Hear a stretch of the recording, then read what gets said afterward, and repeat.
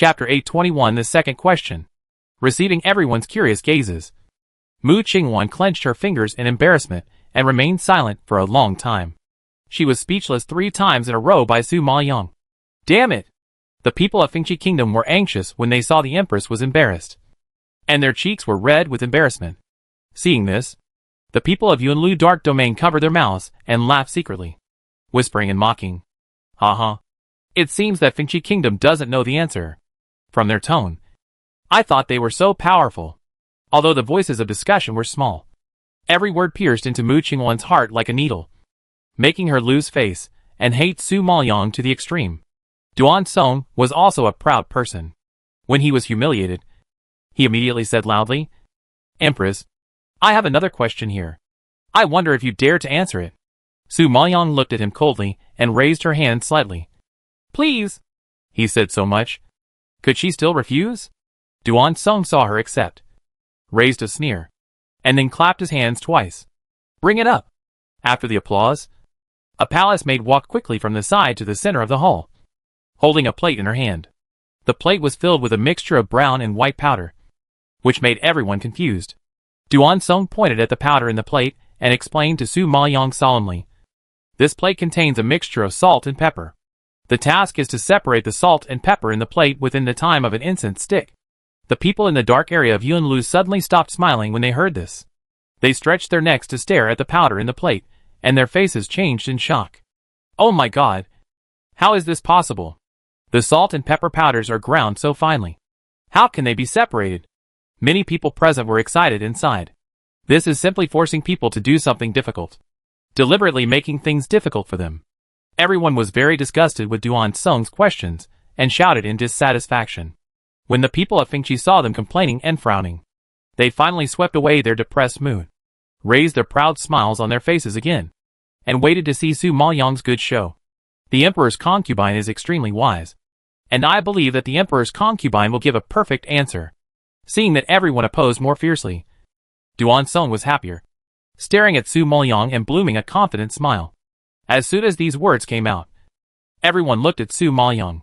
Even Jun Qingran and Jun Yueya looked at her curiously, obviously full of expectations for her. Su Maoyang was speechless. For her, a modern person, these questions were just some common sense in life. But now, they were regarded by these people as difficult problems that could not be solved even if they racked their brains. Thinking of this, she sighed helplessly. Seeing her sigh, Duan Song thought she didn't know the answer, and was happy in his heart. He pretended to comfort her. Empress, this question is a bit difficult. Don't sigh. I will wait for you to think about it slowly. It's not too late to light incense, and time it when you have thought it through. Su Maoyang listened to his understanding, and looked a little more grateful. He replied, no need to wait. Light incense. Duan Song was stunned. Obviously, he didn't expect her to be so decisive. She didn't even think about it carefully. But she wanted to light incense. Should I say she was stupid or too arrogant? Did she think she could separate so much powder in one stick of incense? You know, it is difficult to separate such fine powder, let alone a plate.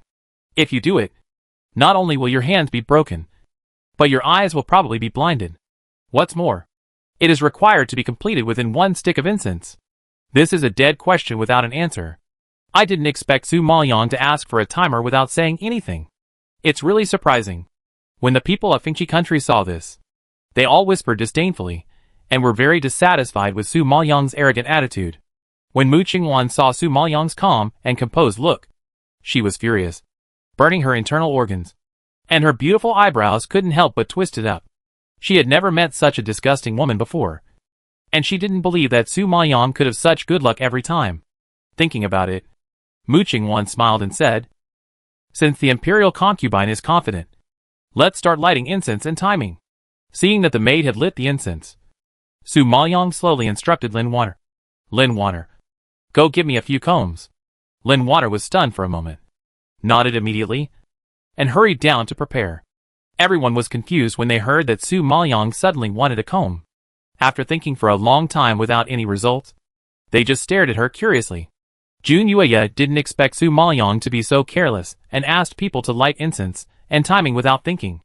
He couldn't help but feel anxious and asked quickly, Miss Su, do you want to call a group of maids to help?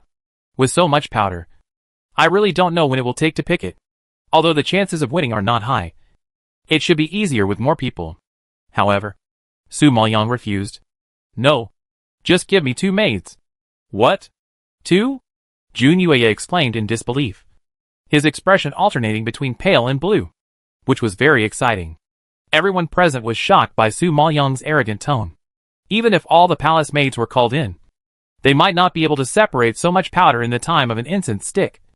Not to mention that she only asked for 2 maids. Did they hear it wrong? They admitted that Su Maoyang was very smart, but she was too arrogant. Mu Qingwan couldn't help but sneer twice when she heard this, obviously not optimistic about her. Duan Song laughed and shook his head, thinking that she was too naive. Empress, so much powder is not as easy as you think. You'd better call more people. Otherwise it will be very difficult to separate. No. 2 people are enough.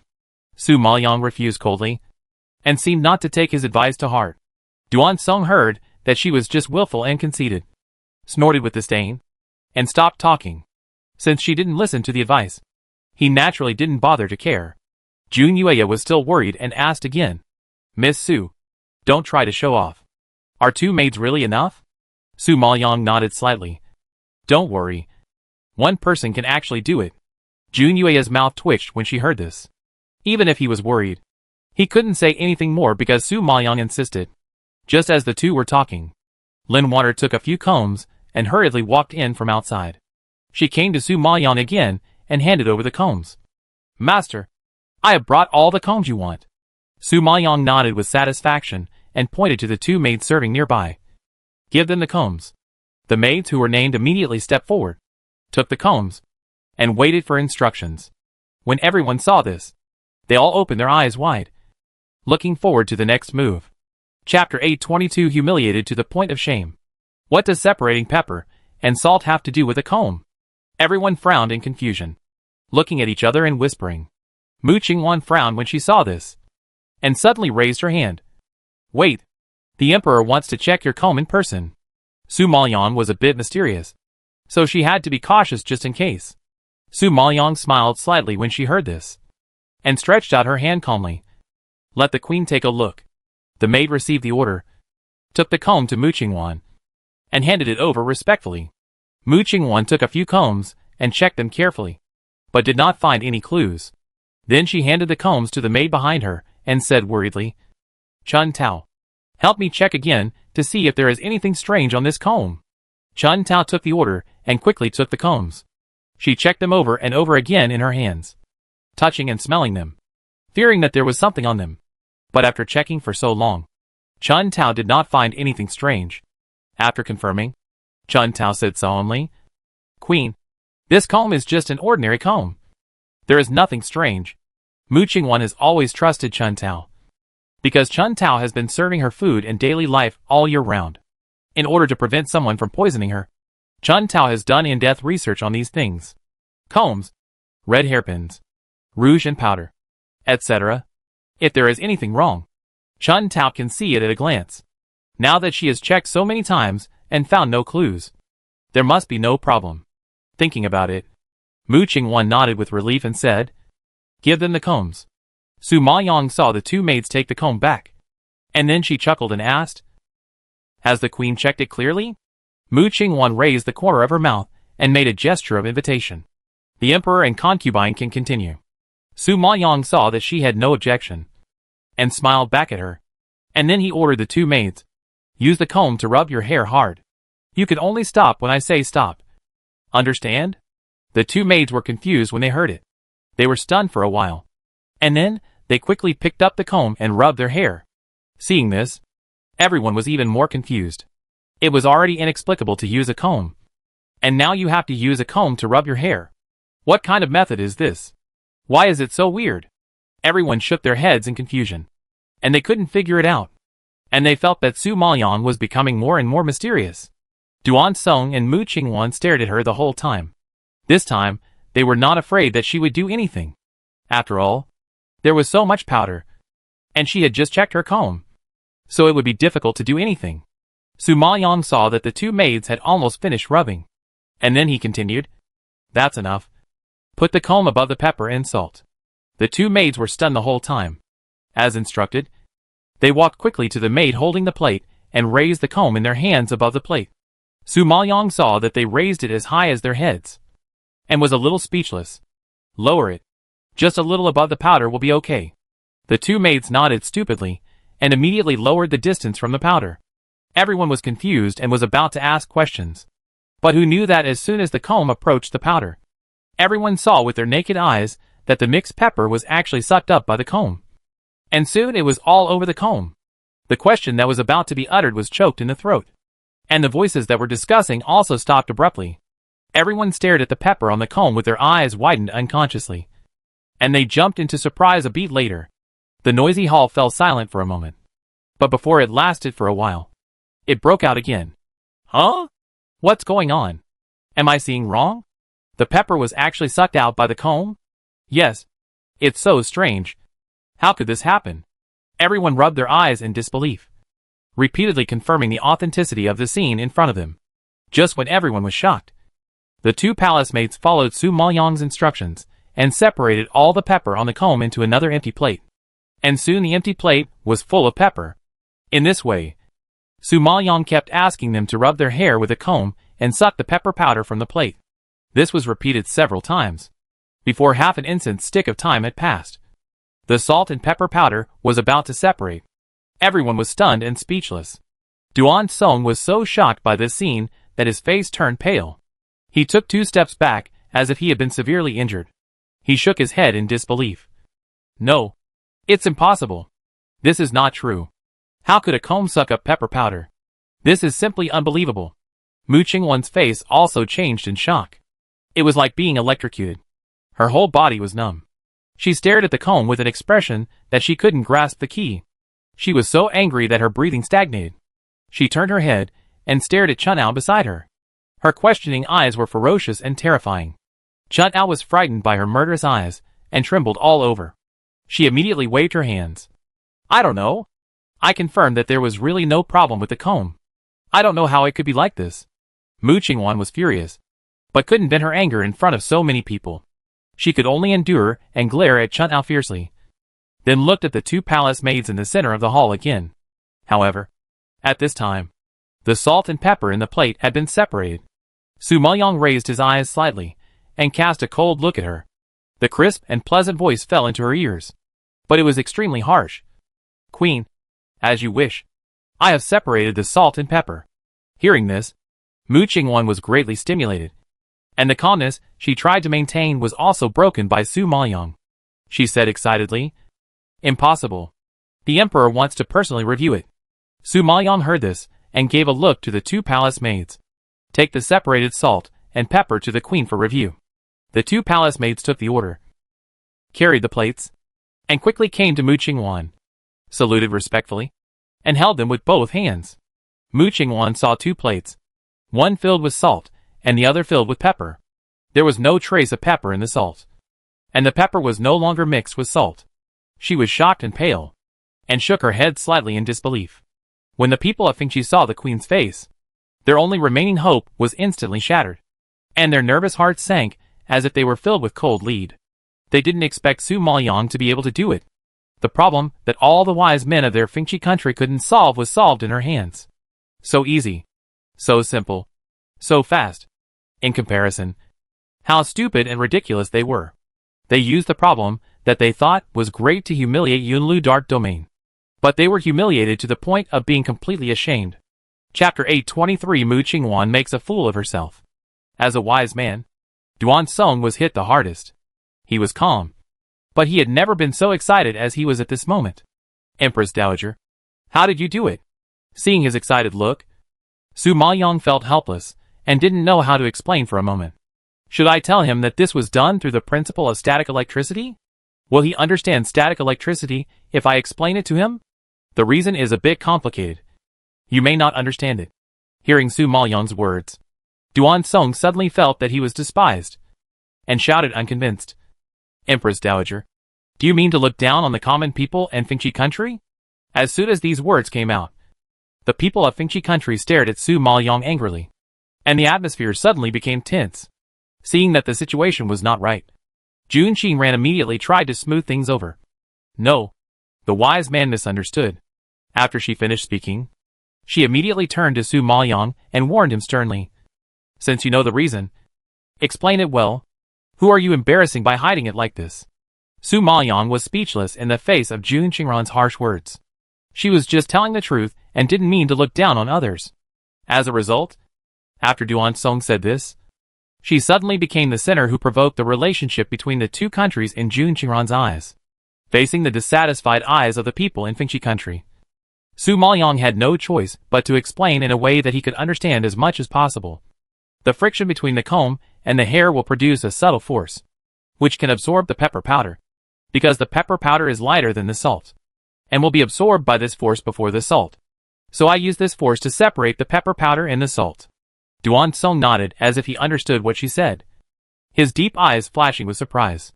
It was obviously the first time he heard such a new thing. Although he didn't understand it completely, he roughly understood what she meant. Mu Qingwan frowned slightly when she heard it, and was skeptical of the strange power she mentioned. She couldn't help asking, what kind of power is that power you are talking about? Su Maoyang saw that she was asking the truth, so she had to tell the whole story. This power is called static electricity. Do you understand it? As soon as the voice fell, everyone present looked at Mu Qingwan, expecting her answer. At this time, even Jun Haosong beside Su Maoyang cast his eyes on her. Although it was cold and emotionless, it shocked her heart and made her look a little embarrassed. Su Maoyang's questioning tone was clearly mocking her for not understanding. If she admitted that she didn't understand in front of so many people, wouldn't it be embarrassing? What's more, Jun Haosong was still watching her. She really didn't want to make a fool of herself in front of him. And she really didn't want to lose to Su Maoyang, a woman from the lower plane. Thinking of this, Mu Qingwan gnashed her silver teeth secretly. Her heart was burning with anger, and she retorted unconvincingly, of course I understand. I have heard of static electricity before. I have used this power to suck up many big things before. But I didn't expect that even small things like powder can be sucked up. Su Maoyang was shocked when she heard this, and her mouth twitched. She was surprised, seeing that she was still confident. She couldn't help but laugh and cry. Mu Qingwan really understands static electricity. Even she didn't know that static electricity could have such a big effect. Mu Qingwan saw Su Maoyang's embarrassed face, and thought that she had recovered 10% and saved face. She couldn't help but breathe a sigh of relief, and her eyes couldn't help but look at Jun Haosong. But Jun Haosong no longer looked at her at this time, and his eyes fell on Su Maoyang again, which made her frown immediately. She really didn't know what Su Maoyang attracted Jun Haosong so much that he didn't even blink. Thinking of this, Mu Qingwan clenched her fingers in jealousy. At this time, Su Maoyang didn't notice Mu Qingwan's jealousy. Seeing her ignorant but complacent look, she really couldn't stand it. She always felt that she had an obligation to tell Mu Qingwan the truth. Queen, actually I want to say that static electricity doesn't have such a strong power to absorb big things. It can generally only absorb tiny things. Hearing this, the people in the dark domain of Yunlu couldn't help it anymore and burst into laughter. They had never seen the queen of Fengxi country make such a fool of herself. It was really funny and too enjoyable. At this moment, the people of Fengxi country wanted to dig a hole in the ground and crawl into it. Their expressions were uglier than eating shit. Their queen really made a big joke this time. Jun Qingran saw that Mu Qingwan's face was terribly gloomy, and the atmosphere between the two countries became extremely tense. She immediately frowned and glared at the laughing people. When everyone received the sharp gaze of the princess, they realized their loss of composure and forced themselves to suppress their smiles, almost causing internal injuries. For Mu Qingwan, although the ridicule of others embarrassed her, she could still bear it. But the arc of Jun Haosong's mouth at this time deeply hurt her. Although it was very subtle and difficult to detect, she knew that he was laughing. It's all Su Maoyang's fault. It's all her fault. For so many years, she has always maintained a noble, elegant, smart and intelligent image in front of Jun Haosong. But she didn't know that today, it was completely destroyed by Su Maoyang. Thinking of this, Mu Qingwan really wanted to rush up and kill Su Maoyang. Jun Qingran also saw her anger, smiled and changed the subject, trying to ease the awkward atmosphere. Queen, I heard that you brought a wedding gift to the emperor and the concubine this time. I wonder what the gift is. Hearing this, Mu Qingwan tried to suppress her anger, and smiled again on her face, and nodded with a smile. Yes, I heard that the Emperor and the concubine will get married next month. So I specially prepared a gift. I thought that the Emperor and the concubine came from the lower plane and didn't have many relatives and friends here. I hit it off with the Emperor and the concubine at first sight. So this gift will be given to the Emperor and the concubine as a dowry for her marriage. Su Maoyang raised her eyebrows slightly when she heard this, and a hint of surprise flashed across her eyes. She didn't expect the woman in front of her to be so tolerant. She just saw that Mu Qingwan was about to explode with anger. But in the blink of an eye, she could still smile and talk about other things, as if nothing had happened. Not only that, but he also said affectionate words to her against his will. This kind of determination and patience is really not something that ordinary people can have. At least Su Maoyang can't say such hypocritical words to people she hates. So, it has to be said that this queen is a person she admires. However, she is not stupid. She doesn't think Mu Qingwan is really so kind as to give her a gift. Just by looking at her kind and friendly attitude, Su Maoyang can be sure that there must be something fishy about this matter. Sure enough, just when Su Maoyang was pondering, Mu Qingwan had already clapped his hands and shouted, "Bring up the gifts." At this time, a large group of people carrying gifts walked in from outside with difficulty. Chapter 824 Mu Qingwan's Gift. Seeing this scene, everyone present gasped in shock, as if a thunder had exploded above their heads, and they were completely stunned. Even Su Maoyang was shocked by this sudden scene, and his eyes widened and his face changed. At this time, a large group of men pushed a giant wooden board and walked in from outside with difficulty. The wooden board was loaded with an extremely large black iron block, which was 4 meters wide and 3 meters high. At first glance, it looked like a high wall, but when you looked closely, it looked like a tall and thick mountain. The dark black skin was faintly red and exuded a fierce breath, which immediately made everyone present feel a huge pressure, and they were a little breathless. At this moment, everyone was shocked and silent, and the whole hall was dead silent, until the giant iron block stopped in the center of the hall. People with a little bit of vision were shocked and exclaimed, "Oh my God! Isn't this black iron?" The person who spoke was pale, with a horrified expression, and the hand pointing at the iron block was shaking with excitement. Hearing this, the other people present were also shocked, staring at the iron block in disbelief, smacking their lips in shock, and muttering to themselves involuntarily. They actually gave black iron as a gift. Fengchi country is really generous. Yes, black iron is such a precious treasure, but it was actually given to others. TSK. It's just a waste of natural resources. The Queen of Fengchi country is so generous. It's really surprising. Everyone looked at the black iron in front of them excitedly, and talked about it in shock. The admiration in their tone immediately made the people of Fengchi country stand up again. You should know that black iron is meteorite iron from outer space, an extremely rare treasure that can only be seen once every few hundred years. No matter how much money you spend, you can't buy it. It all depends on chance. Black iron is huge and extremely heavy. Even a strong man with infinite strength can't lift it alone. This time, Fengchi Kingdom also mobilized a large number of powerful masters to push the black iron to the hall. Even so, everyone was still panting and sweating. You can imagine how terrifying the weight of black iron is. Of course, in addition to the heavy characteristic, black iron is also the best material for making artifacts. As long as the black iron is refined into black iron beads and embedded in weapons, the power is enough to sweep away thousands of troops. It is a treasure that many strong men dream of. And Fengchi Kingdom actually has such a rare treasure, which is really incredible. Just as everyone was discussing, Mu Qingwan suddenly spoke. "Empress, this is the wedding gift from the Emperor on behalf of Fengchi country. I hope you like it, and I hope you will accept it." Su Maoyang had just listened to everyone's discussion, and had a general understanding of the black iron. Now when she heard Mu Qingwan's words, her black eyes instantly showed some surprise, and she couldn't help but meet Mu Qingwan's gaze. At this time, Mu Qingwan stared at her with a smile. But this smile made Su Maoyang feel a chill on her back.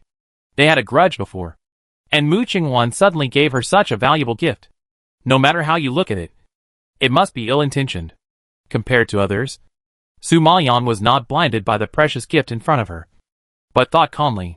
The old man Jinjuan in the space knew her doubts, and couldn't help but explain. Young master. Although this black iron is a rare treasure, it is also a deadly poison. Su Maoyang suddenly heard this. Her expression changed, and she immediately asked in her heart, "What do you mean?" After all, the old man Jinjuan has lived for such a long time, and naturally he is more knowledgeable than Su Maoyang, and has a deeper understanding of black iron. He explained to her, "When the black iron was lifted up, did you feel a strong force and oppression?" Su Maoyang was stunned for a moment, and couldn't help frowning. Indeed, since the appearance of this black iron, the whole hall was filled with a strange atmosphere, and the fierce pressure made people a little breathless. Seeing that she understood, the old man Jinjuan continued, "It is precisely because the power of black iron is too strong that the power it exudes is not something that humans can contend with. You must know that no matter how strong a person is, if he stays with black iron for a long time, he will bleed from all 7 orifices and die suddenly, without exception, and the only way to dissolve its power is to refine it into black iron beads. It's just that it's not easy to refine black iron. In my opinion, it's probably because no one in Fengchi country can refine black iron, so they are so generous to give such a treasure to others." The old man Jinjuan stroked his beard, smiled, and shook his head with emotion. After listening to this explanation, Su Maoyang suddenly realized, this black iron has advantages and disadvantages. It is a double-edged sword. On the surface, it is indeed a rare treasure, but that must be refined. If it cannot be refined, it will become a time bomb lurking around her, which can take her life at any time.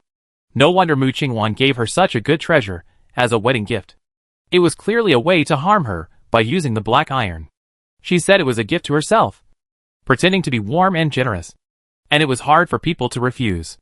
If Su Maoyang didn't accept it, it would mean that she didn't give face to Fengchi country, and she would become the center who provoked the relationship between the two countries. If she accepted it, she couldn't refine the black iron, and she wouldn't let herself be killed by the power of the black iron. So it was wrong anyway, and Su Maoyang was in a dilemma. Mu Qingwan's move was really vicious. Mu Qingwan saw Su Maoyang frowning and looking bad, but her mood was unexpectedly much better. The smile on the corner of her mouth became brighter, and she chuckled and asked, "Why? Does the imperial concubine dislike my gift as too shabby and don't want to accept it?" Shabby? Everyone took a deep breath when they heard these 2 words. If this can be called shabby, then it is estimated that there will be no expensive gifts. However, those who know black iron know that although black iron is a treasure, it is a hot potato, and not everyone has the ability to accept it. Realizing this, everyone looked at Su Maoyang with worry on their faces, and their mood was very complicated. I don't know whether I should envy her for having a rare treasure, or sympathize with her for having a deadly poison. At this moment, Su Maoyang's attitude became the focus of everyone's expectations. Facing Mu Qingwan's sarcastic question, Su Maoyang was about to refuse. Who knew that just as she was about to spit out her words, she was stopped in time by the old man Jinjuan. "Take it, young master. Take this black iron." Su Maoyang was shocked and asked in confusion, "Old man Jinjuan, didn't you say that this black iron would be fatal?" "Ha ha ha. Didn't I just say that as long as it is refined, it will be your treasure? This treasure that is delivered to your door. Don't waste it. Black iron is something that can only be encountered by chance. He has lived for so many years, and he rarely sees people who have black iron. Now that Su Maoyang has come across it, it is also her opportunity, and the opportunity cannot be missed." Su Maoyang was shocked and asked in disbelief, "You mean, let me refine it?" Chapter 825 Refining Black Iron is not easy. The old man stroked his beard, smiled and nodded. "That's exactly what I mean." Su Maoyang was shocked when he heard this. After a moment of hesitation, he realized what the old man meant. Yes, it would be a pity to miss such a good treasure. Since she came across it, she had to try it anyway. However, before Su Maoyang could speak, Jun Haocong took the lead and rejected Mu Qingwan for her. "The gift is too expensive. Lianer can't afford it. The queen should take it back." This was the first sentence Jun Haocong said to her at the state banquet, but he didn't expect it was because of Su Maoyang. Facing his cold refusal, Mu Qingwan's smile suddenly froze. Jealousy surged in her heart. She secretly clenched her fists, and after a moment of silence, she smiled very reluctantly and said, "Emperor, this emperor also has good intentions. This emperor has asked people to transport the black iron from afar. Isn't it too disrespectful for you to refuse like this? Hearing this, the people of Fengchi Kingdom were all dissatisfied. They brought precious treasures to the door, but they refused without appreciation. It was really embarrassing. They didn't take Fengchi Kingdom seriously at all. Seeing that the people of Fengchi Kingdom were dissatisfied and clamoring, the people of Yunlu Dark Domain were a little anxious. It was not right to accept it. And it was not right not to accept it. It was indeed a bit tricky. And Jun Haotsong had always been ruthless in doing things. He only did what he wanted to do. When did he ever look at other people's faces? So, he ignored Feng Qiguo's anger and refused. No! Unexpectedly, before he finished speaking, Su Maoyang beside him suddenly held his hand, shook his head gently at him, and gave him a reassuring look. Seeing this, Jun Haotsong swallowed his unspoken words and fell silent. He knew that Su Maoyang had other plans. Seeing that he stopped talking, Su Maoyang turned to look at Mu Qingwan, suddenly smiled, and said gratefully, "What are you talking about? Queen? I am so happy to receive such a valuable gift like Xiantai. How can I despise it for being so shabby? The queen is so generous and magnanimous. I am flattered, and there is no reason to refuse this gift." Hearing this, the whole audience was shocked and in an uproar. Did they hear it wrong? Su Maoyang actually accepted it? Such a treasure. Is she capable of accepting it? Is she stupid or crazy? This is clearly seeking death. Not to mention that everyone was shocked. Even Mu Qingwan was shocked by her decision. With a stiff expression, staring at Su Maoyang with surprise, and couldn't recover for a while. She thought Su Maoyang would refuse anyway, and she just laughed at her for not having the courage and ability to accept the gift, making her embarrassed. And Su Maoyang would take the initiative to accept the black iron, which was definitely beyond her expectation. At this time, even the people in the dark area of the cloud building were frightened by Su Maoyang, and a heated discussion broke out instantly. The content of the words undoubtedly felt that Su Maoyang's behavior was too hasty and naive. Even they were not able to accept a treasure like black iron. With her strength, she dared to challenge black iron. It was really whimsical and ignorant. Seeing this scene, Jun Yueya thought that Su Maoyang didn't know the power of black iron. She was anxious and immediately reminded, "Miss Su, you have to think twice. This black iron is not an ordinary piece of iron. It is precisely because it is a rare treasure that it contains powerful power. This power is definitely not something you can bear. If you accept it, your life will be in danger at any time." Seeing that Jun Yueya was worried about her, Su Maoyang smiled back and comforted him. "Didn't you say that as long as you refine it, there will be no danger to your life? King Pingxiang doesn't have to worry." Jun Yueya's face froze when she blocked him, and his expression instantly surged with astonishment. He asked in disbelief, "What did you say? Refine? You still want to refine black iron?"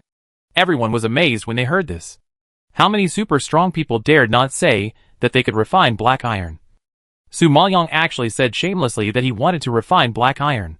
He really didn't know how high the sky was. At this time, the voices that were not optimistic about Su Maoyang and accused her of being too arrogant came one after another, and suddenly filled the entire hall.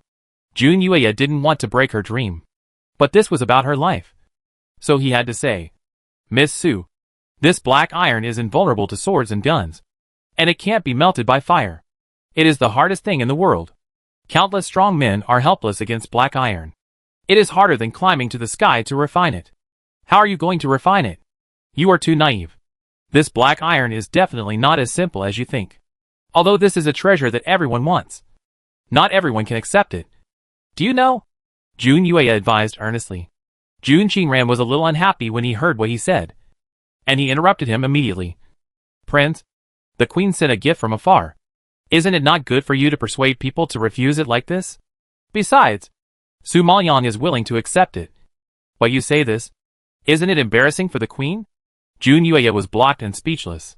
He naturally knew Jun Qingran's thoughts, and frowned speechlessly.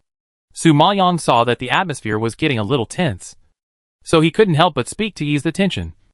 If ordinary flames can't melt it, then what about strange fire? Mu Qingwan heard this. Her lips curled up slightly, and she smiled and replied, "Although the power of the strange fire is strong, it can only burn the surface of the black iron. It is still unlikely to go deep inside and completely refine it.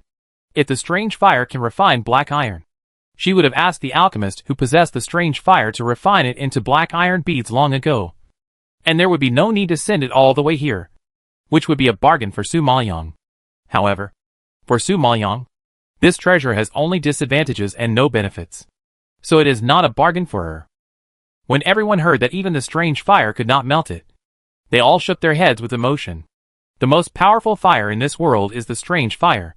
If the strange fire cannot melt it, then there is really nothing we can do. Jun Yuya couldn't help but say to Su Maoyang, "Miss Su, you heard it too. It's not that easy to refine black iron. Don't try to be brave now." Lin Water beside her also realized the seriousness of the matter and hurriedly advised, "Master, let's not take this black iron. If you lose your life, it will be more than you gain." Although she knew her master was capable, she still didn't trust her to take the risk. Lin Water also saw clearly that this black iron was clearly used by Mu Qingwan to make things difficult for Su Maoyang. If he accepted it, wouldn't he fall into Mu Qingwan's trap? At this time, Su Maoyang slightly raised his eyebrows and nodded in agreement. Well, it seems that refining black iron is indeed difficult. If one kind of strange fire can't be refined, what about the other two?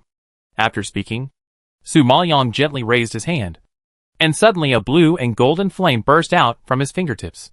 The hot breath came like a wave, overwhelming the sky and the earth, and immediately shocked the audience.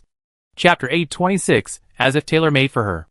Everyone only saw the golden and blue flames shining against each other, like two tightly entwined spirit snakes, jumping and dancing on Su Maoyang's fingertips. The two flames not only shone with their own different lights, but also released a powerful heat that could only be possessed when they were fused together. That kind of power was definitely not comparable to the two flames alone. It was obvious that the two kinds of fire had merged into one, and possessed a power that could not be matched by a single fire. When everyone saw the scene, they were stunned like thunder and lightning. The bosses opened their mouths wide. Their expressions were dull and stiff, and the golden and blue flames were reflected in their frightened pupils. They stood there like half a piece of wood, forgetting to react. Some people still had food in their mouths and were about to swallow it, but they were frightened by the scene in front of them and froze. The food fell directly from their open mouths, looking extremely funny. Oh my god! It's the fantasy earth cold flame and the red blood sea flame! After being shocked, someone finally roared in fear, instantly breaking the dead silence and rigid atmosphere. Hearing the names of these two strange fires, everyone seemed to be struck by thunder, and their bones were shattered. You should know that the fantasy earth cold flame and the red blood cold flame are the 7th and 10th strange fires on the list. They are very sharp in themselves, and now they are fused into one. You can imagine how powerful they are. The people of Fengchi country were even more stimulated. They were gloating in the last second, waiting to see the show. And the next second they were shocked and pale, and they could no longer laugh. When Mu Qingwan saw the powerful and dazzling flames, her amber eyes almost fell out, and the dignity she tried hard to maintain was completely destroyed at this moment. She never thought that Su Maoyang actually possessed a strange fire.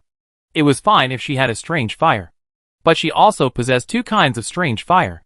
Was she trying to scare people to death? You have to know that in their Fengchi country, possessing one kind of strange fire is already a super strong person standing at the top.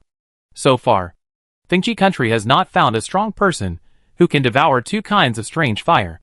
After all, contracting strange fire is not a simple matter. It not only requires very good luck, but also requires a very strong mental talent. Su Maoyang's sudden exposure of strength was too shocking. Mu Qingwan was shocked and took a deep breath with excitement on her face. Her cheeks twitched and she shook her head repeatedly. How could it be? How could it be possible? No. No! This is not true. Su Maoyang, a woman from the lower plane. How could she possess two kinds of strange fire? It must be fake. She must have seen it wrong. Such a visual impact was undoubtedly a huge blow to Mu Qingwan, which made her unable to accept it at all. At this time, Su Maoyang, regardless of the horrified eyes around him, had already reached out and cast the strange fire on the black iron.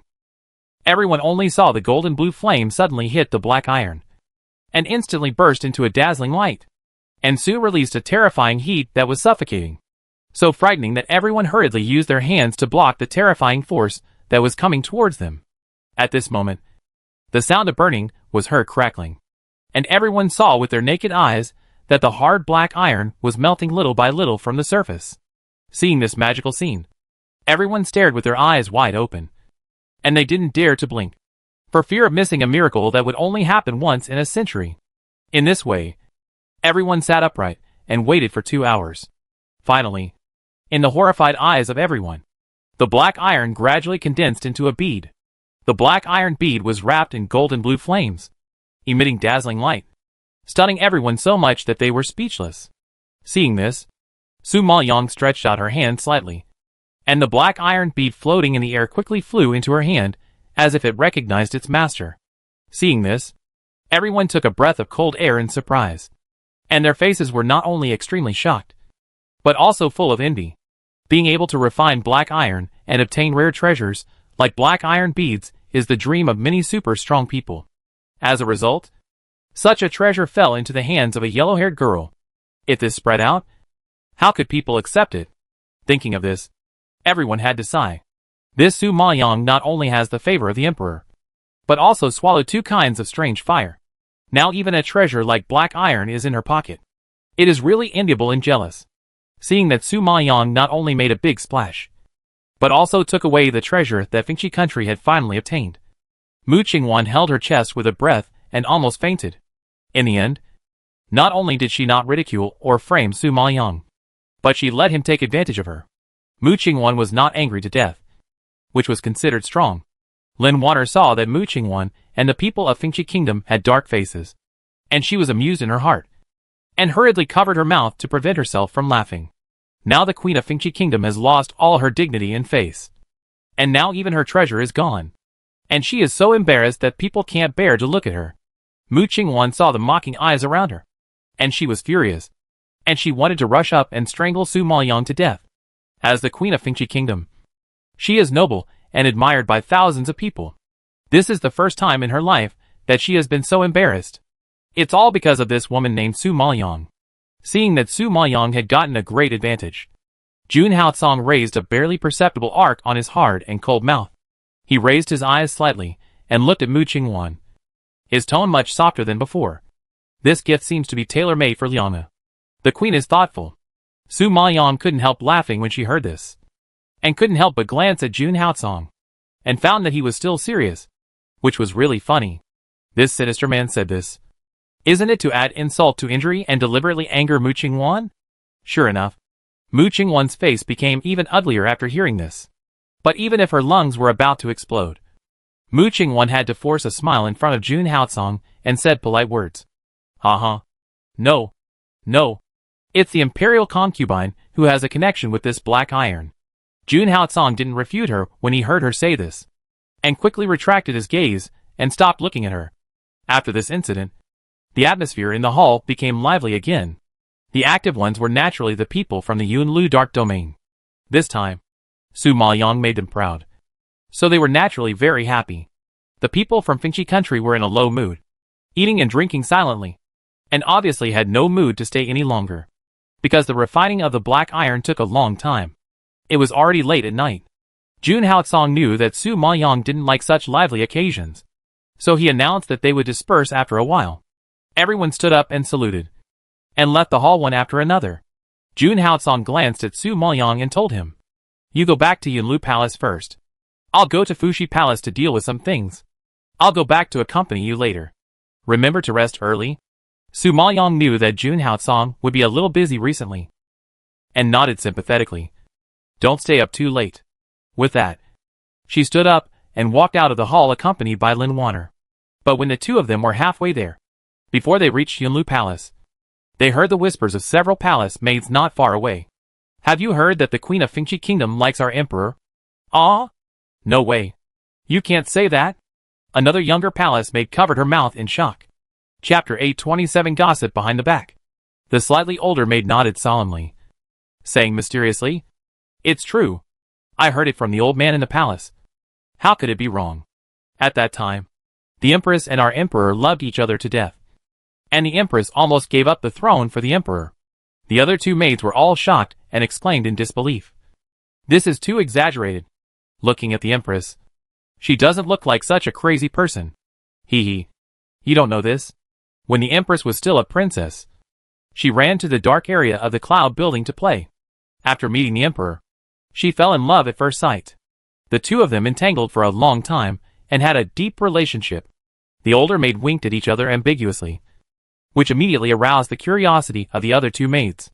There is such a thing. I really can't tell. The other two maids smacked their lips excitedly. Yes. It's because our emperor is so charming that even the princess of Fengchi Kingdom is fascinated by him, the older maid said with a smile. But the emperor is not interested in women.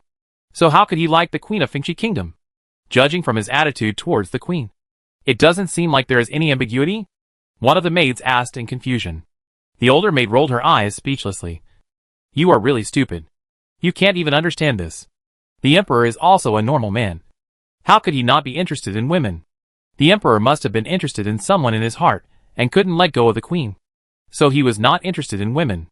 Now that so much time has passed, it is naturally awkward for the two to meet. In order to avoid suspicion, of course they have to pretend that they have nothing to do with each other. The other two maids nodded in understanding. So that's how it is. But how come we have never heard about the affairs between the emperor and the empress? The affairs between the emperor and the empress are all secrets. No one dares to discuss them casually. So most people who know these things never mention them, the older maid explained. The other two maids nodded in understanding. In my opinion, the empress has definitely not given up on the emperor. Otherwise, why would she come when the emperor is about to get married? Recently, the empress must have been running to Fushi Palace every day. She has met with the emperor more often. And I'm afraid it won't be long before the old love rekindles. The older maid covered her mouth and laughed. Another maid nodded in agreement. Yes. The emperor has been busy with the empress recently, and he rarely goes to Yunlu Palace. It seems that Su Maoyang will fall out of favor before he gets married. As she said that, the three maids all laughed softly. Lin Water, who was not far away, was furious when she heard this, and was about to step forward and scold. Su Maoyang saw this, but he grabbed her and whispered, "Go back." Seeing that she was unwilling to care, Lin Water said anxiously, "Master, these palace maids are too much. If you don't punish them, they will not take you seriously." "No need. Go back to Yunlu Palace," Su Maoyang said coldly, and turned to walk towards Yunlu Palace. Lin Water was so angry that she stamped her feet when she saw this. She had no choice but to chase after him. "Master, you heard about the emperor and the queen. Aren't you angry? Can you tolerate this?" Thinking that the emperor and the queen had a relationship, and it was now being spread so ambiguous, Lin Water felt sorry for Su Maoyang. Su Maoyang just replied lightly, "Fake." Lin Water was shocked, and her angry expression suddenly froze. She seemed to think of something, and her face was full of surprise. "Master, what do you mean?" Su Maoyang nodded slightly and explained. "Well, those were all fake just now. The people sent by the queen deliberately told me." Lin Water nodded in understanding, and was still a little confused in her heart. Why is the master so sure? What if? No if. Because I know Jun Haotsong better than her. Su Maoyang looked at her coldly and said firmly. She knew who Jun Haotsong was. If they really had a private affair, she would not exist. When Lin Water heard this, her expression was shocked, and her heart was touched, and she was speechless. Just as she was silent, Su Maoyang couldn't help but add, "But one thing is true." Lin Water suddenly opened her eyes wide and asked curiously, "What is it?" Su Maoyang frowned slightly. His eyes revealed a coldness. "The queen likes Jun Haotsong." Lin Water's face darkened when she heard this, and she snorted unhappily. "Humph. I didn't notice it in the hall before. I didn't expect that she would have such a shameless mind." Knowing that the emperor is about to get married with the master, she suddenly ran over and made trouble for others. She is so bad. That princess is the same. The queen provoked Yunlu Dark Domain and embarrassed Yunlu Dark Domain. The master came forward to save the face of Yunlu Dark Domain and help Yunlu Dark Domain teach her a lesson. The princess not only did not support the master, but helped the bad-hearted queen. I really don't know what she was thinking. Lin Wano was furious when she thought of Jun Qingran's attitude in the hall. The queen came with great force. Su Maoyang finally killed her arrogance and saved the face of Yunlu Dark Domain. She vented her anger for Yunlu Dark Domain. Jun Qingran didn't say a word of good words, but blamed her master for provoking the relationship between the two countries. It was really too much. Su Maoyong raised his eyebrows and said lightly. It's obvious that the princess and the queen are on the same side. So she naturally has to help her. Ah? No way. The princess and the queen? Is the princess crazy? Lin Wana exclaimed in surprise. Jun Qingran, as the princess of the Yunlu Dark Domain, is colluding with the queen of Fengchi country. How shameful! Su Maoyong sneered. She is not crazy. She is smart. She can help the queen to speak. She must have something to ask of her. And it seems that she still needs the queen to do things for her. This time the queen suddenly visited the Yunlu Dark Domain. It must be because of her. Lin Wana didn't think so deeply. At that time, she only heard that she was here to communicate. But she didn't expect that there was a deeper meaning. Now when she heard Su Maoyong mention it, she was shocked and suddenly realized that things were a little complicated. Master, how did you find out about their conspiracy? Su Maoyong raised his eyebrows. Just now at the banquet, the queen said that I came from the lower. I don't have any relatives here. So it's obvious that I know my identity and background very well. You know, a woman from a lower plane became an imperial concubine, which is a big scandal for the Yunlu Dark Domain. Such a shameful identity. How could the people of the Yunlu Dark Domain tell the queen? Everyone must not mention it. How could she know? Lin Wana immediately realized it. Then there is only one possibility. That is, the princess told her in person. Realizing this, Lin Wana was even more angry and gnashed her teeth. It seems that the princess has not given up yet. And she actually came up with such a despicable method. Master, you have to be careful. Her intuition told her that the queen of Fengchi Kingdom was not a good person. Just now, she used such a sinister method to deliberately provoke the relationship between the master and the emperor. If the master did not believe in the emperor, I am afraid that he would have had a grudge in his heart. Su Maoyong was not afraid of Mu Qingwan, and said coldly, I want to see what tricks she can play. Chapter 828, Sowing Discord. Lin Wana saw that Su Maoyong didn't care about the queen at all, and praised him with admiration. Master is really amazing. No matter what happens, you are so calm. If a woman hears that her husband is coveted by other women, she will be more or less concerned. What's more, this love rival is not a simple person. She is the queen of Fengchi country, with a noble status, outstanding strength, and a peerless beauty. No matter from which aspect, her conditions are perfect, and she is also a perfect match for the emperor. Even if the emperor is not interested in her, it seems that the two have known each other for many years, and there is still an unknown past. Otherwise, as a queen, how could she lower her status and come to pursue the emperor? This heart alone is precious. If she were a man, she would probably be moved by the queen. Her master, on the other hand, was not worried at all when facing such a strong enemy. She could analyze the problem calmly and see things more clearly than anyone else. She was really patient. It is said that those who are involved are confused, while those who are on the sidelines can see things more clearly. This sentence is completely inapplicable to her master. Thinking of this, Lin Wana was full of admiration for Su Maoyong. Su Maoyong received Lin Wana's surprised and admiring eyes. Her face froze, and she avoided her sight with a guilty conscience. Let's go. It's getting late. Hearing this, Lin Wana nodded repeatedly, carefully protecting her right hand, and walked towards Yunlu Palace. Back at Yunlu Palace, Su Maoyong went to bed to rest under Lin Wana's service. However, as soon as she closed her eyes, Mu Qingwan's figure swayed in her mind, and the gossiping voices of several palace maids lingered in her ears. Although she knew that Mu Qingwan said that on purpose, she still felt uncomfortable for some reason. She had not expected that the queen had such thoughts about Jun Haocong before, so she did not think in that direction. Now that she knew that the queen liked Jun Haocong, although she also knew that it was probably unrequited love, she still felt uncomfortable. Thinking about it, she tossed and turned in bed for an hour, but could not fall asleep peacefully. In addition, Jun Haocong had not returned yet, which made her even more irritable. She could not help but shout, "Water! What time is it now?" Recently, Su Maoyong's right hand was not convenient, so Lin Wana slept in the side room of the side hall in case of emergency. She had already fallen asleep, but suddenly heard Su Maoyong's voice, and immediately woke up. While answering, she quickly entered the side hall. It is now the hour of the ox, and it is almost the hour of the tiger. Su Maoyong heard the words. and a trace of surprise flashed across his pupils. Ensure is equivalent to 3 o'clock in modern times. Jun Haotsong hasn't come back yet so late. Is he delayed by something? But no matter how busy he was some time ago, he only rushed back to accompany her at 1 or 2 o'clock. He has never been so late.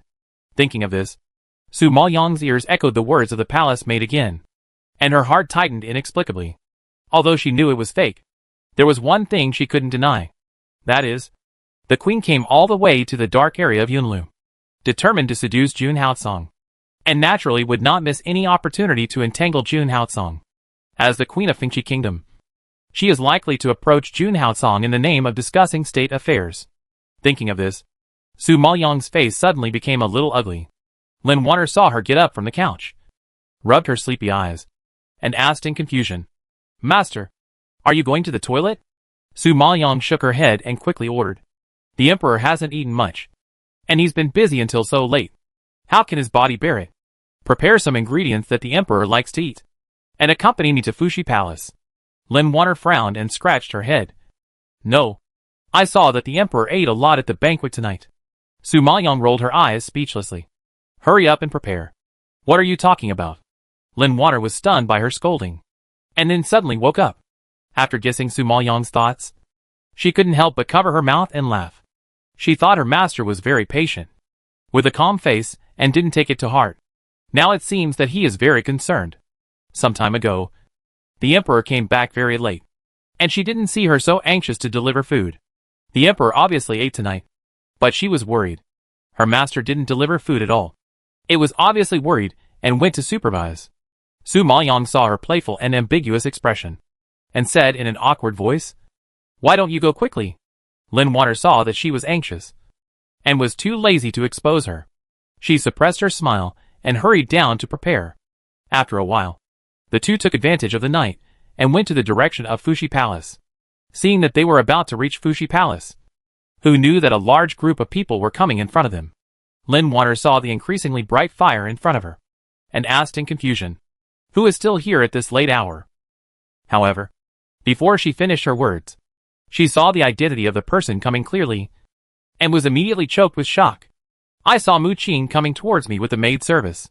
The maid behind her was holding a lantern, and the light enveloped her, revealing a hazy beauty, and the whole person was as elegant and noble as in the daytime. Su Maoyang didn't expect to see her here. She looked at her and the maid behind her in surprise, and then she found that her personal maid was holding a food box. Mu Qingwan seemed to be surprised to see Su Maoyang at this time.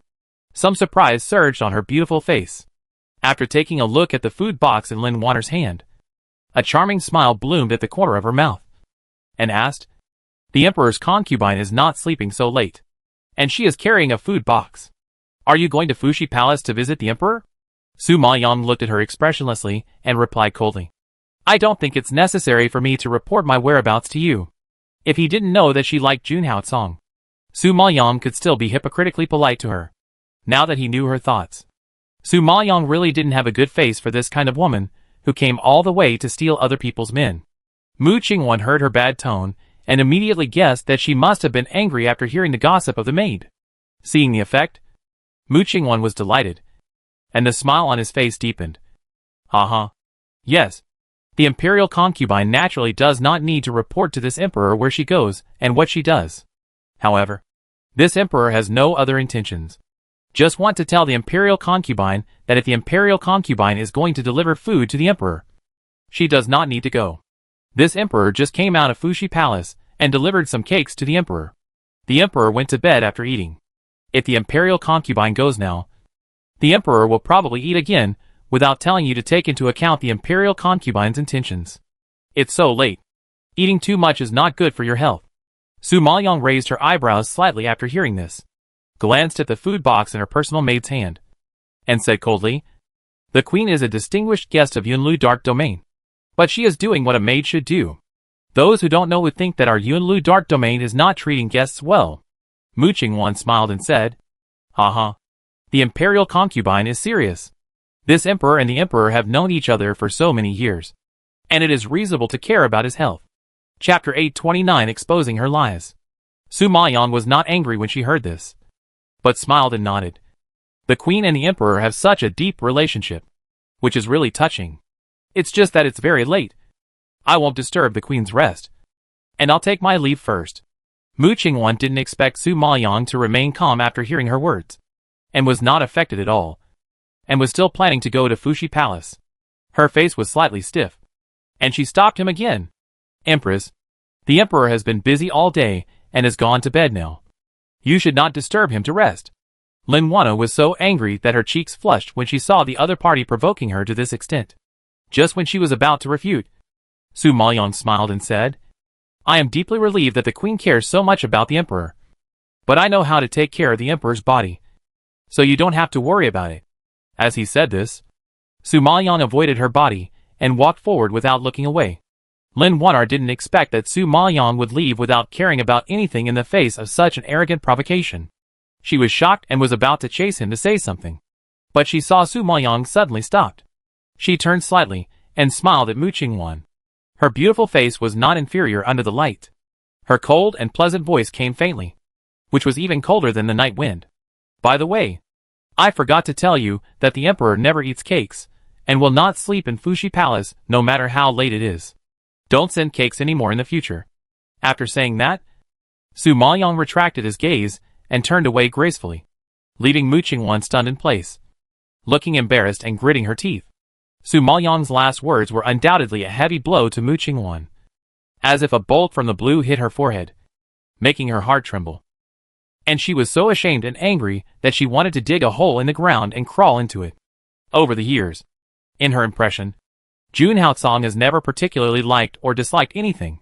He has always been cold and has no feelings for anything, let alone telling others about his preferences. So Mu Qingwan didn't know that Jun Haocong never ate cakes. As for his habit of never sleeping in Fuxi Palace, it was only developed after Su Maoyang met him. And Mu Qingwan, an outsider, had no idea. She thought that Su Maoyang had already had a grudge because of the instigation of the previous maids. Even if she went to Fuxi Palace, Jun Haocong insisted that he had never seen her. She would definitely suspect that Jun Haocong had a private affair with her and deliberately concealed it from her, creating a gap between him and Jun Haocong. So, she deliberately said these words to provoke their relationship. She thought this plan was flawless, but she never expected that she would reveal the trap in front of Su Maoyang with just a few words. This Su Maoyang is just as the princess said, not easy to deal with. Until the two walked away, Lin Water couldn't help laughing out loud. She was still wondering why Su Maoyang was so calm. It turned out that she had already exposed Mu Qingwan's conspiracy. Ha ha ha. She wants to sow discord between the master and the Emperor with her little tricks. It's really crazy. She doesn't even know the Emperor's preferences. And she still has the nerve to say that she has known him for many years. It's really ridiculous. The funniest thing is that she lied to you that the Emperor went to bed. If she knew that the Emperor would go back to Yunlu Palace to sleep with the master no matter how late he was busy every day, she would probably faint from anger. When Lin Waner thought of Mu Qingwan's embarrassed expression before leaving, she laughed so hard that she couldn't straighten her waist. Mu Qingwan thought her lies were flawless, but she didn't know that her master was a shrewd one and exposed her in 2 or 3 moves. So, don't lie to anyone but her master, or you'll become a laughing stock if you're not careful. Although Lin Waner felt that Su Maoyang's words just now were very satisfying, she still frowned unhappily when she thought of Mu Qingwan's insidious means. Humph. This woman is too scheming, and her lies are as real as the truth. Fortunately, the master is smart and found her loopholes. Otherwise she would have been deceived by her. She had known that this empress was not a good person, and it turned out to be true. If it were someone else, she would definitely have been instigated by her. Su Maoyang didn't comment, but he knew it very well in his heart. After a while, the two came to the gate of Fuxi Palace. At this time, He Xiao was guarding outside. Seeing Su Maoyang's figure, his face was a little surprised. Why is the Emperor's concubine here? I learned that the Emperor was still busy so late, so I came to see him, Su Maoyang explained. He Xiao nodded in understanding and immediately made a gesture of invitation. Empress, please come in. Su Maoyang nodded slightly and was about to walk in. As if thinking of something, he suddenly stopped and asked, has the Empress been here just now? He Xiao didn't expect Su Maoyang to know this. Surprise flashed in his eyes, and he answered respectfully, yes, I have been here. But the emperor has ordered that no one except the emperor's concubine will be seen. So I was turned away by your subordinates. Lin Water smiled with satisfaction when she heard it. Well done. Su Maoyang also raised her lips slightly, and a faint arc appeared. As she expected, Mu Qingwan didn't even see Jun Haocong. She deliberately created the illusion that she had just come out of Fuxi Palace in front of her, and deliberately said those words that were easy to be misunderstood, so that she would be suspicious and doubtful. Thinking about it, Su Maoyang walked in a good mood. Jun Haocong was sitting behind the table, writing something. When he heard Su Maoyang's footsteps, he slowly raised his head and saw that she was not surprised at all. His serious expression suddenly softened. You are injured. Why don't you rest well in Yulu Palace? You ran out so late. Do you think you are not injured enough? Jun Haocong knew that in addition to the arm injury, Su Maoyang also had serious internal injuries, because he was afraid that she would have sequelae. He took good care of her during this period. Who knew that Su Maoyang didn't take it seriously, which really made him worry. Su Maoyang glared at him and retorted, Don't just blame me. Your soul is injured more seriously than mine. I don't see you resting well. As she said that, she waved at Lin Water, signaling her to bring out the food. I brought you some food. Eat it before you get busy. Jun Haocong was actually not hungry at all, but seeing Su Maoyang insisting, he couldn't bear to let her worry, so he had to nod in compromise. Su Maoyang saw him eating obediently, and then sat aside with peace of mind. But when she thought of Mu Qingwan, she was silent for a long time, and finally couldn't help asking, Haocong, when did you meet the Queen of Fengqi Kingdom? I don't remember. Jun Haocong replied without taking it to heart. Su Maoyang frowned. It's been too long. Can't you remember it? Jun Haocong raised his eyes and looked at her. Why should I remember when I met her? Su Maoyang was stunned by the question and laughed. Yes, if Jun Haocong really didn't care about Mu Qingwan, how could he remember these things? He has always been indifferent to people and things that he doesn't care about. Chapter 830. Are you jealous? Although it is clear that Jun Haocong does not take Mu Qingwan to heart, Su Maoyang still wants to know what happened between them. Rather than getting some false news from Mu Qingwan, it is better to ask Jun Haocong in person. So after a moment of silence, she couldn't help but speak. Haocong, do you know that the Queen of Fengqi Kingdom likes you? Even though it was such explosive news. Jun Haocong listened with a cold face. I don't know. Su Maoyang was choked by him again, and laughed in her heart, but shook her head helplessly. If Mu Qingwan heard you, she would be so sad. Mu Qingwan ran all the way here, lowered her status to please him, and pestered him. She put down all her dignity, and used all kinds of shameless means. She didn't expect that she did so much for him. But he said I don't know, putting herself in his shoes. If she was Mu Qingwan, she would probably be so angry that she would vomit blood. Jun Haocong really has the ability to make people angry to death.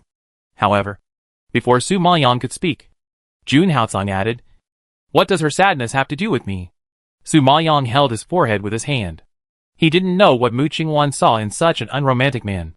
She likes you. But you say this. How can she not be sad? Jun Haocong frowned slightly, seemingly disagreeing. Who she likes is her business. What does it have to do with me? Besides, I'm not interested in knowing. Su Maoyang was completely speechless. Everyone has always said that Emperor Yunlu is a cold-blooded person. Now it seems that it is true. He doesn't like or care about people, no matter what they do or how much they give. Even if they love him to death, he is not interested in knowing, because he doesn't feel burdened at all. Nor does he feel that he owes anyone, because he thinks that it is other people's business and has nothing to do with him. Such people are indeed quite cold-blooded and cruel. Su Maoyang suddenly realized that it was a miserable thing to fall in love with Jun Haocong unilaterally. At this moment, she actually felt a little sympathy for Mu Qingwan. Just as Su Maoyang was pondering, Jun Haocong suddenly raised his head and looked at her meaningfully. A dark ray of light flashed across his ice-blue eyes, and the corners of his lips rose slightly. And he asked back, When you came in today, you were full of Mu Qingwan. Don't tell me you are jealous. Su Maoyang was shocked. Her face suddenly froze, and she awkwardly avoided his sharp gaze, and retorted without confidence, You think too much. You like to be jealous. Okay? Last time, because of Yin Lanfeng's matter, we had a big fight, and you were jealous for no reason. Jun Haocong was speechless because of her, and his face suddenly sank. That time he was tortured terribly. And she had the nerve to mention it. And she got angry when she mentioned it. Speaking of In-law Feng, Su Maoyang suddenly remembered that he was not seen at the state banquet tonight. It was strange that he did not come to such a grand banquet. With a bad premonition in her heart, Su Maoyang immediately raised her head and looked at Jun Haotsong, narrowed her eyes slightly, and asked, "What did you do to In-law Feng?" According to her understanding of his dark nature, Jun Haotsong would definitely not let it go. Sure enough, Jun Haotsong raised his eyebrows and replied coldly. He went to guard the border. Su Maoyang was shocked by him and accused. "You are taking revenge for personal gain. It's better than him coveting his brother's woman." Jun Haotsong retorted with confidence. "You are so stingy. I didn't do anything. Do you have to be like this?" Su Maoyang was speechless when talking about this topic. Jun Haotsong's face suddenly changed, and he gritted his teeth and scolded, hugging and kissing. "You still say you didn't do anything? If he really did something, it wouldn't be as simple as guarding the border." Su Maoyang was also unconvinced, and snorted coldly. "You have the nerve to say that to me. You are even more hateful. Entangled with the queen for so many years." "I said, I have nothing to do with her," Jun Haotsong corrected solemnly. "If there is no relationship, will she make cakes for you in the middle of the night and deliver them to Fuxi Palace in person? If there is no relationship, will she run all the way from Fengqi country to Yunlu Dark Domain to see your face?" Su Maoyang asked like a barrage of artillery. Jun Haotsong rarely saw Su Maoyang so excited. He suddenly realized something. His ice blue eyes sparkled with joy. Then he put down his bowl and chopsticks, stood up, and walked to Su Maoyang. He leaned over slightly and looked her straight in the eyes. He raised a playful smile at the corner of his lips and said in a low voice with some temptation, "You still say you are not jealous? Your jealousy is even more inexplicable than mine. At least, I didn't bandage Mu Qingwan's wound, didn't speak for her, and didn't hug each other." Su Maoyang was blocked by him, and her face was stiff. She couldn't help but shrink back, avoiding his burning and smiling ice blue eyes. Seeing that the sharp-tongued Su Maoyang was speechless, Jun Haotsong's smile deepened and asked jokingly, "I haven't met the queen privately yet, and you are jealous. Last time, I saw In-law Feng hugging you with my own eyes. Do you understand my feelings now?" Su Maoyang was speechless, and awkwardly pushed his chest away. "I said I'm not jealous. You can meet whoever you want. I don't care." Su Maoyang's cheeks were hot under his sharp gaze. After pushing him away, she quickly stood up and walked towards the door of the hall. Who knew that she had just taken a few steps when Jun Haotsong grabbed her left hand and pulled her into his arms. Jun Haotsong smiled dotingly, leaned close to her ear, and whispered softly, "Isn't this right? Isn't she the one he loves to see the most?" Su Maoyang's cheeks were even more red from his ambiguous heat. She was ashamed and angry and wanted to struggle. But Jun Haotsong hugged her, bit her earlobe intimately, and chuckled. "I like the way you are jealous of me." Su Maoyang's heart seemed to be moved by his hand when he heard this, and the blood in her body rushed to her head. This Jun Haotsong is becoming more and more frivolous and more good at teasing her. Su Maoyang pushed him away and glared at him fiercely. "It's late. I want to go back and rest." Su Maoyang turned around quickly and fled in embarrassment. The next day at noon, the sun was shining brightly, and the flowers and plants outside seemed to be gilded, with a touch of orange on the surface, blooming with dazzling brilliance. At this time, Su Maoyang and Jun Haotsong were still lying in bed, not planning to get up. Last night, Su Maoyang attended the state banquet, dealt with people from Fengqi country, and refined black iron with strange fire, which consumed a lot of energy. In the middle of the night, he went to Fuxi Palace again, and naturally he was too tired to get up. Jun Haotsong was too busy during this period, and wanted to take some time to accompany her more. So he slept until noon. However, the quiet and warm time was always short-lived. Before the two of them could get enough warmth, Lin Wanner's voice was heard outside. "Emperor, Master, the Queen of Fengqi Kingdom is here." Chapter 831. The Queen comes to the door. Su Maoyang, who was just dazed when she heard the words Queen of Fengqi country, suddenly became much more sober. Why did Mu Qingwan come to her Yunlu Palace? They had a very unpleasant quarrel last night. Logically, Mu Qingwan should have wanted to strangle her to death. So why would she come to the door to suffer? However, when she saw Jun Haotsong beside her, she suddenly understood. This Mu Qingwan really did not miss any opportunity to get close to Jun Haotsong. Su Maoyong shook his head speechlessly and punched Jun Haotsong, who was still closing his eyes and not going to get up.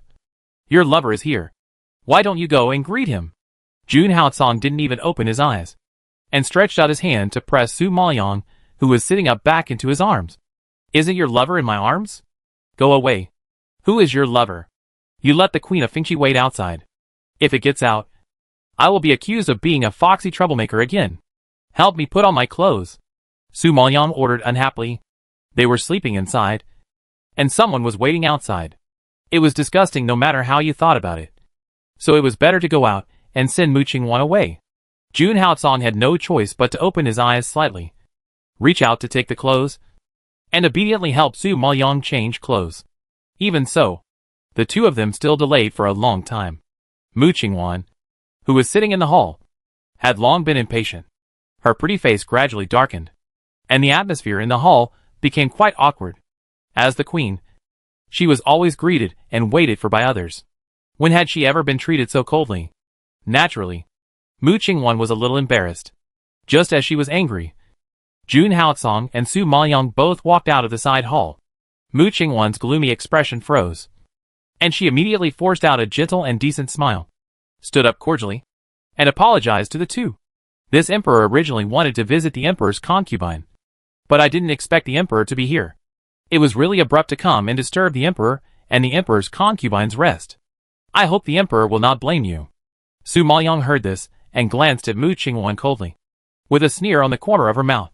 She knew very well that Mu Qingwan was turned away last night, and she knew that Jun Haotsong didn't like her entanglement.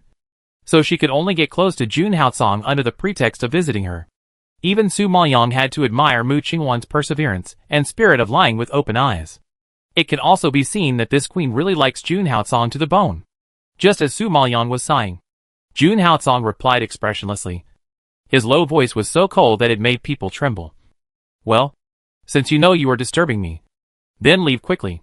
Mu Qingwan's beautiful face suddenly froze when she heard this, and the corners of her mouth that she tried to pull up twitched stiffly, looking very embarrassed.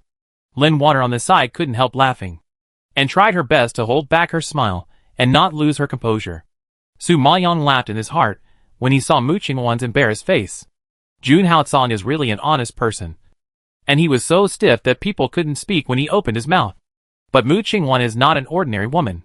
She ran from such a far place. How could she be repelled by Jun Haotsong's few words?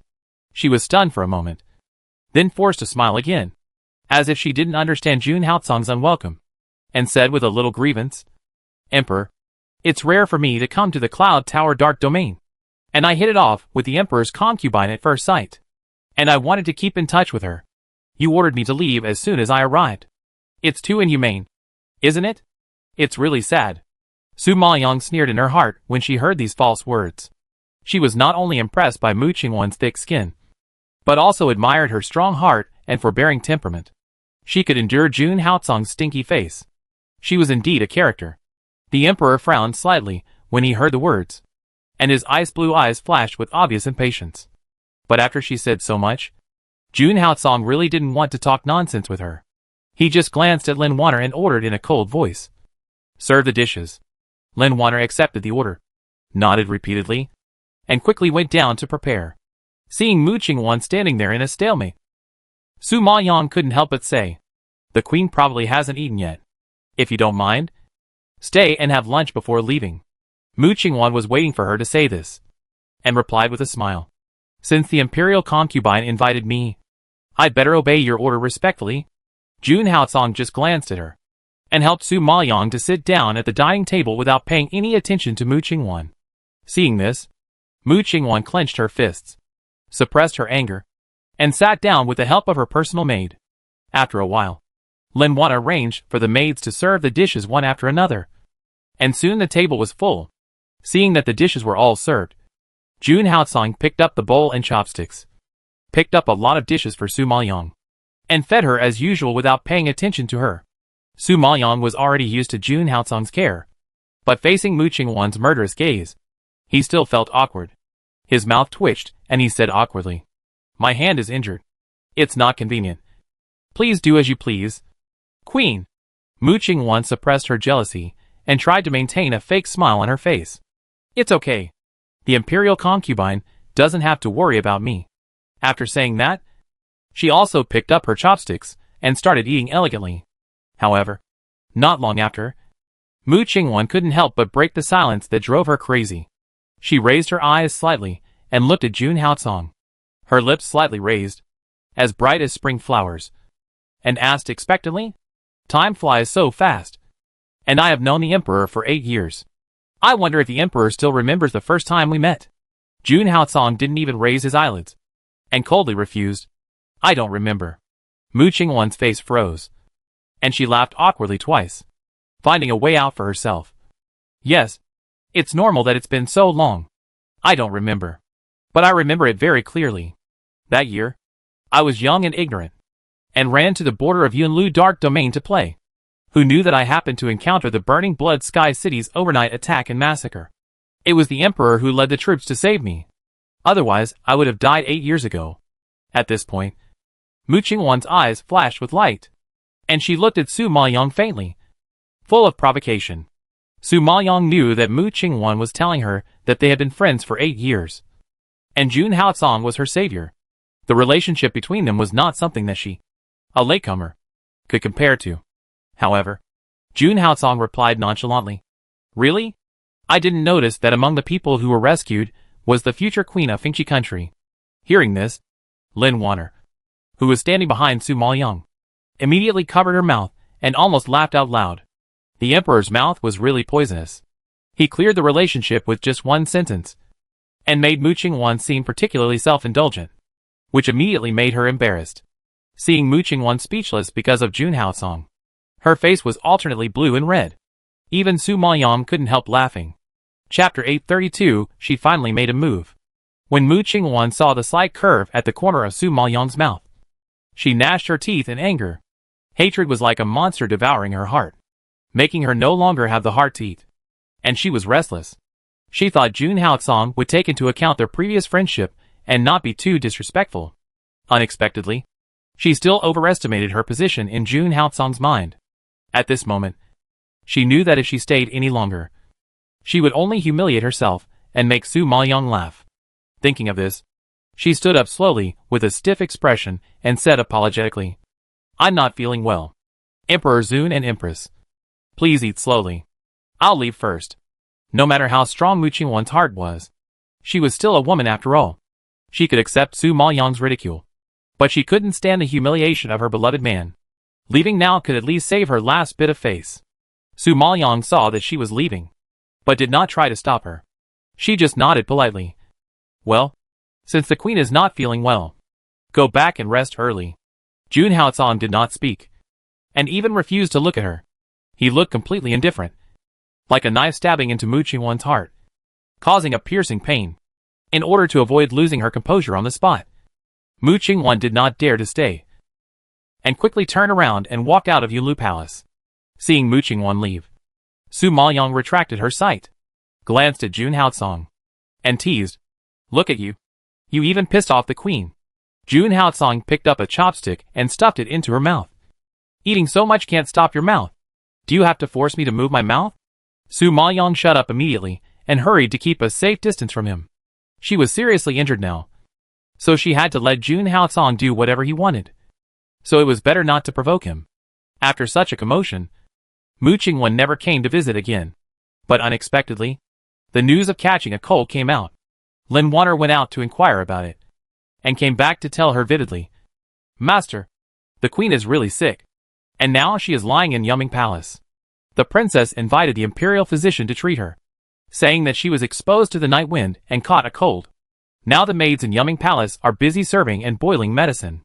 After all, she is the queen of Fengqi Kingdom, and everyone is in high spirits and dare not be negligent in the slightest."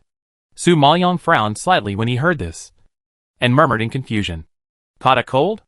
Lin Wanner nodded and explained, "Yes, I think she caught a cold the night she delivered cakes to the emperor. It was Insure that night, and she was still walking outside, so it is possible that she caught a cold." But Su Maoyong shook his head in disapproval, feeling that it was not that simple. Mu Qingwan should not be that weak. Lin Wanner was touched by her and suddenly realized something, and asked in surprise, "Is she up to something again?" The tactic of pestering didn't work. So now she uses the tactic of self-torture? Is she pretending to be sick and letting the emperor visit her? Su Maoyang was silent and did not answer. But her solemn expression further confirmed Lin Wanner's inner guess. And she snorted speechlessly. Hey, this woman is really persistent. How much perseverance and tenacity does it take to do such a thing? Su Maoyang smiled. Do you think the position of the queen fell from the sky? As a woman, she can stand at the pinnacle of power in Fengchi country. Naturally, her character and tenacity are incomparable to ordinary people. For her, these blows are not a big deal at all. Well, that's true. But fortunately the emperor is a cold person. So Mu Qingwan's self-torture trick is useless. Lin Wanner nodded with emotion, and thought of the emperor's cold attitude. She smiled with relief. After hearing this, Su Maoyang not only did not ease his expression, but frowned even tighter. Mu Qingwan was hit this time, and she should be very clear about Jun Haotsong's cold temperament and attitude. She actually used the self-torture trick to gain sympathy. Isn't it a waste of expression? Su Maoyang didn't think Mu Qingwan was really that stupid, knowing that such behavior had no chance of winning, but still did it deliberately. Perhaps she had other ideas. Thinking of this, Su Maoyang raised his eyes slightly, looked at Lin Wanner, and solemnly reminded, "Help me keep an eye on Mu Qingwan's movements recently." Lin Wanner saw her serious expression and nodded solemnly. Yes. 2 days passed in a flash. Mu Qingwan was infected with a cold, and stayed in Yuming Palace for the past 2 days to recuperate. The eldest princess and Prince Pingxiang often visited her in Yuming Palace, entertaining her with delicious food and medicine, and did not treat Mu Qingwan badly. But Jun Haotsong, as Su Maoyang expected, never went there once. Logically, as the emperor's concubine, Su Maoyang should also visit. But she couldn't be hypocritical either. So she simply pretended that she didn't know about it, and continued to do what she usually did. Until the afternoon of the 3rd day, Su Maoyang was still basking in the sun in the courtyard of Yunlu Palace. And Jiang Zheng rushed in a hurry to break the brief tranquility. Master! Master! Go and save Lin Wanner. Lin Wanner has been captured by the queen's people. Jiang Zheng shouted in panic, his forehead sweating with anxiety. Su Maoyang heard this, and suddenly opened her eyes, frowning and looking at Jiang Zheng, who was running towards her. However, before she could ask, Jiang Zheng panted and told her the reason first. Lin Wanner just went to the kitchen to get cakes for the master. But who knew that she was framed by the queen's close mate as poisoning the queen's medicine? Now even the princess and the king of Pingxiang are alarmed. They caught Lin Wanner and are planning to torture her. Master, please go and save her. Hearing such news, Su Maoyang's pupils condensed slightly, and anger surged in her heart instantly. Sure enough, Mu Qingwan, who had been silent for so long, finally took action. If she didn't take action, it would be fine. Once she took action, she was accused of poisoning and murder. Mu Qingwan is indeed not simple. Everyone knows that Lin Wanner is hers. Lin Wanner poisoned the queen, and the person behind the scenes was not her. Once, she was accused of poisoning the queen of Fengchi. She would die without a doubt, and no one could save her, because once Yunlu Dark Domain sheltered her, it would provoke a war between the two countries. How could Fengchi Kingdom let go of such a big thing as poisoning their queen? In addition, now Fengxue Tianqiang is watching covetously, waiting for the opportunity to counterattack. If Yunlu Dark Domain offends Fengchi Kingdom at this critical moment, Yunlu Dark Domain will be attacked from both sides, which is terrible. Mu Qingwan's move is really cruel. This is a posture to put her to death. Thinking of this, Su Maoyang stood up suddenly and strode towards the direction of Yuming Palace. Come on. Take me to see.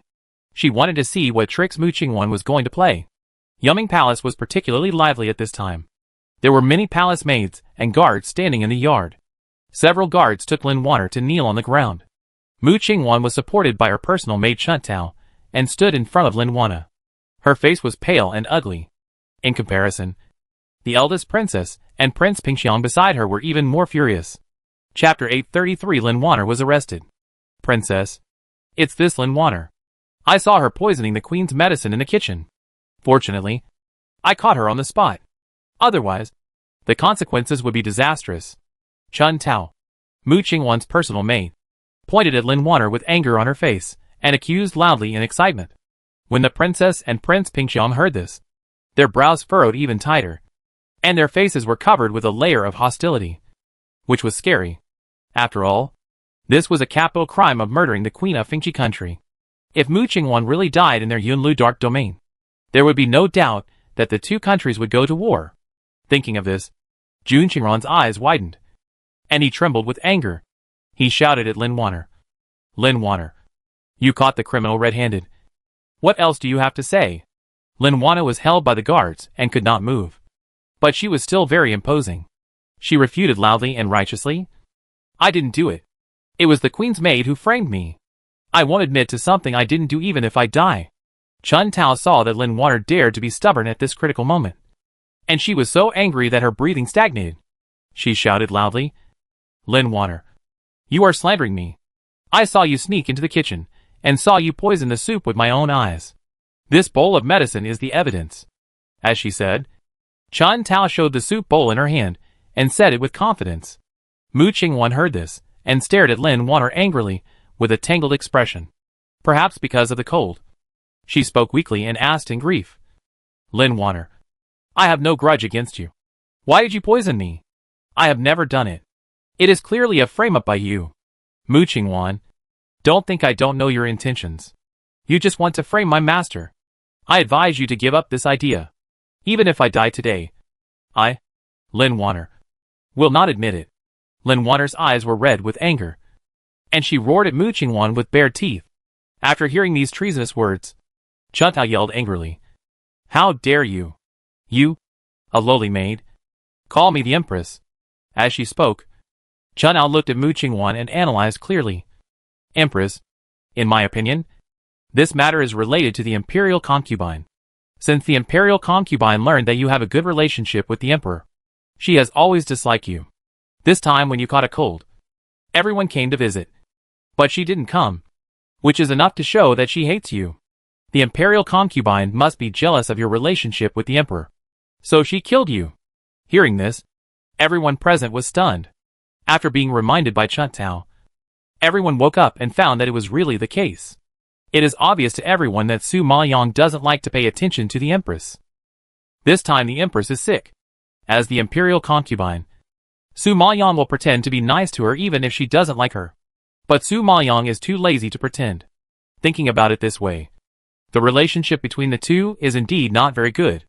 The Fengchi Kingdom's envoys thought of the fact that the empress had been in love with the emperor, and it was possible that the emperor's concubine knew about the past and became jealous. Thinking of this, they were even more certain of Chun Tao's guess, and they immediately flew into a rage. They walked forward with excitement, saluted Jun Yueya and Jun Qingran, and said angrily, Prince Pingxiang, Princess, this Lin Wanner is loyal to the master, and is the closest person to the emperor's concubine. She must have been instructed by the emperor's concubine to do such a treasonous thing. I hope that Prince Pingxiang and Princess will thoroughly investigate this matter and give justice to Fengchi Kingdom. Seeing that the Fengchi Kingdom's envoys had a strong attitude and were clearly determined to investigate to the end, Jun Yueya and Jun Qingran were both embarrassed and furious. Jun Qingran glared at Lin Wanner directly, without any nonsense, and ordered with gritted teeth, Come on! Take Lin Wanner to the prison and torture her severely until she confesses. Such a big thing happened. Their Yunlu dark domain must give an explanation to Fengchi country. After hearing the order, several guards immediately took Lin Wanner and wanted to retreat. Wait! At this moment, a clear and loud voice suddenly rose, startling everyone's expressions, and turning around to look. Su Maoyang and the brothers of the Blood Battle Group walked into the yard from outside in a menacing manner. Jun Qingran was furious when he saw that she dared to come, and shouted angrily, Su Maoyang, what a good thing you did. Come on. Take Su Maoyang to the prison together. This palace and King Pingxiang will personally try this case. After the words fell, all the guards rushed forward quickly, ready to capture Su Maoyang. However, at this moment, a fierce force came crashing down, and the guard was slapped away before he could touch Su Maoyang, and fell to the ground with a grimacing pain. You dared to touch her without my permission. Are you tired of living? A fierce roar rolled like thunder, frightening everyone, and all of them turned pale. Jun Haotsong strode over, and his strong breath came with the wind, which immediately caused a terrifying pressure on everyone. Jun Qingran saw this. His face changed, and he asked in a suppressed voice, Emperor, Su Maoyang's maid poisoned the queen's medicine. She committed such a heinous crime. And you still want to protect him without distinguishing right from wrong? Without waiting for Jun Haocong to express his opinion, Su Maoyang retorted, Princess, you accuse me and Lin Water of poisoning the queen without any evidence. You are the one who doesn't distinguish right from wrong. Right. When Chen Ao heard this, she immediately accused loudly, Empress, I saw your maid poison the queen's medicine with my own eyes. I caught her on the spot. This bowl of medicine is the evidence.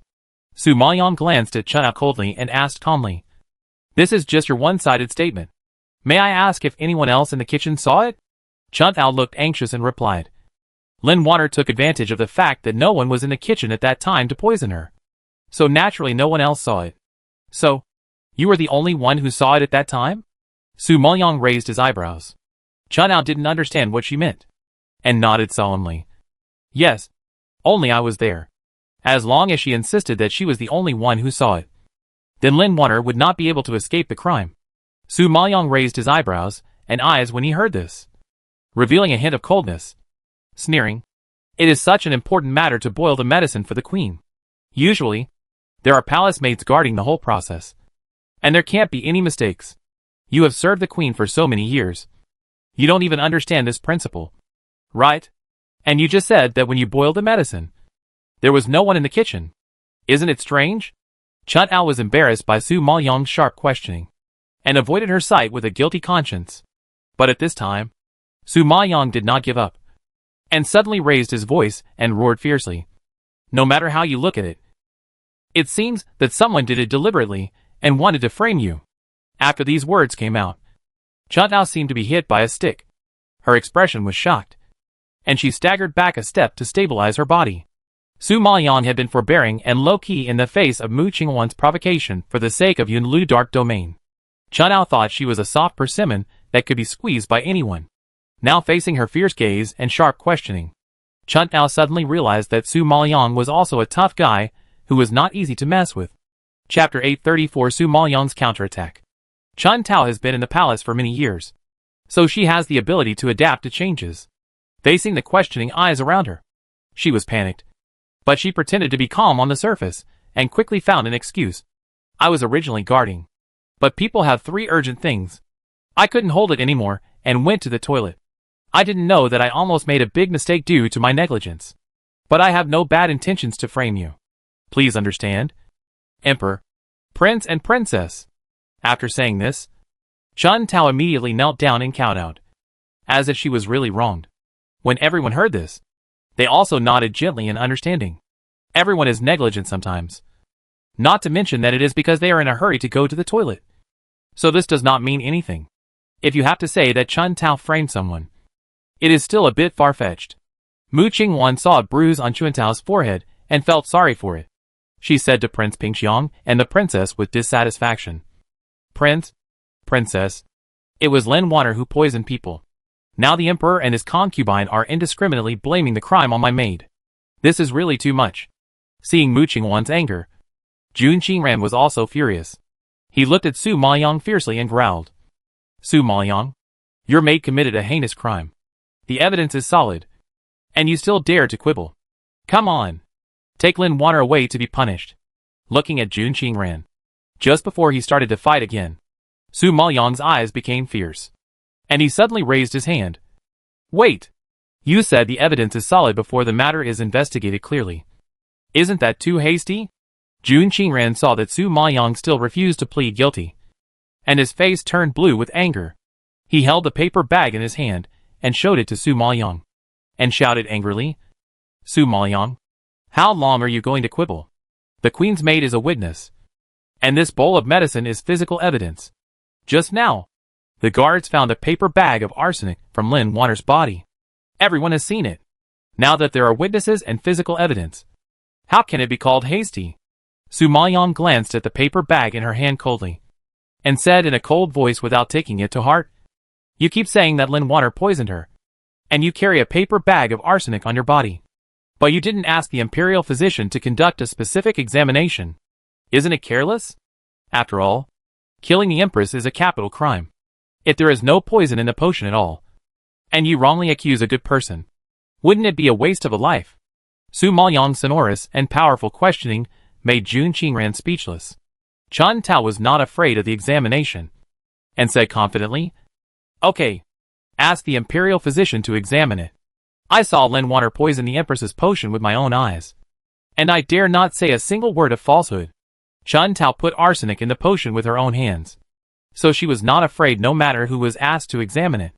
Mu Qingwan knew that Chun Tao was a cautious person, and she never let her worry about doing things safely, and this time would be no exception. So when she heard that she wanted to find a royal doctor, Mu Qingwan was not opposed to it. This test could completely prove Lin Water's guilt. Thinking of this, she rarely agreed with Su Maoyang's words and nodded seriously. "Prince, Princess, and the imperial concubine are right. It's better to let the royal doctor check this matter. If there is really arsenic in the potion, it won't be too late to kill Lin Water. Instead of giving Su Maoyang a chance to quibble, it's better to completely cut off her hope and put her to death." Hearing that Mu Qingwan, the victim, said so, Jun Yue nodded in agreement. "Well, such a big thing really needs to be investigated clearly. Hurry up and summon the royal doctor." The guards took the order and retreated quickly. Seeing this, Su Maoyang looked at Mu Qingwan meaningfully, with a dark light in his eyes, and his expression was cold from beginning to end, as if he was not frightened by the situation in front of him. At this time, Mu Qingwan was also looking at her. Seeing how calm she was, she still frowned in displeasure. This was the first time she met someone as calm and composed as Su Maoyang, and the first time she met someone who could solve 3 of her problems and embarrass her. When she heard Jun Qingran talk about her deeds before, she didn't quite believe it at first. Now that she saw her in person and learned her skills, even if Mu Qingwan hated her, she had to admit that she was indeed capable. But no matter how capable she was, she would still die in her hands today. Thinking of this, Mu Qingwan's mouth quarters raised an imperceptible arc, and the murderous intent in her amber pupils flashed away. Just as everyone was whispering, the imperial physician had already rushed into the yard. He stepped forward, sweating profusely, and panting to salute the emperor, the prince, and the princess. Jun Haozong was no longer in the mood to care about etiquette. He pointed at the medicine bowl that Chun Tao had placed on the ground and ordered seriously, "Dr. Li, go and take a look at what is in that medicine bowl." Dr. Li was an old man over 50 years old. He was considered a very authoritative doctor in the dark domain of Yunlu. Hearing Jun Haozong's order, he did not dare to delay. He hurriedly stepped forward to pick up the medicine bowl, looked at the medicine residue inside, and then reached out to dip the medicine liquid and put it to his nose to sniff. He had been practicing medicine for decades and was very familiar with the smell of these medicinal materials. He only needed to smell them to basically recognize the names of the medicinal materials. So, he quickly got the answer and replied respectfully, "Emperor, this medicine bowl contains ordinary medicinal materials for treating colds." When they heard this, Mu Qingwan and Chun Tao were both shocked, and their confident expressions suddenly collapsed. Chun Tao was even more stimulated. Her cheeks flushed, and she screamed in disbelief. "No! Impossible! How could it be ordinary medicinal materials? Imperial Doctor, are you mistaken? Isn't there arsenic in it?" Imperial Dr. Li was surprised when he heard this, frowned in confusion, and asked back, "Arsenic? This bowl is full of natural and harmless medicinal materials that strengthen the body. How could there be arsenic? The girl is really joking." "What?" Chun Tao seemed to be struck by a bolt from the blue. She exclaimed in shock, and then shook her head excitedly. "Impossible! Impossible! How could there be no arsenic?" She put the arsenic in the bowl with her own hands. "How could there be no arsenic?" When Mu Qingwan heard this, her calm expression froze instantly. Her amber eyes opened wide, staring at the medicine bowl in the imperial doctor's hand. And she was extremely shocked. She suffered no less than Chun Tao, but her strong heart and willpower made her endure it and did not show it. But that beautiful face still couldn't hide the embarrassment. "Doctor, check again. Is there really no arsenic in this potion? Even if there is no arsenic, are there other colorless and tasteless poisons that are not easy to find?" Mu Qingwan obviously still had a last glimmer of hope, because she didn't believe it. She clearly told Chun Tao to put poison. How could there be no poison? Chun Tao is not such a careless person. Although Dr. Li was very sure. The queen asked, He had no choice but to check it again, and shook his head solemnly. Replied to the queen, "This potion is full of precious and good medicinal materials. There is no poison. If you don't believe it, I can drink it for you to see." As he said, Dr. Lee drank a sip in the horrified eyes of everyone. Chapter 835 The Oriole is Behind. Seeing this scene, everyone was shocked and stared at Dr. Lee in horror, waiting for his reaction. However, the poisoning that everyone expected did not happen. Dr. Lee stood there in good condition. Nothing happened, and he was still energetic and replied with full energy. The queen should now believe that there is no poison in the medicine bowl. Right? Dr. Lee's move not only resolved everyone's doubts, but also eliminated everyone's suspicion of Lin Wanner. Chun Tao insisted that she saw Lin Wanner poisoning her, but in the end, there was nothing in the medicine bowl except the herbs for treating colds. Isn't this just lying with open eyes and deliberately accusing people? Mu Qingwan was so angry that her breathing stagnated and her face became paler, thinking that her carefully planned poison plan failed. The anger in her heart was boiling like boiling water. And then she stared at Chun Tao fiercely. Her sinister eyes were sharper than a knife, and she was so scared that Chun Tao trembled all over and broke out in cold sweat. How could she know that it would turn out like this? Everything in front of her was too sudden and unexpected, and it was impossible for people to accept it.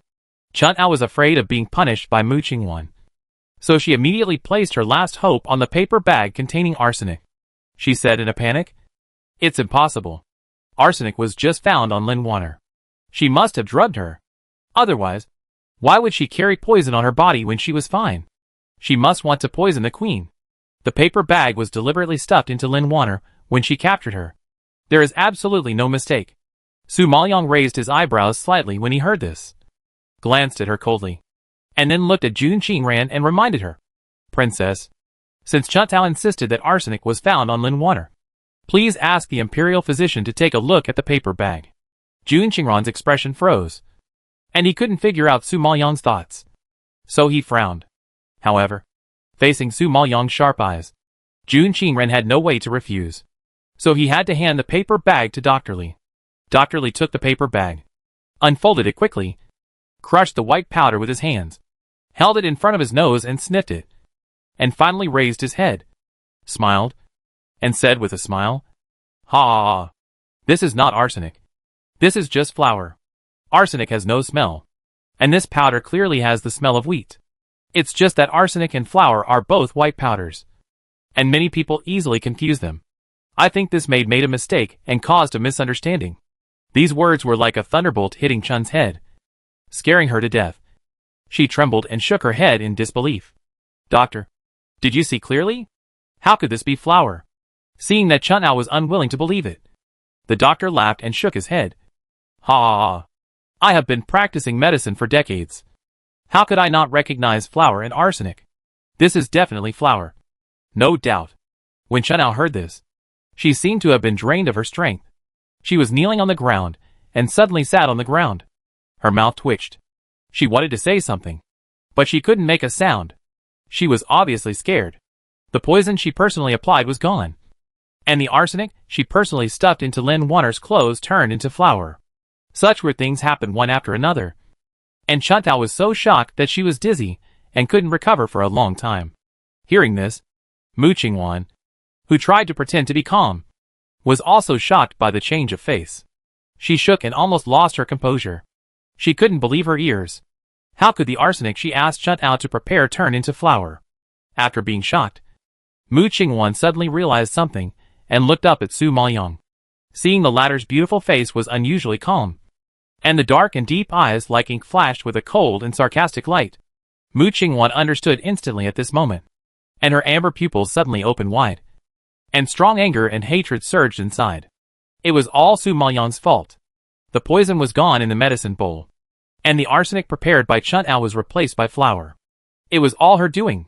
She was still confident that Su Maoyong would die today, but she didn't expect that she was played around by her. This woman is really not simple. Su Maoyong saw that the two were shocked and greatly stimulated. She couldn't help but sneer in her heart. She stared at Mu Qingwan with sharp eyes and asked coldly, "Queen, you keep saying that Lin Wanner poisoned her, and keep saying that the evidence is conclusive. But there is no poison in the potion. What you searched from Lin Water was flour, not arsenic. But your maid insisted that she saw Lin Water poisoning her with her own eyes. Isn't this obviously a frame-up? After these words came out, Mu Qingwan was shocked.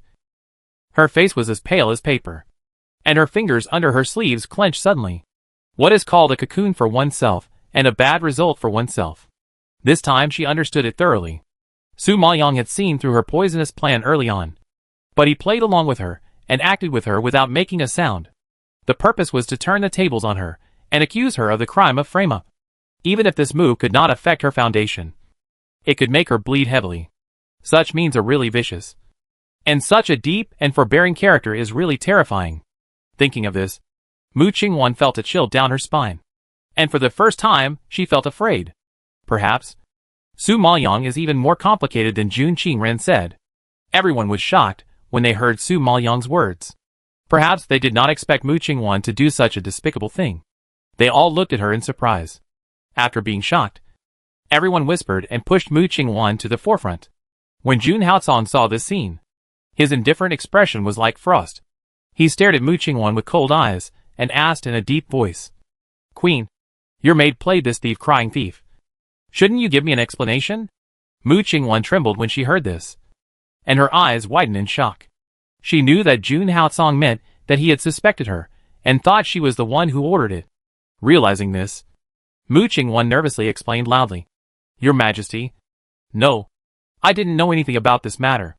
It was Chun Ao. Chun Ao said she saw Lin Water poison the potion. How could I know that Lin Water was wrongly accused? I am also a victim who was kept in the dark." Jun Haotsong stared at her expressionlessly. His blue eyes were cold and sharp, and the corners of his mouth were as cold and hard as a knife. "Really? If it wasn't for your instructions, why would she, a maid, deliberately frame the maid of the Emperor's concubine?" Faced with those cold eyes without any emotion and the sharp and ruthless questioning, Mu Qingwan's heart trembled fiercely, and his clenched fists were sweating because of nervousness. He hurriedly distanced himself from the matter. "Your Majesty, I really didn't know about this matter. I and the Imperial concubine hit it off, and have a good relationship. How could I order a maid to do such a thing?" As he said this, Mu Qingwan immediately glared at Chun Tao, his eyes flashing with ferocity, and gritted his teeth and asked sternly, "Chun Tao, why did you frame the Imperial concubine's maid? Tell me the truth." Chapter 836 Make Her Bleed Heavily. Chun Tao was frightened by Mu Qingwan's ferocious questioning. She shook her head in fear, but she didn't dare to refute when she saw the threat and warning in her eyes. Tears burst out instantly and wet her face. She knew that Mu Qingwan was going to give up on her and let her take the blame. To frame the maid of the Emperor's concubine for poisoning is equivalent to framing the Emperor's concubine for poisoning. This crime is not light. If Mu Qingwan didn't push her out, both sides would be very embarrassed, and it would not end for a while. Receiving Mu Qingwan's warning look, Chun Tao knew that if she didn't take the responsibility today, she would die more ugly in the hands of the Empress. Moreover, her relatives in Fengchi country would also be implicated by her. Therefore, she was bound to take the blame. Thinking of this, Chun Tao closed her eyes in despair, cowed out heavily, and confessed her guilt with sobs. "I learned that Lin Water came from the lower plane and was a lowly person. But she did not take me and Fengchi Kingdom seriously. I became resentful and had evil intentions, wanting to kill her arrogance, who knew that the matter would be exposed and implicate the Queen. I begged the Queen to forgive me." Hearing this, the people around looked at each other and whispered. The envoy of Fengchi Kingdom saw Chun Tao confessing her guilt, and breathed a sigh of relief. He hurriedly scolded, "You slut! You dared to do such a treasonous thing behind the Queen's back. Do you know that you almost hurt the Queen by doing this? Come on! Drag this slut away, and beat her to death immediately." Perhaps because he was afraid that Chun Tao would say too much and implicate the Queen, the envoy immediately decided to kill Chun Tao. Hearing that she would be beaten to death, Chun Tao was so frightened that her face turned pale. Tears streamed down her face. Her body trembled like a sieve, and she cowed out repeatedly, begging for mercy in panic. "Empress, please save me. I don't want to die. I know I was wrong, and I will never dare to do it again. Please spare my life for the sake of my sincere service to you in the past. I will never dare to do it again. Please spare me." Chun Tao's shrill cries cut into Mu Qingwan's heart like a knife. Chun Tao was smart and prudent. She had served her for so many years and understood her thoughts best. She was her favorite maid. Mu Qingwan also had a deep relationship with her. Pushing Chen Tao out now would undoubtedly cut off a large piece of her flesh. Mu Qingwan was heartbroken. However, she had no choice. If she saved Chen Tao, she would suffer. Therefore, sacrificing Chen Tao was the only way to calm the matter. Thinking of this, Mu Qingwan had to grit her teeth and wave to the guards, signaling to drag her away. Seeing that Mu Qingwan had completely abandoned her, Chen Tao screamed in fear. The heartbreaking voice almost broke Mu Qingwan's heart. She clenched her fingers in anger, and a bloody mark was pinched out of her nails. It's all Su Maoyang's fault. If it weren't for Su Maoyang, how could she have personally ordered the execution of her favorite maid? She remembered this vengeance. She must make Su Maoyang pay with blood. Witnessing Chen Tao being beaten to death, Mu Qingwan remained calm, but the fists clenched under her sleeves were trembling slightly due to the hatred and anger in her heart. And she secretly made this oath. Seeing Chen Tao's tragic death, Su Maoyang's expression was calm, and the bottom of her eyes, as dark as a deep pool, was floating with absolute coldness. She was patient and low-key, just because she didn't want to cause trouble, and didn't want to cause trouble for Jun Haosong. But it didn't mean she was easy to talk to. This time, only her maid was killed, which was a good deal for her. It was a warning to her. It won't be so easy next time. Jun Qingran saw Chen Tao being killed, and was afraid that Jun Haosong would continue to pursue the matter. So he hurriedly tried to smooth things over. Okay. Now that the truth has been revealed and the culprit has been killed, let's end this matter here. Lest the relationship between Fengqi country and Yunlu Dark Domain be affected because of a maid. That would be too unworthy. Hearing the princess say this, the envoys of Fengqi Kingdom all breathed a sigh of relief, nodded with a smile, and agreed awkwardly. What the princess said is that because of a maid, the relationship between the two countries has been ruined and everyone's mood has been ruined. It's not worth it. To the Imperial Concubine, we are very sorry. And I hope the Imperial Concubine will not blame us. Jun Haosong saw that Mu Qingwan personally ordered the execution of Chen Tao. Although he was still furious, he had to give up for the time being and not pursue it for the sake of the relationship between the two countries and Mu Qingwan's failure. However, the words he said were like ice thorns piercing Mu Qingwan's heart. Mu Qingwan, this is the dark domain of Yunlu, not your Fengqi Kingdom where you can run wild at will. Discipline your maid. If you use these despicable means again, it won't be as easy as today. After speaking, Jun Haosong glanced at her coldly, pulled Su Maoyang, and turned away. Mu Qingwan was stunned in place, seeing the two people leaving hand in hand. Her eyes were bloodshot with anger. Sparks of hatred burst out, and her heart seemed to be burned by jealousy, surging with unbearable pain. She had endured for so many years. How could she give up? How could she? Yunlu Palace. After the last poisoning incident, Mu Qingwan was completely quiet. She was entertained by the eldest princess in the palace these days, and was much more obedient. Su Maoyang thought that he had taught Mu Qingwan a lesson, and she would not provoke him again. Who knew that after just a few days of quietness, there was news again. At this time, Lin Wanner walked in quickly from outside and reported to Su Maoyang. Master, the maid of the eldest princess wants to see you. Su Maoyang was eating cakes leisurely. When he heard the word eldest princess, he frowned slightly, and his eyes passed through doubts. What did the princess want to see her about? Let her in. Su Maoyang was confused and ordered in a cold voice. After that, Lin Wanner led the maid in again. The maid stepped forward, bowed respectfully, and replied tremblingly, Empress, the princess is holding a banquet in Jinsi Garden tonight, and specially invited the princess to attend the banquet. Su Maoyang frowned and looked at the maid deeply, with surprise in his eyes. Jun Qingran was the one who didn't want to see her the most. Why did he suddenly invite her to the banquet? Although she was puzzled, she still nodded in understanding. Well, okay. I know. You can go down. The maid received the order and respectfully left the hall. After hearing this, Lin Wanner approached Su Maoyang with a vigilant look on her face and asked worriedly, Master, are you going tonight? The princess invited me personally. How can I not go? If Su Maoyang refused the princess' invitation, the people in the dark domain of Yunlu would say that she was arrogant and domineering. Lin Wanner was worried and couldn't help but remind her. I'm afraid that the princess and the queen are planning some conspiracy to frame the master, suddenly inviting you to a banquet. It's obvious that they have no good intentions. Don't worry. Jun Haocong is in the palace. They are not that bold. And the last time was a lesson.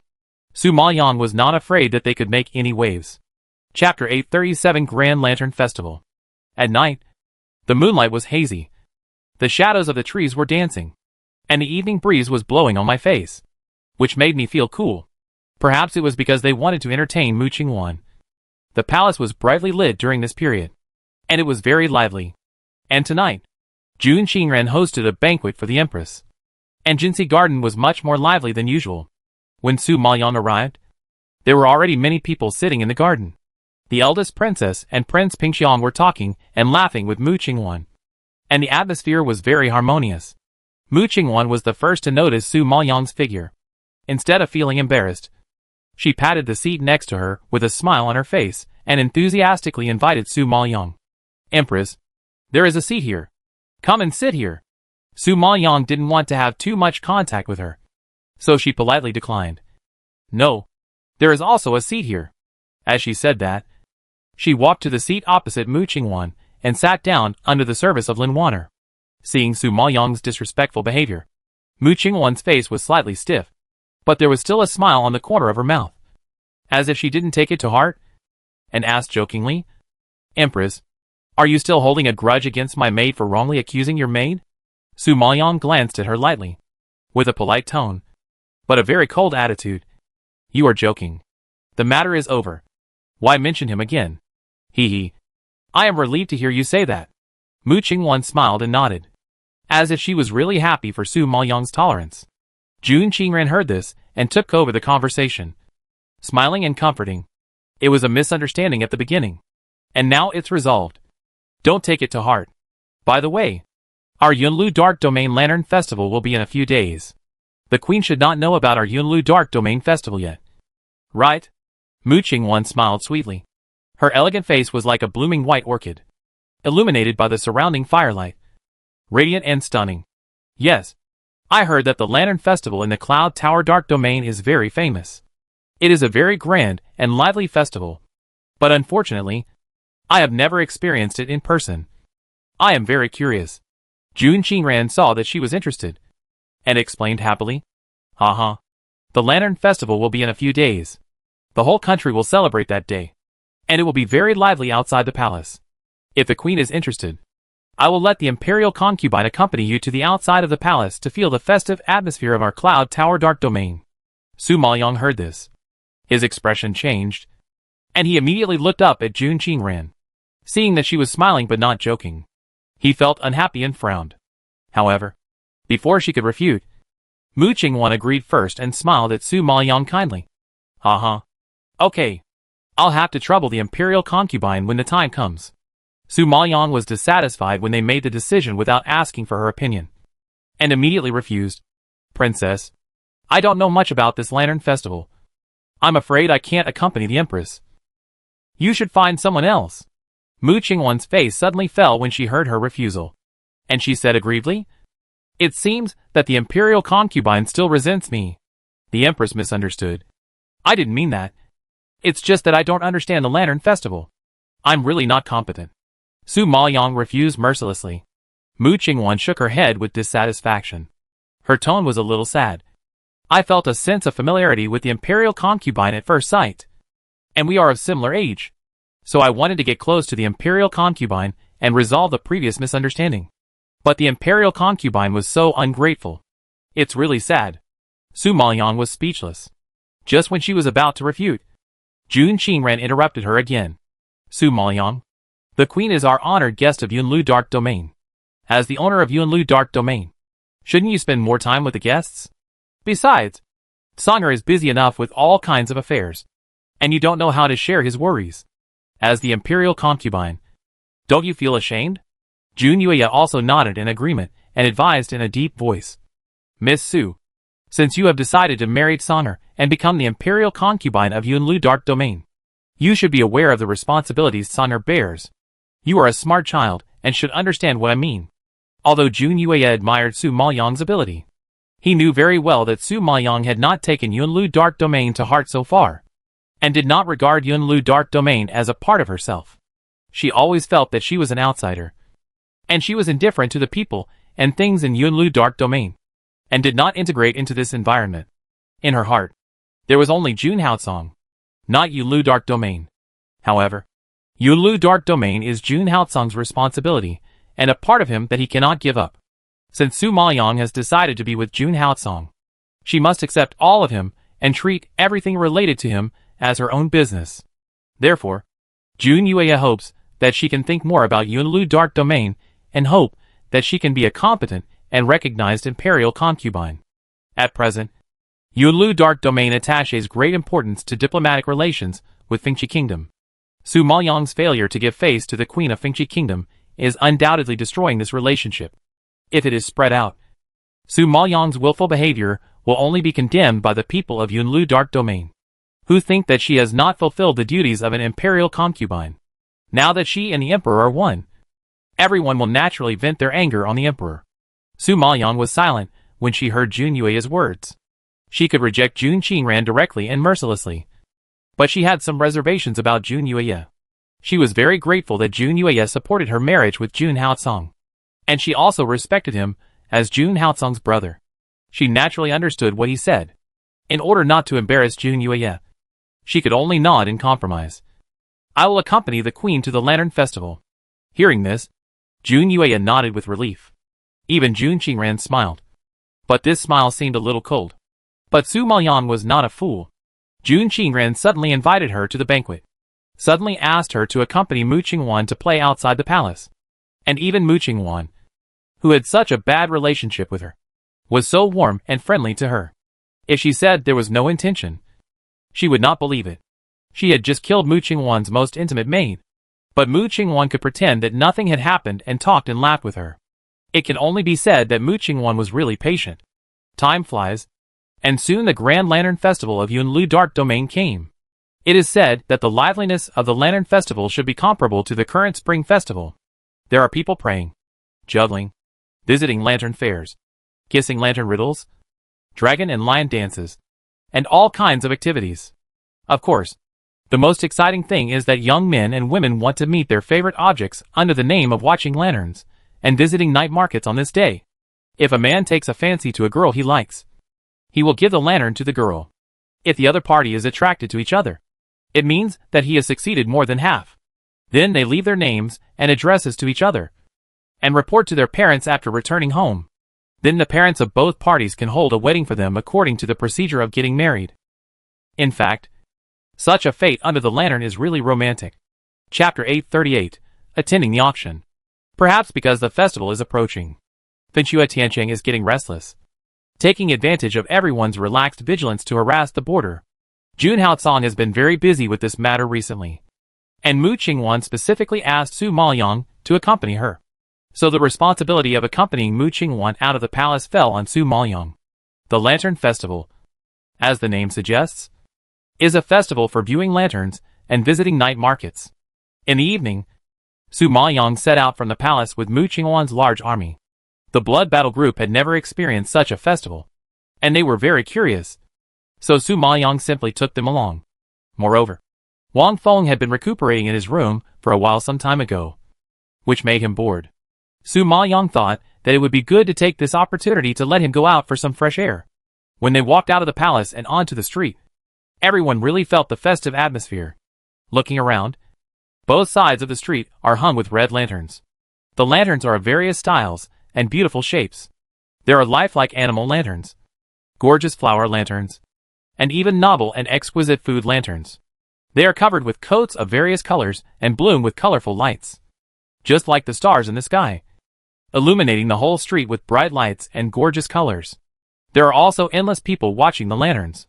At a glance, there are crowds of people, traffic, and continuous flow, going deep into the crowd. There are also various juggling performances and lantern guessing activities.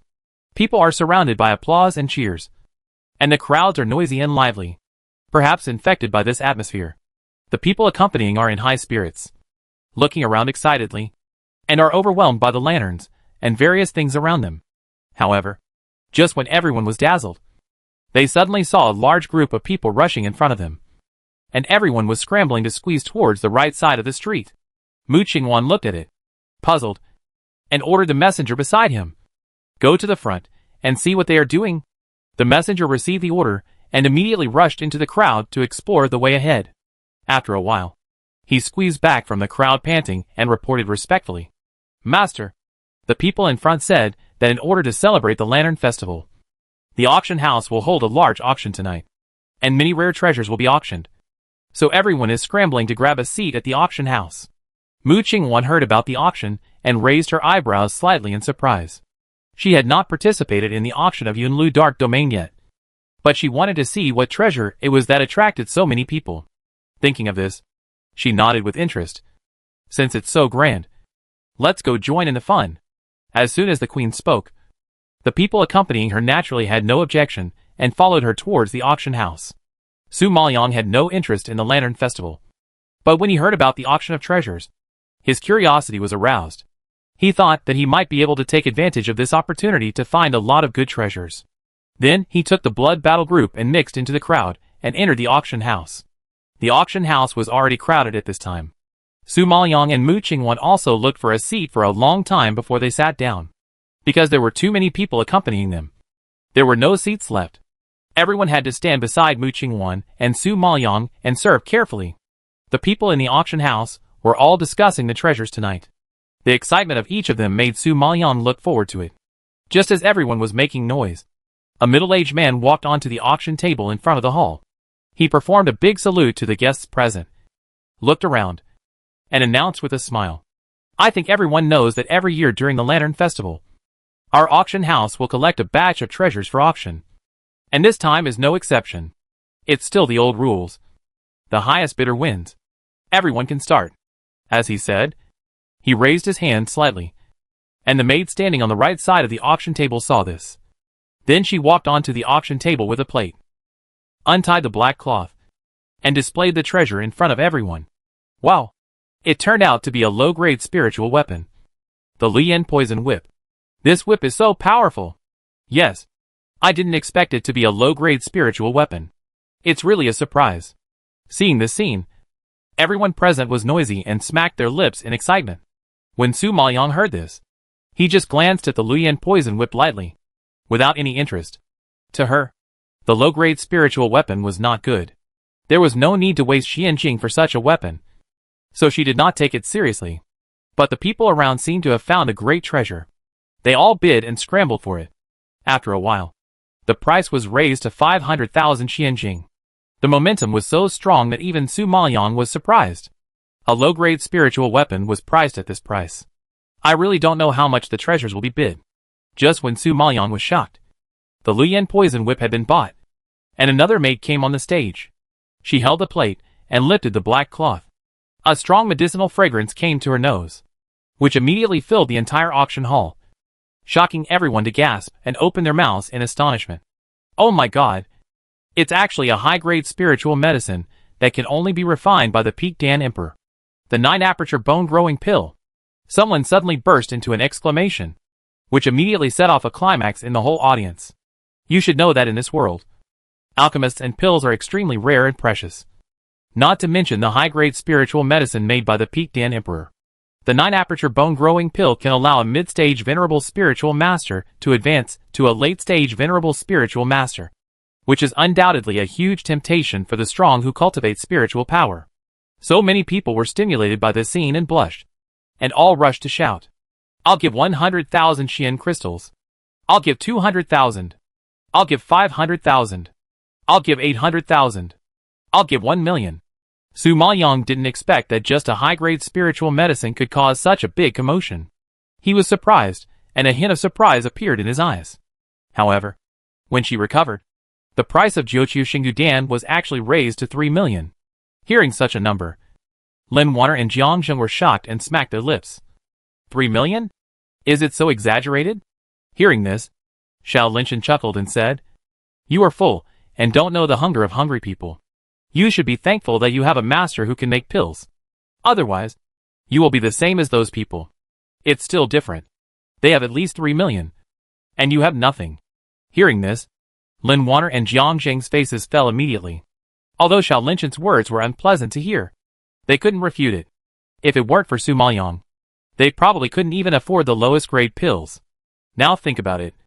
They are really happy. Just when the blood battle group was sighing, the auction of pills had ended.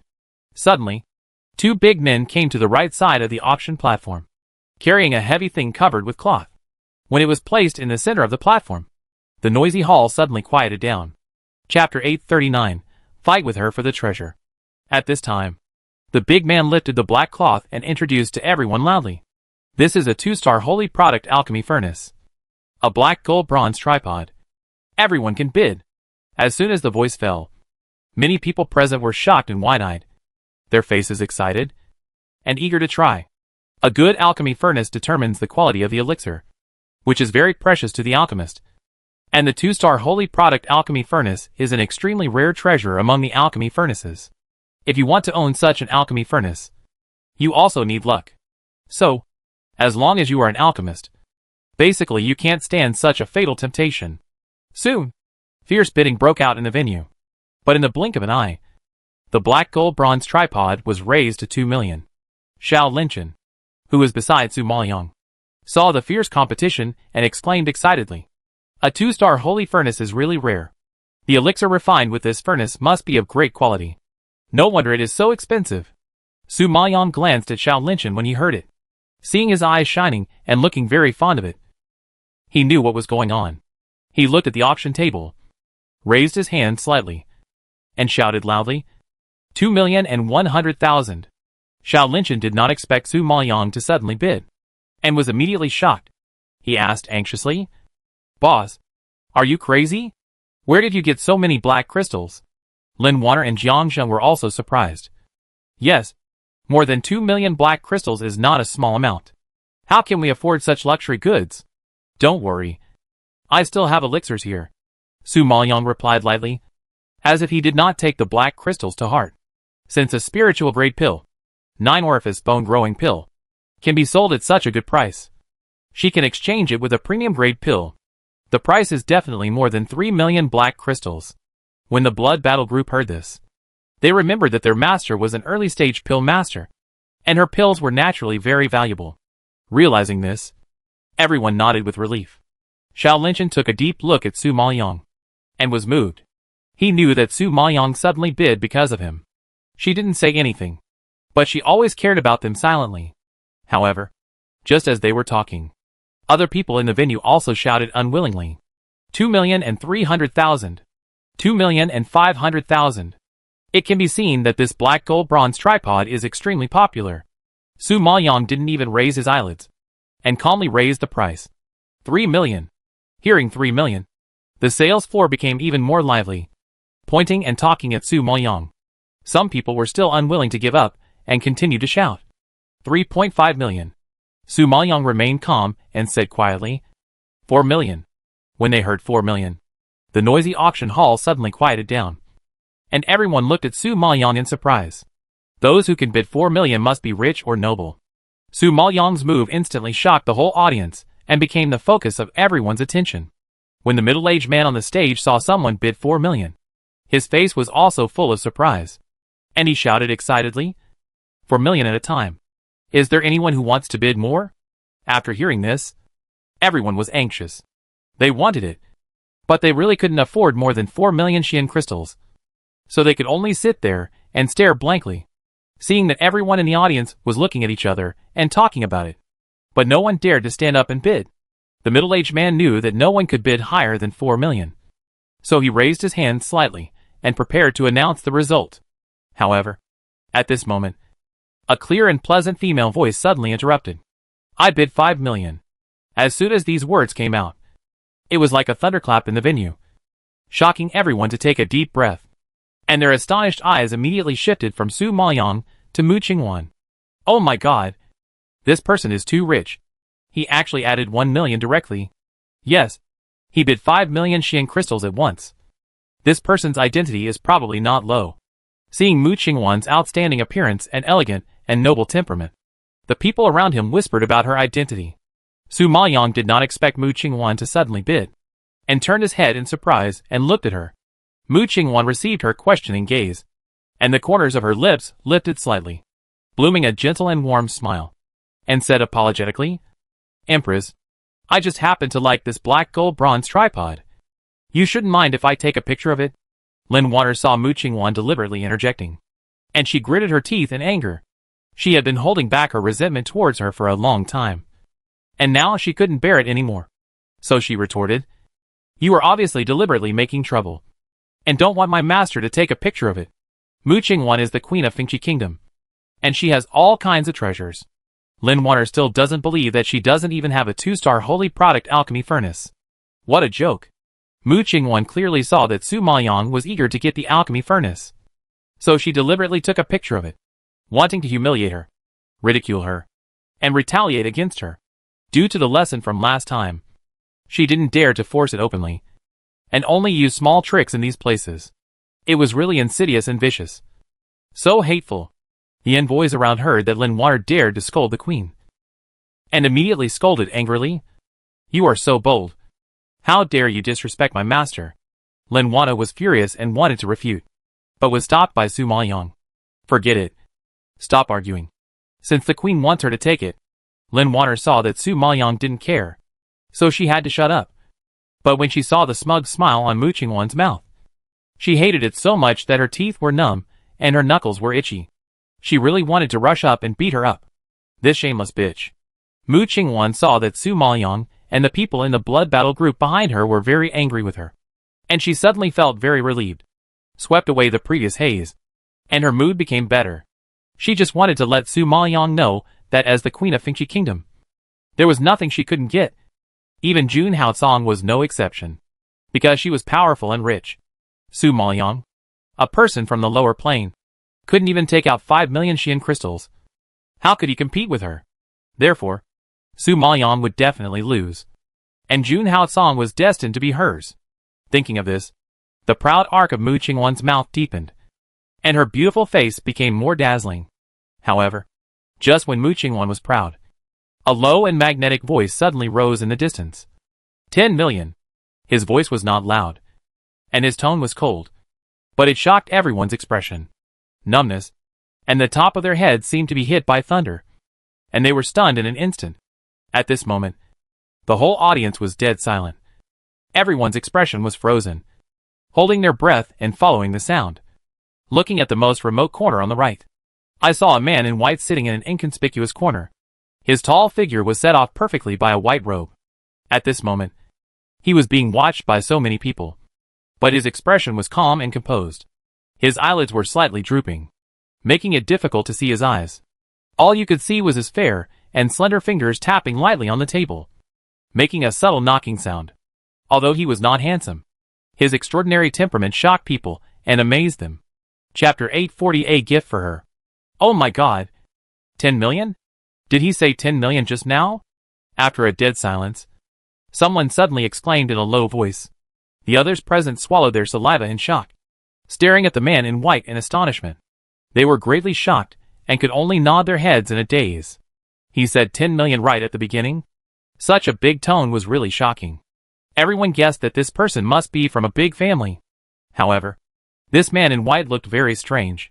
He didn't look like a nobleman from a big family in the Dark Domain City. He looked more like he came from another place. I don't know where he came from, but he is so rich.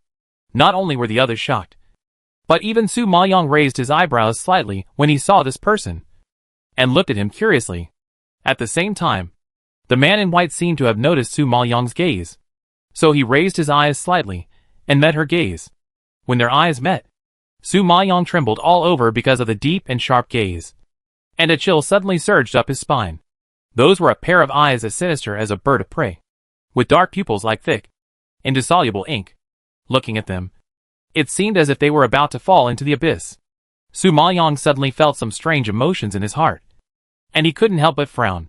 Just when Su Maoyang was surprised, the white-clothed man's mouth suddenly raised a faint arc, which seemed to be a smile, making it difficult to figure out his thoughts. Mu Qingwan, who was beside Su Maoyang, was also shocked to hear that someone offered 10 million Xian crystals.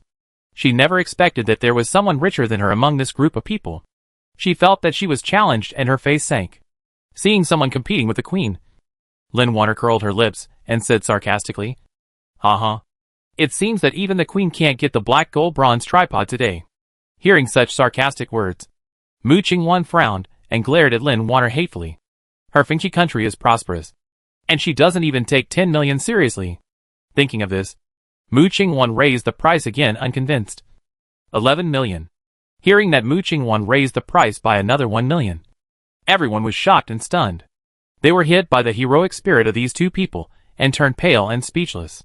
However, before everyone could recover, the man in white sitting in the corner spoke again. 20 million. The light voice was like a thunder, hitting everyone's forehead. The whole audience was silent, and only the sound of everyone sucking in cold air could be heard. Everyone was so frightened that their skin shrank and their lips closed tightly, trying their best to suppress the exclamation that was about to come out. Their eyes were as big as copper bells, and their chests rose and fell violently because of breathing hard. It was obvious that they were very scared. 20 million. Without blinking an eye, he raised the price from 11 million to 20 million. Such a big deal was simply terrifying. This person is probably more than just a rich kid. Seeing this, Lin Water was quite shocked and whispered, "This person is too awesome. He spent so much money to buy a 2-star holy product. He is so rich that he is stupid." Xiao Linshan also nodded solemnly. He can come up with so much money. This person is not simple. When Mu Qingwan heard 20 million, she was immediately blocked and couldn't speak. 20 million is not a small sum. It is not worth spending so much money for a 2-star alchemy furnace. Although she was not convinced, she really could not afford so much money. At this moment, facing the provocation of the man in white, she had to endure it. At this time, the auction house was shocked by the man in white and was silent. Even the middle-aged man on the stage was shocked. After a long time, he took a few breaths as if waking up from a dream. His eyes were red with excitement, and his old face was shaking. He stammered, 20 million. Grandpa, are you sure? When did the 2-star holy product alchemy furnace become so popular? It was worth 20 million. Was he crazy, or did he hear it wrong?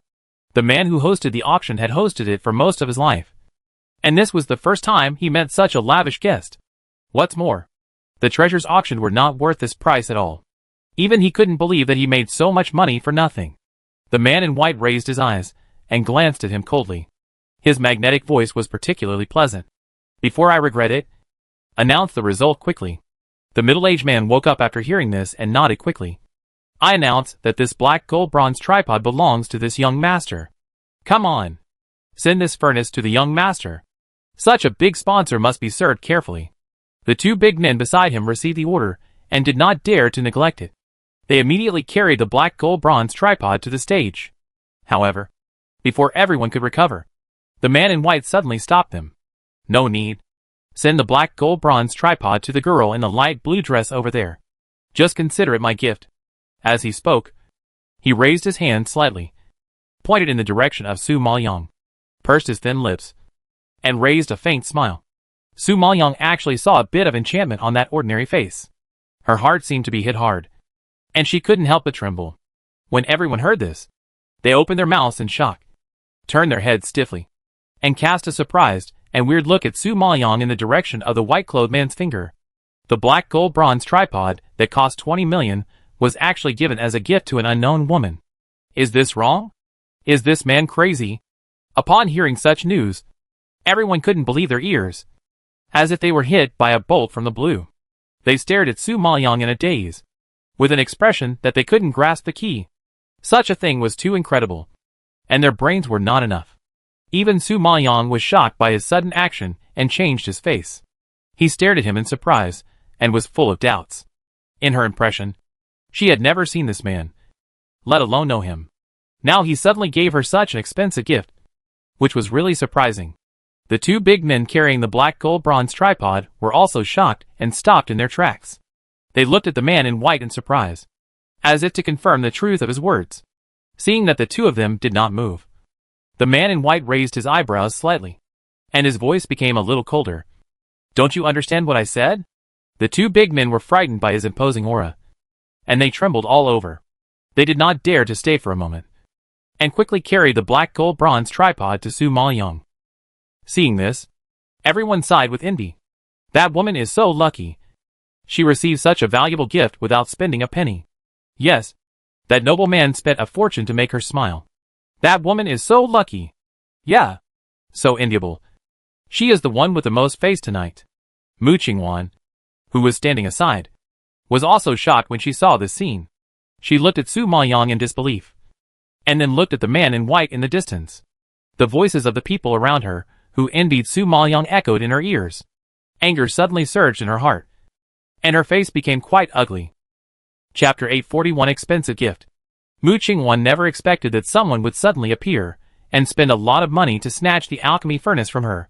It would be fine if it was just a provocation. But what was even more infuriating was that the man easily gave Su Maoyang the thing he spent so much money to buy. She originally wanted to humiliate and attack Su Maoyang. But in the end, not only did she fail to attack her, but she got a big bargain, which not only gave her face, but also made her the object of envy of everyone. It was really hateful, infuriating, and abominable. After all the trouble, Su Maoyang got the black gold bronze tripod without spending a penny. On the contrary, her fight just now became a meaningless joke. Thinking of this, Mu Qingwan's face was gloomy. Her eyes were angry, and she felt that her internal organs were burning. Lin Wanner saw the black bronze tripod sitting right in front of her, and suddenly laughed happily. Ha ha ha. It seems that this black bronze tripod is destined to fall into the hands of the master. As she said that, she glanced at Mu Qingwan, who was so angry that her face turned blue, and said to Su Maoyang in a good mood, "It really proves the saying that what is yours will always be yours, and what is not yours will not be yours no matter how you snatch it." Hearing the sarcasm in Lin Wanner's words, the brothers of the blood battle group couldn't help laughing and held back their laughter. Mu Qingwan was so angry that she took a deep breath, tightened her face, and clenched her fists. Although she didn't expose her emotions, Su Maoyang could still see at a glance that she was very angry. However, Su Maoyang was no longer interested in Mu Qingwan's attitude, and now the man in white really confused her. Su Maoyang would not accept such an unclear thing, so she looked up at him and said coldly, "Young master, what do you mean by this?" The man in white saw her doubt, raised his lips and explained, "I have already said that it is a gift for you." Su Maoyang frowned. "Young master, this gift is too expensive. I can't afford it." "Miss, don't be polite to me. This little money is nothing to me. I am not an alchemist, and I don't need an alchemy furnace. If you don't accept it, I can only give it to someone else. I saw you bidding for this furnace just now, and I think you like it. Now that it has fallen into your hands, it means that it is destined to be yours. So don't refuse it." The man in white spoke in a carefree tone, as if he didn't care about the 20 million at all. He said so much. If Su Maoyang didn't accept it, it would seem a bit hypocritical. Thinking of this, she nodded gratefully. "Thank you very much, young master." After saying this, she asked Xiao Linchen to put the black gold bronze tripod into his space. Mu Qingwan saw that everyone in the blood battle group was smiling happily, and she felt depressed and didn't feel like continuing the auction. She said contemptuously, "Oh, I'm really disappointed. I thought I could see some rare treasures, but I didn't expect that a 2-star holy product alchemy furnace would be snatched so fiercely. It's really boring. I'm tired after being out for so long, so I'd better go home." As she said this, Mu Qingwan stood up gracefully, with the help of the palace maids around her, looked at the man in white in the distance with an unhappy look, and then walked out of the auction house surrounded by the crowd. Su Maoyang saw Mu Qingwan leave, so he had to stand up as well, nodded politely to the man in white, and walked out of the auction house with the blood battle group. It was late when I came out of the auction house, but the street was still brightly lit and bustling with people. People were rubbing shoulders with each other, just like the waves in the sea. If you want to go from one street to another, you have to push and shove in the crowd for a long time before you can squeeze out. After a while, Mu Qingwan and his group were soon separated from Su Maoyang. The brothers of the blood battle group were also squeezed away by the crowd, and they kept looking for Su Maoyang. However, at this moment, a large group of black-clothed people suddenly swept over from the horizon, and fierce spiritual power fell from the sky. There was only a loud bang, and the crowd on the street was blown away. The sudden movement frightened the people, and they fled everywhere. But in the blink of an eye, the whole street was filled with smoke. People and horses were thrown to the ground, and it was a mess. When the blood battle group saw a sudden attack by a master, They were all frightened and their faces changed. They immediately shouted, "Master! Master!" because there were too many people. Everyone was scrambling to escape. The power of the crowd was too great, and the blood battle group was pushed further and further away. Everyone searched for a long time, but couldn't find Su Maoyong. As for Mu Qingwan, she was squeezed out of the crowd. Su Maoyong and the crowd didn't expect so many mysterious black-clothed men to suddenly rush out. When they took action, the spiritual power they burst out was actually at the level of peak Junlingshi. With so many masters appearing at once, the common people were no match for them, and they were soon affected. Su Maoyong was shocked when she saw this. She knew that she was no match for them, and she quickly retreated to the rear. However, before she ran a few meters, more than a dozen black-clothed men flew directly in her direction, waved their hands, and slapped her with powerful force. Su Maoyong saw this and immediately understood that this group of people were not attacking the Dark Domain City. Their target was her. Realizing this, Su Maoyong's face changed drastically, and he quickened his pace. Unfortunately, the opponent was too fast and didn't give her a chance to run away. The powerful force came crashing down and was about to fall on her. Su Maoyong felt the danger approaching and was ready to summon Lan Qin. But at this moment, her arm was suddenly pulled hard, and she fell into an embrace before she could react. At the same time, the pressure on her face disappeared instantly, and even the spiritual power that was smashed down was completely dissolved. Su Maoyong was shocked and looked up suddenly. After seeing the identity of the person coming, he murmured in surprise, "It's you?" At this time, he waved his sleeve suddenly and repelled the oncoming black-clothed man. The firelight of the surrounding lanterns reflected on his ordinary face, which was actually a bit cold and beautiful. After repelling the black-clothed man, he lowered his head slightly, stared at her with a sharp gaze, smiled, and said jokingly, "Girl, we meet again. It's really fate." Su Maoyong's heart was shocked, and she quickly broke free from his arms. Just as the two were talking, the black-clothed man in the distance ran over again, stretching out his claws in the direction of Su Maoyong. Although the white-clothed man stared at Su Maoyong, he reacted very quickly. He raised his hand again and burst out a powerful qi. Before the black-clothed man got close, he was slapped away and fell to the ground, spitting out blood. Su Maoyong was shocked when she saw this scene, and her eyes widened in shock. The white-clothed man in front of him didn't even use his spiritual power just now. He just raised his hand and blasted away more than a dozen peak Junlingshi. Such strength is too terrifying. Chapter 842, he took her away. The man in black never expected that such a powerful person would suddenly rush out. They were all frightened and stared at the man in white. Warning. Brother. Our target is her. Please don't meddle in other people's business. The man in white raised his eyes and glanced at them coldly. He smiled, but his voice was as cold as a knife. Unfortunately, I will still meddle in this business. Before he finished speaking, the man in white blasted them with great force again. The man in black had just climbed up from the ground and had not yet stood firm when he was blasted back several meters again and fell to the ground. He was seriously injured and could not get up at all. Su Maoyong was still in shock when she saw this. Before she could come back to her senses, the man in white flashed in front of her, grabbed her fiercely, and flew towards the other end of the street. Su Maoyong was shocked and struggled hard. "Let me go! Where are you taking me? Don't you understand? I'm saving you." The man in white raised his eyebrows and replied as a matter of course. Su Maoyong looked angry and growled in dissatisfaction. "Let me go quickly, or don't blame me for being rude." She was not that stupid. She felt that he was a little weird since she met him at the auction house.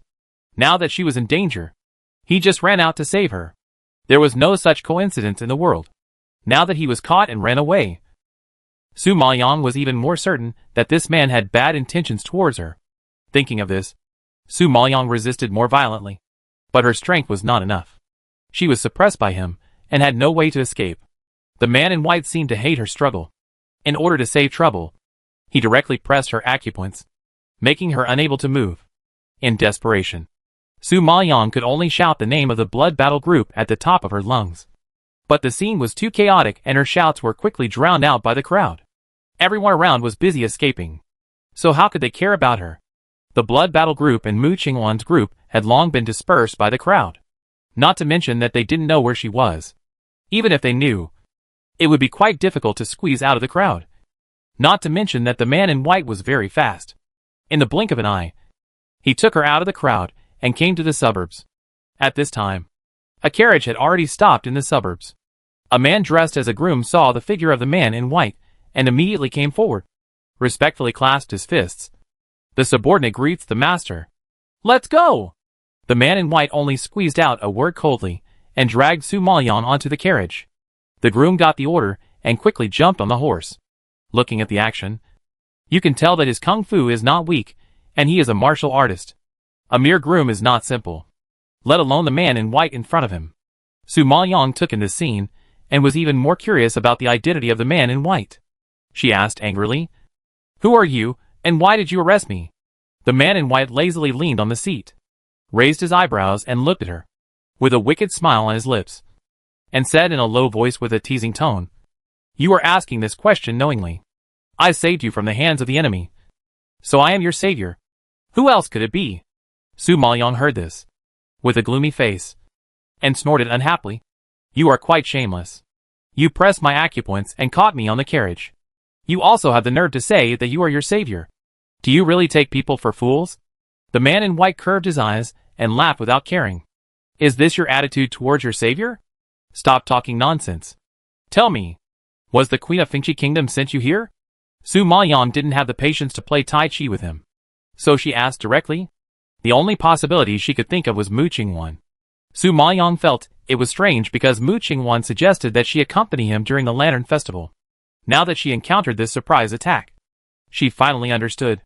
Mu Qingwan chose to take action on such a festival just to create chaos and take her life. Even if Jun Haotsong knew about it later, she could still distance herself from it. It was so chaotic at that time that she couldn't take care of herself. So how could she take care of Su Maoyang? This should be the best opportunity to kill her. And Mu Qingwan naturally couldn't miss it. Therefore, the man in front of him is most likely Mu Qingwan's man. Otherwise, they don't know each other and have no grudges. So why do they want to arrest her? The man in white received Su Maoyang's questioning gaze. His mouth curled up. His expression jumped into disdain, and he sneered in a low voice. "Mu Qingwan? Ha! She is not qualified yet." Su Maoyang was shocked when he heard this, and he couldn't help but frown. What he meant by this was clearly that he looked down on Mu Qingwan. Mu Qingwan is the Queen of Fengchi Kingdom after all. He even looked down on the Queen. This man is too arrogant. Just when she was shocked, the man in white continued, "If I was sent by her, you would have died on the street. Why wait until now?" Su Maoyang can basically be sure from his words that the group of black-clothed people who chased her just now should be Mu Qingwan's people. However, from his tone, it seems that he knows the grudge between her and Mu Qingwan very well. Realizing this, Su Maoyang's face darkened, and he stared at him warily. "Since you are not hers, why did you arrest me?" She didn't remember provoking such a person before. "Don't be nervous. Since I saved you, I won't kill you. As for why I arrested you, it's my business. You don't need to know." The man in white raised his eyebrows and replied coldly. The arrogant attitude made Su Maoyang speechless. But there was nothing he could do. "You should know that I am Yunlu Emperor's man. You arrested people in his territory. Aren't you afraid that he will investigate?" Su Maoyang was unable to move now. There was no way to get out. He could only bring Jun Haotsong out. However, when he heard the words of Yunlu Emperor, he still didn't change his face and sneered. "If you want to investigate, wait until he finds you." Su Maoyang found that this person was unyielding and fearless. He didn't even take Mu Qingwan and Jun Haotsong seriously. He was full of innate arrogance and dignity, which was really shocking. She couldn't help but worry. What purpose does such a simple person have? But there is one thing she can confirm. The man in white will not hurt her life. On the contrary, he may be able to use her. So, her current situation is safe for the time being. At this time, Su Maoyang brainstormed for a while, guessed various reasons, and tried all kinds of ways to escape. But she didn't notice that the man in white was staring at her intently at this time. The dark pupils, like the abyss, high complex emotions. Perhaps he was a little fascinated. When Su Maoyang frowned in confusion and met his eyes in confusion, he suddenly woke up. When Su Maoyang saw the scene, some strange emotion surged in his heart, and he was even more confused about the man in white. Just when Su Maoyang looked at him in confusion, He suddenly straightened his face and asked seriously, "Who are you?" Su Maoyang was asked inexplicably, staring at him in surprise, and suddenly felt speechless. "You don't even know who I am. You catch me? Are you kidding me?" Chapter 843 Return to Shiyu City. Su Maoyang took a breath speechlessly when she heard such words, and her face was very ugly. He asked her who she was, and she wanted to ask who he was. She was caught on the carriage inexplicably, and had a lot of questions about him. But he asked her who she was instead. Is this man a psychopath? The man in white was silent in the face of Su Maoyang's anger, staring at her for a while, and then retracted his gaze indifferently, as if nothing had happened. He closed his eyes and rested, making Su Maoyang look confused. This was the first time Su Maoyang met such a strange person. Not only did he suddenly give her a valuable gift, but he also rescued her from the enemy. It seemed that he was helping her, but now he kidnapped her again. It is hard to tell whether he is an enemy or a friend. What a contradictory person. Now, seeing that he closed his eyes and stopped talking, Su Maoyang felt like something was stuck in his throat and frowned in depression. After saying so much, I didn't get any useful information from him. It can be seen that this person is quite cautious. It is almost impossible to dig out the truth from him. Realizing this, Su Maoyang knew that it would be useless to confront this person head-on. He could only try to calm himself down and think of other ways to escape. If you don't want to suffer, give up this idea. Just as Su Maoyang was racking his brains, a word floated from the opposite side. At this time, he still closed his eyes, but as if he knew Su Maoyang's thoughts. He pointed out Su Maoyang's thoughts. Su Maoyang's heart was shocked, and his eyes flashed with surprise. This man is too smart. It is indeed not easy to escape now. Thinking of this, she had no choice but to endure it and see what he was going to do before making plans. Thinking of this, Su Maoyang was too lazy to bother, so she closed her eyes and rested. At this time, the man in white opened his eyes again, looking at Su Maoyang's face with deep eyes. His expression was solemn and his eyes were complicated, making it difficult to see his thoughts. In this way, the two of them took a carriage and drove for a day and a night, and finally arrived at their destination. It was not difficult for Su Maoyang to guess the intention of the man in white. The reason why he used a carriage to travel was probably to avoid being seen by others. If he used a spirit beast, it would be too ostentatious, and he might become a target and expose his identity. And putting her in the carriage, where no one could see her and she would not attract other people's attention, was the safest and most reliable method. Su Maoyang was still thinking when the coachman's voice came from outside. "Master, we're here." The man in white opened his eyes slightly when he heard this. He was worried that Su Maoyang might make some small moves. He looked at her worriedly, then stretched out his hand to pull her into his arms, and carried her out of the carriage. Su Maoyang was acupunctured by him, and couldn't move, being held like this by him. She was very disgusted in her heart and growled angrily. "Hurry up and untie my acupuncture points. I can walk by myself. Just in case, you have to bear it for a while." The man in white ignored her objection, held her, and strode towards the gate of the mansion. He knew that this woman was full of bad water, and was as smart as a fox. If he was not careful, she would take advantage of him. So, for the sake of safety, it would be better to carry her in. Su Maoyang was so angry that her face turned pale when she heard this. But she could do nothing about it. Who made her inferior to others in strength? So she could only be slaughtered. Suppressing the anger in her heart, Su Maoyang could only observe the surrounding environment calmly. If she wanted to escape, she naturally had to know where she was first. However, when she looked up, she was immediately attracted by the three big words City Lord's Mansion on the top of the gate in front of her. Just when she felt familiar, the man in white had already carried her in. As soon as she stepped into the gate, the familiar scene came to her face, shocking Su Maoyang's face and widened her eyes. Isn't this the border city of the Yunlu Dark Domain? Shiyu City. At the beginning, when she first arrived in the Nine Nether Realm, she was unfamiliar with the place and didn't know where Jun Haotsong was. Nor did she know that he was the Emperor of Yunlu.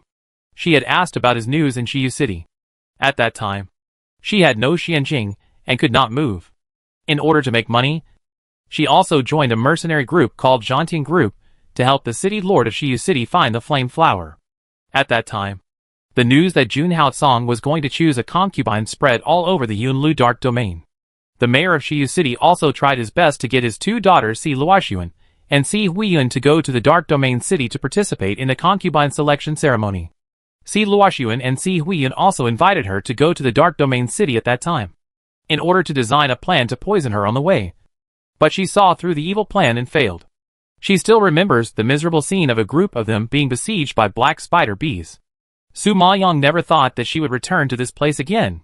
This is the border of the Yunlu Dark Domain. Why did the man in white bring her here? Just when Su Maoyang was puzzled, the man in white directly faced the housekeeper, who opened the door and coldly ordered, "Call your city lord out." The butler received the order, nodded quickly, turned around and ran towards the hall. At this time, there were many people sitting in the hall. The city lord was still meeting guests, but suddenly saw the old butler running in with a nervous face, shouting loudly, "Master! Master!" The city lord was meeting guests, and was suddenly interrupted by him. He frowned with displeasure and scolded, "What's the matter? You are so flustered. Don't you see there are guests here?" The old butler lowered his voice and reminded anxiously, "Master, Mr. Mo Xian is back." Hearing this name, the city lord was frightened and his face froze. His angry expression suddenly froze. After a second of stunned, he quickly got up, walked out of his seat in a panic, and angrily blamed, "Asshole! Why did you report it now?" Meng Lichuan, who was in the guest seat, saw that the city lord was actually planning to leave them alone. He was shocked and immediately stood up and called him, "Lord City Lord, what are you doing?" The city lord heard this, and then remembered that there were guests in the hall. He stopped suddenly and raised his hand to comfort everyone with an anxious look. "I'm really sorry. I will host a banquet for you another day to thank you for your help. Butler, you send the brothers of Zhang Tian group out."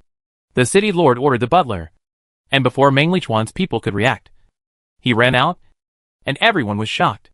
The city lord is also a man in his 40s, doing things steadily and having a deep personality. They have never seen him lose his composure like this. It's incredible. After receiving the order, the old butler also quickly stretched out his hand to lead the way for everyone in Zhang Tian group. Jiang Shuling, who was beside Meng Lichuan, saw this scene and grumbled in dissatisfaction. "We haven't even received the Xianjing yet, and now they are asking us to come back another day without even a word of explanation. This is really too much." Meng Lichuan was afraid that she would cause trouble, so he couldn't help but remind her, "Forget it. Say less. The city lord will not default on his debt, and will definitely give us the commission." Chapter 844 Met an Acquaintance. Jiang Shuling heard him say this.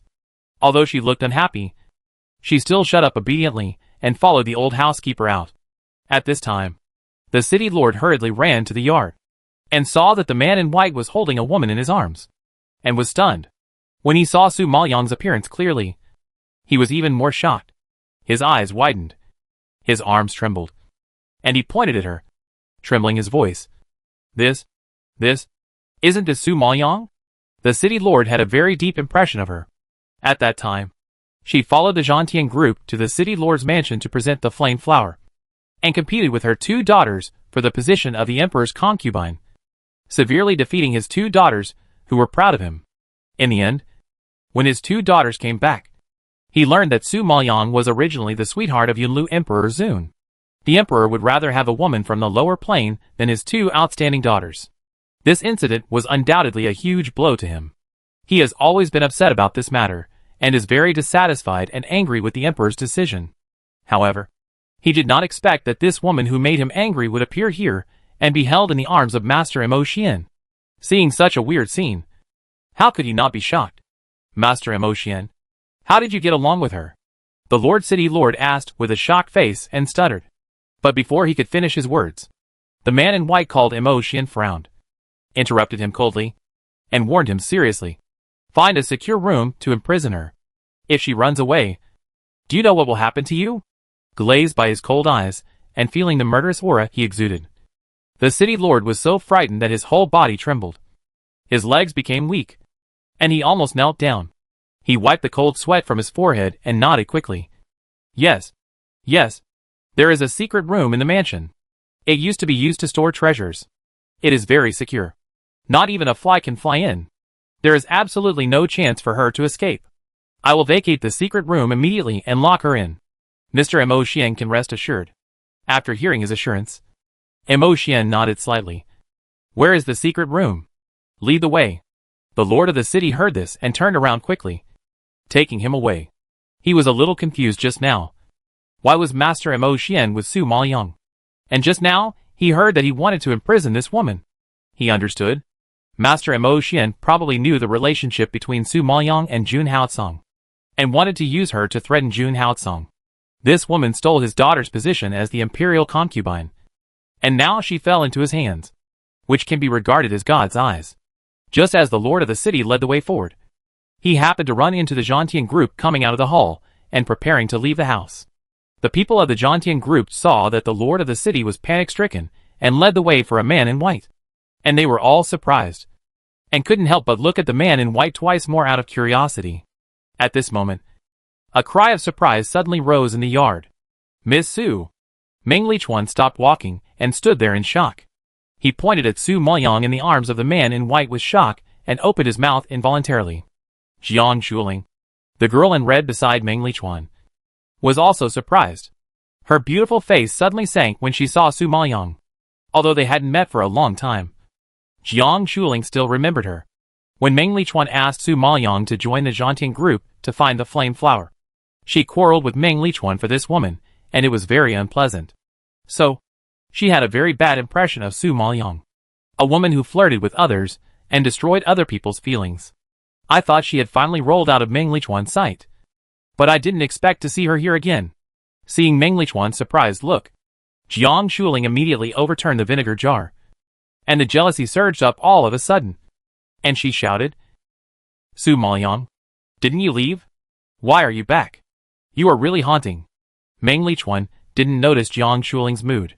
He looked at Su Maoyang in surprise, and suddenly he felt the joy of reuniting with his good friend after a long separation.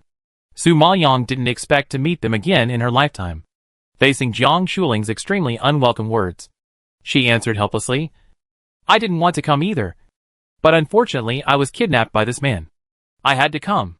Meng Lichuan heard that she was kidnapped by the man in white, and saw that her hands were still wrapped in white cloth, which showed that she was seriously injured. His heart was shocked, and he angrily scolded the man in white. What did you do to Miss Su?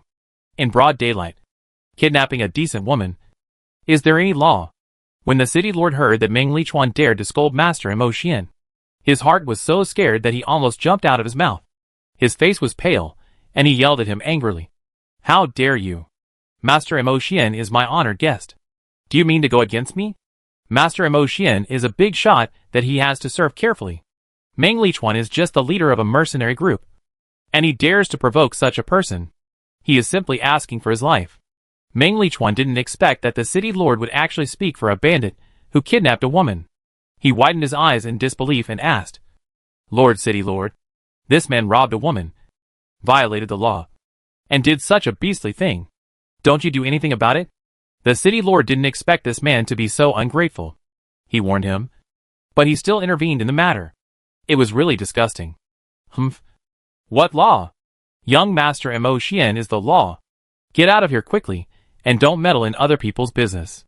Seeing that the city lord was angry, Jiang Shuling beside him grabbed him and gently advised, Brother Lichuan, this is the city lord's business. It has nothing to do with us. We should stay out of it. Besides, the city lord is not someone who can't tell right from wrong. Su Maoyang was caught by someone because she must have made some mistake and offended someone. A woman like her who flirts with other men and plays with men's feelings everywhere is not worthy of sympathy. She deserves to be punished. Jiang Shuling was very happy to learn that Su Maoyang was trapped. She had long been fed up with this woman. Now that someone helped her punish Su Maoyang, she was naturally happy to see it happen. She was looking forward to it. At that time, she was so arrogant, and now she has fallen into such a miserable end, which is simply what she deserves. Hearing Jiang Shuling's words, Meng Lichuan frowned unhappily. We were able to get so much commission at the beginning, and it was all thanks to Miss Su who found the flame flower. She has done us a favor. How can you humiliate her like this? Brother Lichuan, I am just talking about the matter. If she didn't provoke her, why would she be arrested? Are you intervening in the affairs of the Lord City Lord now? Are you going to implicate all of us for a woman? Jiang Shuling was furious when she saw Meng Lichuan worried about Su Maoyang.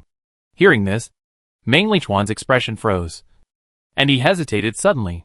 Of course, they couldn't afford to offend the Lord City Lord. If he offended the Lord City Lord, it would probably implicate the Zhanting group.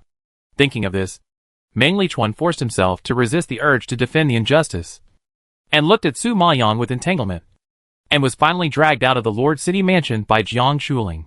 Chapter 845. Discovering his identity.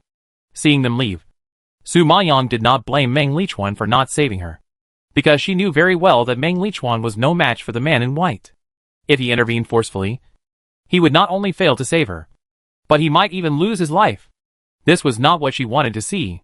The lord of the city heaved a sigh of relief when he saw the Zhan Tian group leave. He carefully observed the expression of Master Mo Xian. Seeing his cold face and the cold air emanating from his body, his back broke out in a cold sweat in an instant. He nervously explained, "Master Mo Xian. He is a rough man and does not know how to read people's expressions. You are a magnanimous person. Don't bother with him." Mo Xian just glanced at him coldly, with an impatient tone. "Lead the way." The lord of the city was so scared that he nodded repeatedly when he heard this, and trotted to lead him to the backyard. The secret room he mentioned was indeed tight. In addition to the door, there were no windows, only small holes for ventilation, so that people would not suffocate in it. However, even so, the furniture inside is still very complete, with tables, chairs, benches, beds, and decorations.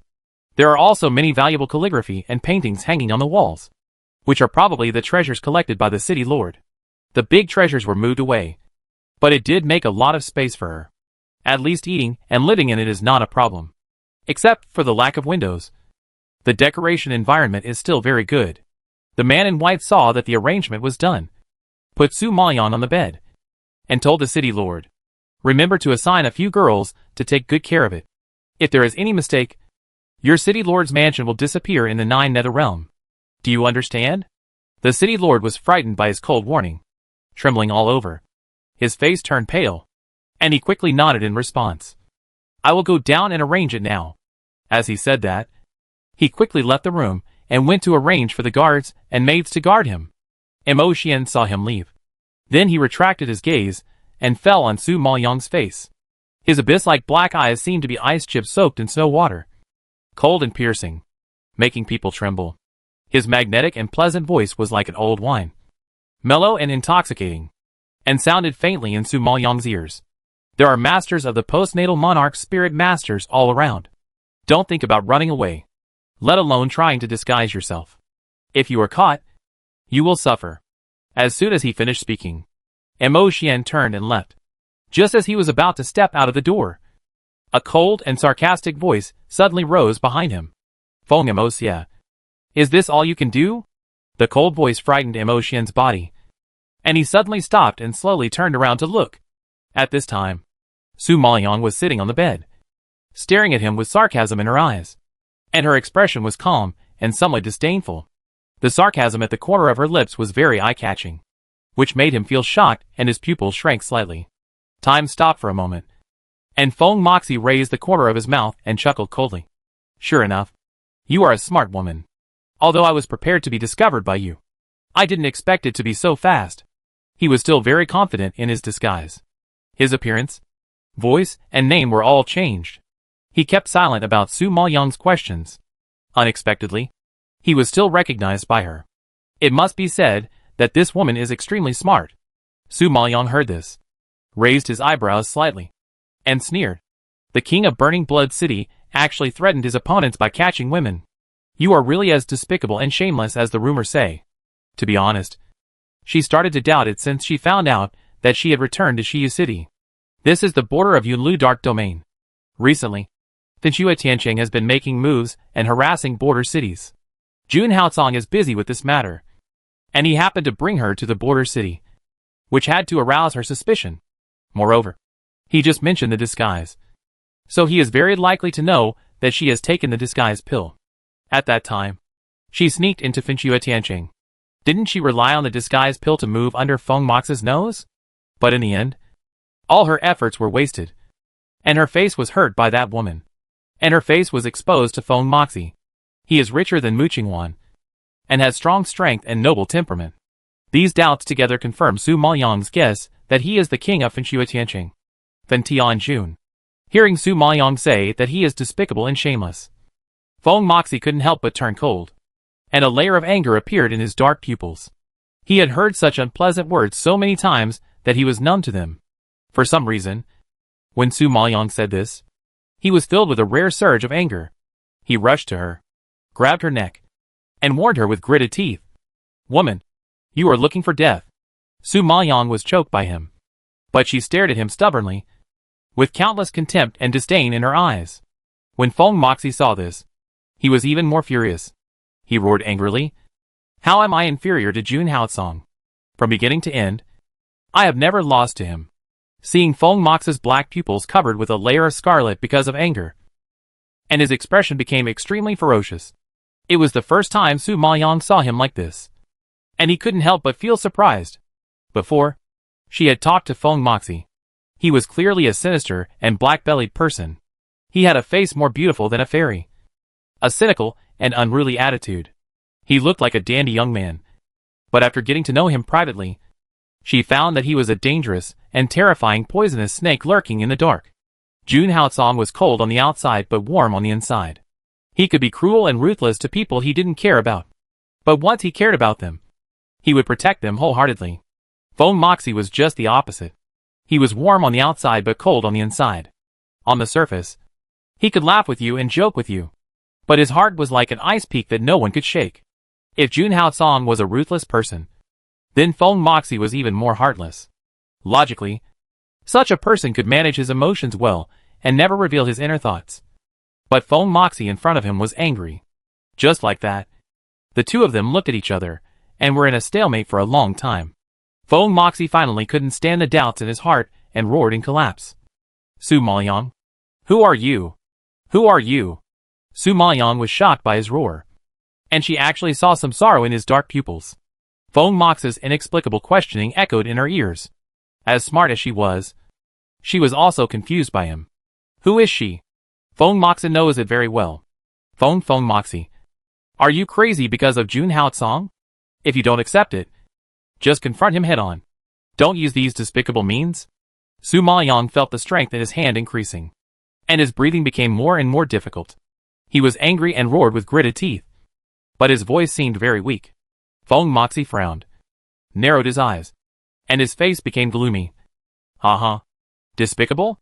Who said I caught you to threaten him?" Chapter 846. I can't understand Feng Moxie. Su Liang's heart skipped a beat when she saw those deep black eyes.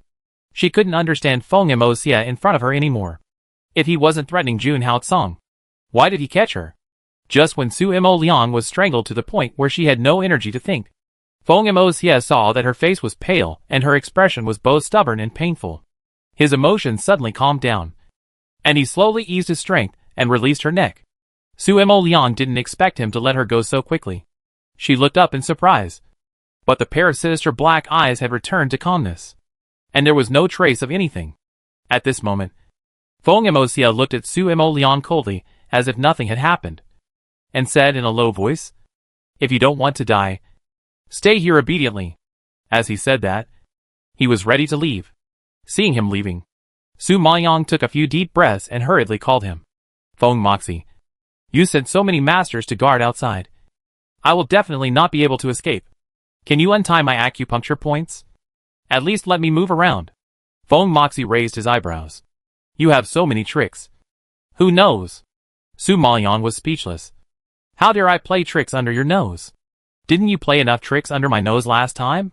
Feng Moxie obviously didn't believe her words. That was the first time he fell into the hands of a woman. This has become a stain and a joke in his life. Thinking of this, Feng Moxie was full of anger.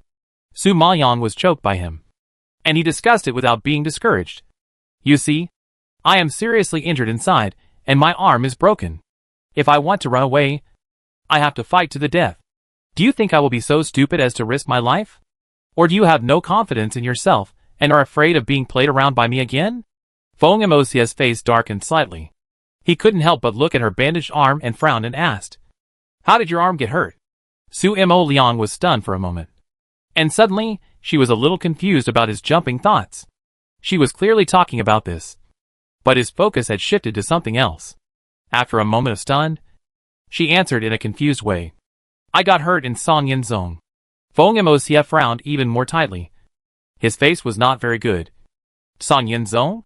Well, considering that I was injured and already very uncomfortable. Can you unblock the acupuncture points? Su Mo Liang couldn't force it with him. So she had to compromise and negotiate. Only if the acupuncture points were unblocked could she have a chance to escape. Otherwise she could not do anything. Although she had no hope for Feng Emosia. A heartless person. However, Feng Emosia, who had been silent for a moment, unexpectedly came over and tapped her twice quickly. His low voice was full of coldness. If you play any tricks again, be careful that I really can't control myself and kill you. After saying this, he turned around and walked out quickly. Su Mo Liang stared at his back in great surprise. And suddenly, he couldn't come back to his senses. At this time, Feng Emosia just walked out of the secret room. And he covered his chest with his hands, forcibly suppressing the pain in his heart. His face suddenly turned pale, and a layer of cold sweat appeared on his forehead. The surging emotions were like a tide, trying to drown him completely. The dark guard stationed at the door saw that Feng Emosia looked bad, and was so shocked that he immediately stepped forward and asked, Master, what's wrong with you? Feng Emosia pushed away his support, frowned, and scolded coldly, Keep an eye on Su Mo Liang, and don't take care of others. After saying that, he quickly calmed down and strode away, leaving the reprimanded secret guard stunned and shocked. Lord Fentian has always been powerful, and he has never seen Lord Fentian weak, which is really surprising. Su Maoyang in the room unblocked the acupuncture points, and finally could stretch his muscles and bones, and couldn't help but breathe a sigh of relief. She stood up and looked around, and couldn't help but sigh that the city lord was really cruel. This room was so tight that not even a fly could fly in. In addition, last time in Songyan sect, she forcibly borrowed the power of the old man Jinjuan, and her body was seriously injured. Now there are all postnatal monarch spiritual masters outside, who are several times stronger than SJS. If she uses her spiritual power again, she is afraid that she will lose her life before she runs out of the city lord's mansion, which is not worth the loss. Therefore, this time she must be smart and not reckless. Seeing that she was thinking hard but to no avail, the demon Martin in the space volunteered. Woman, my current strength is still enough to deal with the postnatal monarch spirit masters. Let me lead them away, and you take the opportunity to escape. Su Maoyang frowned and immediately dispelled his idea. There are too many masters outside, but with your own strength, you may be able to deal with one or two, but not necessarily a group. When there is a fight, it will definitely alert Feng Emosia. Your current strength is definitely not his opponent. Among the several spirit beasts in the space, only the demon Martin has the possibility of fighting. But she is really not sure to let the demon Martin take the risk. If Feng Emosia really catches it, according to his insidious and despicable means, he will definitely use the demon Martin to threaten her. At that time, she will not only have to think about how to escape, but also think about rescuing the demon Martin. And her situation will become more passive. Therefore, this method is absolutely unacceptable. Originally, she had thought of using the disguise pill to disguise herself as a maid serving her, and then escaped by stealing the truth. But Feng Emosia knew all her tricks and had just reminded her, so she would not be fooled a second time. So, after thinking about it, Su Mo Liang was actually somewhat helpless. She was in a state of panic here, and the Dark Domain City was facing a huge storm. Yuming Palace? Empress, I saw the Emperor coming to Yuming Palace. The maid ran in from outside in a hurry and reported loudly. Mu Qingwan was about to go to bed to rest, but when she heard about the Emperor, she immediately put on her clothes excitedly and walked to the hall with full expectation. This was the first time that Jun Haotsong took the initiative to come to her, except for the last time she met him at the state banquet, and because she framed Su Mo Liang for poisoning. She had never had the opportunity to see him. God knows, she was almost going crazy thinking about him. She could still bear it when she was in Fengchi country before, but now that she saw him with her own eyes, how could she control the intense emotions in her heart? Seeing that tall and majestic figure walking in from a distance, Mu Qingwan put on a gentle smile and immediately went to meet him. Emperor.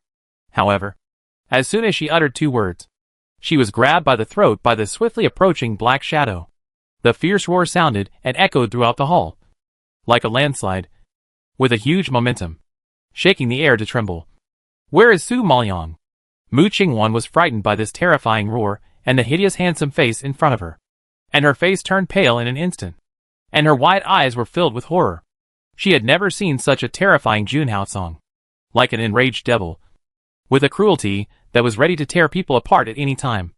The palace maids serving around were dumbfounded by this terrible scene, and all ran up to rescue. Empress! Chapter 847 Jun Haosong collapsed. The maid was no match for Jun Haosong. Before she could get close to Mu Qingwan, she was blown away by a powerful wave 2 meters away. There was a loud bang, shaking the earth and the sky. Several maids fell to the ground and died instantly. Mu Qingwan saw this horrifying scene, looked at the pair of rage-filled ice-blue eyes in front of her, and suddenly felt the fear of death. She knew that Jun Haosong really wanted to kill her. Realizing this, Mu Qingwan trembled and spoke with difficulty. "Emperor, you can't kill me. I am the queen of Fengqi Kingdom." She wanted to use her spiritual power to break free from his restraints. But although her strength was good, she was no match for Jun Haosong. Now she was suppressed by the powerful pressure he burst out, and she had no strength. Even struggling was very laborious, not to mention spiritual power. Mu Qingwan really didn't expect that Jun Haosong would attack her right after they met. Before she could even say anything, she was caught off guard and didn't even have time to prepare herself mentally. When Jun Haosong heard her words, his sinister pupils sparked with hatred, and he gritted his teeth and roared, his voice like thunder, rumbling all around. "Mu Qingwan, I don't care who you are. If you dare to touch Su Maoyang, there is only one end: death."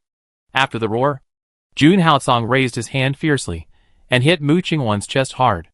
Mu Qingwan couldn't bear such an attack, and was unable to bear the load and shot out backwards, hitting the wall with a bang, and sliding to the ground. At this time, Mu Qingwan no longer had the noble elegance of a queen. At this time, she was as embarrassed as a stray dog, lying on the ground covered in blood. The pretty face was as pale as paper, and blood was gushing out of her mouth, like a vampire. Mu Qingwan would never have thought that Jun Haosong would really kill her like this for a woman. "I'll give you one last chance. Where is Su Maoyang now?" Jun Haosong lowered his voice and tried his best to suppress his surging anger. When he thought of Su Maoyang's whereabouts and life and death, he couldn't control himself and wanted to cut Mu Qingwan into pieces. Hearing this, Mu Qingwan, who was beaten limp, suddenly pulled a sarcastic sneer. She raised her head slightly. Tears slid down from the corners of her eyes. Her pale face was full of sorrow, and she immediately let out a series of miserable laughs. Ha ha ha ha ha ha ha.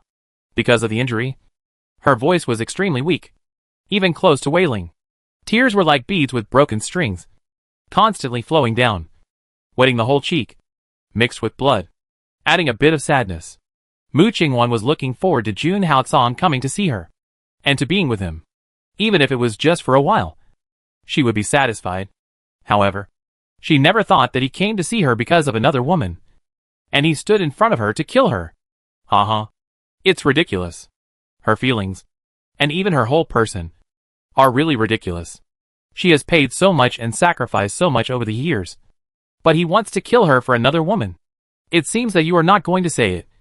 Then I can only send you on your way. Jun Haosong's suppressed anger finally broke out, and his palm suddenly lingered with fierce spiritual power, ready to slam down on Mu Qingwan's head.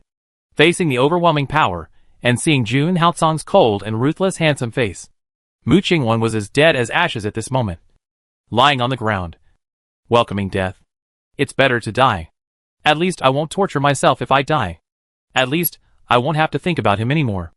At least I won't be heartbroken for him, since the love started because of him. It might be a good ending for him to end it himself. Seeing that Jun Haosong was about to kill Mu Qingwan, he heard a frightened roar behind him, and suddenly raised his head. "Sire, you must not do that." A graceful figure rushed to Mu Qingwan like an arrow from a bow, and shouted in horror, "Sire, you are crazy. She is the monarch of Fengqi Kingdom. If you kill her, Yunlu Dark Domain and Fengqi Empire will immediately go to war, and Fengxue Tiancheng will definitely take advantage of the situation. Yunlu Dark Domain will be attacked from all sides, and when the country is destroyed and the family is ruined, you will be the center of Yunlu Dark Domain. Jun Qingran's hoarse roar echoed throughout the hall, which stimulated Jun Haotsong to be furious. The spiritual power that had been ready for a long time was wrapped around his arm, making a terrifying sound. And his clenched fist was even more blue because of anger. At this time, Jun Yueya and several envoys from Fengqi Kingdom were also attracted by the movement caused by Jun Haotsong. As soon as everyone came in, they saw corpses everywhere. Even the Empress of noble status was beaten to the ground by Jun Haotsong. She was covered in blood. Everyone was so scared that their faces changed. It was as if a thunderbolt hit their heads, and their hearts seemed to jump out of their throats. "Singer, what are you doing?" Jun Yueya saw the scene, and his heart was shocked. He roared in disbelief. Jun Haotsong's eyes were cold, and his voice seemed to float out of hell. It was filled with a sinister aura, squeezed out from his lips and teeth, and with overwhelming hatred. It shook instantly. "I warned her not to have any ideas about Su Moyang. But she killed her. If Su Moyang has any accident, not only the Empress of Fengqi Kingdom, but also the entire Fengqi Kingdom will be buried with her." The two words "buried with" carried a torrential force, and instantly rippled around Jun Haotsong. Everyone standing nearby was accidentally knocked away, and even Jun Qingran and Jun Yueya fell to the ground, seriously injured. Jun Qingran did not expect Jun Haotsong to be so angry that even she and Jun Yueya were affected.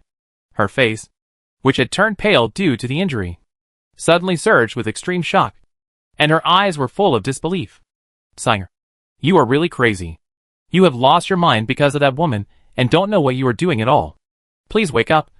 Do you really want to see the destruction of Yunlu Dark Domain for a woman? Do you really want to see the people of Yunlu Dark Domain become slaves because of Su Moyang?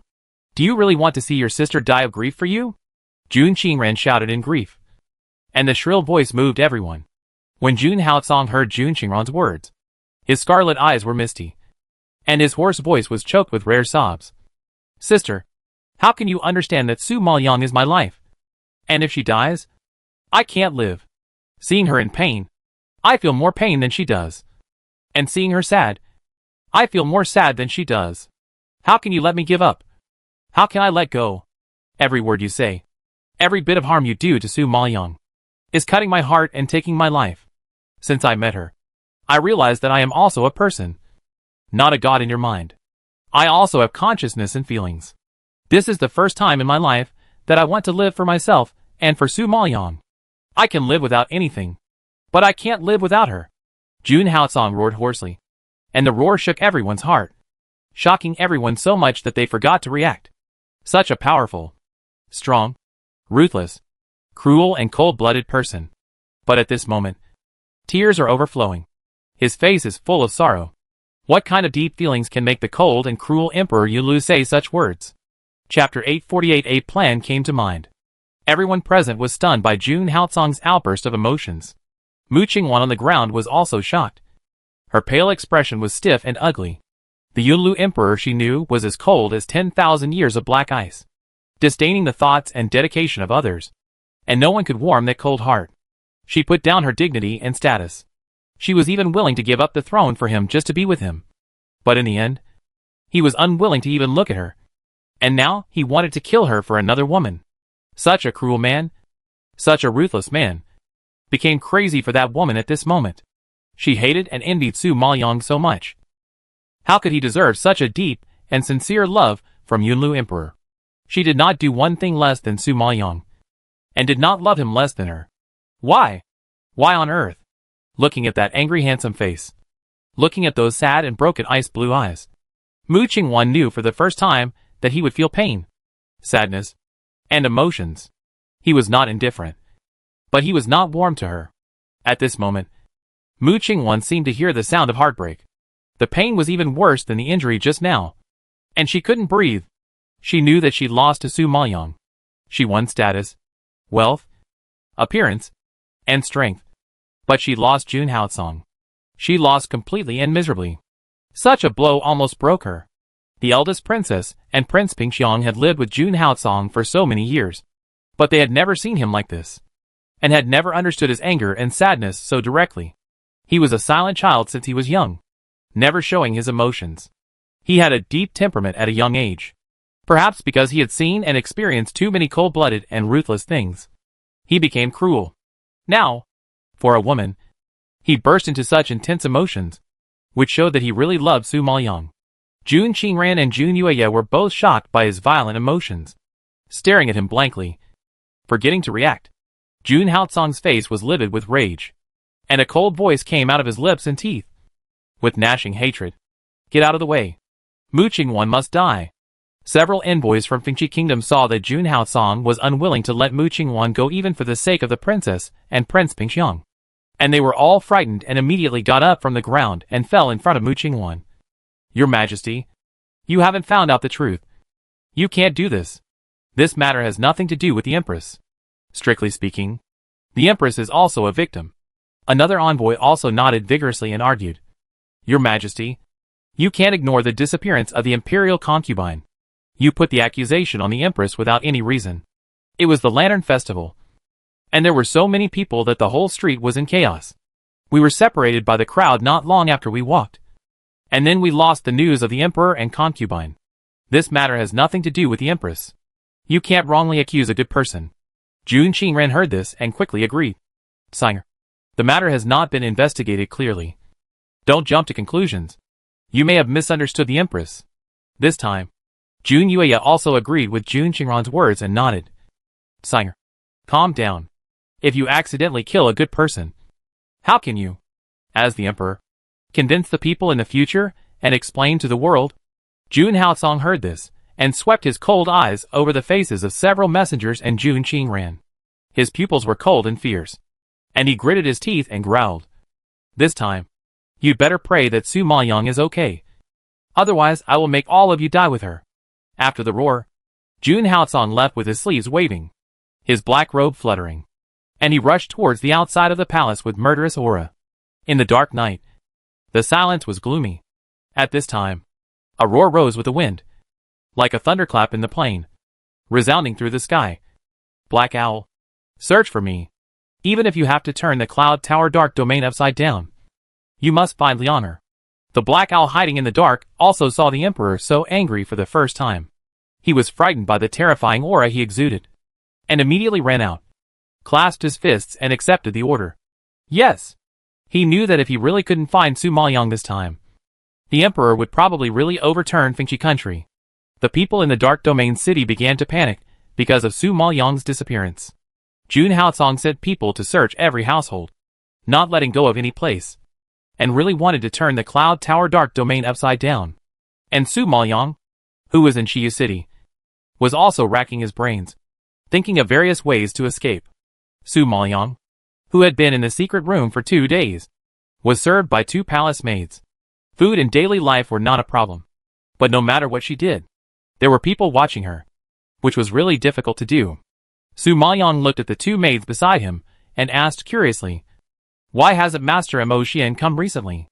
The 2 maids didn't notice Su Maoyang's intention and answered honestly. Master Mo Xian has been out of town recently and is not at home. Su Maoyang's eyes lit up when he heard this. After pondering for a moment, he suddenly had a plan. Suddenly, she covered her chest in discomfort and retched twice. The 2 maids were startled and asked nervously, Miss, what's wrong with you? Su Maoyang murmured weakly, maybe the secret room is too stuffy. I feel chest tightness and shortness of breath, and my whole body is weak. The 2 maids looked around and had to admit that the secret room was indeed too stuffy. There was not even a window for ventilation. No wonder people felt chest tightness and shortness of breath. Su Maoyang frowned uncomfortably and stood up slowly. But as soon as she stood up, she fell to the ground, scaring the 2 palace maids into a panic and immediately stepped forward to help her up. Miss, are you okay? Don't scare me. Su Maoyang was helped to the bed by the 2 of them. She moved her lips exhaustedly. It's too stuffy in here. I was seriously injured before, and my body is uncomfortable. I can't breathe fresh air. I'm afraid I will suffocate to death. The 2 maids were very embarrassed.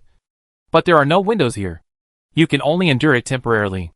Su Maoyang looked around and said weakly, can I walk around the garden? Just 1 circle. And get some fresh air? It's too uncomfortable to be stuffy like this. Hearing this, the 2 maids looked at each other and couldn't make up their minds. If they let her out without Mr. Mo Xian's consent, they would definitely be punished. But Mr. Mo Xian has told me to take good care of you. I can't do anything about it. The two maids shook their heads in embarrassment. Su Maoyang was persistent in negotiating. I'll just go out for a cup of tea and come back soon. Besides, a group of postnatal monarch spiritual masters are guarding the city lord's mansion. I'm so weak now that I can't escape even if I want to. But, the maid frowned, still worried, seeing that they were still hesitating. Su Maoyang couldn't help but touch his forehead and groan in pain. Master Moshwan asked you to take good care of me. If I fall ill and something goes wrong with my body, can you bear the responsibility? Su Maoyang asked weakly while rubbing his forehead. Chapter 849, Enemies Meet Again. If I fall ill, it's definitely because you won't serve me. When Master Mo Xian investigates, you will definitely be blamed. Su Maoyang pretended to be exhausted and reminded her in a serious tone, which frightened the two maids so much that their faces turned pale.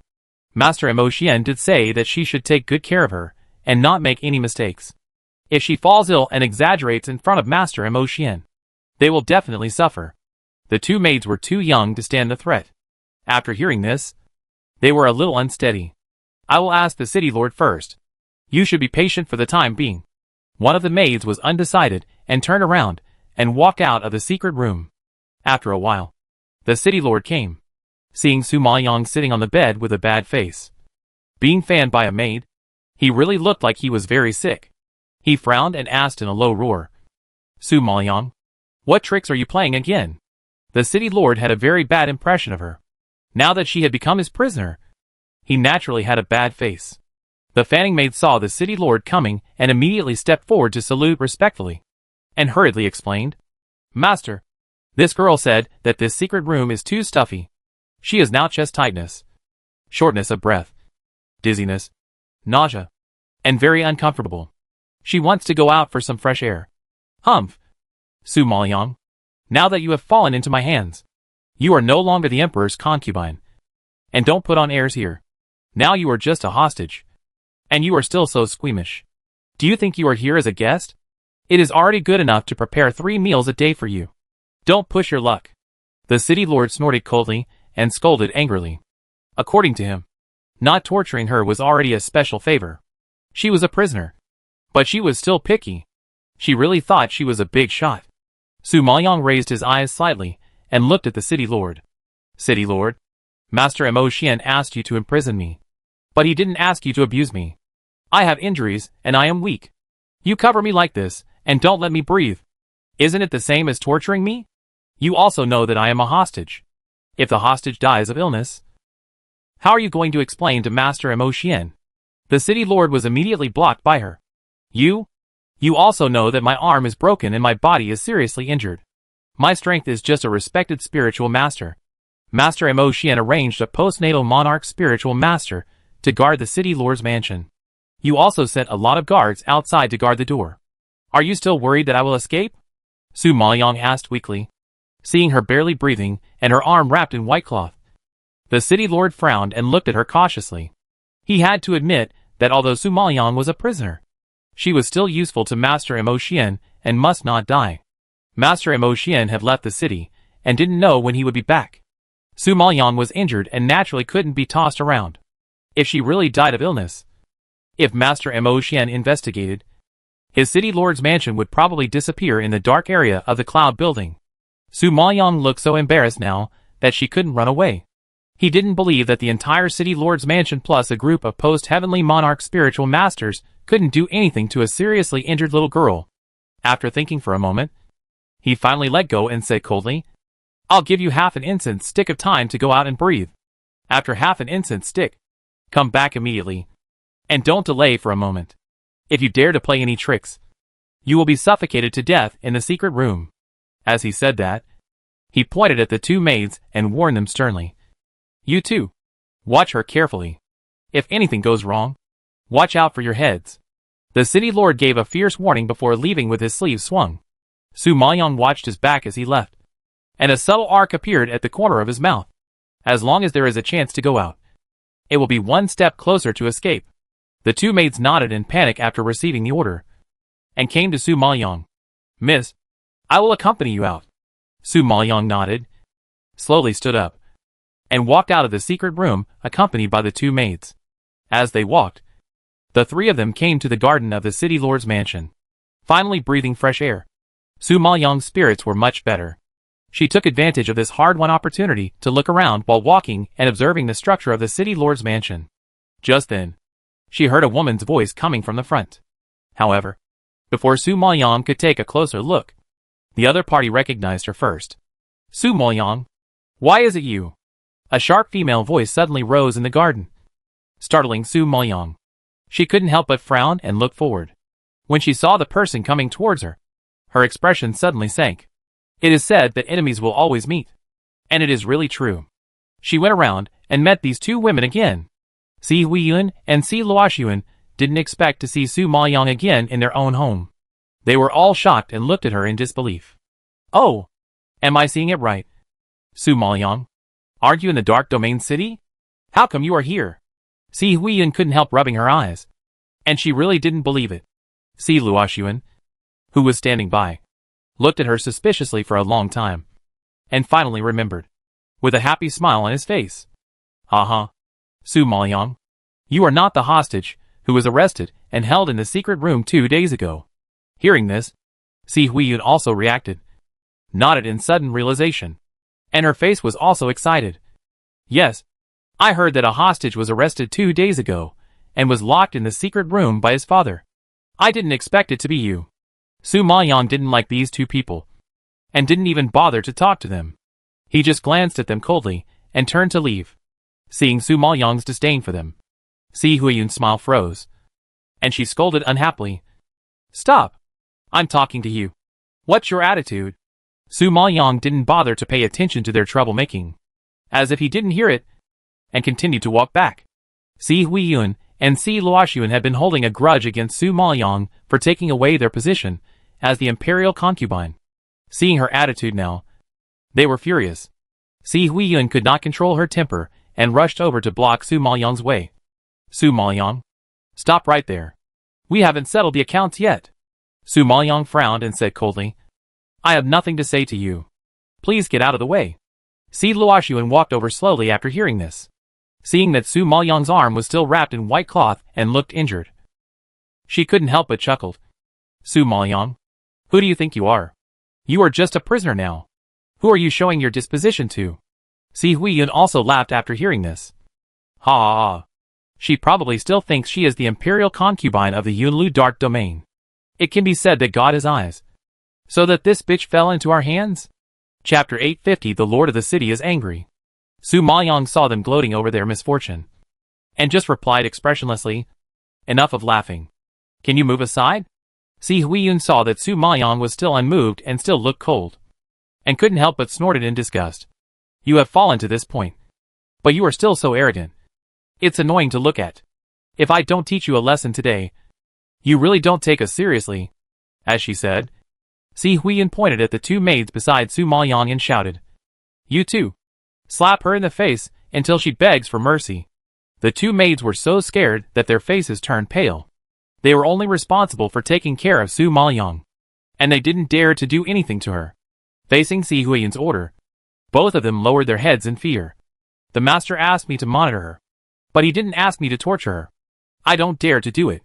Si Huiyun didn't expect the maid in the mansion to be so useless. She was so angry that she gnashed her teeth and shouted angrily. She is just a prisoner now, and you dare not do anything. Two useless things. Get out of here. I will teach her a lesson myself. As soon as the roar fell, Si Huiyun pushed the maid away, strode forward, raised her arm, and slapped Su Maoyang's face hard. Seeing that the slap was about to fall on Su Maoyang's face, the two maids widened their eyes in shock.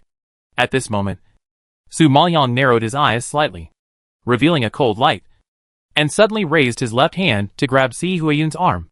Si Huiyun didn't expect that she would dare to resist even in such a horrible state. She was shocked and immediately planned to attack with her spiritual power. Unfortunately, she was no match for Su Maoyang. Before she could pull out her arm, Su Maoyang pushed her arm out with force. With a crisp sound, her arm was broken. Ah! At this moment, a scream suddenly rose in the garden, frightening the two maids.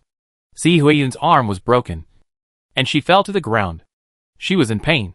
Her face wrinkled, and her pale face soon sweated profusely. It was obvious that she was seriously injured. Si Luoxuan didn't expect Su Maoyang to be so bold. He couldn't protect himself, but he dared to make trouble. He even broke Si Huiyun's arm cruelly. He roared in anger. Su Maoyang, you are so presumptuous. How dare you kill my sister? Su Maoyang raised his eyebrows and stared at her coldly. She attacked me first. I was just defending. What? Do you want to help her? I don't mind breaking another one. Si Luoxuan was choked by her and blushed. You? As an alchemist, she had a poor talent in spiritual power. Even Si Huiyun was not Su Maoyang's opponent, so it was even more impossible for her to get the upper hand. Seeing Su Maoyang's arrogant attitude, Si Luoxuan's cheeks were irritated and reddened. She couldn't bear it anymore and said, Good Su Maoyang, if I can't deal with you today, I won't be surnamed Si. As she said that, she turned her head to look at the maid behind her and angrily ordered, Go and find the master immediately. Go! The maid got the order and turned around and ran towards the city lord's yard. The city lord was still resting, and suddenly heard the maid report something urgent, and put on his clothes unhappily and walked out. Aren't you Sunur's maid? What's the matter with you in such a hurry? The maid saw him coming out, and hurriedly saluted, and reported anxiously, Master, go to the garden and take a look. The second lady is almost beaten to death by that Su Maoyang. What? The city lord was shocked when he heard this, and frowned immediately. What did you say? Say it again. The maid reported everything. Just now, the eldest lady and the second lady were walking in the garden and met Su Maoyang, who knew that Su Maoyang attacked the second lady without knowing the truth. The second lady's arm must have been disabled by her. What? How unreasonable. When the city lord heard this, he was furious and rushed out of the hall and ran straight to the garden. If Si Huiyun's arm was disabled, wouldn't she become a disabled person in the future? Although there was no hope of becoming an imperial concubine, he still hoped that she could marry a good family. With Si Huiyun's beauty, strength and the power of his city lord's mansion, it would not be difficult to find a good family. But if she became disabled, her life would be ruined. Realizing this, the city lord quickly rushed to the garden. As soon as he stepped into the garden, he saw Si Huiyun being supported by a maid, with her left hand pressing on her right hand. Her face was pale with pain, and she could only groan in pain. Seeing this scene, the city lord opened his eyes in anger and roared fiercely. Su Maoyang, you are so brave. She was a hostage, but she dared to attack his daughter. She was really bold. Si Luoxuan saw her father coming, and her angry expression finally showed joy. No matter how powerful Su Maoyang was, she was not as powerful as her father. As long as her father showed up, Su Maoyang would be tortured today. Thinking of this, Si Luoxuan calmed down. A touch of satisfaction flashed across his eyes, and he hurriedly said to the city lord, Dad, Su Maoyang is too bullying. He just broke Yun'er's hand. You have to make a decision for Yun'er. The city lord was so irritated by Si Huiyun's miserable state that he blew his beard and glared at Su Maoyang with fierce eyes. His face was shaking with anger. Su Maoyang, you bitch. I'm already doing you a favor by letting you come out to breathe. But you actually broke my daughter's arm. If I don't teach you a lesson today, I can't get rid of the hatred in my heart. As he said that, the city lord suddenly burst out with powerful spiritual power and slapped Su Maoyang. The city lord's strength is at least at the level of a Jun Lingshi, and Su Maoyang is now only a peak Zun Lingshi. Because she was seriously injured, it was naturally very difficult for her to take his palm. After 2 or 3 rounds, she was forced to retreat several meters. In a moment of carelessness, her bandaged right hand was immediately hit, and the wound was torn, oozing blood. Seeing Su Maoyang being forced into a mess, Si Luoxuan curled her lips in a happy mood and raised a satisfied smile. She had long disliked Su Maoyang. She had been protected by Jun Haotsong before, so she could not do anything to him. Now that Su Maoyang had finally fallen into her hands, she had to settle the previous accounts. However, just as Si Luoxuan was excited, a cold voice suddenly rose from behind her, like a storm in the cold winter, with a fierce energy rushing towards her. Assholes! What are you doing? The city lord trembled when he heard the voice, and immediately stopped his movements and turned around quickly. Seeing Feng Emosia approaching quickly from a distance, the city lord immediately restrained his fierce expression and complained loudly in an angry tone. Mr. Emotian, This Su Mo Liang is too arrogant and presumptuous. She just broke my daughter's arm. I was just about to teach her a lesson. Otherwise, she really thinks she is still in the Dark Domain City, and is still a noble imperial concubine. The city lord knew that Feng Emosia and Jun Haotsong had always been mortal enemies. And the last time they fought, Feng Emosia fell into Su Mo Liang's hands. He must hate this woman. If he could not use her to threaten Jun Haotsong, Feng Emosia would have cut Su Mo Liang into pieces. Now that she is so presumptuous, Feng Emosia will definitely not let her go. Chapter 851. Stunned by the beating. Hearing this, Feng Emosia frowned and looked at Su Mo Liang's arm that was bleeding. His eyes were slightly fixed, and his stern face suddenly darkened. He lowered his voice and asked coldly, "Did you hit her?" The city lord didn't understand what Feng Emosia meant.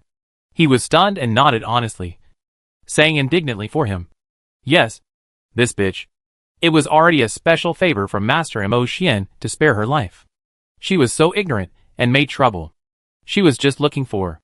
However, before he could spit out the word die, he was hit by a palm, and his whole body fell into the grass 3 meters away like a kite with a broken string.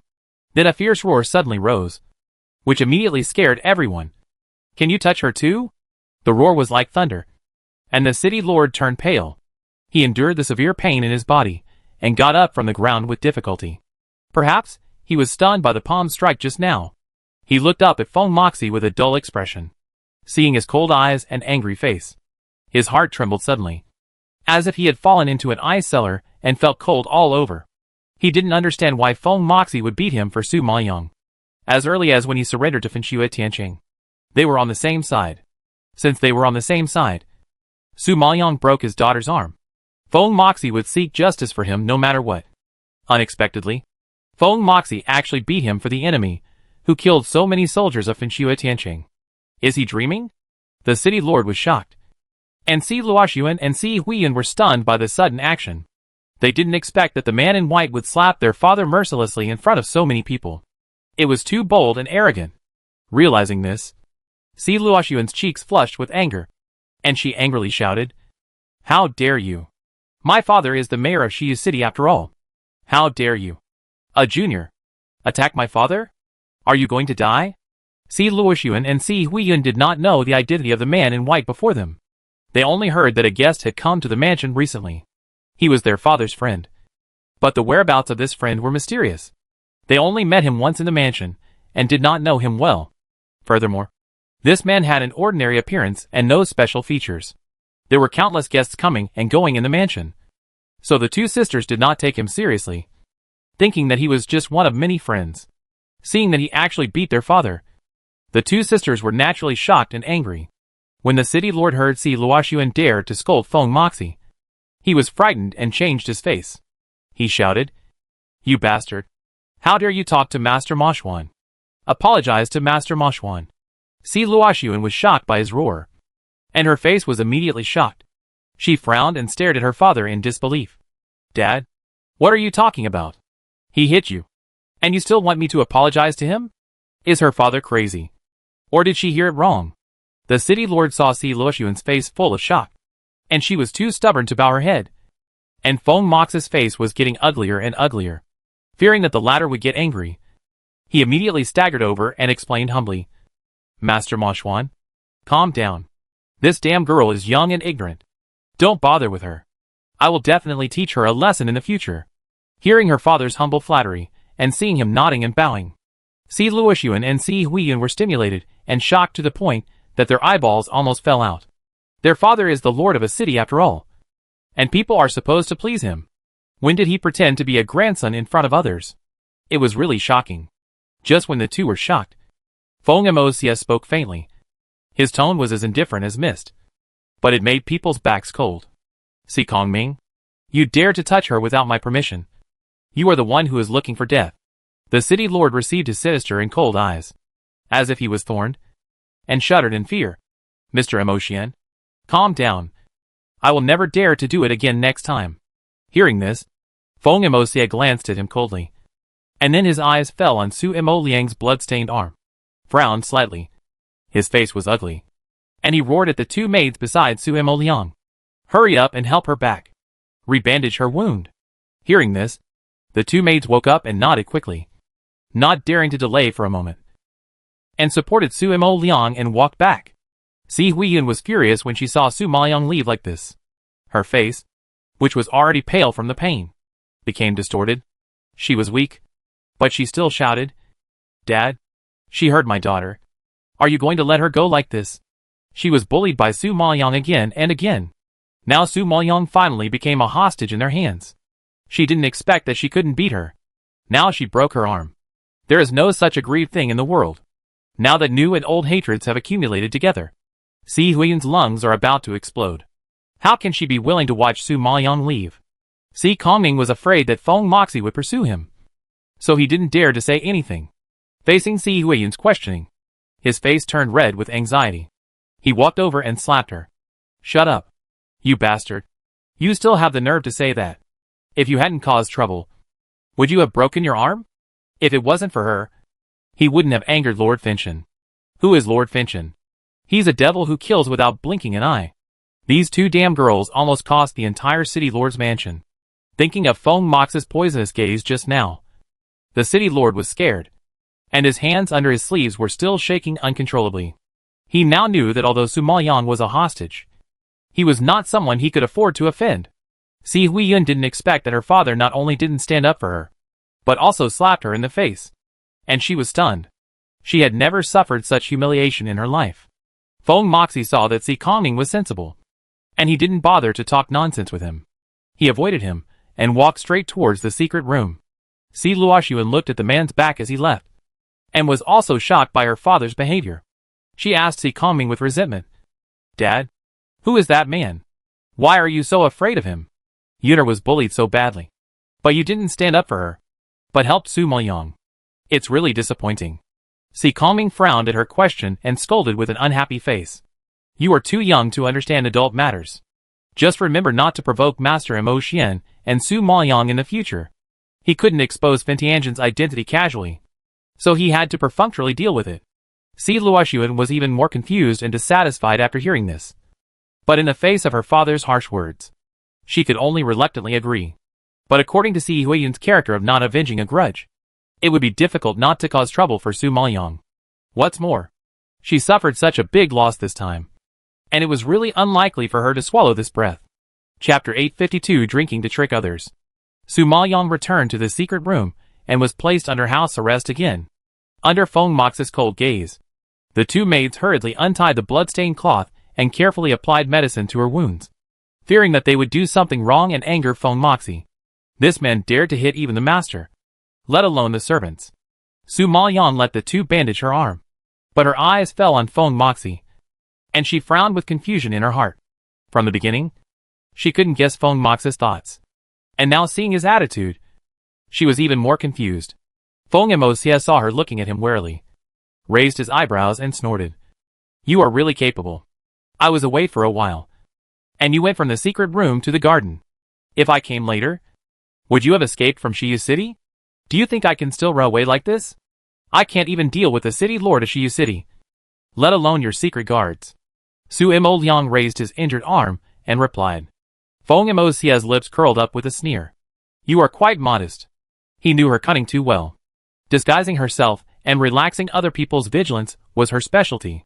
Seeing that Feng Mo Xie obviously didn't believe his words, Su Mo Liang was a little helpless. "How long are you going to keep me like this? This secret room doesn't even have ventilation. I will suffocate to death sooner or later." "Don't worry. You won't die. I'll take you away tomorrow morning," Feng Mo Xie replied coldly. Jun Haocong is now searching everywhere for Su Ma Liang's whereabouts. He is so fast and efficient that he will reach Shiyu City in the blink of an eye. Now that he has captured Su Ma Liang, the purpose of this trip has been achieved, so there is no need to stay any longer. Su Ma Liang was surprised when she heard that they were leaving here, and asked, "Where are you taking me?" "Of course, back to the Burning Blood City." Hearing this, Su Ma Liang was shocked and looked a little embarrassed. If she wanted to escape again in the Burning Blood City, it would be even more impossible. "I said, give up the idea of escaping. This time, my arm was injured, and it's hard to say next time." Feng Moxie saw through her thoughts at a glance and exposed her mercilessly. Su Maoyang was speechless and said unhappily, "Are you going to keep staring at me like this?" Feng Moxie raised his eyebrows, and a gleam of light flashed in his eyes. "If you don't behave again, then we will have to eat, live and sleep together. You dare?" Su Maoyang frowned and scolded angrily. "You can try." "Do I dare?" Feng Moxie stared at her condescendingly, with a very strong tone. Su Maoyang choked. This sinister man could do anything. If she ate, lived and slept with him, she would have no chance at all. Thinking of this, she suddenly fell silent. Feng Moxie saw that she was quiet, so he stopped talking. He stood there and watched the two maids apply medicine to her arm. After bandaging it, he turned around and walked out. Due to this incident, Feng Moxie increased the supervision. There were more guards standing outside the secret room, and the two maids had to go through very strict inspections when they entered and left. This time, not even a fly could fly in. Su Maoyang was in a state of panic here, and Meng Lichuan of the Jiantian group also tried his best to help her. In the evening, the sunset burned half of the sky red. The sun withdrew its dazzling light, and the sky gradually darkened. The restaurant in Shiyu City has started to get lively, and the guests who come to eat, drink and have a rest have gradually increased. Soon, the entire restaurant is full. The private rooms on the second floor were quickly reserved by the guests of Shiyu City. Si Junzi, the son of the city lord, is a wine lover and a gambler. He goes home drunk every day, and today is no exception. What's more, it's Meng Lichuan's treat today, so he won't drink if he doesn't. Ha ha ha. Brother Ming, why did you think of treating me to a drink today? Si Junzi asked with a surprised smile. Meng Lichuan poured wine and explained with a smile. The Jiantian group has always been taken care of by Mr. C. Whenever there is a mercenary mission, Mr. C likes to find our Jiantian group. Meng is very grateful. I heard that Mr. C likes wine, so Meng wants to drink with him until he is drunk to express his gratitude. Meng Lichuan's words were very pleasant to the ear, and immediately caused Si Junzi to laugh. Ha ha ha. Brother Ming, you are polite. Your Jiantian group is the first mercenary group in Shiyu City. It is famous for its speed, accuracy and ruthlessness. Who else can I find if not you? Si Junzi said this, but he couldn't wait to take the wine glass and took a sip.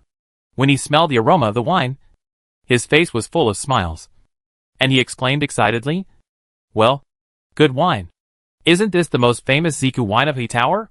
The Ziku wine of He Tower is famous in Shiyu City, and many outsiders come here for it. So this wine is expensive, and only rich people can afford it. Si Junzi had drunk wine several times before, but he didn't expect Meng Lichuan to treat him to such a good wine today. He was really surprised. Seeing him happy, Meng Lichuan knew that he had succeeded a little bit, and said with a smile, "Yes, purple wine. I prepared several jars for Mr. C this time. We must not go home until we are drunk tonight." Si Junzi raised his head and laughed, nodded repeatedly, and agreed readily. "Okay. It's rare that Brother Ming is in such a good mood. We must drink to our heart's content today. Come on. Let's drink." As he said this, Si Junzi raised his glass and drank. After drinking one after another, he had finished several jars of wine in the blink of an eye. Si Junzi gradually became drunk and began to talk more. Seeing that he was a little confused, Meng Lichuan began to ask, "Mr. C, I heard that a woman was arrested in the mansion. I wonder what crime this woman committed." Si Junzi looked at Meng Lichuan lazily and laughed. "Ha ha ha. You are talking about that bitch named Su Maoyang. Brother Ming, you don't know that bitch bullied my sister Huiyun when she was in Longshan town. And later, she gambled dice with me in the casino. That bitch was insidious and cunning, and we were all fooled by her. So we had a grudge at that time." Meng Lichuan didn't know about the past, and nodded in understanding. "But it's been so long. There's no need to pursue it. Besides, it's just a little friction. There's no need for you city lord's mansion to bother with a little girl." Si Junzi was dissatisfied when he heard this, and explained anxiously, "Brother Ming, you are wrong. This bitch is not an ordinary girl. She is the imperial concubine of Yunlu Dark Domain." Meng Lichuan was shocked when he heard this, and the wine glass in his hand fell to the ground, making a crisp sound. Si Junzi saw the wine spilled all over the floor, and shouted regretfully, "Oh! You actually wasted such good wine." At this time, Meng Lichuan was shocked. His expression was stiff, and he had long blocked Si Juan's blame. And his words just now kept echoing in his ears. Miss Su is actually the imperial concubine of Yunlu Dark Domain? Chapter 853 Save Her. Meng Lichuan's eyes widened, and he asked in disbelief. Are you mistaken? How could she be the emperor's concubine? How could we not know about such a big thing as Yunlu Emperor's marriage? Si Juanza saw his disbelief and explained dissatisfiedly. How could I be wrong? She went to Dark Domain City with my two sisters to participate in the concubine selection competition. I heard that she won the competition because of her seductive skills.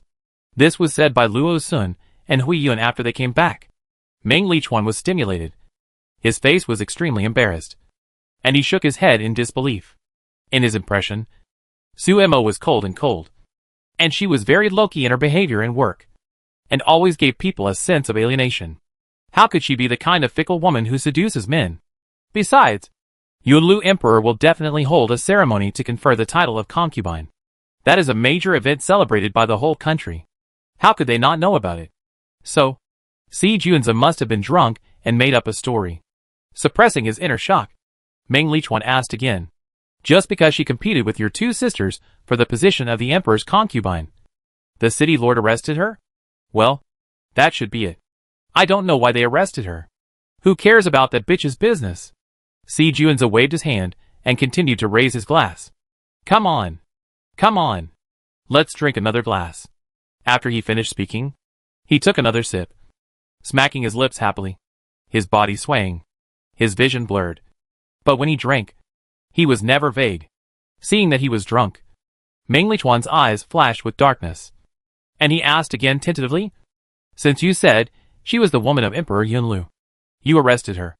Aren't you afraid that the emperor will investigate? Ha ha ha. Burp. Brother Ming, you worry too much. The dark area of Yunlu is so big. How could the emperor know she is here?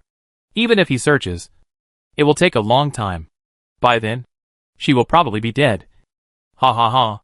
Si Juanza burped, shook his body, and said with a smile, What if she runs away? If she goes back to complain to the emperor?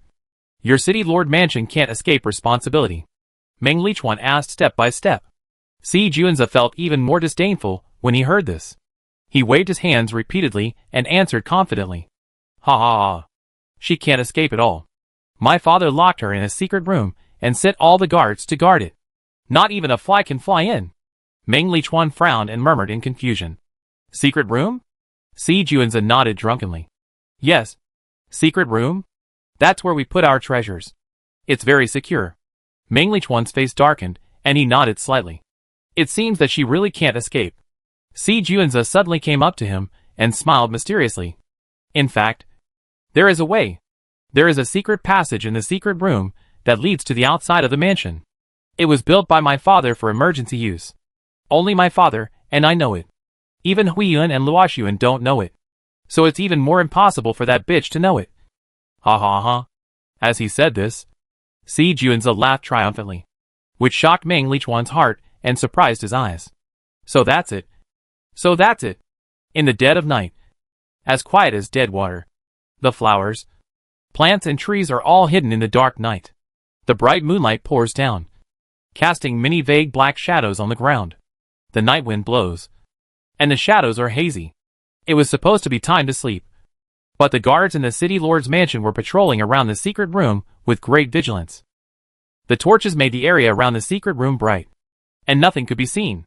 Su Maoyang heard the footsteps of patrolling back and forth outside, and began to think of various ways.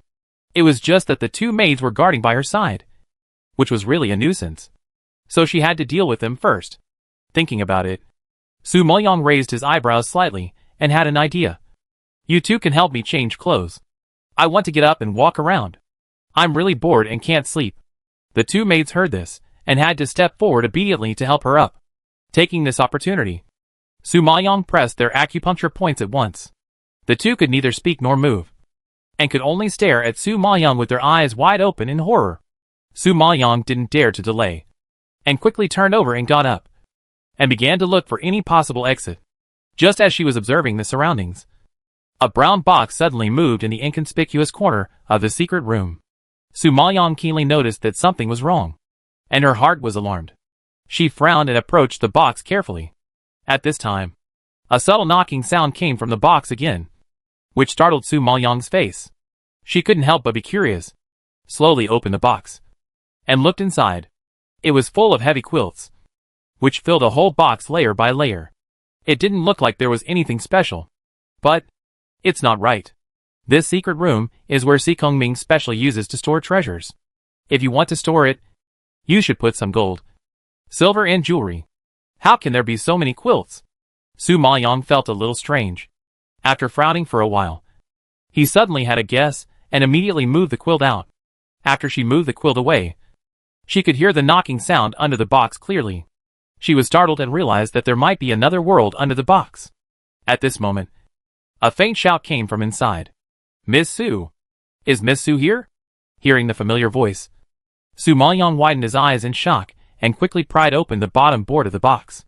When the board was opened, Meng Lichuan was indeed under the wooden box. Why are you here? Su Maoyang was surprised by him and asked with a frown. Meng Lichuan was relieved to see that she was safe and sound. Miss Su, I know the secret passage here. I am here to rescue you. Let's not waste time. Let's go. Su Maoyang heard the words and knew that this was not a place to talk properly. He nodded and did not dare to delay. He immediately followed the box mouth and entered the secret passage. Under the guidance of Meng Lichuan, he went straight out of the house. Meng Lichuan was well prepared for the rescue operation. He had already prepared a carriage and food in the suburbs. He took Su Maoyang and took a shortcut to the suburbs. As the two were about to reach their destination, a large group of people suddenly ran out from all around and quickly surrounded Su Maoyang and Meng Lichuan.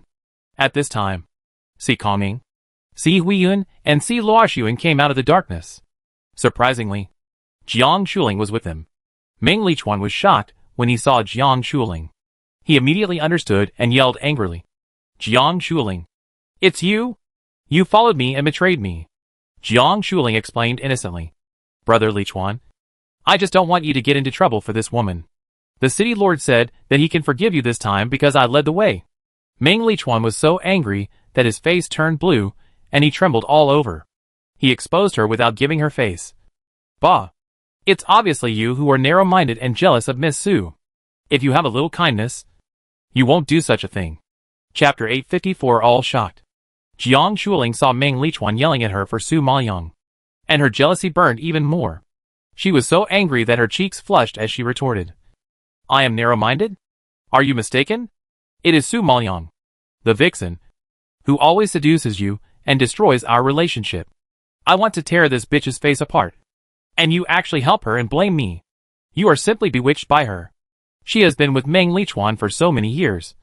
But she is not as good as an outsider, which really makes her angry. Meng Lichuan's face darkened when he heard such unbearable words. He gritted his teeth and said, Jiang Shuling, you are talking nonsense and slandering me. I, Meng Lichuan, have always been honest and upright in my work. I have no improper thoughts about Miss Su, let alone the shady things you fabricated. Miss Su is a woman. I couldn't help but help her because she was imprisoned. It's not as dirty as you said. Besides, I have always regarded you as my sister. I only have a brother-sister relationship with you. How can I say that I want to destroy our relationship? It doesn't matter if you wrongly accuse me, but you are ruining the reputation of the girl by saying this. Jiang Shuling didn't expect Meng Lichuan to still care about Su Maoyang's reputation at this critical moment. She was so angry that she clenched her fists and trembled faintly. Si Luoxuan saw the two people arguing over Su Maoyang, and a sarcastic sneer appeared on the corner of his lips. Su Maoyang, you are really good at seducing men. Even the leader of the Zhantian group fell in love with you. I have never seen a woman as fickle as you. Su Maoyang was so innocent in the face of such slander. Meng Lichuan came to her rescue because he was an upright and enthusiastic person. She and Meng Lichuan were innocent. Jiang Shuling couldn't get Meng Lichuan's heart, so she accused her of being a vixen. It was a bit far-fetched. At this time, Si Huiyun saw Su Maoyang was caught, and she was too lazy to talk nonsense. She looked directly at Si Kongming, and a sinister voice came out from her lips and teeth. With gnashing hatred, Dad, Su Maoyang dared to run away. If you don't teach her a lesson, she won't be quiet. Just cut her tendons and see if she dares to run again in the future. During the day, Si Huiyun's hand was broken by Su Maoyang. although it has been bandaged now. The pain is still fresh in her memory. So when she saw Su Maoyang, she wanted to return the pain in her body 100 times, 1,000 times. Si Kongming heard this, stared at Su Maoyang sinisterly, and snorted coldly with a gloomy face. Su Maoyang, don't think that Master Mo Xian won't kill you. Which means you can do whatever you want. Master Mo Xian has said that as long as you escape, he will catch you back no matter what method he uses. It's hard to say whether he will hurt you in the process of catching you. Si Kongming wanted to teach her a lesson a long time ago, but he didn't have the chance. This time he can punish her legitimately. Thinking of this, he sent a look to the guards around him and roared fiercely. Come on! The guards received the order and rushed towards Su Maoyang aggressively. Meng Lichuan was nervous when he saw so many people surrounding him, and he tensed up his face and growled anxiously. Miss Su, leave this to me. Run! As he said, Meng Lichuan drew his sword and joined the battle circle. As the leader of the Zhanting group, he was not weak in strength, and it was more than enough to deal with a group of guards. He solved this group of guards in 2 or 3 strokes. When the city lord saw this, he was so angry that he blew his beard and glared, gnashing his teeth and yelling, Meng Lichuan, since you are stubborn, don't blame me for being rude. After saying that, Si Kongming actually went into battle himself and slapped him with his palm. No matter how powerful Meng Lichuan was, he was no match for the city lord. He was knocked back several meters by the powerful force and fell to the ground in a mess. Su Maoyang was shocked to see this and changed her face. She whispered, Meng Lichuan. Although she had no feelings for Meng Lichuan, she didn't want him to get hurt for no reason. Si Kongming took advantage of her distraction and quickly reached out to her with his magic claws. The spiritual power lingering in his arm was enough to shatter a person's heart and lungs, and it was about to fall on Su Maoyang. Meng Lichuan was so scared that his eyes were broken, and he shouted in fear, Miss Su, be careful. Jiang Chuling and the 2 sisters of the Si family raised their lips, and a happy smile bloomed in their eyes, looking forward to the scene of Su Maoyang being beaten. However, just when everyone was looking forward to it, a fierce force suddenly rushed from the right. The wave was so powerful that it made the earth tremble. With a loud bang, Si Kongming, who was attacking Su Maoyang, was blown away by the invisible force, fell heavily to the ground, and slid several meters away. Everyone was horrified when they saw the scene. But before they could come to their senses, the spiritual power fluctuations belonging to the Supreme Master of the spiritual power suddenly spread. Jiang Chuling, Si Luoxuan and Si Huiying could not bear such a terrifying force. They were all blown away and fell to the ground, making them look dirty and embarrassed. When they endured the severe pain in their bodies and looked up in shock, they saw that Su Maoyang had fallen into the arms of a man in a black robe. The man in front of him was tall and slender. Under the cover of night, he looked like a ghost crawling out of hell, emitting a terrifying evil aura. His untied black hair was scattered behind him, blown all over the sky by the energy bursting out from his body, and vaguely entangled on his handsome face that was whiter than snow, outlining a breathtaking beauty. That face seemed to be carved from crystal clear 1,000-year-old jade. Under the handsome sword-like eyebrows that slanted into the temples, a pair of soul-stirring ice-blue eyes bloomed with a dark and deep cold light, containing a sharp and bloodthirsty murderous aura. At this moment, they narrowed dangerously, giving people a terrifying sense of oppression, which made people breathless. And the spiritual power lingering in his arms frightened everyone present and made them limp all over, shaking like sieves. My God! It's the Supreme Lord Spirit Master! Meng Lichuan had never seen such a powerful figure in his life. Seeing such a terrifying power fluctuation, he was stunned and couldn't help but sigh. You know, above the acquired Lord Spirit Master is the innate Lord Spirit Master. And above the innate Lord Spirit Master is the Supreme Lord Spirit Master. If you go up further, it will be the Emperor Spirit Master. In his cognition, the acquired Lord Spirit Master is already the most powerful strength he has ever seen. And he dare not even think about the Supreme Lord Spirit Master. Not to mention Meng Lichuan. Even Si Kongming, who was knocked away, was so frightened that his face turned pale when he saw this scene, and his heart seemed to fall into his crotch. Such a powerful strength. I am afraid it can be comparable to Fentianjin. Just when everyone was in shock, Si Luoxuan was the first to react, twitching his cheeks, stammering and exclaiming, Yun Yun Lu Di Di Zun. Hearing these 4 words, everyone else was shocked. among the group of people present. Except Su Maoyang. Only Si Luoxuan and Si Huiyun had the honor of meeting Jun Haocong. Others only knew the name of Yunlu Dizun, but didn't know what he looked like. Now after hearing this, everyone's head seemed to be struck by thunder, and was completely stunned. Chapter 855 I Just Want Her. The black-clad man in front of me turned out to be the famous and feared Emperor Yunlu. Realizing this, everyone gasped in fear. Their bodies stiffened, as if nailed to the ground, and they could not move at all. Everyone looked at Jun Haocong's eyes, all filled with fear. Their faces were as pale as death. Jun Haocong's sharp and cold eyes swept across everyone's faces, and his cold and low voice suddenly rose. The sound waves hit people, and came with terrifying spiritual power fluctuations. You are so brave that you even dare to touch my imperial concubine. The voice was like thunder in the sky, almost breaking everyone's bones. When Meng Lichuan heard the word emperor concubine, his eyes widened and his mouth opened in shock. Before, he thought that Si Junzi was drunk and talking nonsense. But he didn't expect that this was actually true. Su Maoyang is really the emperor's concubine. Among the people present, only Meng Lichuan and Jiang Shuling didn't know Su Maoyang's identity. At the beginning, they only knew that Su Maoyang was going to the Dark Domain City to participate in the concubine selection competition. At that time, Jiang Shuling only felt that Su Maoyang was overestimating her own abilities. A woman from the lower plane also wanted to become an emperor's concubine. It was simply wishful thinking, so she didn't take it to heart.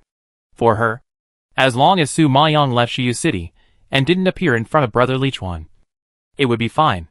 But seeing this scene in front of her, Jiang Shuling was shocked and couldn't recover.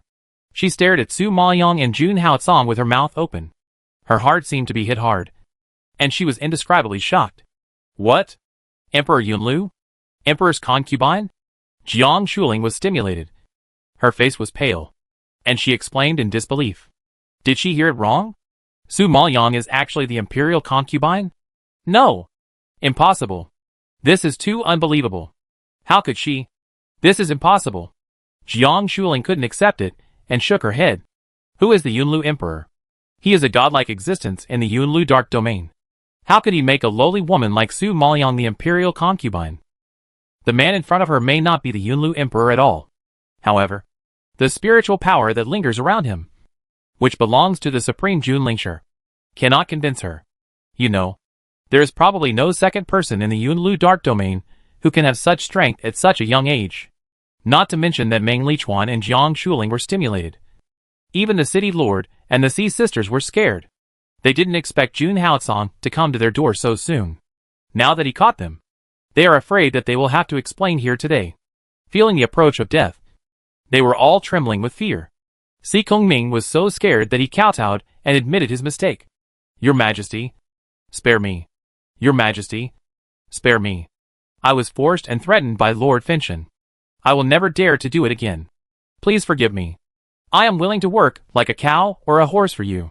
Jun Haocong glanced at him coldly, his sharp eyes like a knife, making people tremble. The Lord of Shiyu City, as a citizen of the Yunlu Dark Domain, actually colluded with Lord Finshan. Are you going to rebel? Hearing about rebellion, Si Kongming trembled even more, and kowtowed to deny it quickly. His forehead soon turned bloody. No, Your Majesty misunderstood. How dare I rebel? It was Lord Finshan who coerced me and imprisoned the imperial concubine. I had no choice. However, as soon as he finished speaking, a magnetic voice came from behind him, like a huge bell, shaking and causing great pressure on people. Si Kongming, your ability to change with the wind is really perfect. That day you voluntarily surrendered to me, and was willing to submit to the Burning Blood City. Have you forgotten it? When the voice fell, everyone was shocked and looked over in the direction of the voice. The man was dressed in white like snow, and had an elegant temperament. Under the cover of the night, he was like a bright moon in the sky, emitting a soft light. His dark eyes shot out cold stars, bright and deep, as if everything in the world was sinking into it. Bottomless. Even with an ordinary face, he still couldn't cover up the extraordinary temperament emanating from his bones, which caught everyone's attention at once. Si Kongming was completely shocked when he saw Feng Emosia appear. He stared at the sharp black eyes, as if he had fallen into a bottomless abyss.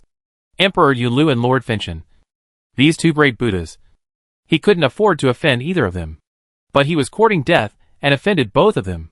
At the beginning, his 2 daughters failed to be selected as imperial concubines and lost to a woman from a lower plane. He felt resentful, and in a fit of anger, he thought of joining Fenxue Tianqing. Since he couldn't get any benefits from Emperor Yunlu, he thought about getting benefits from Lord Fenchen. Unexpectedly, he ended up being a nobody. Seeing Si Kongming was so scared, Feng Moxie raised the corners of his lips and drew up an evil smile. But this smile was a bit cruel and creepy. But it doesn't matter if you forget, because you no longer have a need to exist. A cold voice slowly leaked out from his lips.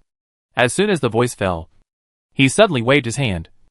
And his spiritual power was like a knife, which actually cut off Si Kongming's head directly. The bloody head rolled in front of Si Luoxuan and Si Huiyun, and they screamed in fear. Jiang Shuling on the side was also shocked and stayed in place, not daring to move. Judging from the spiritual power just now, this person is also a super strong man of the Supreme Lord Spiritual Master. 2 big figures came out at once, which is really hard to digest. Just when everyone was shocked by the strength of the man in white, Jun Haocong suddenly spoke. Feng Moxie, if you hate me, come to me. Don't do some shameful little tricks behind my back. If it gets out, you, the dignified Lord Fenchen, actually have to rely on a woman to defeat your opponent. Wouldn't you become a laughing stock? Hearing this, everyone was even more shocked, staring at Feng Moxie in disbelief, and their eyes almost fell out. Si Luoxuan and Si Huiyun never thought that the ordinary-looking man in front of them was actually the king of Fengshuishan City, Fen Tianjun. Such a big man. No wonder their fathers were servile to him. When Si Luoxuan thought that he had openly scolded Fen Tianjun, his hair stood up immediately, and his heart was in turmoil, and he was extremely uneasy. Si Huiyun still couldn't believe it. She heard that the rumored Fen Tianjun was a monster who looked more beautiful than a woman. How could he have such an ordinary face? Feng Moxie sneered at Jun Haocong's sarcasm. Jun Haocong, you are really self-indulgent. Do you think that with my strength, I still need to use a woman to threaten you? When Jun Haocong heard this, his brows furrowed and he asked coldly, what do you want? I don't want anything. I just want her. Feng Moxie raised his eyebrows and pointed at Su Maoyang in his arms. Chapter 856 Peak Showdown. Jun Haocong was shocked when he heard this. He tightened his arms around Su Maoyang and stared at Feng Moxie with vigilance. He growled, don't even think about it. Feng Moxie smiled slightly, and her ordinary face was actually a bit charming. You know my temper. I will get what I want no matter what. He emphasized the word get very much. Before the last word fell, he rushed forward and stretched out his hand in the direction of Su Maoyang. Jun Haocong didn't expect that he would take action directly. He was shocked and immediately pulled Su Maoyang behind him, and immediately met Feng Moxie's attack. The 2 powerful forces collided, like a meteorite, and a loud sound of shaking the earth, and the earth burst out. The momentum was like a landslide, extremely terrifying. The fierce residual power swept from midair, and the people around were repelled several meters again, falling to the ground, spitting blood miserably. And it was obvious that they were seriously injured. The residual power alone could seriously injure people. It is conceivable how terrifying it would be if they faced the spiritual power of the 2 people head-on. Thinking of this, everyone ignored their injuries, and looked up at Feng Moxie and Jun Haocong in the battle circle. They all tried to open their eyes wide, not daring to miss any action. You know, it is a rare spectacle to see the 2 top masters of the 9 Nether Realm fighting each other. At this moment, I saw Fenchen Jun approaching Yunlu Emperor like a floating shadow, and the light curtain in his hand suddenly turned into a big knife, slashing towards Jun Haocong, and immediately split the space open a big mouth. The wind whistled, and the whimpering sound was heard, and the light curtain was about to fall on Jun Haocong. At this time, Jun Haocong soared into the air like a dragon, with brilliant light bursting out from his body. He raised his sleeves and swung out a brilliant light curtain, intercepting the big knife that was chopped down in the air, and then pushed hard. And the big knife was instantly shattered by the force, turning into dots of starlight, scattered in the air, and emitting dazzling light in the endless darkness. Just a fight caused such a terrible movement, shocking everyone with horror and holding their breath. At this moment, both of them were repelled by the powerful impact, and after sliding a few meters, they forced themselves to stabilize their bodies. although Feng Moxie and Jun Haocong stood upright with cold faces and seemed to be uninjured. Blood was overflowing from the corners of their mouths. Obviously, neither of them got any benefits. Feng Moxie wiped the blood from the corner of his mouth, raised his eyebrows, and smiled softly. I didn't expect that you would restore your strength so quickly after rebuilding your body. I underestimated you. Jun Haocong stared at him with his eyes as bright as lightning, and his voice was very calm. So calm that there was no ripple. But it was chilling. Feng Moxie, no matter what insidious means you use, you will never be able to defeat me in this life. Feng Moxie seemed to be stimulated when he heard this. His eyes were sharp, and he shouted fiercely. Then try it. After he finished speaking, he moved with his voice and rushed towards Jun Haocong again. A punch. A huge momentum condensed on the fist, and a huge fist shadow was hit. The surroundings were instantly gusty. Sand and stones were flying, and the momentum was huge. If this punch fell on a person, I am afraid that he would be directly reduced to ashes. Jun Haocong also realized the power of this force. He frowned solemnly, pushed his palm forward, and a huge palm print blasted out, which slammed into the fist shadow. The devastating force exploded, and the dazzling light that burst out from between the palm print and the fist shadow covered the sky and the sun, instantly illuminating the place as if it were daytime. This time, neither of them had any fancy moves, but the power they burst out was several times that of before. It can be seen that both of them tried their best and neither of them lost. Everyone saw the two fighting fiercely and deadlocked, and they were all shocked and smacked their lips, sighing with emotion. Su Maoyang was the emperor's concubine and was protected by Emperor Yunlu, so they could understand. This Fin Tianjin was the king of Finshue Tianqing. He and Su Maoyang had nothing in common. Now, for her, he actually fought with Emperor Yunlu, which was incredible. Jiang Shuling was so shocked that her whole body was numb and her mind was blank when she saw the two kings of Finshue Tianqing and Yunlu Dark Domain fighting for Su Maoyang. She never thought that Su Maoyang was actually related to the two big figures standing at the top of the Nine Nether Realm. She was actually worried that Su Maoyang would snatch Meng Lichuan from her. Su Maoyang is not only the imperial concubine, but even Finchen Jun is vying for her. How can she still look down on the leader of a mercenary group in a small border town? Meng Lichuan is probably not even qualified to carry shoes for Finchen Jun and Yunlu Emperor. Realizing this, Jiang Shuling shook her head in shock, and suddenly felt like a jumping clown. Extremely ridiculous. When she thought about how she had just betrayed Meng Lichuan and brought people to surround Su Maoyang, she felt cold all over, broke out in cold sweat, and her heart was beating up and down. Offending Su Maoyang is definitely the stupidest thing she has done in her life. Just when everyone was shocked, Feng Moxie and Jun Haocong burst out with fierce spiritual power again, and their whole bodies collided with each other. One of them held his arm, and the other held his thigh, and they were deadlocked without giving in to each other. The spiritual power that collided with each other made a fierce sound, like two lightning bolts intertwined, releasing terrible power. Jun Haocong's icy blue eyes were like sharp swords, staring at Feng Moxie closely, and a cold arc suddenly appeared at the corner of his mouth. Feng Moxie, you are in my territory. How much do you think you have a chance of winning? Hearing the hidden meaning in Jun Haocong's words, Feng Moxie's expression changed, and his dark pupils shrank sharply. What do you mean? I have already reached the border. Do you think your army can still retreat safely? Jun Haocong raised his eyebrows, and his eyes showed a trace of bloodthirsty fierceness. When Feng Moxie heard this, his face changed immediately, and Jun Haocong took advantage of his unstable mind and raised his hand. His palm was like a knife, and he cut his face at once. Seeing this, Feng Moxie hurriedly retreated, but Jun Haocong got the upper hand, and no matter how fast he was still scratched on the face. At this time, everyone only saw that Feng Moxie, who was retreating in a hurry, was actually undergoing earth-shaking changes. The black hair suddenly turned into long red hair, flying with the violent night wind, like a flame burning in the dark night, blooming with bright red flames, as if to devour the entire darkness. The pair of dark black pupils also turned into a pair of crystal clear purple eyes, like jade in the next second, cold and deep, and so charming that they were not human. The face also withdrew from the ordinary skin in the astonished eyes of everyone, as if reborn, revealing the face that should be stunning. Seeing this scene, everyone completely dispelled their doubts, and was shocked. They stared at the beautiful face that was as charming as a fairy with dull and obsessed eyes, and forgot to react for a while. It is said that the king of Burning Blood City is the only one who can compete with Emperor Yunlu in both appearance and strength. It is indeed so. One is like 1,000-year-old black ice, cold and aloof, while the other is like the evil fire of hell, hot and seductive. The two standing together are simply breathtaking. Chapter 857 I'm waiting for you in Fengshuishan City. Seeing this scene, Si Luoxuan and Si Huiyun were greatly shocked. They no longer had any doubts. The man in white in front of them was Fan Tianjun. There was no mistake.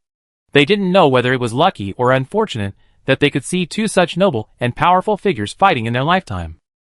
At this time, Feng Mosia's face was injured, causing the disguise pill to fail, and he was forced to expose his face, thinking that his army was in danger. He was furious. He stared at Jun Haotsong opposite him and gritted his teeth and said, "Jun Haotsong, you are cruel this time. You won't be so lucky next time." As he said that, his gloomy eyes moved to Su Liang, and he warned him that he must win. Su Liang, don't be too happy too soon. You will come to my Burning Blood City one day. I will wait for you there. After the roar fell, he waved his sleeves fiercely. His robes fluttered, and he quickly disappeared into the night. In the blink of an eye, he disappeared, and his powerful voice still echoed in this space, causing a great shock to Su Liang.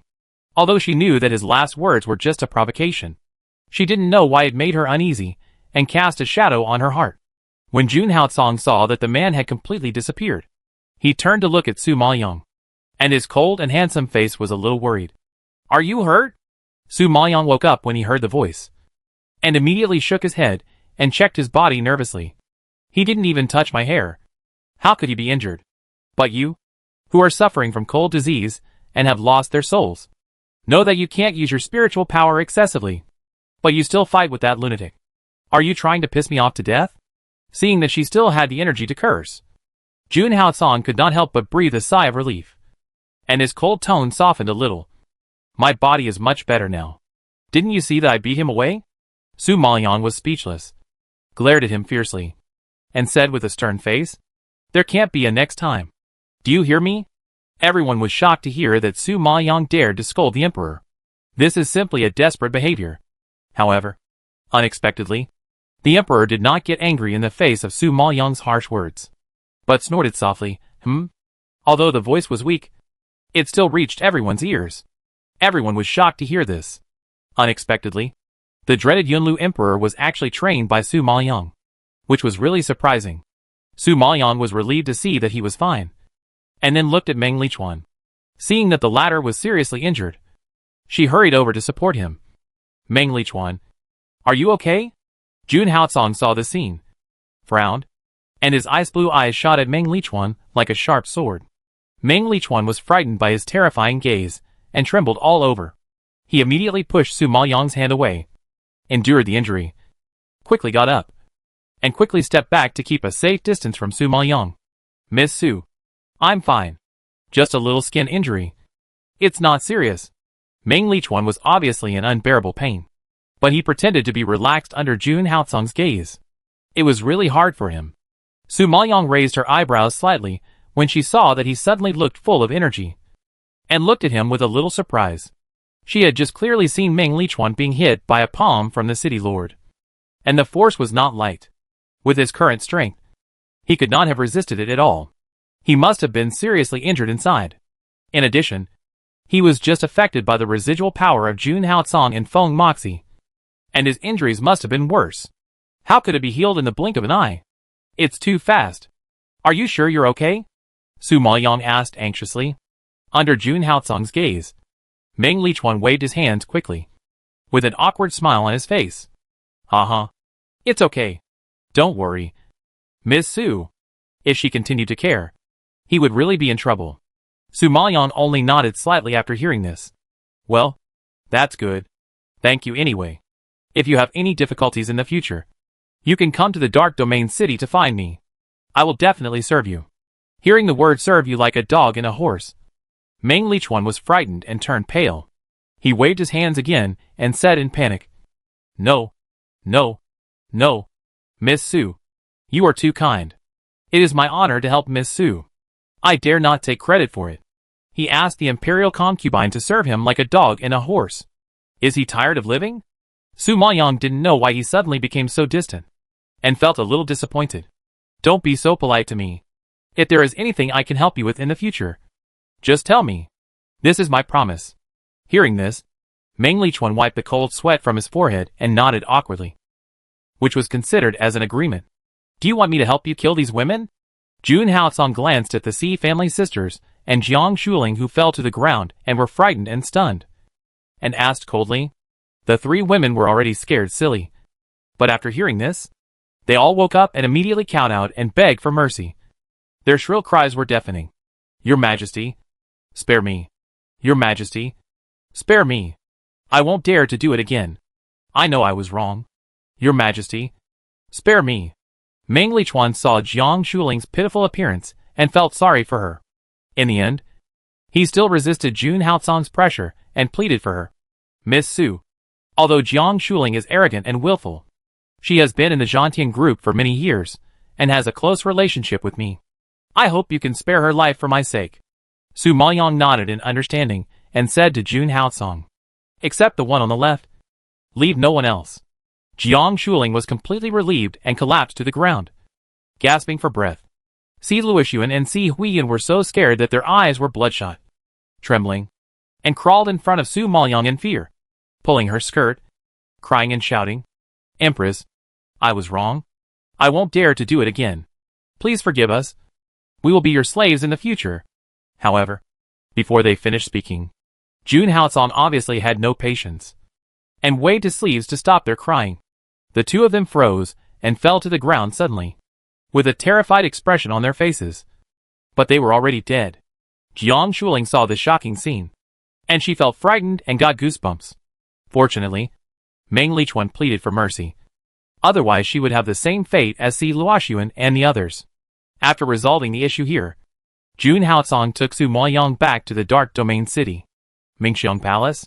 Jun Qingran took a sip of tea with a gloomy face, and then looked at Mu Qingwan, who was sitting in the guest seat. It seemed that it was difficult to speak. After hesitating for a long time, she said, Queen, you also saw that the Emperor is obsessed with that woman. Now no one can catch his eye. If the quarrel continues, I'm afraid it will not look good for both parties. So, during this period of time, seeing Jun Haocong suffering so much because of Su Maoyang, Jun Qingran really couldn't bear it and had already backed out. Hearing this, Mu Qingwan looked up at her. Does the princess want me to stop? Chapter 858, They Are Getting Married. Jun Qingran was shocked when he heard her sinister voice, and his expression was very embarrassed. Empress, I am sorry for not thinking enough to ask you to come all the way here, but I really can't bear to see the Emperor torturing himself like this. Let's stop. Mu Qingwan's eyes turned cold after hearing this, and he snorted and asked back, Princess, you also know that I came all the way here, wasting a lot of manpower, material resources and financial resources. But in the end, I not only got nothing, but also became a laughing stock, and even almost lost my life. All are lost. Can you let it go with just an apology? You should know that I, Mu Qingwan, and not someone you can just wave and call. She even gave away such a precious treasure as black iron, and was humiliated by Su Maoyang in public, making a fool of herself. Even her favorite personal maid was killed by Su Maoyang. Now the man she loves deeply wants to kill her for that bitch. With such a deep hatred, how can she stop? Since Su Maoyang won't let her have an easy life, she won't let her have her way. Jun Qingran naturally knows that it is easier to invite gods than to send them away. Hearing the dissatisfaction in her tone, he negotiated helplessly. I know that the queen is angry, but if it goes on like this, both sides will suffer and no benefit will be gained. If the queen is willing to stop, just ask me for what you want, and I will definitely compensate you. Hee hee. This emperor wants the emperor. Can the eldest princess also compensate me? Mu Qingwan raised her eyebrows and asked sharply. Jun Qingran's expression froze, and he was choked and speechless. Since the princess can't compensate me, don't say such meaningless words. Mu Qingwan retorted in a displeased cold voice, obviously not intending to let go. Seeing that she was not listening, Jun Qingran's face became more and more ugly. Her heart felt heavy, as if it was filled with cold lead. She wanted to say something, But Mu Qingwan suddenly stood up and interrupted her rudely. Princess, there is no need to say more. Su Maoyang's disappearance this time was not caused by my people. I admit that I sent experts to hunt her down at that time. But unfortunately, she was rescued by someone. I don't know where she is now. Whether you believe it or not. I have said it all. It's getting late. I won't disturb the princess to rest. As he said this, Mu Qingwan politely nodded to her and turned to walk out of Mingxiang Palace.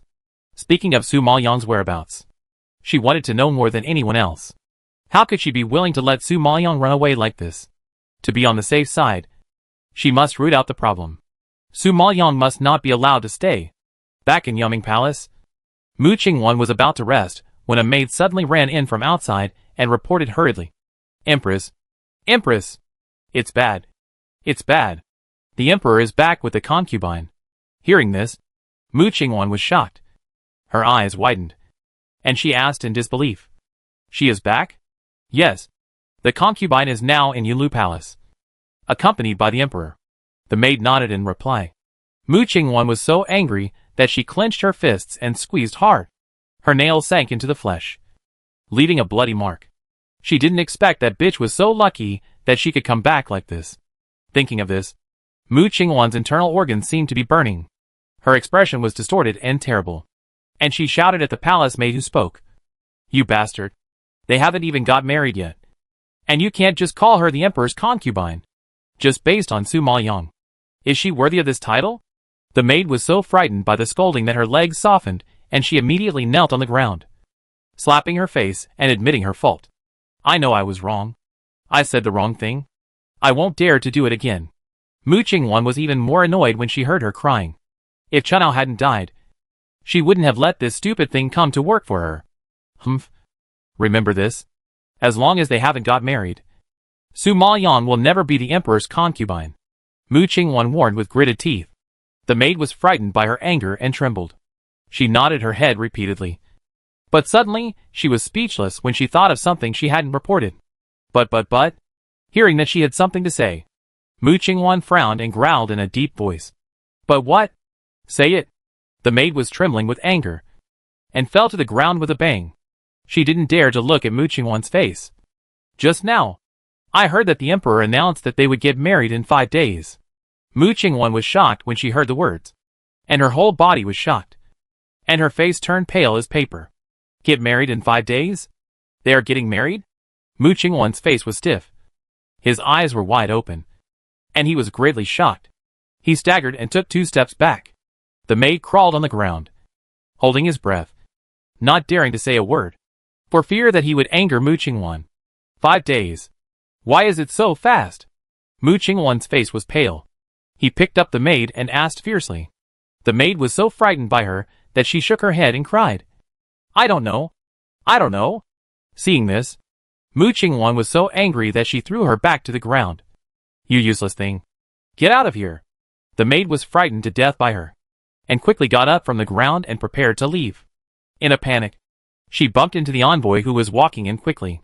The envoy frowned when he saw her frightened look, and looked up at Mu Qingwan in front of him. Seeing that the latter's face was quite ugly, he knew what was going on. So he stepped forward carefully and reported softly. Empress, I have something important to report. Mu Qingwan came back to his senses when he heard his voice, and remembered what she had sent him to do, and asked angrily, Didn't I ask you to find out the whereabouts of Su Maoyang and root out the problem? How did you do it? The envoy was terrified and quickly clasped his fists to apologize.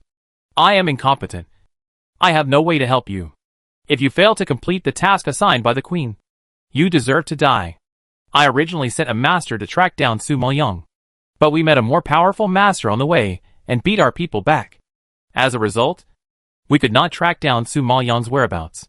Mu Qingwan was so angry that she took a deep breath and asked with gritted teeth, Have you found out who the man in white who rescued Su Maoyang is?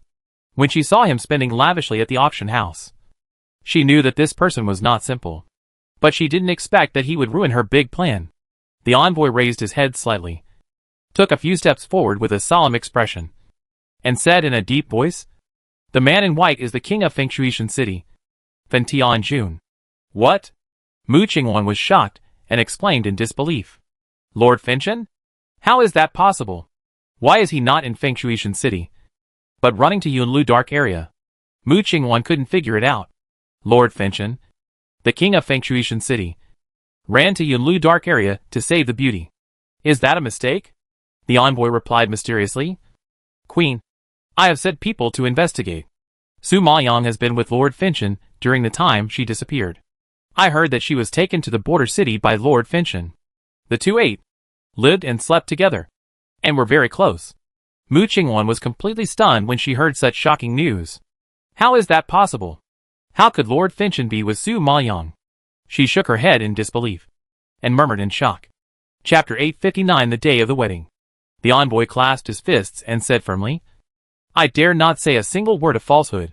At that time, many people saw Lord Fengshan and Su Maoyang entering and leaving the city lord's mansion of Shiyu City. And Su Maoyang has been living in the city lord's mansion during this period and has never gone out. It was Lord Fengshan and Emperor Zun who had a fight, and Emperor Zun rescued Su Maoyang from Lord Fengshan's hands. This was witnessed by many people, and it is definitely not false. Fought? Hey, Su Maoyang is really a big face. Mu Qingwan's face flashed with surprise, and he snorted with jealousy. The envoy nodded. Yes, the fight between the two caused a lot of noise, and many people died. Su Maoyang can make such a powerful person fight for her. She is indeed quite capable. Mu Qingwan narrowed her eyes slightly when she heard this, as if she had discovered a new world. She couldn't help but raise her eyebrows and asked in surprise. So, Su Maoyang and Fengshan Jun have an affair? The envoy frowned and shook his head uncertainly. I heard that Fengshan Jun imprisoned Su Maoyang, and it seems that he intends to use her to threaten the emperor. The details are unknown. When Mu Qingwan heard this, a gleam of light flashed in his eyes, and a strange smile suddenly rose at the corner of his lips. He hummed happily. I didn't expect that God is helping this emperor. This time, Su Maoyang can't escape from the palm of this emperor's hand no matter what. The envoy saw that she was full of confidence and determined to win. He didn't understand what she meant, and couldn't help asking, Queen, what do you mean? Mu Qingwan smiled brightly and waved at the envoy. The envoy understood and stepped forward, waiting for instructions. Mu Qingwan leaned close to his ear and whispered a few words, which made him nod in sudden realization. I will do it right away, and I will not disappoint the queen. The envoy clasped his fists respectfully, turned around and quickly left the Yumming Palace. Since Jun Haotsong set the wedding date, the entire palace has been busy. The emperor is getting married. This is a happy day for the whole country to celebrate. No one dares to neglect it. Jun Qingran wanted to help, but was directly rejected by Jun Haotsong. He could not bear the blow of losing Su Maoyang again. In order to prevent Jun Qingran from doing anything again, he simply did it himself, and did not let anyone help. The brothers of the Blood Battle Group took care of Su Maoyang and let her get well, while busy preparing things for her wedding. Among them, Lin Wanner was the busiest. Except for her, the Blood Battle Group were all big and strong men. Naturally, they did not know as well as women about phoenix crowns, bridal robes, pearl hairpins and jewelry. At most, they ran errands and took things. So, during this period, Lin Wanner was so busy that she was out of breath, like a spinning top, spinning around. However, thanks to her, the wedding clothes and jewelry were prepared in such a short time. Time passed quickly. 5 days passed quickly, and the wedding day arrived in the blink of an eye. Before dawn, Su Maoyang was served by the palace maids in the room and got up, sitting in front of the dressing table to wash and dress. Seeing herself in the mirror with bridal makeup, Su Maoyang suddenly felt a little emotional. Although she had lived 2 lives, this was her first time to get married. She had also imagined the scene of getting married, but she didn't expect it to be this kind. Being served by so many palace maids, painting a makeup that didn't exist in the 21st century, and wearing ancient phoenix crowns and bridal robes, and wearing real, priceless gold and silver jewelry. Later, she will worship the holy fire, be worshipped by civil and military officials, and become the imperial concubine of the dark domain of Yunlu. These are things she has never thought of. All this is so new and strange to her, but she looks forward to it. Is she finally going to become Jun Haotsong's legitimate wife? Why does all this feel so unreal? Looking at herself in the mirror, Su Maoyang couldn't help but recall the scene of their first meeting. At that time, he was still the disabled prince of southern Sui, and she was still the waste princess of southern Sui. In order to avoid the pursuit of the Su family, she ran into his mansion and fell on his bed ridiculously, forcing him to take off his clothes and plan to use force. Thinking about it now, Su Maoyong couldn't help laughing and curled his lips. According to Jun Haotsong's temperament of hating women so much at the beginning, he should have wanted to strangle her to death. And she actually survived under his nose. It was really a blessing for her ancestors. Later, he secretly helped her, protected her, stood up for her, supported her, and silently did everything for her. Thinking about it now, it is still very touching. In order to save her, he broke the seal without hesitation and suffered from cold disease. In order to protect him, he sacrificed his soul without hesitation and was injured in his body. In order to accompany her, the dignified emperor actually ran to a small sect in the lower plane and disguised himself as an inconspicuous disciple. In order to make her happy, he also gave her such a big surprise on her birthday. Over the years, Su Maoyong knew that no matter whether he was by her side or not, she was always in his heart. Recalling the past scenes, Su Maoyong couldn't help but feel that he was lucky to have Jun Haotsong. However, she knew that Jun Haotsong also had many shortcomings, such as being overbearing, strong, jealous, cold-blooded and cruel in the eyes of others. Obviously, these were all things she hated. But for some reason, because he was her, it seemed that these shortcomings became cute. Lin Wanner, who was dressing her up, saw Su Maoyong with a sweet smile on his face, and couldn't help but teasing. "Master, you are really shameless. When a bride gets married," she cries, "but you are so happy that your mouth is about to bloom. How much do you want to marry the emperor?" Su Maoyong heard this, glared at Lin Wanner in the mirror, and said unhappily, "You are the one who talks too much. It seems that I have to marry you off quickly." Lin Wanner was so scared when she heard this that she waved her hands quickly. "No, please don't. I have to follow the master and serve the master for the rest of my life." Seeing that she was really scared, Su Maoyong's smile deepened. "Really? If Jiangzheng heard it, he would probably hate me to death." Hearing Su Maoyong mention Jiangzheng, Lin Wanner's cheeks flushed immediately, and she stamped her feet in embarrassment. "Master, what nonsense are you talking about?" Although she has become much stronger after practicing martial arts in recent years, she is still a girl in her heart. When her heart was touched, she was still too embarrassed to raise her head. "Whether I am talking nonsense or not, you will know when you ask Jiangzheng another day."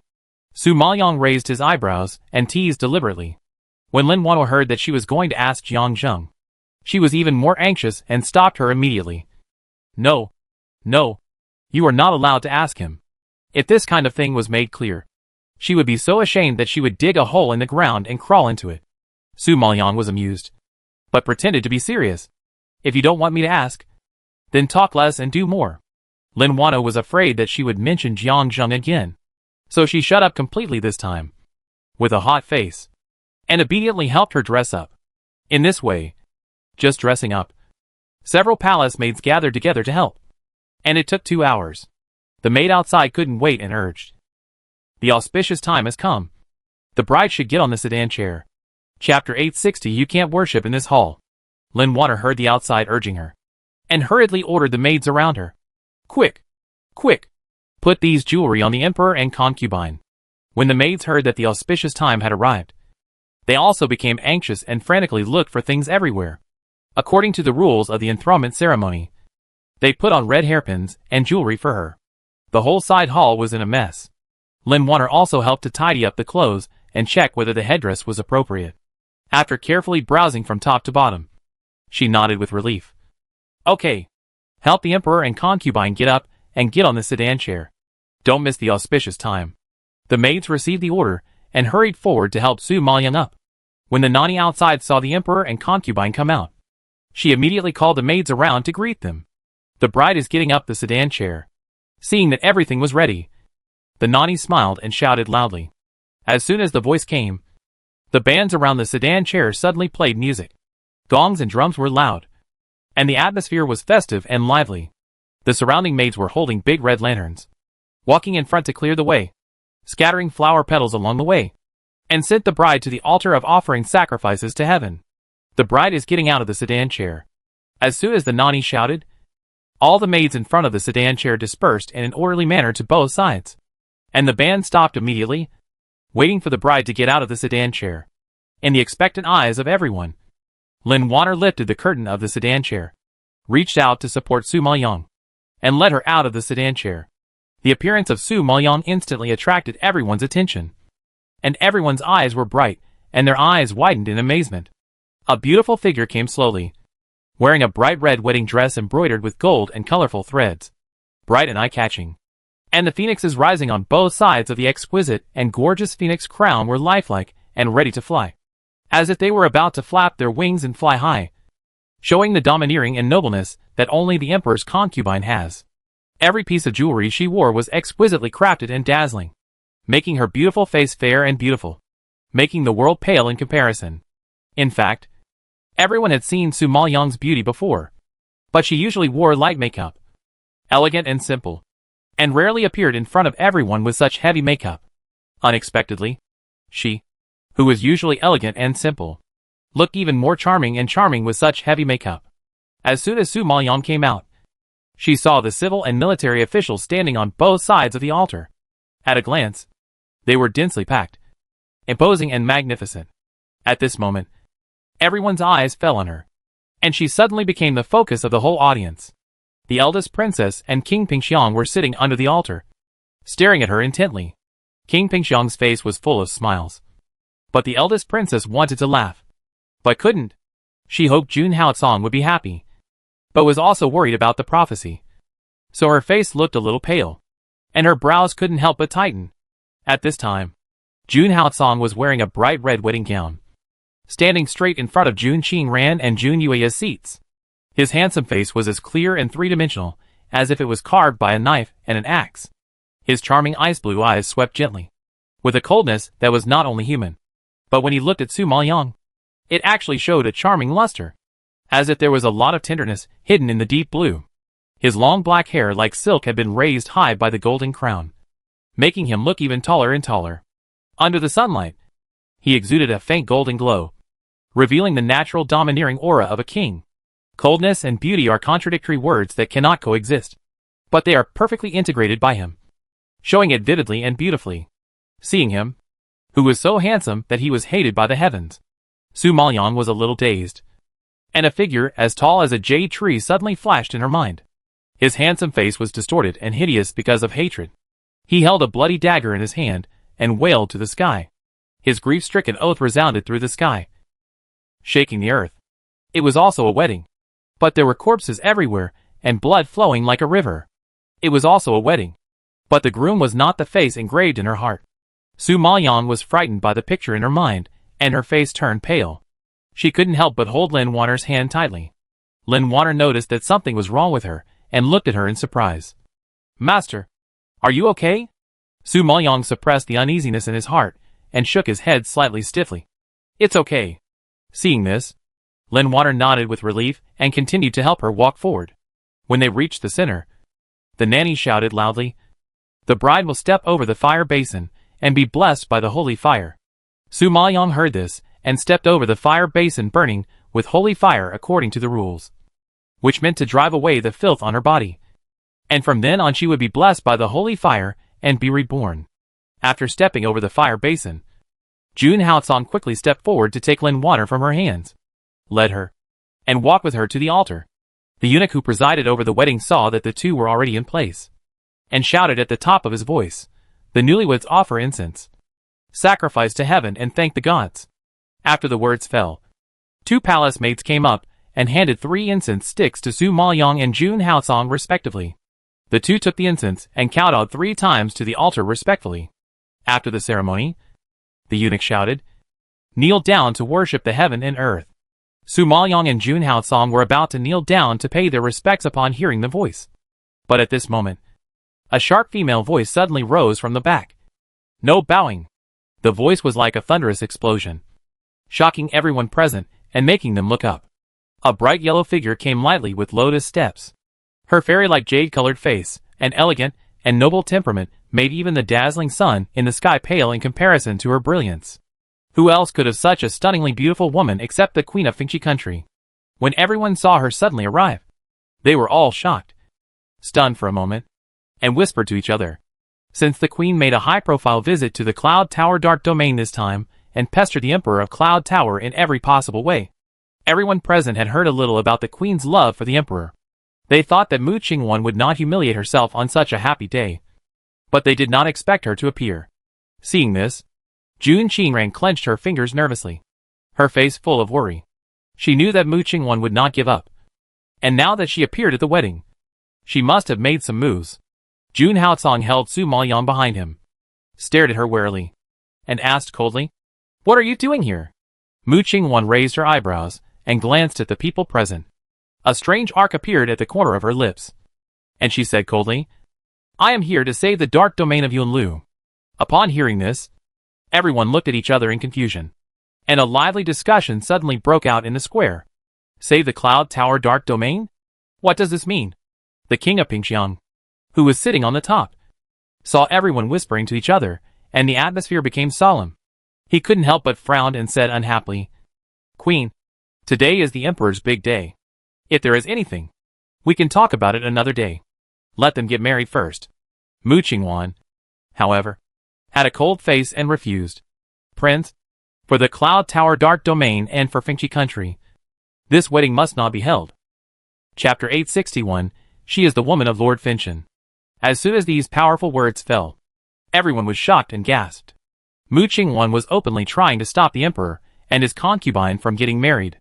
When Jun Haocong heard this, his cold and hard face suddenly darkened, and he frowned and warned, "Mu Qingwan, if you make trouble again, don't blame me for being rude. Last time, he had spared her life for the sake of Jun Qingran and Jun Yueya. But she still didn't repent and challenged his bottom line without knowing whether to live or die. Since Mu Qingwan was looking for death, he had no choice but to fulfill her wish."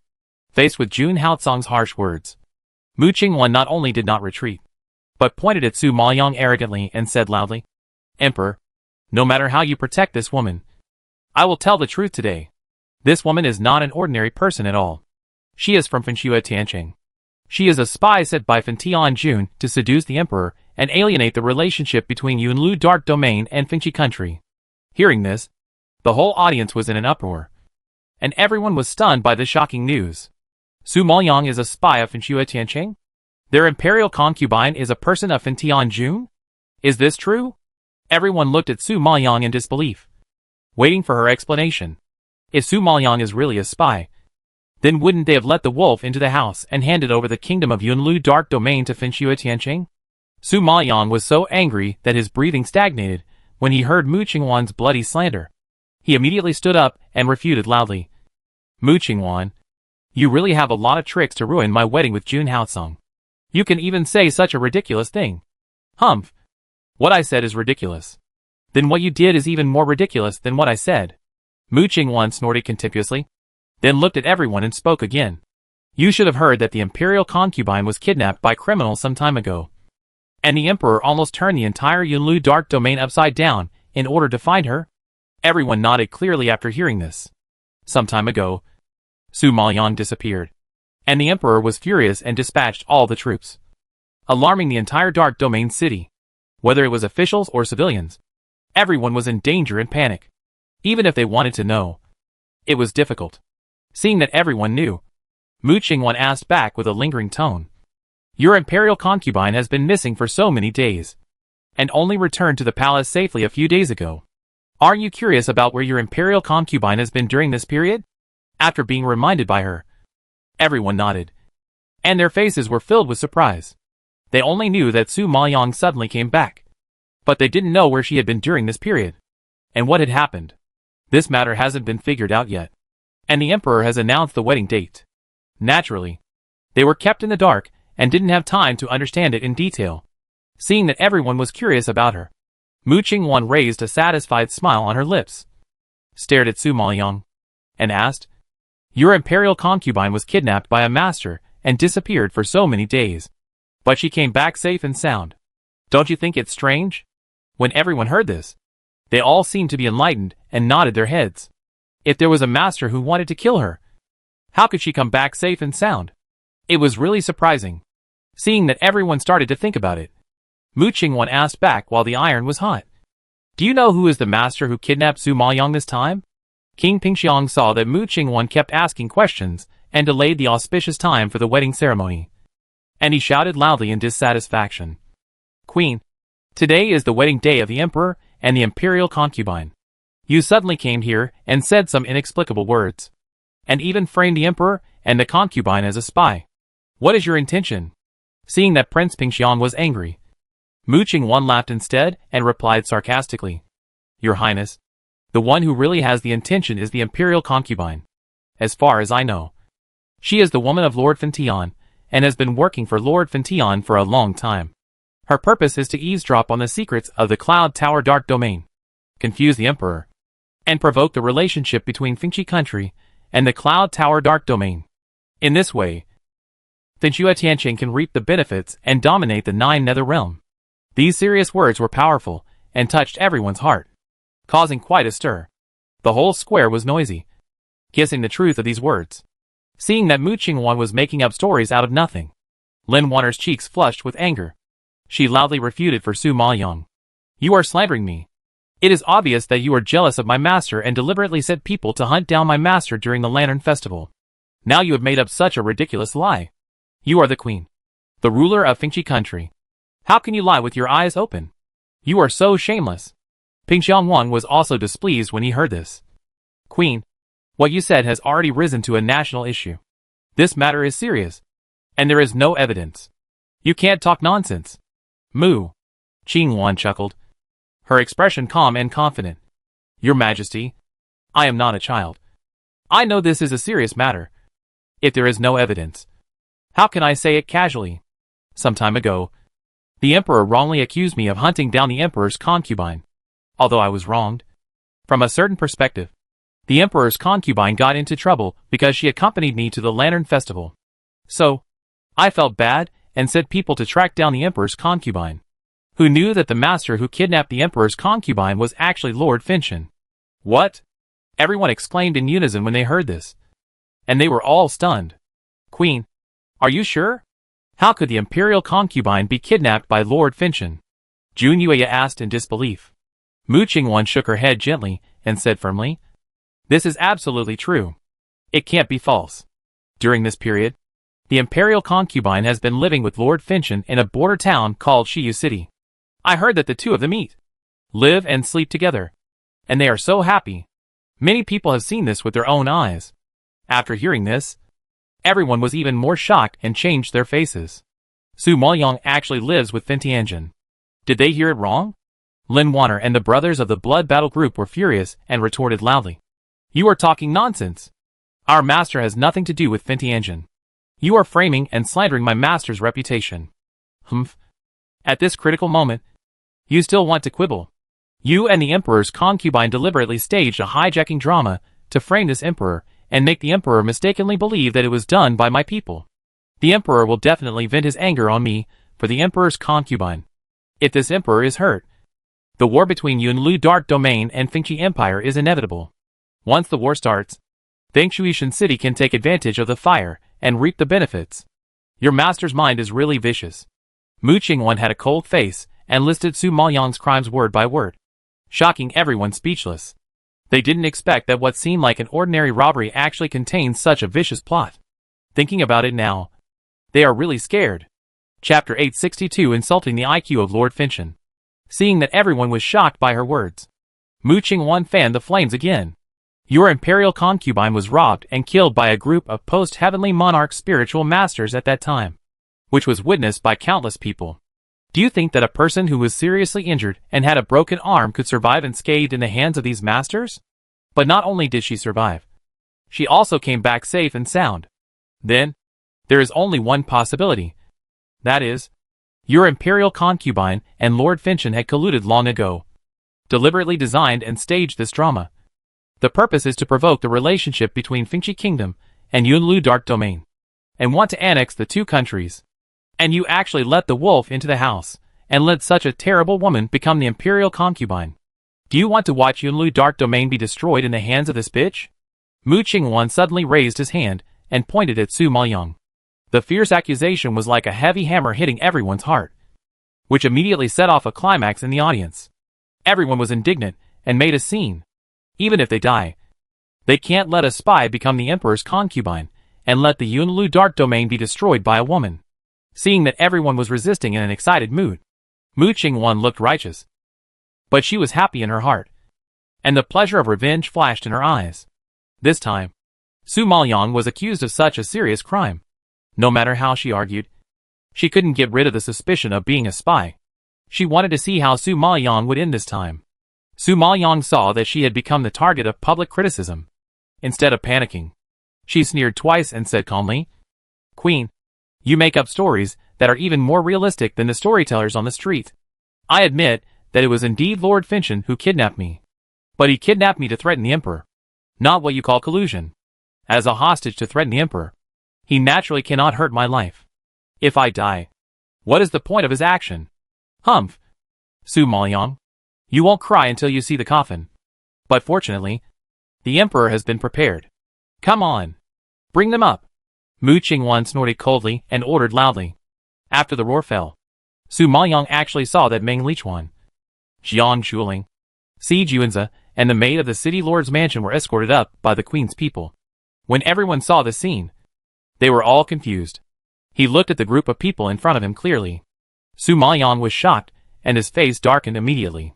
He had to admit that Mu Qingwan was indeed very resourceful. He arrested the witness from Shiyu City so quickly. If they confronted each other, she would be speechless.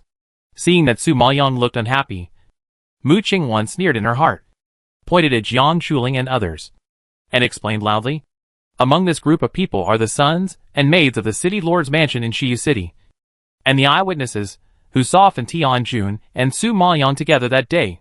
You tell me what you saw in Shiyu City that day. If you tell a lie, you will be executed immediately." The word executed was emphasized so much that everyone knelt down and cowed out for mercy. "Queen, spare my life. I dare not tell a lie. That day in Shiyu City, I and Zhan Tiantuan were invited by the city lord to be guests in the city lord's mansion. When we were about to leave the mansion, we happened to see Fan Tianjun carrying the emperor's concubine in. Jiang Shuling was afraid of death. When she heard Mu Qingwan's warning, she was so scared that she trembled all over and blurted out everything she saw. Si Juanzi also quickly confessed. Yes, the imperial concubine has been living in my city lord's mansion for some time, and she is being looked after by Finchen-jun's people. My father was killed because he offended Finchen-jun. This matter has spread all over Shiyu City, and I dare not lie." Meng Lichuan gritted his teeth when he heard this. "Jiang Shuling, Miss Su spared your life last time, but you were not grateful and betrayed her. Isn't that too much? Brother Lichuan, I am telling the truth. Now the knife is on my neck. How dare I lie?" Jiang Shuling only wanted to survive, so he didn't care about Su Maoyang's kindness. Seeing her confession, Mu Qingwan smiled and looked at Su Maoyang with burning eyes, and asked coldly, "She saw you being carried into the city lord's mansion by Fan Tianjun. Excuse me. As a hostage, it is reasonable to keep you alive. But why did Fan Tianjun hold you?" Everyone widened their eyes in surprise when they heard this, and their questioning eyes fell on Su Maoyang, waiting for her answer. They had never heard of a hostage being treated so well, which was indeed strange. Su Maoyang raised his eyebrows, stared at her, and answered calmly, "Finchen-jun is a cautious person. He was worried that I would play tricks, so he pressed my acupoints and made me unable to move. So he had to carry me into the mansion. Besides, he kidnapped me, so he needed to hide his tracks. If he abused me in front of outsiders, wouldn't it attract other people's attention and expose his whereabouts? Su Maoyang, so many people are staring at you and Finchen-jun's ambiguous relationship, and you still dare to quibble." Seeing that she refused to admit it, Mu Qingwan's eyes became sharp, and he roared fiercely. Su Maoyang heard this, and a hint of sarcasm appeared on the corner of her lips. She sneered and shook her head. "Queen, you also said that so many people are staring at us. If Finchen-jun and I really have a private affair, we wouldn't be so stupid to let such a large group of people stare at us and be ambiguous. Are you insulting Finchen-jun's IQ? Or the IQ of everyone present?" Hearing this, the whole audience was noisy again. What Su Maoyang said was not unreasonable. If she and Finchen-jun really had a secret relationship, why did she expose it so high profile in front of others? Isn't this deliberately letting others catch the handle to suspect her?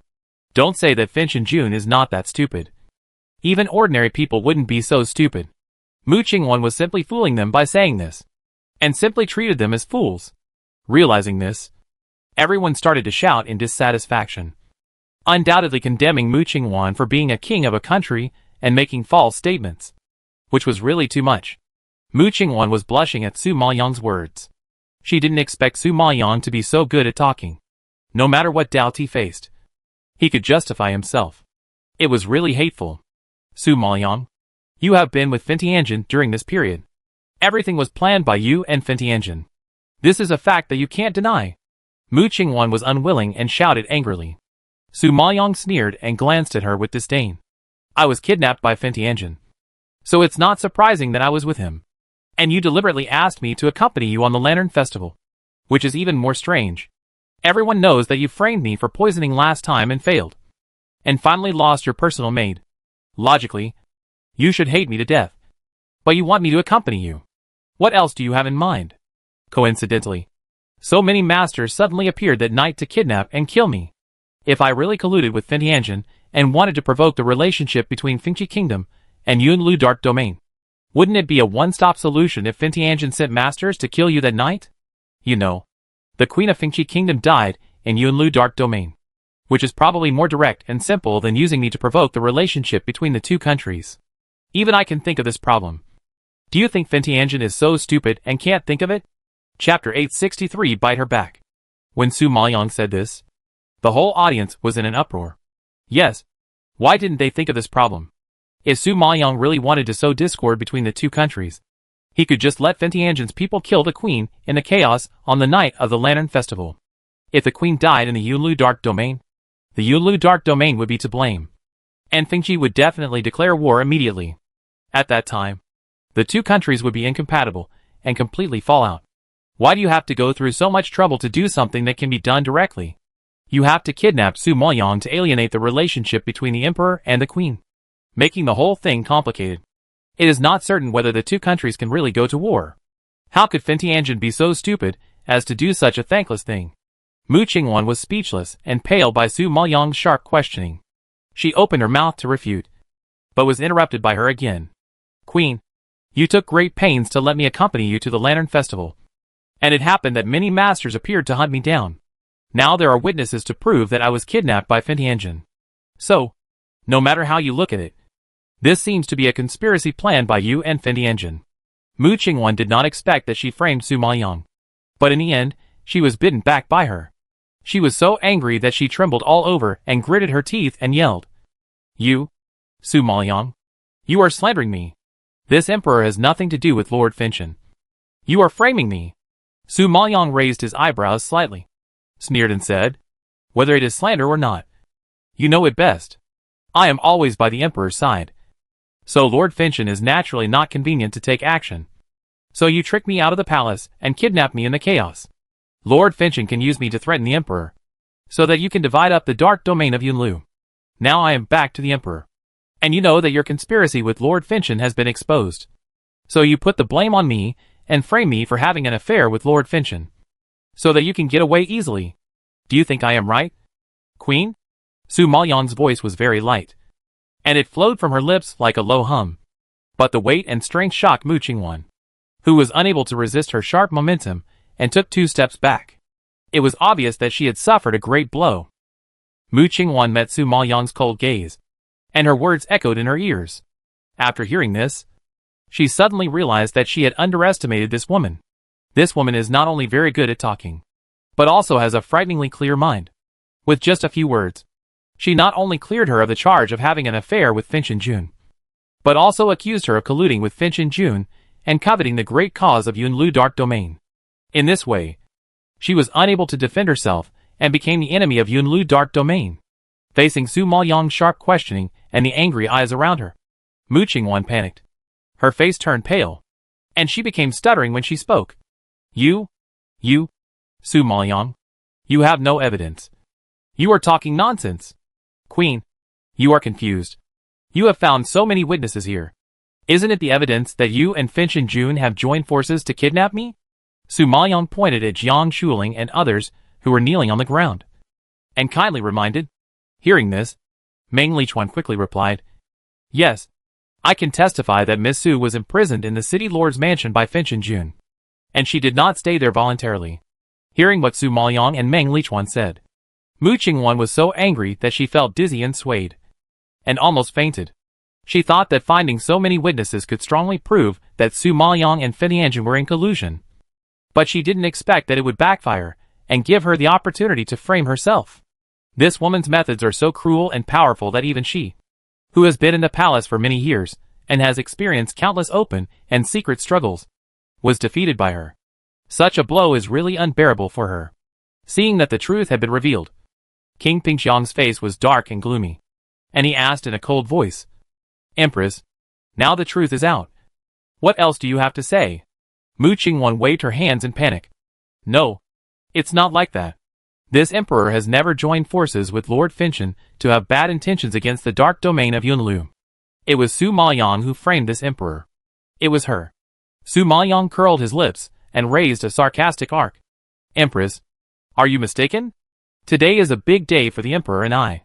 I don't even bother to talk nonsense with you. It was you who took the initiative to come to my door to frame me. How did it become me who framed you? Do you really think everyone here is blind?" Yu Mu Qingwan's verbal skills are no match for Su Maoyang, and she was choked by her and couldn't speak. Prince Pingxiang had reached the limit of his patience with Mu Qingwan. He could not bear to watch any more and frowned, saying, "Okay, stop talking. Today is the big day for the emperor's concubine and the emperor. Let's get married first, and then we can slowly investigate the kidnapping of the emperor's concubine." Hearing this, Su Maoyang and Jun Haocong both stepped forward, intending to continue the wedding. Mu Qingwan saw that even this could not stop them from getting married, and she gnashed her teeth and trembled all over. Perhaps she was forced into a desperate situation. She actually roared regardless, rushed over, pulled Su Maoyang away, and blocked the two of them. "No! No wedding. Today. I am here. You are not allowed to get married. She has loved him for so many years, and has paid and sacrificed so much for Jun Haocong. How can she watch him become someone else's man?" Over the years, Jun Haocong has been her spiritual pillar, her dream, and the strength that has supported her to this day. If she loses Jun Haocong, how can she live? However, as soon as Mu Qingwan finished speaking, she heard a loud voice like a bell, as if it fell from the sky, and instantly brought a fierce breath and rushed towards Mu Qingwan. "Humph! I want to see who it is that doesn't allow my apprentice to get married." The deafening voice was so powerful that everyone present changed their faces and looked up. I saw a gray figure sweeping from the horizon. His figure was like a rainbow, and he suddenly fell to the center of the square. A powerful wave centered on him and instantly shook. The terrifying pressure directly scared everyone to turn pale and break out in cold sweats. Seeing this, Jun Yueye and Jun Qingren stood up and hurriedly came up from their seats to greet him enthusiastically. "Yushu Tianzuan, you are so honored to come. I am sorry for not welcoming you." When Mu Qingwan heard the words Yushu Tianzuan, her eyes widened and she looked at the old man in surprise. Although she was from Finchi country, she had heard of the big names in Jiuyo territory. Yushu Tianzuan was the master of Yunlu Emperor, so she knew a lot about Yushu Tianzuan's deeds. It's just that this master's whereabouts are mysterious, and she has never seen him. She didn't expect to have the opportunity to see him today. It's really a blessing. She heard that Jun Haocong had a deep relationship with his master. If his master knew that the woman he was going to marry had an affair with Finchen Jun, he would definitely stop it. Chapter 864 almost lost her life. Thinking of this, Mu Qingwan had an idea and came up with a new idea. She stepped forward and said to Yushu Tianzuan, "Tianzuan, you don't know that the woman the emperor married this time was kidnapped by Fin Tianjin some time ago and had an ambiguous relationship with Fin Tianjin. It is simply a joke to let such an unclean and unclear woman become the emperor's concubine." When Yu Shifeng heard this, his eyes suddenly bulged. He suddenly stretched out his hand and grabbed Mu Qingwan's neck, and asked fiercely, "What? Unclean?" Mu Qingwan was frightened by his sudden anger. The suffocation in her throat made her open her mouth. She grabbed the back of his hand with both hands and tried to break free from his restraints. But Yushu Tianzuan's strength was too strong, and her struggle seemed extremely weak. Seeing this scene, everyone was shocked and gasped in horror. Yushu Tianzuan was about to kill the queen. The people of Fengqi Kingdom were so frightened that their eyes were bloodshot and they screamed, "Queen! Let our queen go!" Even Jun Yueya and Jun Qingran were shocked and hurriedly advised. "Tianzuan, this is the queen of Fengqi Kingdom. You can't do it. You can't do it." Hearing this, Yushu Tianzuan raised his eyebrows. His eyes surged with terrible anger, stared at Mu Qingwan fiercely, and roared angrily, "Who cares who she is? If she dares to scold my elder sister, I will kill her." After the roar fell, Yu Xingfeng's hand strength increased, pinching Mu Qingwan so hard that she rolled her eyes and was dying. When the people of Fengqi Kingdom saw this, their hearts rose to their throats and almost jumped out of their mouths. Yushu Tianzuan's strength was so abnormal that their queen couldn't bear it even if he sneezed casually.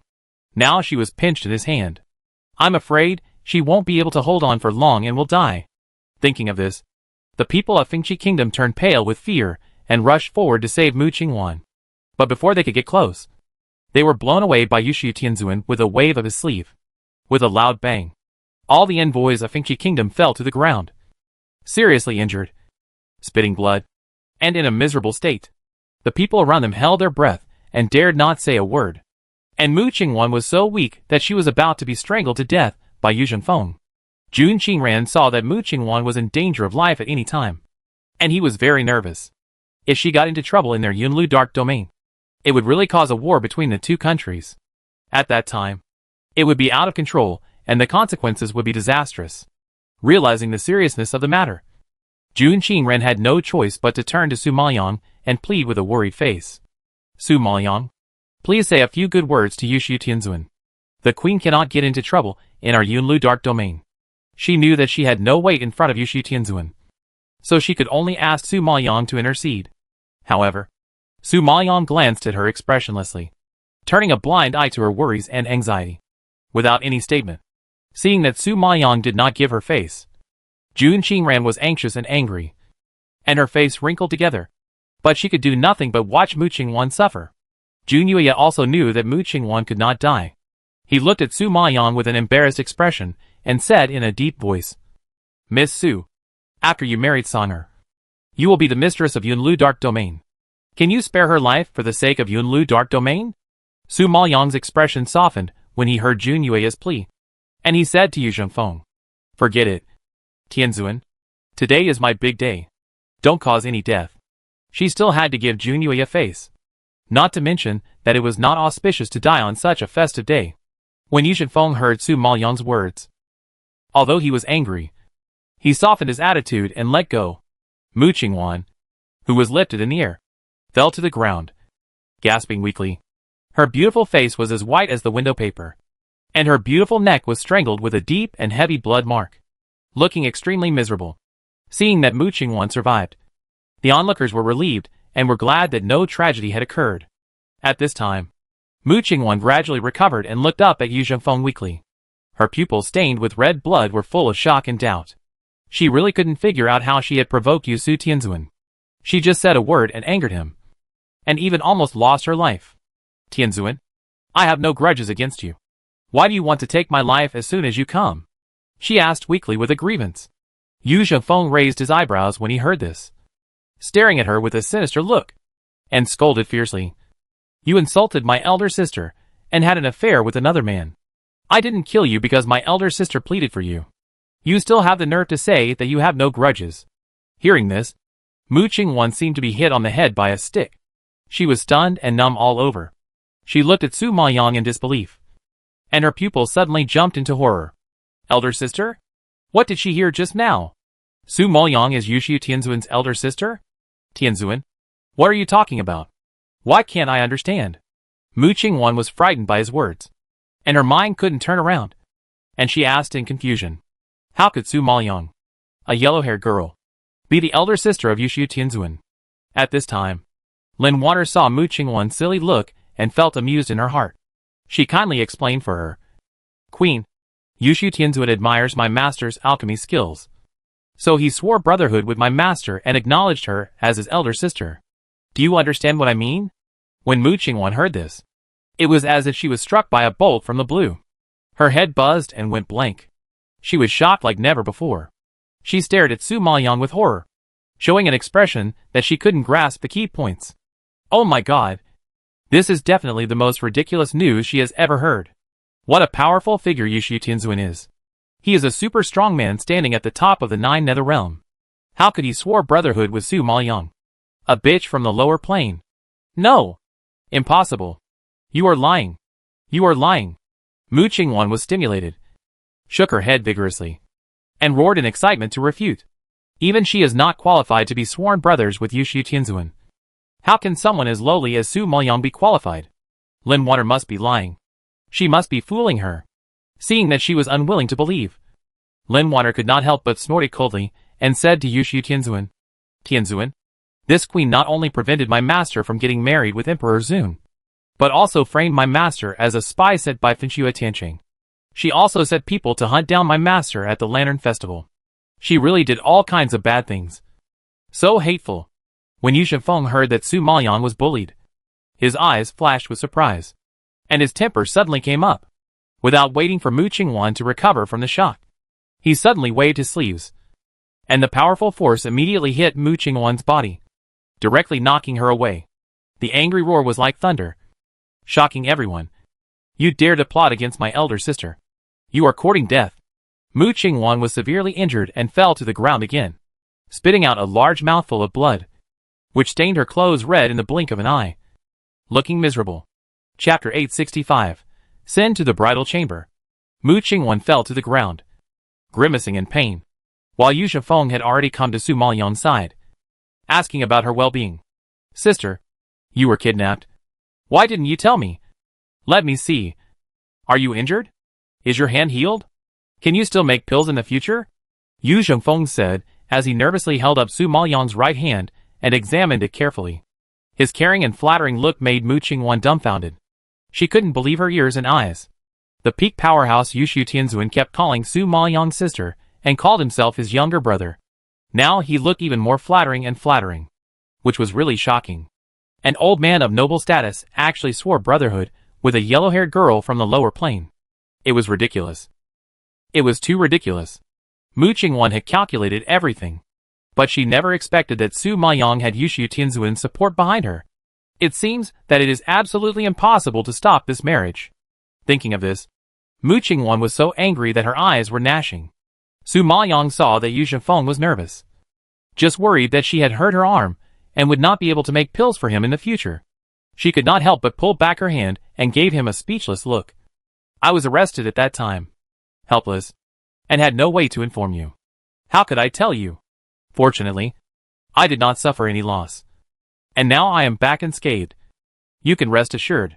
Now my hand is more than half healed. Not to mention the future. I can make pills now. Hearing this, Yu Shifeng was relieved. He was worried in the last second, and smiled happily in the next second. Thankfully. That's good. That's good. Seeing the farce was over, Jun Yueya didn't dare to waste time and quickly reminded them. Okay. Today is the big day for the Emperor's concubine and the Emperor, so it's important to get married. Yu Shifeng woke up after hearing this and nodded in agreement. Yes. Yes. It's important to get married. As he said this, Yu Shifeng quickly stepped aside. Jun Qingran and Jun Yueya also walked quickly to the seats of the parents and sat down. The eunuch saw that everyone was in place and shouted again. First bow to heaven and earth. Su Maoyang and Jun Haosong both knelt down and kowtowed. Second bow to the parents. The two stood up and knelt down to Jun Yueya and Jun Qingran. Jun Yueya smiled and raised his hands repeatedly. After waiting for so many years, he thought that his younger brother would really be a lonely man and die alone. Unexpectedly, he still found his beloved, and now he is married. Seeing the perfect couple in front of him, he is very relieved. Jun Qingran was helpless, but he also knew that things had come to this point, and he could only follow the will of heaven. Just when the two of them were thinking differently, the eunuch's voice sounded again. Husband and wife bowed to each other. Su Maoyang heard the words, turned slightly, looked at the face that was so beautiful that it angered the heavens and people, stared at the beautiful eyes as blue as the deep sea, and couldn't help but feel a lot of emotion in his heart. It was really not easy for them to come this far. They experienced separation and reunion in the lower plane, and faced a lot of troubles in the 9 nether realm. Now they have gone through hardships, broken through many obstacles, and finally got married. Such happiness is hard one. Thinking about it, Su Maoyang's eyes were red. Jun Haocong saw her tears flashing, and his heart was also touched. At first, he was just curious about Su Maoyang's secret, and he couldn't help but pay more attention to her. Later, the more he paid attention, the more interested he was in her. Unexpectedly, now she has become a person who is deeply engraved in his heart, unable to give up, and integrated into his life. The ceremony is over. Send them to the bridal chamber. After the last word fell, loud applause and cheers suddenly rang out all around, sweeping away the solemn atmosphere just now, and the entire altar square instantly became lively. Lin Wanner and the brothers of the Blood Battle Group saw that their master finally got married successfully, and they excitedly rushed forward and surrounded the two people to Yunlu Palace. When they arrived at Yunlu Palace, the group directly pushed Jun Haocong and Su Maoyang into the room. Jiang Jing even winked at Jun Haocong and said to him, "Emperor, don't worry. We are here to guard you, and no one will dare to disturb you. A spring night is worth 1,000 gold. We won't disturb you." Hee. After the words fell, everyone covered their mouths and laughed secretly, and their ambiguous and explicit eyes swept back and forth on them, and quickly retreated tactfully and closed the door for them. Seeing this, Jun Haocong stared at Su Maoyang with a smile in his eyes, and said jokingly, "It's hard for everyone to be so enthusiastic. Madam, don't let them down." Su Maoyang stopped immediately, took 2 steps back with a dodgy look. "My arm hasn't healed yet. You don't want me to get hurt again. So, it's okay. Madam, don't move. I can do it alone. Madam, I promise that I won't hurt your hand." Jun Haocong raised his eyebrows slightly. A gleam of light flashed in his blue eyes, and without waiting for Su Maoyang to resist, he took a big step and picked her up horizontally. "Jun Haocong, my body hasn't recovered yet. I can't stand your tossing." A blushing voice came from the Yunlu Palace, and the Blood Battle Group guarding outside laughed. They knew the ability of the Emperor in that aspect, and this time, they probably had to toss their master to beg for mercy. "I really don't know whether I should sympathize with the master or be happy for the master." The next day, the sun was high in the sky, and the hot midday sun shone in through the window, sprinkled on Su Maoyang's face, making her frown. She moved lazily, and a soreness spread. She gasped in pain. Hiss. This time, Su Maoyang was completely awake, opened her sleepy eyes, and called softly, "Lin Wanner." Lin Wanner heard the noise and walked in quickly. Seeing Su Maoyang curled up in the quilt, weak and obviously tossed around, she pursed her lips, suppressed a smile, and asked, "What does the master want? Where is the Emperor?" Su Maoyang woke up and didn't see Jun Haocong's figure, so she couldn't help asking. Lin Wanner couldn't hide the smile on her lips, and replied in a good mood, "The Emperor seems to have gone to deal with the last border riot. However, the Emperor has told me that if the master wakes up, let me help you apply medicine." Su Maoyang frowned. "My arm is almost healed, so I don't need to apply medicine." Lin Wanner covered her mouth and chuckled, whispering, "Master, you misunderstood. The Emperor didn't ask me to apply medicine on your arm." Su Maoyang heard her and instantly understood what she meant. She felt that blood rushed to her face, and her cheeks were as hot as if they were burned. She glared at Lin Wanner fiercely and growled, "Get out." Seeing her angry, Lin Wanner found it even more funny. She covered her mouth and chuckled a few times before continuing, "Master, I just got some good news and was about to tell you, but you drove me out. It's really sad." "Sad?" Seeing her mouth almost broken with laughter, Su Maoyang really didn't see how sad she was. Chapter 866 The Death of the Princess. "Tell me, what's the good news?"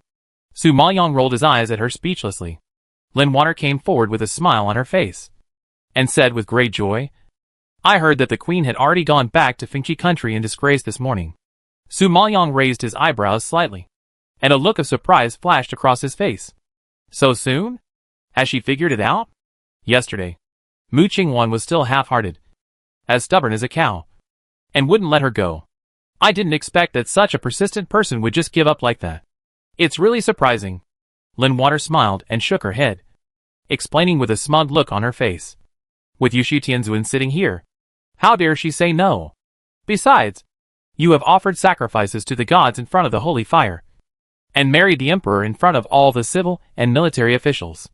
Now you are the emperor's concubine in the Yunlu Dark Domain. This has become an unchangeable fact. Even if Mu Qingwan wants to sabotage, she has no chance.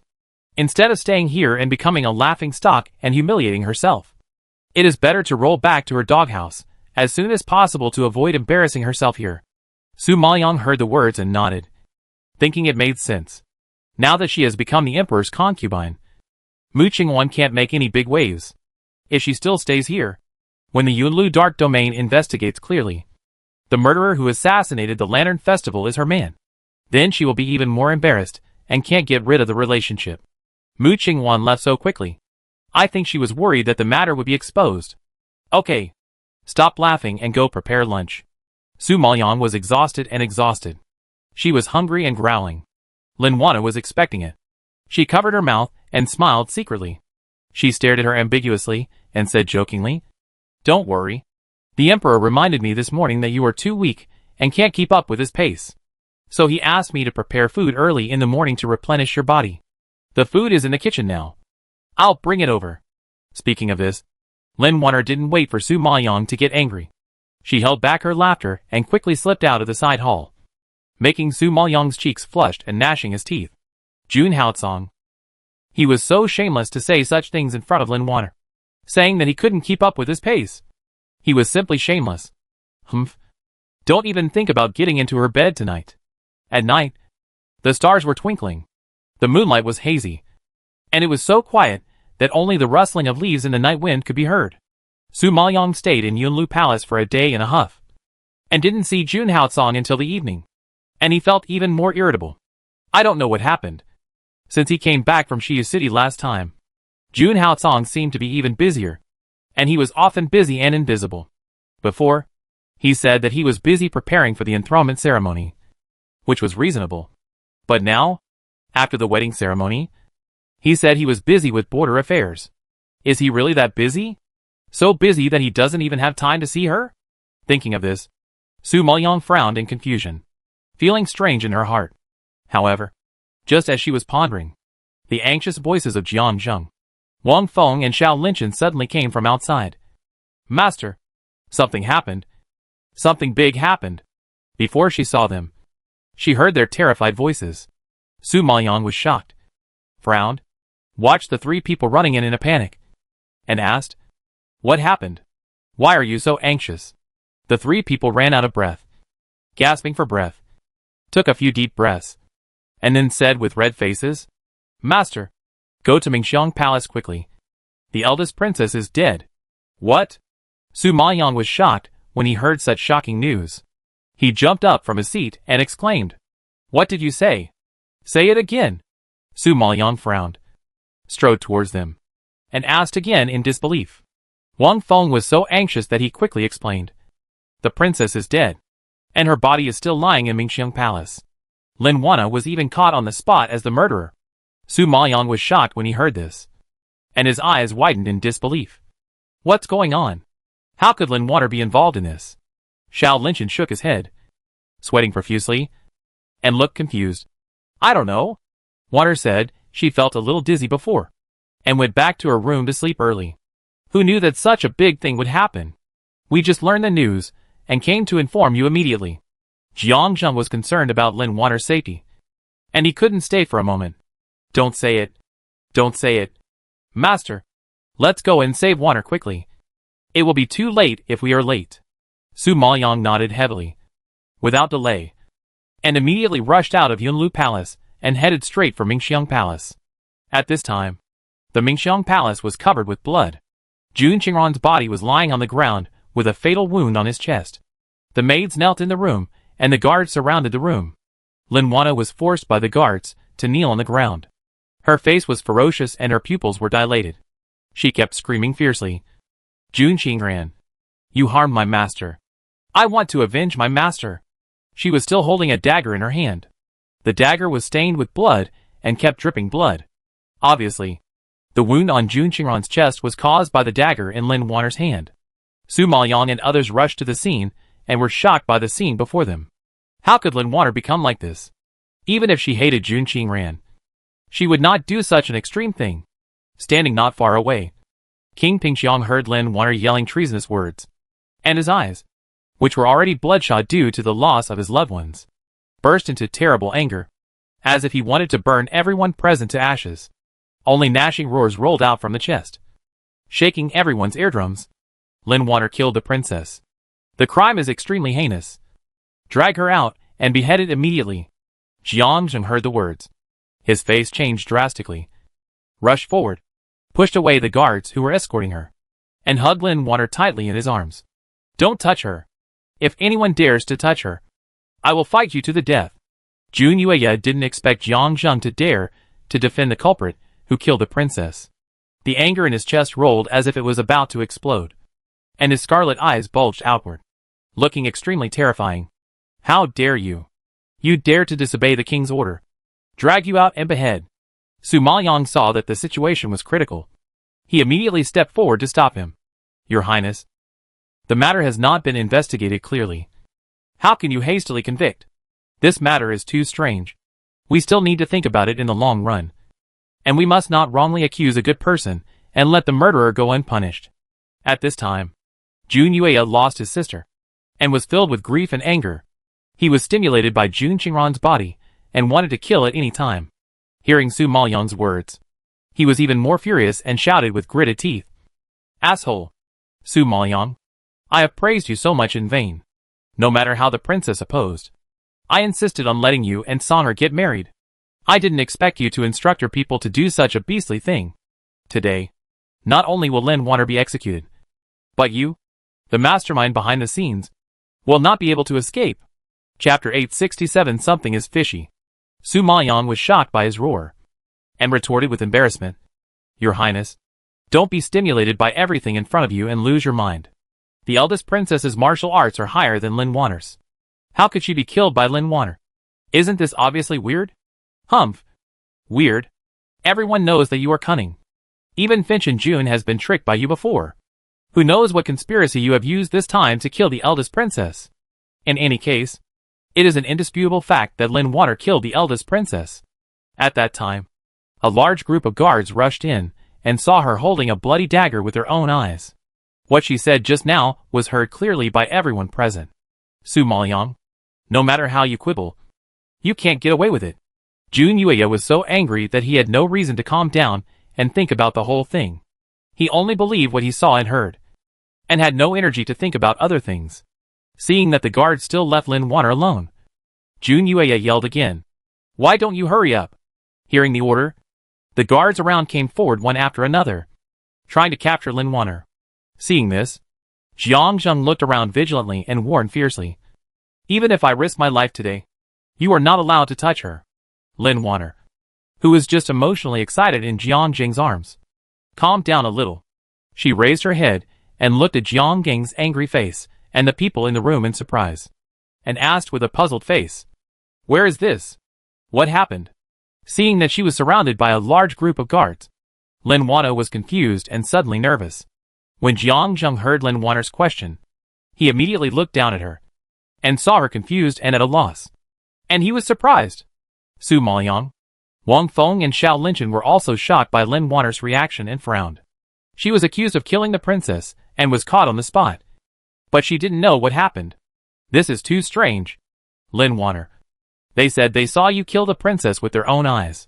What's going on? Give me an explanation. Su Maoyang was a little anxious.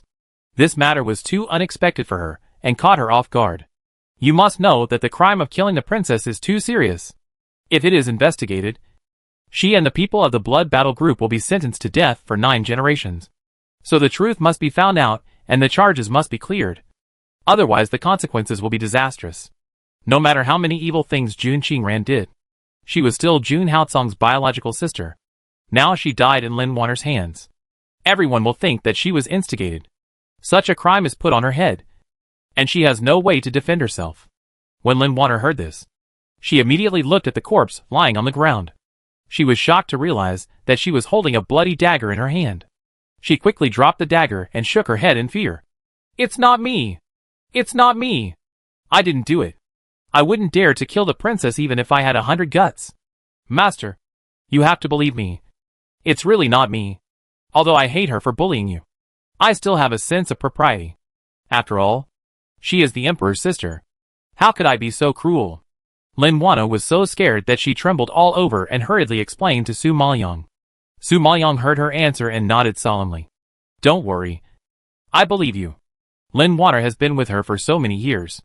Although she hates evil sometimes, she has always been loyal to her and thinks of her in everything. Su Maoyong knows her character very well and will never do such things behind her back. Therefore, Su Maoyong believed that Lin Wana must have been framed. Just because Su Maoyong believed her did not mean that Jun Yuya believed her. Hearing her quibbling, he scolded her harshly. Humph. Now there are witnesses and evidences. You still dare to quibble. Since you said you didn't kill her, then why did you suddenly appear in Mingxiang Palace so late? Why is the dagger in your hand? Lin Wana was questioned and her face turned pale. Her mind was blank. She couldn't remember anything that happened before. And she was so anxious that she hugged her head and beat it hard. I don't know. I don't know anything. She didn't know why she was in Mingxiang Palace. Why she was holding a bloody dagger. She couldn't remember anything now. Humph. I think you don't know. But you don't dare to say it. You can't even explain why you are here. And you dare to say it's not you. What are you still wasting time on? Quickly drag me down and be executed by slow slicing. Jun Yuya frowned and roared angrily. Su Maoyong raised his hand when he heard this. Wait!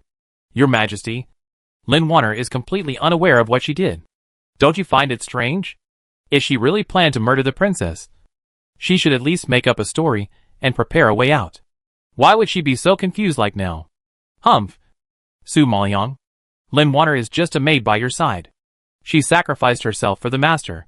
What kind of escape does she need? Even if she escaped today, you would kill her to silence her. Unfortunately, you are one step too late. Come on.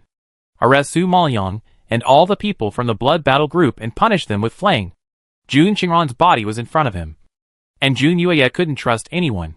Jun Qingran had always been against Su Maoyong and Song'er being together, saying that she was a sinister and vicious person. A disaster star. It was all his fault that he trusted Su Maoyong and didn't take it to heart, which led to the tragedy. He regretted it. It's all his fault. The guards around received the order and surrounded Su Maoyong, Wang Feng and Xiao Linchen, ready to take action. At this critical moment, a loud rebuke suddenly sounded outside. Asshole. Stop it. Everyone saw Yushu Tianzuan walked in aggressively from outside, and his sharp eyes swept over Jun Qingran's body and the surrounded Lin Wana. And finally his sight fell on Jun Yuya's face. And he said in a deep voice, Prince, I know that your sister died. And I am sad. But it is really hard to convince the public if you convict without investigating the matter clearly. When Jun Yuya saw him coming, he suddenly remembered that Su Maoyong was now Yushu Tianzuan's eldest sister. And his face suddenly became very ugly. Tianzuan, you can't favor Su Maoyong just because she is your eldest sister. Now the eldest princess has been killed. And Lin Wana was caught on the spot with a dagger. How many people have seen it? Such a capital crime cannot be erased with just one word. Lin Wana saw Yushu Tianzuan coming, as if she had grabbed a life-saving straw, and cried with tears. Tianzuan, you have to make the decision for Wana. The eldest princess was really not killed by Wana. And it is even more impossible that it has anything to do with the master. Wana doesn't know why she is here. Why she is holding the dagger that killed the eldest princess. Wana knows nothing about it. Please give me, and the master, a clear name. Su Maoyong also looked at Yu Zhenfeng and explained. Tianzuan, I know who Lin Wana is best. She may have been fed the ecstasy pill and controlled by someone. So she is unaware of everything at the moment. I believe that as long as the imperial doctor is invited to check whether she has taken the ecstasy pill, everything will come to light. Chapter 868, Who is the real murderer? Okay. In that case, let's go and get the imperial physician. Yu Zhenfeng nodded seriously and ordered in a cold voice.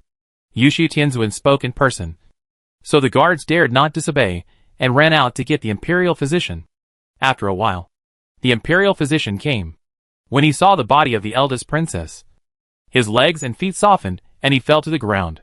Su Maoyong didn't wait for the imperial physician to salute, and quickly helped him up and led him to Lin Wana, and said anxiously, Dr. Li, check Lin Wana to see if she was poisoned or took pills, like the ecstasy pill. Dr. Li wiped the cold sweat from his forehead, nodded anxiously, stretched out his hand to feel Lin Wana's pulse, and checked carefully. Everyone present stared at him with bated breath. waiting for his result. Dr. Li examined her for a long time before finally looking up, frowning and shaking his head slightly. She didn't accidentally take any poisonous or confusing drugs. Everything is normal in her body, and she hasn't suffered any damage. What?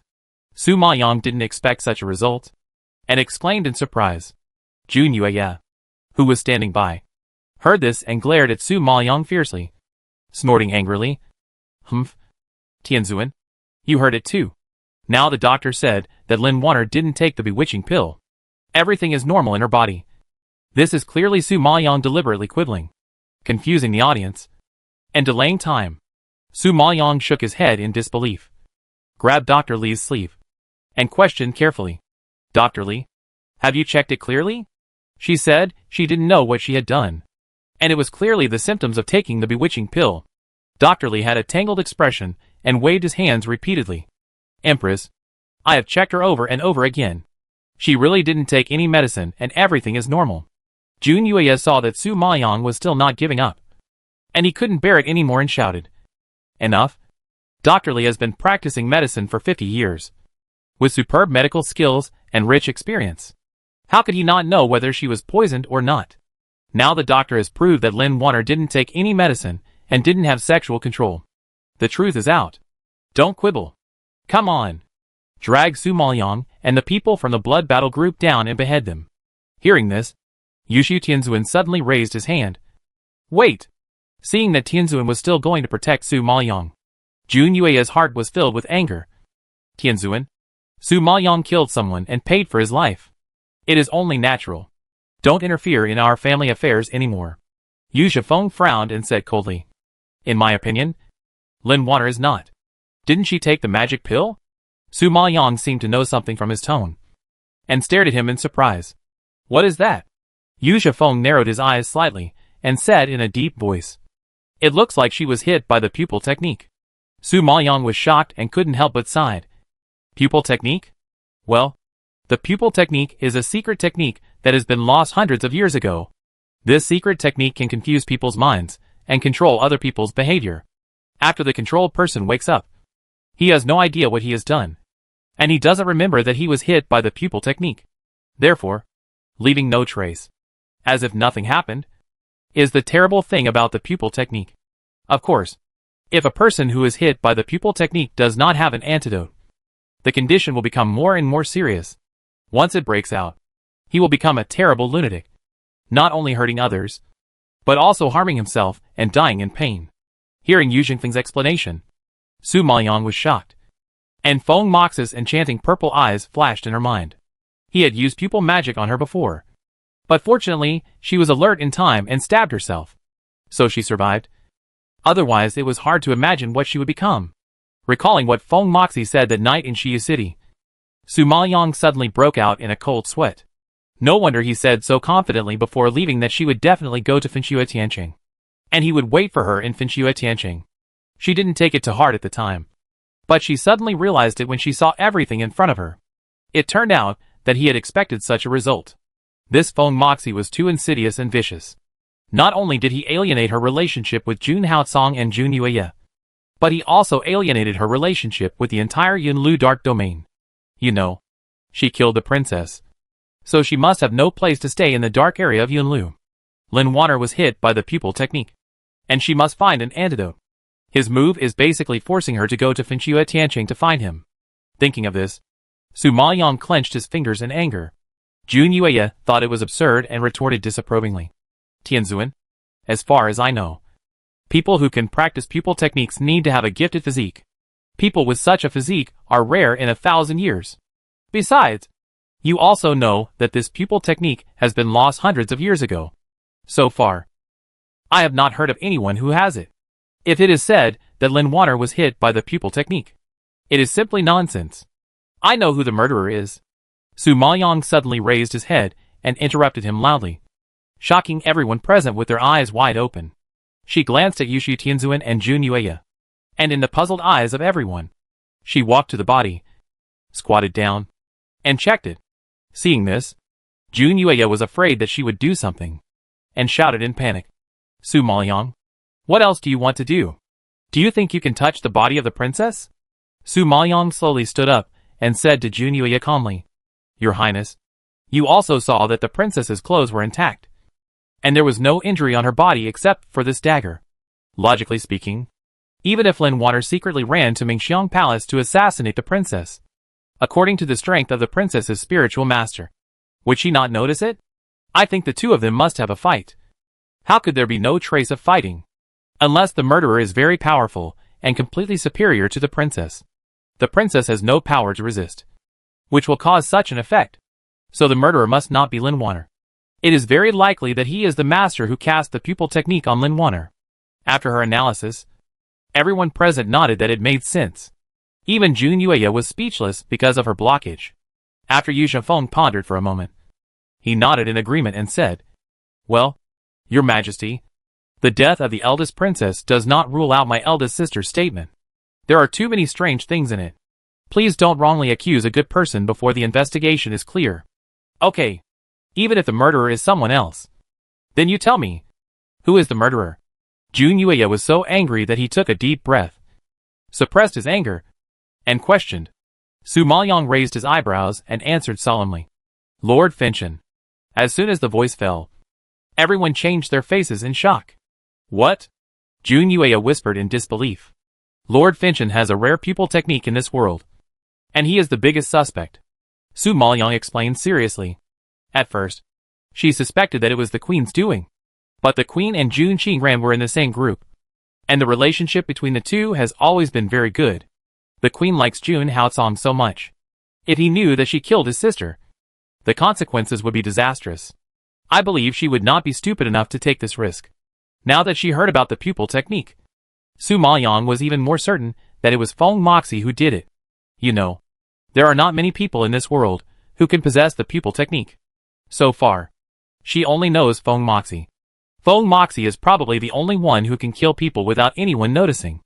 Chapter 869, unable to figure out Lord Finchen's thoughts. Jun Yuya didn't believe it and scolded coldly. Ridiculous. Even if Lord Finchen has pupil skills, why would he deliberately frame you for the crime of killing the princess? Su Maoyang replied. Because he wanted to alienate the relationship between Jun Haotsong and me and force me to find him. Hee. This is really the most ridiculous excuse I have ever heard. If he wanted to use you to threaten Sang'er, then why did he alienate the relationship between you and Sang'er? You should know that once you become enemies, there is no point in him kidnapping you. How could Sang'er save an enemy who killed her sister? Jun Yuya sneered twice and angrily refuted, not believing what Su Maoyang said at all. Su Maoyang had no choice but to patiently explain. He said last time he kidnapped me, it was not to threaten Jun Haotsong. Okay, tell me, what exactly is he doing? Jun Yuya raised his eyebrows and stared at her with sarcasm. Su Maoyang was immediately choked by his words. She has never been able to figure out what Fin Tianjin is thinking. Last time in Shiyu City, she tried her best but couldn't get him to say anything. How could she know what he is up to with such a sinister and cunning person? Seeing that Su Maoyang was speechless, Jun Yuya snorted coldly and reminded him. Humph. All this is just your speculation. Now you have said so much. But there is no evidence, and you can't explain the reason. So you can't clear your name. Your Majesty, the eldest princess is dead. And it is an irreversible fact. I believe you don't want to kill a good person by mistake, causing another tragedy, and let the murderer go unpunished. So please give me some time. I will find evidence as soon as possible, catch the murderer, and prevent the princess from dying in vain. If I really can't find evidence, you can kill us then.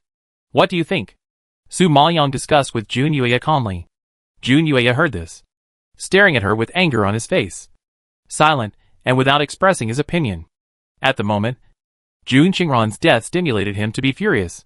How could he be willing to let Su Maoyang go like this? Seeing this, Yushu Tianzuan couldn't help but say, if King Pingxiang doesn't trust her, he should trust me. If she is really the murderer, I will never interfere in your grievances. If she is not the murderer, then you have to get past me before you can touch her. Jun Yuya was so angry that his breathing stagnated, and his face was quite ugly. Yu Zhenfeng's words were obviously forcing him to give. Su Maoyang has time to find evidence. With the old man standing in front of him, he couldn't move Su Maoyang at all, so he could only nod and agree. Okay, I'll give you time to find evidence. If you can't prove your innocence, don't blame me for being rude. Su Maoyang was relieved when he heard him say so, and quickly ordered Jiang Zheng to help Lin Water up, and then looked at Yushu Tianzuan. Tianzuan? Where is Hao Tsong? Does he know about this? The only thing she was worried about was Jun Hao Tsong's reaction when he learned about this. His sister died, and the suspect turned out to be the woman he loved deeply. Such a blow was undoubtedly huge, and Su Maoyang couldn't imagine what he would do when he heard such news. Yu Zhengfeng comforted. The emperor is not in the palace tonight. I have sent someone to notify him just now, and he should be back soon. Don't worry. Summer will definitely believe you. Although it was a soothing word, Su Maoyang's heart was still in turmoil. She pretended to be calm and said gratefully, "Thank you for your help today, Tianzuan." Haha. What are you talking about? Elder sister? It's just a small favor from me. You don't have to take it to heart. Yu Zhengfeng smiled and waved his hand. Su Maoyang didn't bother to be polite with him. She nodded slightly. Tianzuan, I'm a little tired. I'll go back to Yunlu Palace first. Okay. You've been busy all night. Go back and rest. Yu Zhengfeng nodded quickly and sent her and Lin Water and others out of Mingxiang Palace. After returning to Yunlu Palace, Lin Water, who was supported by Jiang Zheng, knelt down in front of Su Maoyang and slapped herself twice. Master, it's all my fault. It's all my fault. I have implicated you. Su Maoyang saw her blaming herself and walked over distressed, wanting to help her up. Don't do this. Get up quickly. Lin Water shook her head and refused. No. I am deeply sinful. Please punish me. Master. Su Maoyang sighed helplessly. Don't talk nonsense. How can you be blamed for this? Strictly speaking, you are also a victim. Not only were you wronged, but you were also hit by the pupil technique. People who are hit by the pupil technique will go crazy and die without an antidote. So, how can I bear to punish you? Besides, Feng Emosia's strength is so strong that even I can't resist it. Let alone you. If he wants to attack you, how can you prevent it? To be honest, it's me who has implicated you. Whether it's the queen or Feng Emosia, their target has always been me, not you. They can't attack me directly, so they want to attack you because you are the closest person to me. If I hadn't brought you with me, you wouldn't have suffered so much because of me. So, it's not your fault. But my fault? Su Maoyang saw Lin Water's sad and self-blaming look, and his heart couldn't help but tighten, and he felt pain. Su Maoyang didn't have many relatives and friends. Lin Water and the brothers of the Blood Battle Group were her only relatives in this world. Although they were not strong, their loyalty to her and their selfless dedication to her were something that no amount of money could buy. Lin Water was innocent and kind by nature, and her personality was straightforward. If she was looked down upon or bullied by others, Lin Water would be even angrier than she was. Over the years, thanks to Lin Water's diligent and careful care, Su Maoyang has remembered all these kindnesses in his heart. How could he blame her? Lin Water didn't expect that at this point. Su Maoyang not only didn't blame her, but also blamed herself, and even more sadly retorted, I have never regretted following the master. Master, you are my savior. If it weren't for the master, I would have died in the Lin family long ago. It would be impossible for me to venture into the world and live a wanton and chic life like now. I am extremely fortunate every day that I met the master in this life. How could I think that the master has implicated me? Since you don't blame me, why are you still kneeling? Are you deliberately making me uncomfortable? Su Maoyang asked back unhappily. When Jiang Zheng heard this, he quickly pulled Lin Water up and comforted her. Okay. We are all a family. The master is worried about you and has no time. So how can he blame you? If you want to blame someone, you should blame the murderer who killed the princess. Everyone nodded in agreement when they heard this. At this moment, a brother from the Blood Battle Group suddenly ran over and reported to Su Maoyang. Master, the maid outside came to tell me that the emperor has returned. Lin Water was shocked when she heard this, and she looked at Su Maoyang with a worried look on her face. Master, will the emperor be angry with you when he learns of the death of the eldest princess? Chapter 870 Being Rejected. Jiang Zheng smiled and comforted. Don't worry. The emperor is so smart. He must know that the master was framed. Lin Water was still worried and wanted to continue to say something, but Su Maoyang interrupted her. Okay. Don't worry about this matter. Jiang Zheng, take her down to rest. I'll go to see the emperor, and come back in a while. Master, I'll go with you. The eldest princess died. But I was at the scene. No matter what. I have to explain it clearly. Lin Water pushed Jiang Zheng away and said anxiously. Su Maoyang saw that she insisted. So he nodded and looked at the brothers of the blood battle group who came to report the news. Emperor, where is he now? In Fuxi Palace. Has the emperor seen the body? Su Maoyang frowned and asked. The man nodded. Well, I heard that he has gone to Mingxiang Palace to see the body and understand the situation. Su Maoyang nodded in understanding. Well, okay. You all go back and rest. I'll go see him. As she said that, she took Lin Water and walked out of Yunlu Palace quickly. When Su Maoyang heard that he was in Fuxi Palace, she became a little worried, since he already knew the situation. Why didn't he go back to Yunlu Palace, but stayed in Fuxi Palace? Is he really blaming herself? Thinking of this, her mood suddenly became a little heavy. After a while, the two came to the door of Fuxi Palace. When Heixia saw the figures of Su Maoyang and Lin Water, his eyes condensed, and he immediately stepped forward, blocking their way, with a stern face, and refused coldly. The emperor ordered that no one should disturb them. Su Maoyang was shocked when he heard this, and his expression was slightly stiff. You know, she had the privilege of coming and going at will before, and He Xiao was usually very intuitive and never stopped her. But tonight, she was blocked outside the door. Su Maoyang knew what this meant better than anyone else. When Lin Water heard this, she was shocked and reminded. He Xiao, look carefully. This is the emperor's concubine. You don't need to remind me. I can see it clearly. Just because she is the emperor's concubine, you can't enter, because the emperor doesn't want to see you. He Xiao raised his eyebrows and retorted coldly, which shocked Lin Water and changed her face. What do you mean by this? Why doesn't the emperor see my master? Although Lin Water already knew it in her heart, she still asked unwillingly. Black Owl snorted coldly, piercing their ruthless words. What do you mean? You know it best in your heart.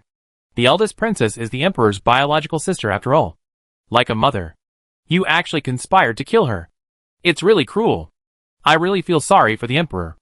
The emperor has repeatedly clashed with the eldest princess for you, but he didn't expect to get such a result. Lin Water was choked by him, and her face turned pale. She explained in a panic. I didn't kill the eldest princess. I was wronged. The emperor's concubine was completely unaware of this matter. Let me go in and explain it clearly to the emperor. Don't let the emperor misunderstand the emperor's concubine. No. No matter how much you explain, the eldest princess will not come back to life. The emperor is in a bad mood now. You should leave quickly, and don't rub salt into his wounds. Black Owl waved his hand, and drove them away without any courtesy. Su Maoyang heard that he was in a bad mood, and his heart suddenly tightened. He was too stubborn to leave. I want to see him. I don't believe he thinks I did it. Empress Dowager, I advise you to go back. The emperor has specifically instructed that he doesn't want to see you. Do you have to let him come out and reject you in person before you will be satisfied? Black Owl frowned, and his cold voice pierced Su Maoyang's heart like a sharp sword, causing a pain. He doesn't want to see her. Does he really believe that she killed the princess?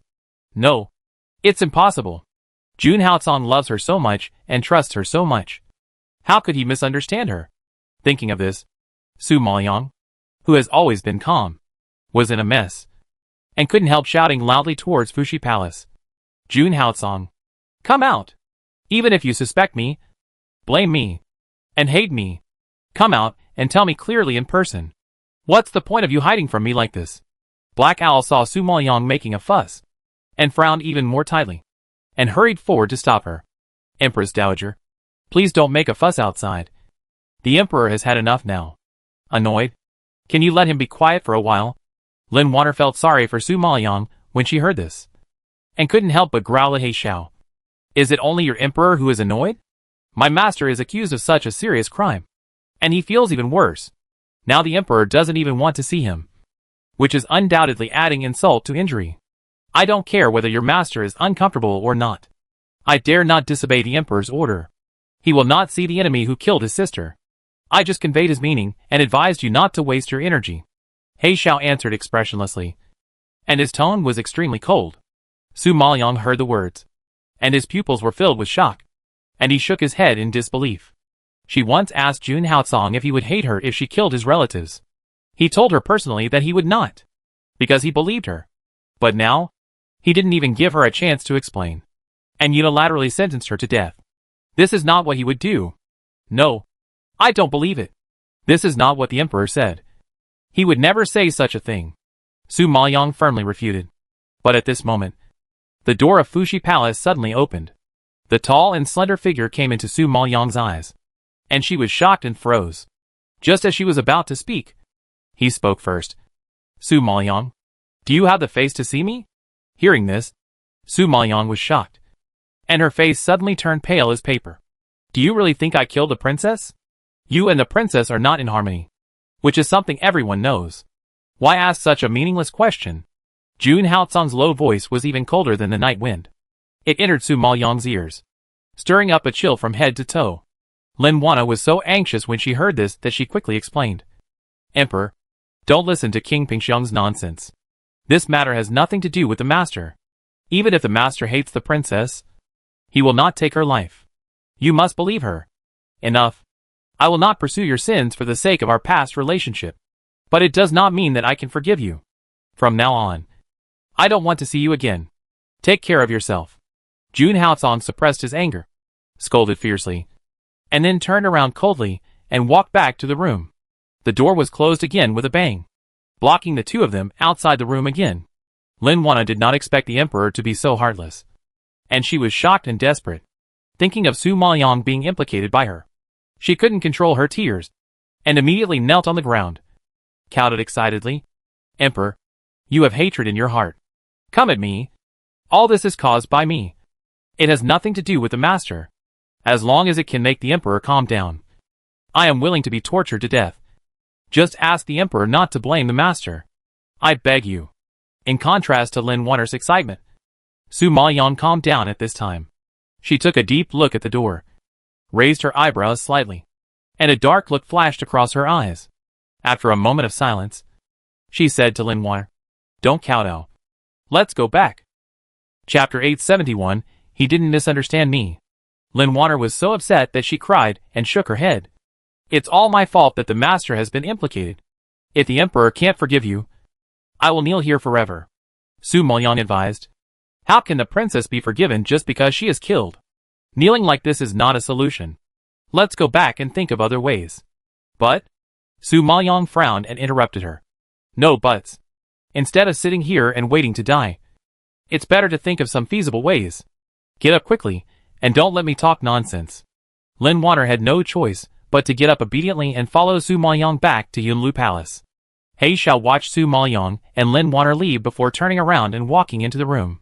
As soon as he entered the side hall, he saw Jun Haotsong with his hands on the table, cold sweat on his forehead, pale face, weak breath, and a painful look on his face. Black Owl was frightened and his face changed immediately. He hurried forward and asked nervously, Master, has your cold disease recurred again? Jun Haotsong raised his hand weakly. It's okay. It will be fine in a while. Black Owl was very anxious when he heard this. You always say it's okay. Since you fought with Lord Finchen, your cold disease has recurred several times in a row in just a few days. Now even if you take the pills to suppress the cold disease, it's useless. The doctor said that if there is no more fiery soul refining pill, you will die within 2 years. Okay. Don't say it anymore. Don't let the emperor and his concubine know about this. Jun Haotsong frowned and interrupted him immediately. Black Owl was distressed when he heard this. At this juncture, he was still worried about Su Maoyong. You know, if there is no more fiery soul refining pill, he can only hold on for 2 years at most. After 2 years, he will definitely die. But even so, he still cares about Su Maoyong's safety. During this period, in order not to arouse Su Maoyong's suspicion, he had to endure the pain every night to go back to Yunlu Palace to sleep with her. Even though he was in great pain. You know, every time the cold disease attacks, the pain that is enough to tear a person apart. He Xiao sees it in his eyes, and feels the same. But in order not to worry Su Maoyong, in order not to let her risk her life to refine the fiery soul refining pill, he tried his best to hide from her, pretending to be very busy. But in fact, he was just hiding and enduring great pain alone. Now the condition is getting worse and worse. in order to prevent Su Maoyang from finding out. He actually used this ruthless method to push her away, and Su Maoyang was completely unaware. At this moment, only He Xiao knew how painful his heart was, and how deep his love was. Master, you pushed her away so ruthlessly. Aren't you afraid that she will hate you for the rest of her life? He Xiao asked with a tangled face. Jun Haocong frowned, slowly exhaled a breath of cold air, and said in a deep voice, "It's better to hate me for the rest of my life than to let her die for me." When He Xiao heard this, his heart seemed to be hit hard, and he felt a dull pain. His master, for Su Maoyang, really has good intentions. He knew that he only had 2 years, so he took this opportunity to make Su Maoyang completely give up, break up with her, and push her away, even if she hated him for wronging her, or blamed him for not believing in her. As long as she lived well, it was more important than anything else. As the saying goes, it's better to suffer a short pain than a long pain. If he is a little ruthless to her now, she won't have to suffer more pain in the future. Black Owl knew what Jun Haocong was thinking, and the sadness slowly spread from the bottom of his heart, and he clenched his fingers in pain.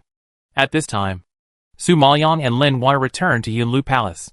Lin Wanner thought Su Maoyang was going to gather everyone to discuss a solution, but she didn't say anything and just let herself go down to rest. She was almost dying of anxiety, but her master was still thinking about sleeping, so she couldn't help but say, "Master, now even the emperor has misunderstood you. How can you let me sleep?" She really didn't understand. Now that the matter has become so serious, even the emperor wants to break up with her. How can her master still be so calm? It's really incredible.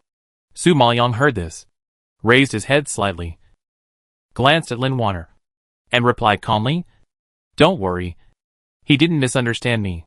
Lin Wanner was shocked, and her pupils were filled with astonishment. What?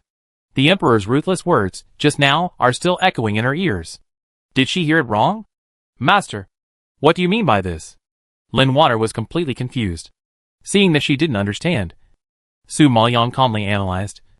The emperor has been elusive these days, and I don't know what he is busy with. The enthronement ceremony is over, so he doesn't need to take care of the wedding. And the turmoil on the border should have been resolved when he went to Shiyu City last time. Besides, Lord Finchin has withdrawn from the border, so even if there is still unrest, the emperor doesn't need to go out in person. So, thinking carefully, he seems to be deliberately avoiding me during this period of time. Lin Wanner was so shocked when she heard this that she widened her eyes and asked in confusion, "Hiding from you? Why would the emperor avoid you?" Su Maoyang nodded after pondering.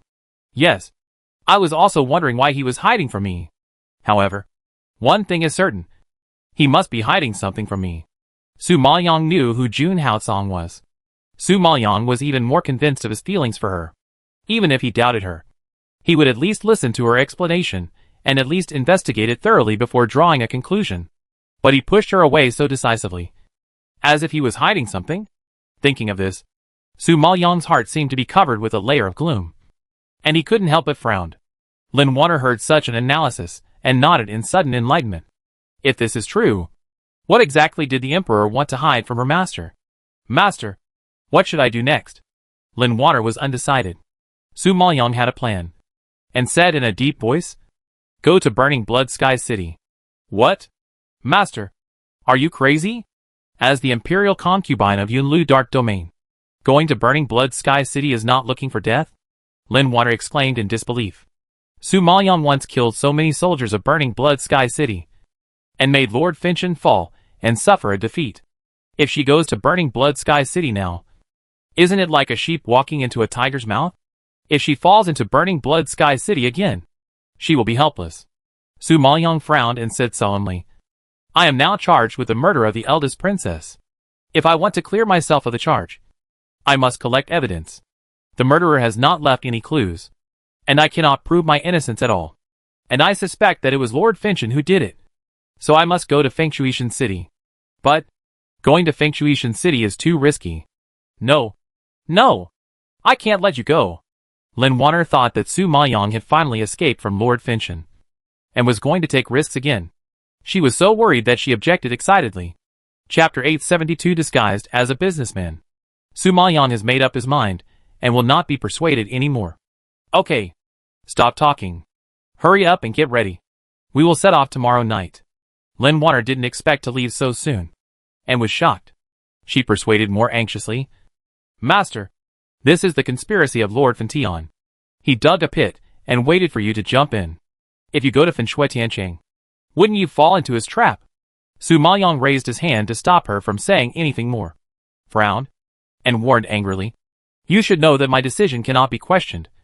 I don't want to say it again. Lin Water saw her angry, and had no choice but to shut up. She was naturally clear about Su Maoyang's temperament. But she knew even more that Su Maoyang went to Tiancheng not only to collect evidence, but also to ask Lord Fention for the antidote for the pupil technique. How could she bear to watch Su Maoyang risk his life for her? Su Maoyang saw Lin Weiner's pale face full of worry, and his heart softened suddenly. Okay. Go down and rest. Remember to inform the brothers of the blood battle group. We will leave quietly tomorrow night. Don't alarm others. Lin Weiner sighed weakly, took the order and retreated. The next night, the night wind blew. The leaves swayed, and shadows were looming. I saw a black figure quickly rushing out of the darkness. Came to Black Owl, and whispered, Boss, the Emperor's concubine left the palace with the blood battle group. And it seems that they are going to the direction of Burning Blood City. What? Black Owl frowned in shock, and nodded slightly after a moment of silence. Okay. I know. You continue to track the whereabouts of the Emperor's concubine, and report to me immediately if you have any news. The man in black clasped his fists and accepted the order, then turned around and disappeared into the night again. Black Owl knew that this matter was of great importance and must be made known to the Emperor. He immediately walked into the side hall of Fushi Palace and was about to report it, but was startled by the scene in front of him and rushed over. Emperor! At this time, Jun Haocong fell to the ground weakly. His breath was weak, his face was pale, and there was a layer of frost on the surface. Seeing this, Black Owl was shocked and rushed over to help him up, and immediately stuffed a Ningen pill into his mouth. After taking the Ningen pill, Jun Haocong's breath was slightly relieved, but the frost on his face remained. In the past, the Ningen pill could control it for a period of time, but now the efficacy is getting weaker and weaker. It is basically impossible to completely curb it. This means that every time Jun Haocong gets sick, he has to rely on his tenacious will to get through it. If he can't, he will die. If he can hold on for 2 years. After 2 years, He Xiao doesn't dare to think about it. Realizing this, He Xiao's heart seemed to be filled with cold lead, and it sank so much that he couldn't help swallowing the words that were about to roll to his lips. He Xiao knew Jun Haocong's feelings for Su Maoyang. If he told him that Su Maoyang went to Tiancheng, he would definitely be worried and even chase him to Tiancheng. According to his current physical condition, he can't stand any tossing. If something goes wrong again, the consequences will be unimaginable. Therefore, for the sake of his health, he had to hide it from him. Meanwhile, Su Maoyang and the blood battle group traveled overnight. Even if they used the fastest speed, it took several days to reach Tiancheng. The last time the two armies fought, Su Maoyang sneaked into the border city of Finchue. This time, they arrived at the central city of Finchue. Finchue imperial capital. Unlike the desolation of border cities, the Burning Blood imperial capital can almost be described as luxurious and grand. As soon as you enter this city, you will be greeted by a bustling atmosphere. There are not only shops with signs hanging high to attract customers, but also street vendors carrying goods on their shoulders. The surrounding buildings are lined up in various shapes. The streets are full of dazzling goods with various styles, and everything you can think of. The shouts of various hawkers, and the laughter coming from the shops are endless and lively. It is worth mentioning that this city is built on the water. A long flowing river splits the imperial capital in half, with several magnificent arch bridges across the middle, connecting the streets on both sides. Under the illumination of the lights, the arch bridge is like a crescent moon in the night sky, emitting a faint silver glow. In addition to the arch bridge, there are also many winding paths on the river, leading to the stage in the middle of the river. From afar, one can only see the stage with beautiful dancing and graceful figures. From time to time, clear and pleasant singing can be heard from the center of the river, as refreshing and pleasant as the night breeze blowing in one's face. The dance pavilions, the bright lights and the busy traffic echo with the soft night color, making the whole city bloom and dazzling. Seeing the prosperous scene in front of him, Jiang Jing sighed in a low voice. It is worthy of being the burning blood sky city. The imperial capital here can be compared with the dark domain city. Su Maoyang glanced at him and reminded him coldly.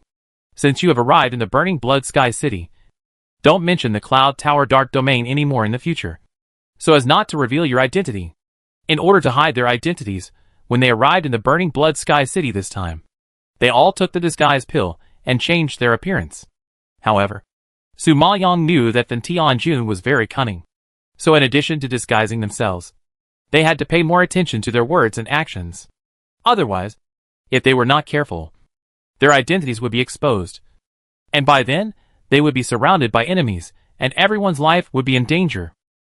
Xiao Linshan nodded solemnly, and then reminded, the master has explained before that we are from the border city of Fengshuishan City, the Xiao family of Pingshui City.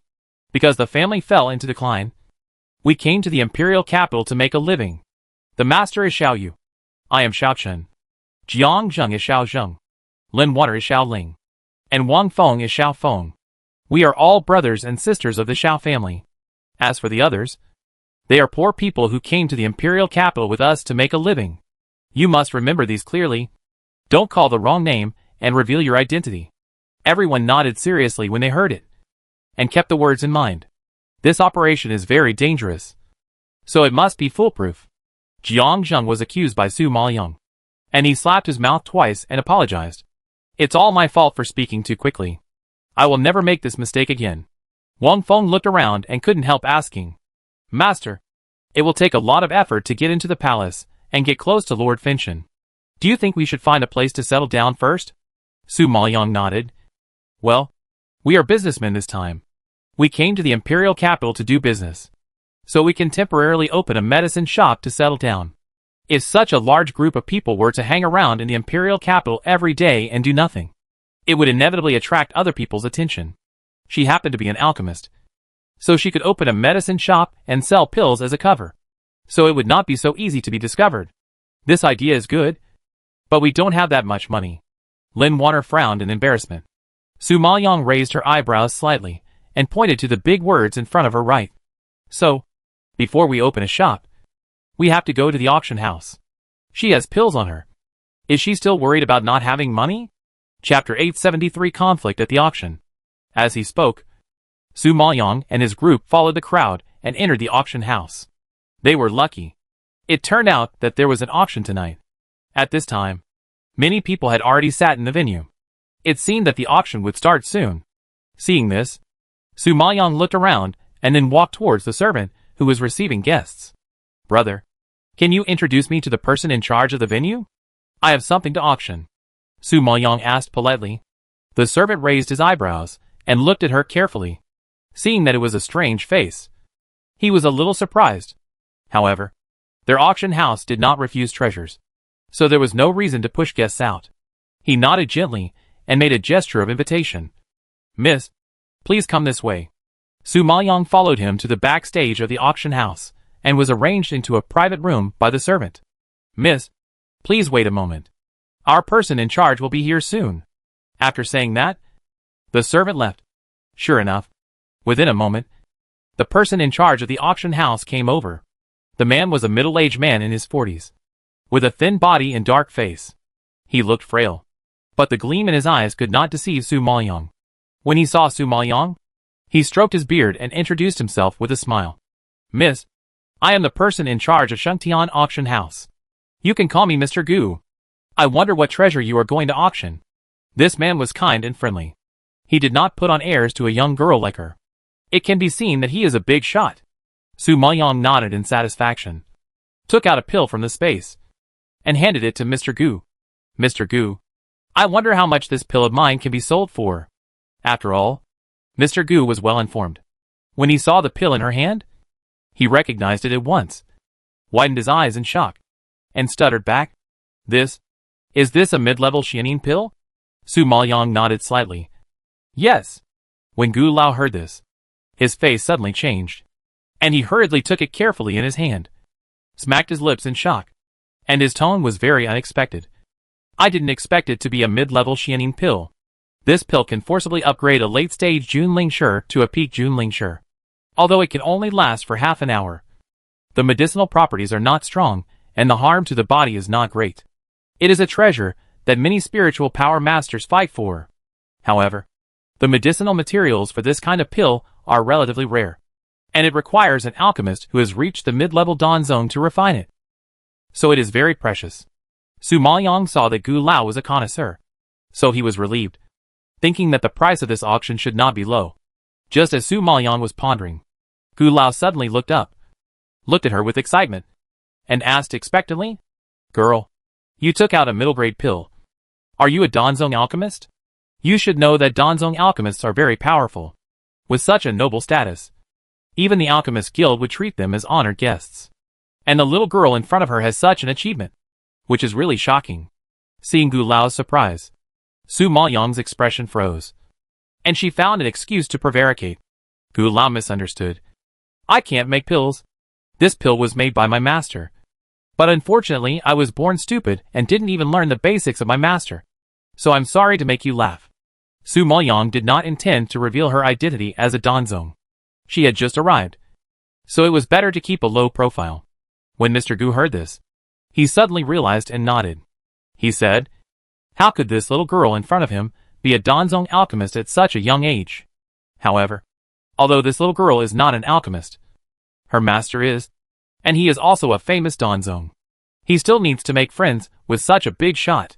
Thinking of this, Gu Lao immediately put on a flattering smile and asked in a friendly way, "Miss, I wonder if I have the honor to meet the next master."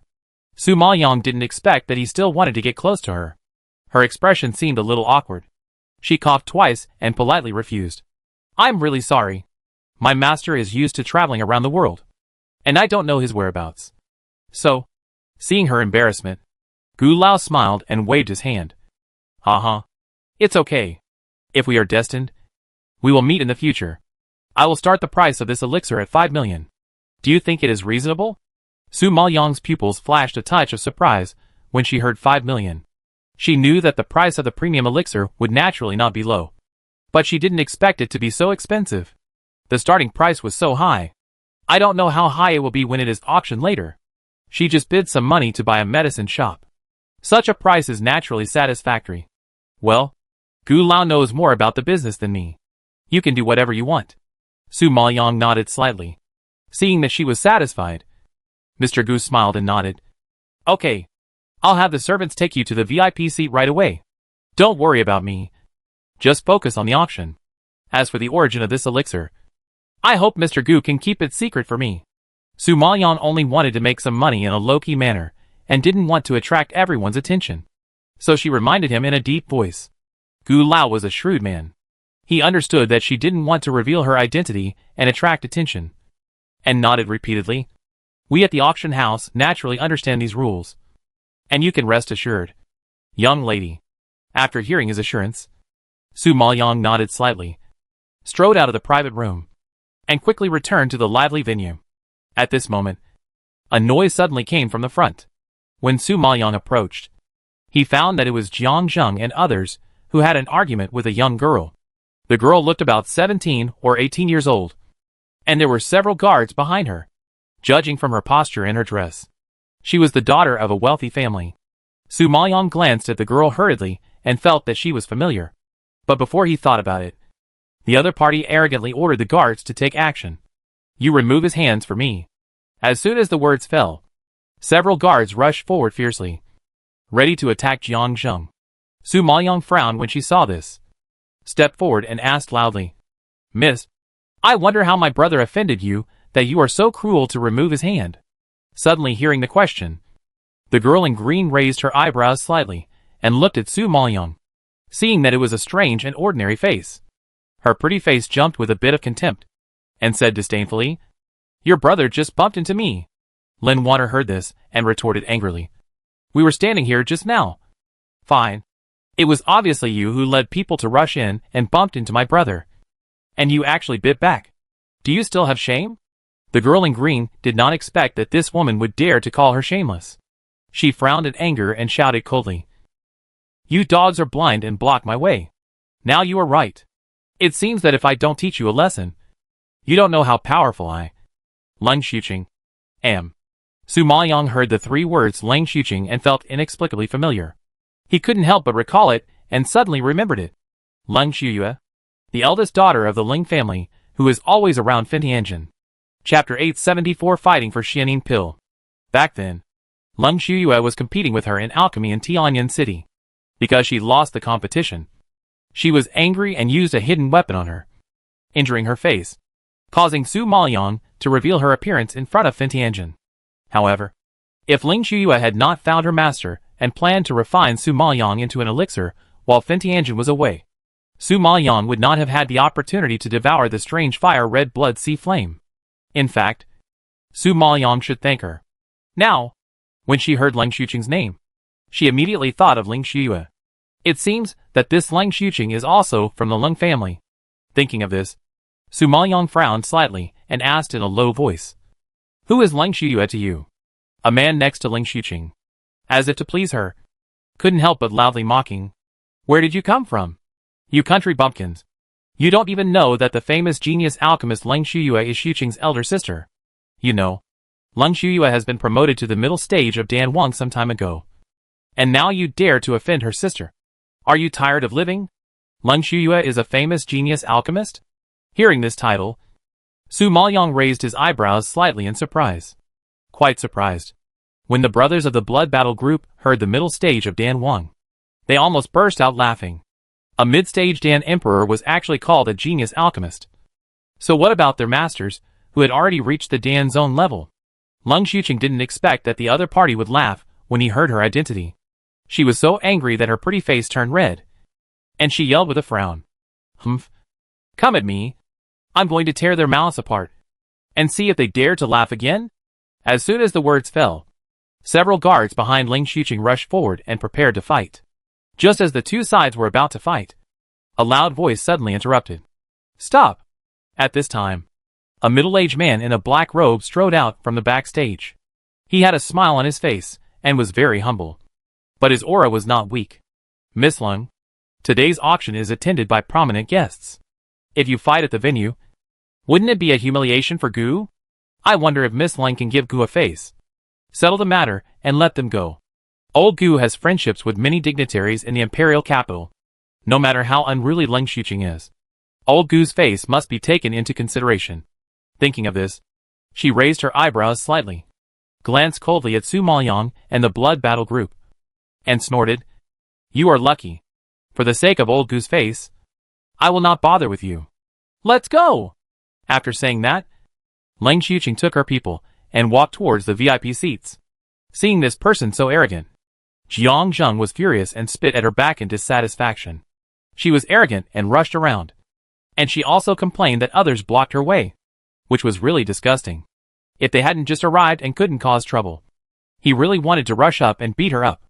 Su Maoyong nodded gratefully to Gu Lao, and took everyone in the Blood Battle group to find a seat and sit down casually. Seeing the farce come to an end, the guests present all felt that it was boring and withdrew their eyes, and talked about the treasures at the auction again.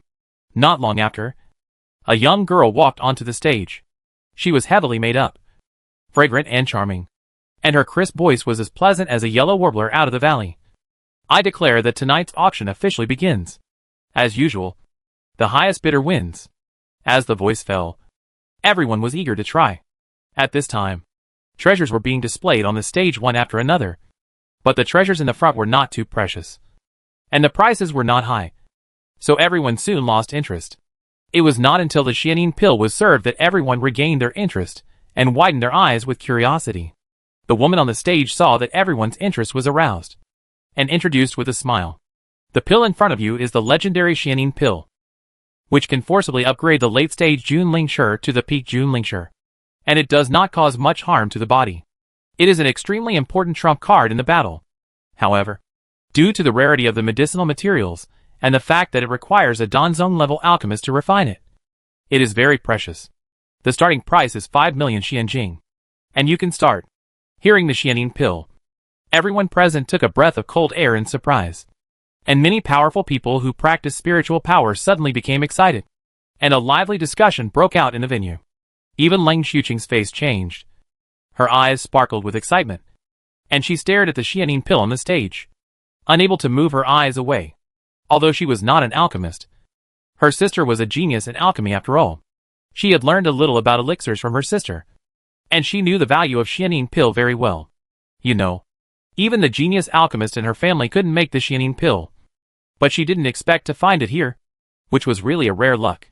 The man who followed her and flattered her heard that it was Xianin pill, and he excitedly reminded her loudly, "Xuqing, this Xianin pill is a good thing that is not easy to come across. If you have Xianin pill, you don't have to worry about the training competition in the academy this time." Hearing this, Lung Xuqing's eyes lit up, and she nodded in agreement. She was still worried about not being able to stand out in the competition, but she didn't expect to be given such a good opportunity. Thinking of this, Lung Xuqing was in a good mood, with a smile on her lips, and her pupils floating with confidence that she would win.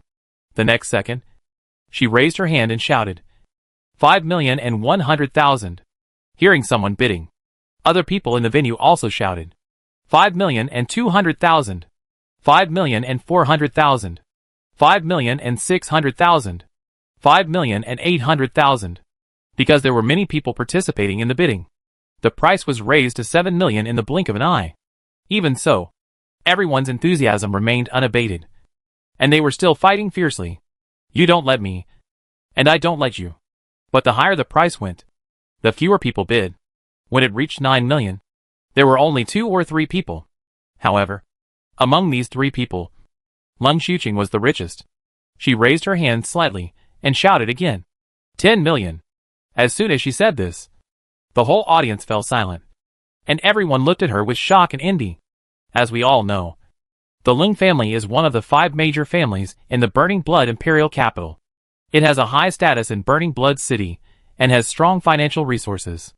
For the Lung family, spending 10 million to buy a pill is a bit extravagant, but it is affordable.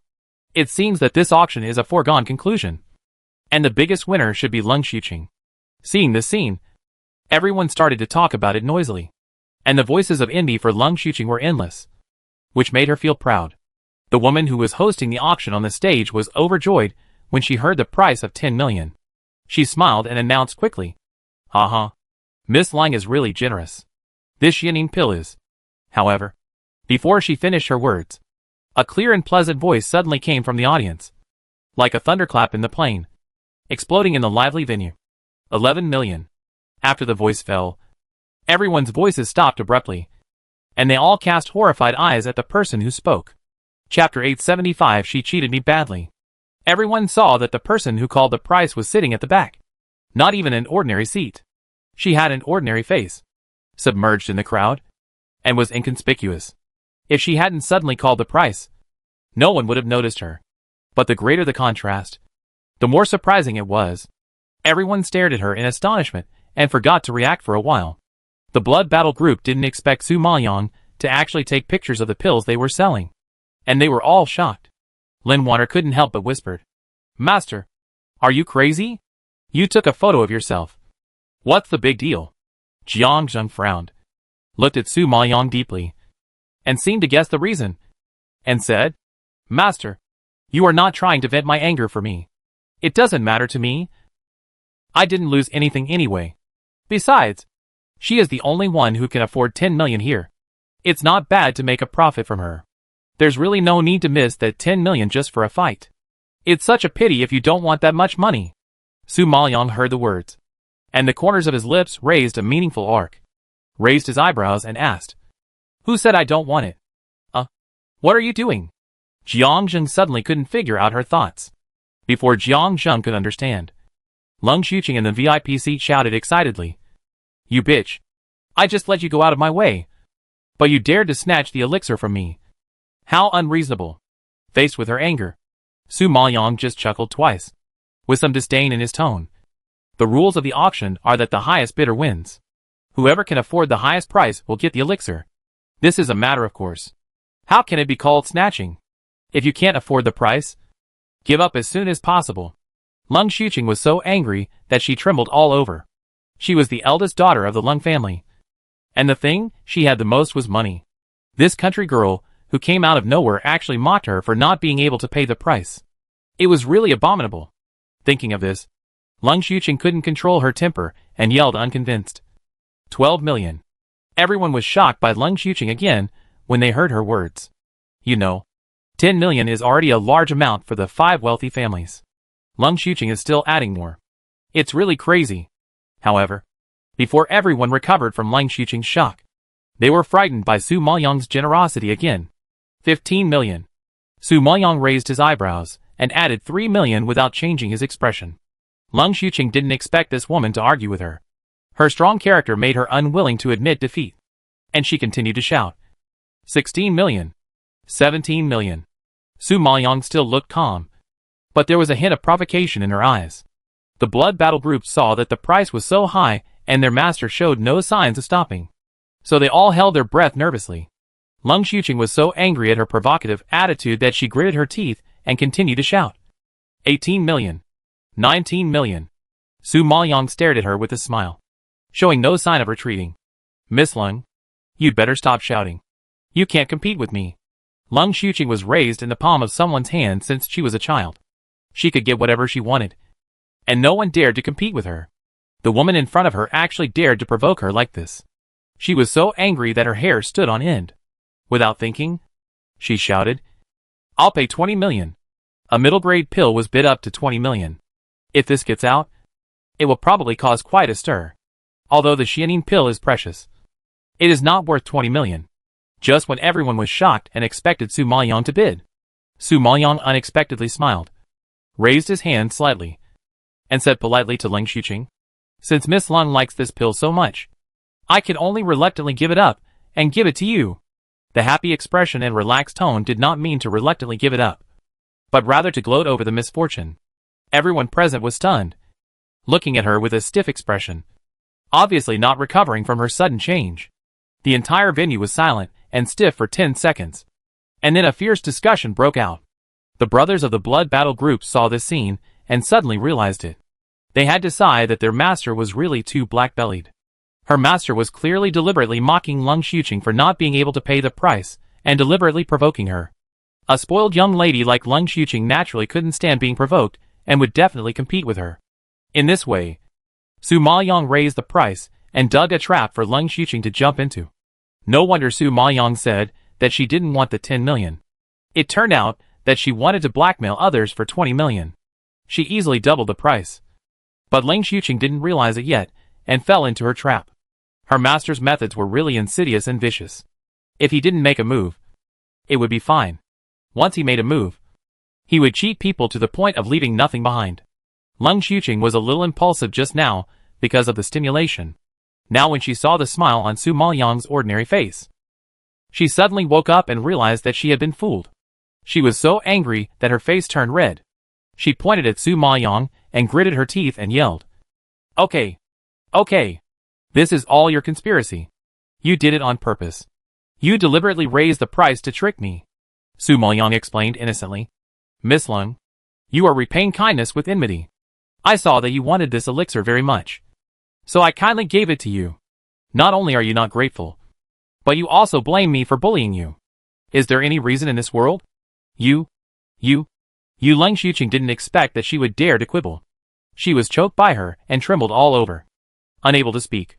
Su Maoyang didn't wait for her to speak, and said to the host on the stage, Miss Leng has offered 20 million. I think no one can offer higher than her. Why don't you announce the result quickly? The host on the stage had been stunned by the competition between the two. After hearing Su Maoyang's reminder, he quickly came back to his senses and nodded in panic. Yes. Yes. Yes. Miss Leng offered such a high price. This Xianin pill must belong to Miss Leng. Come on. Pack it up for Miss Leng quickly. When Leng Xuqing heard this, her face flushed and she was embarrassed. But these 20 million are too expensive. Now I think it is not worthwhile at all. Instead, it hurts. Thinking of this, Leng Xuqing had to risk being laughed at and quickly waved her hand to refuse. No. No. No. No. I don't want this pill. Since she likes it, you can sell it to her. If her father knew that she spent 20 million to buy a Xianin pill, he would probably break her legs. When Mr. Gu heard that Leng Xuqing regretted it, he frowned suddenly. His old face sank, and he warned loudly, Miss Leng, you are a frequent visitor to the auction house. You should know the rules of our auction house. Once you say something, you can't regret it. If everyone regrets it like this, can my Shuntian auction house still be open? Chapter 876 Encountering an Uninvited Guest. Old Gu is usually a kind and friendly person, and he always smiles when talking to anyone. But now, he has a gloomy face and a cold tone, and it is obvious that he is angry. Lung Xuqing was frightened by his harsh words and turned pale. She wiped the cold sweat from her forehead with guilt and dared not speak casually. She naturally knew the rules of the auction house, but she was really hurt to spend so much money. However, facing old Gu's angry expression and piercing eyes, Lung Xuqing was overwhelmed by his majesty.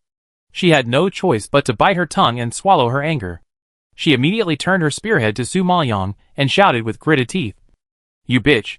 You deliberately hurt me. I must peel off a layer of skin from you today." As she said that, Lung Xuqing rushed towards Su Maoyang with her guards. Seeing this, Mr. Gu was stunned. He was about to stop Lung Xuqing from doing it, but suddenly a clear and pleasant voice came from the private room on the second floor. Like sweet spring water, refreshing the heart. "Miss Lung, please forgive others when you can. Don't make things difficult for Mr. Gu."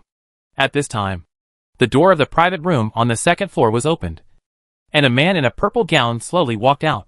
He was as tall as a jade tree, with long eyebrows like willows, phoenix eyes and cherry lips, and a face like a crown of jade.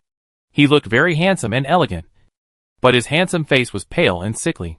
From a distance, there was no trace of blood. His black hair was casually scattered around his waist, showing a bit of laziness, and his body was so thin that it seemed that it could be blown away by a gust of wind. The guards around him followed him closely, as if they were also afraid that he would fall ill on the ground at any time. Su Maoyang suddenly heard the voice, and looked up curiously, just bumping into the purple-clothed man's dark brown eyes. The eyes were as calm as a pool of stagnant water, without any fluctuations, and they passed through Su Maoyang's body without leaving any trace. Seeing this, Su Maoyang raised his eyebrows slightly, and curiously looked at him twice more. When Lung Xuqing saw the man in purple, she snorted with contempt. "Hey, who did I think it was?" It turned out to be the sickly person from the Hellion family. When this lady is teaching a bitch a lesson, when is it your turn to interrupt? Hearing this tone, it is known that Lung Xuqing is very disdainful of the man in front of her. The purple-clothed man seemed to have a particularly good temper. Facing her in polite sarcasm, he did not get angry, but just responded indifferently with a blank expression. "Miss Lung is teaching people a lesson. I naturally have no business. But this is an auction house, and it will not look good for everyone if there is a commotion. At that time, Miss Lung will not only lose 20 million, but also offend Shuntian auction house. If this matter gets to your father's ears, I'm afraid it will not be good." Lung Xuqing didn't expect that he would use her father to pressure her. She was immediately speechless and trembling with anger. Although Hellion Yufeng's words were unpleasant to hear, she had to admit that he was right. The 20 million was already a done deal, and she could not go back on it. If she fought with someone in the auction house again, it would undoubtedly ruin the auction house. The fact that she had a complete fallout with Shuntian auction house was heard by her father, which was even more sinful. Thinking of this, Lung Xuqing had no choice but to bear the humiliation and suppress the anger in her heart. She gritted her teeth and warned Su Maoyang, "You are powerful. Let's wait and see." As she said that, Lung Xuqing took out her card and asked someone to swipe 20 million yuan. Then she left the auction house angrily. Seeing that the person had left, Su Maoyang retracted his sight, glanced at the purple-clothed man on the second floor, and clasped his fists towards him, saying, "Thank you, young master, for helping me out." The purple-clothed man raised a faint smile at the corner of his lips and waved his hand slightly. "Miss, you don't have to be polite. I just don't want her to spoil everyone's interest in the auction." After he finished speaking, the purple-clothed man began to cough hard. His pale face was stained with a little blush due to the violent coughing. His frail appearance made people feel distressed. The guards around him saw this and nervously supported him, reminding him with concern, "Young master, you have been out for too long today. You can't blow the wind anymore. You should go back quickly." The man nodded slightly. "Well, let's go." As he said that, the purple-clothed man walked down the second floor with the help of the guards and walked towards the auction gate. Su Maoyang stared at his back and watched him leave until he completely disappeared. And then she retracted her sight. At this time, Gu Lao just handed over the money card. And Su Maoyong asked him vaguely, "Gu Lao, who was that young man just now?" Gu Lao knew that Su Maoyong had just arrived and didn't know the 5 major families. So he couldn't help but explain with a smile. He is the 3rd young master of the Hellion family. One of the 5 major families. His name is Hellion Yufeng. He is gentle, humble and polite. He is a young man with good character. Unfortunately, he is a concubine and suffers from tuberculosis. He has no status in the Hellion family. Speaking of it, it's also very pitiful. Hearing this, Su Maoyong nodded in understanding.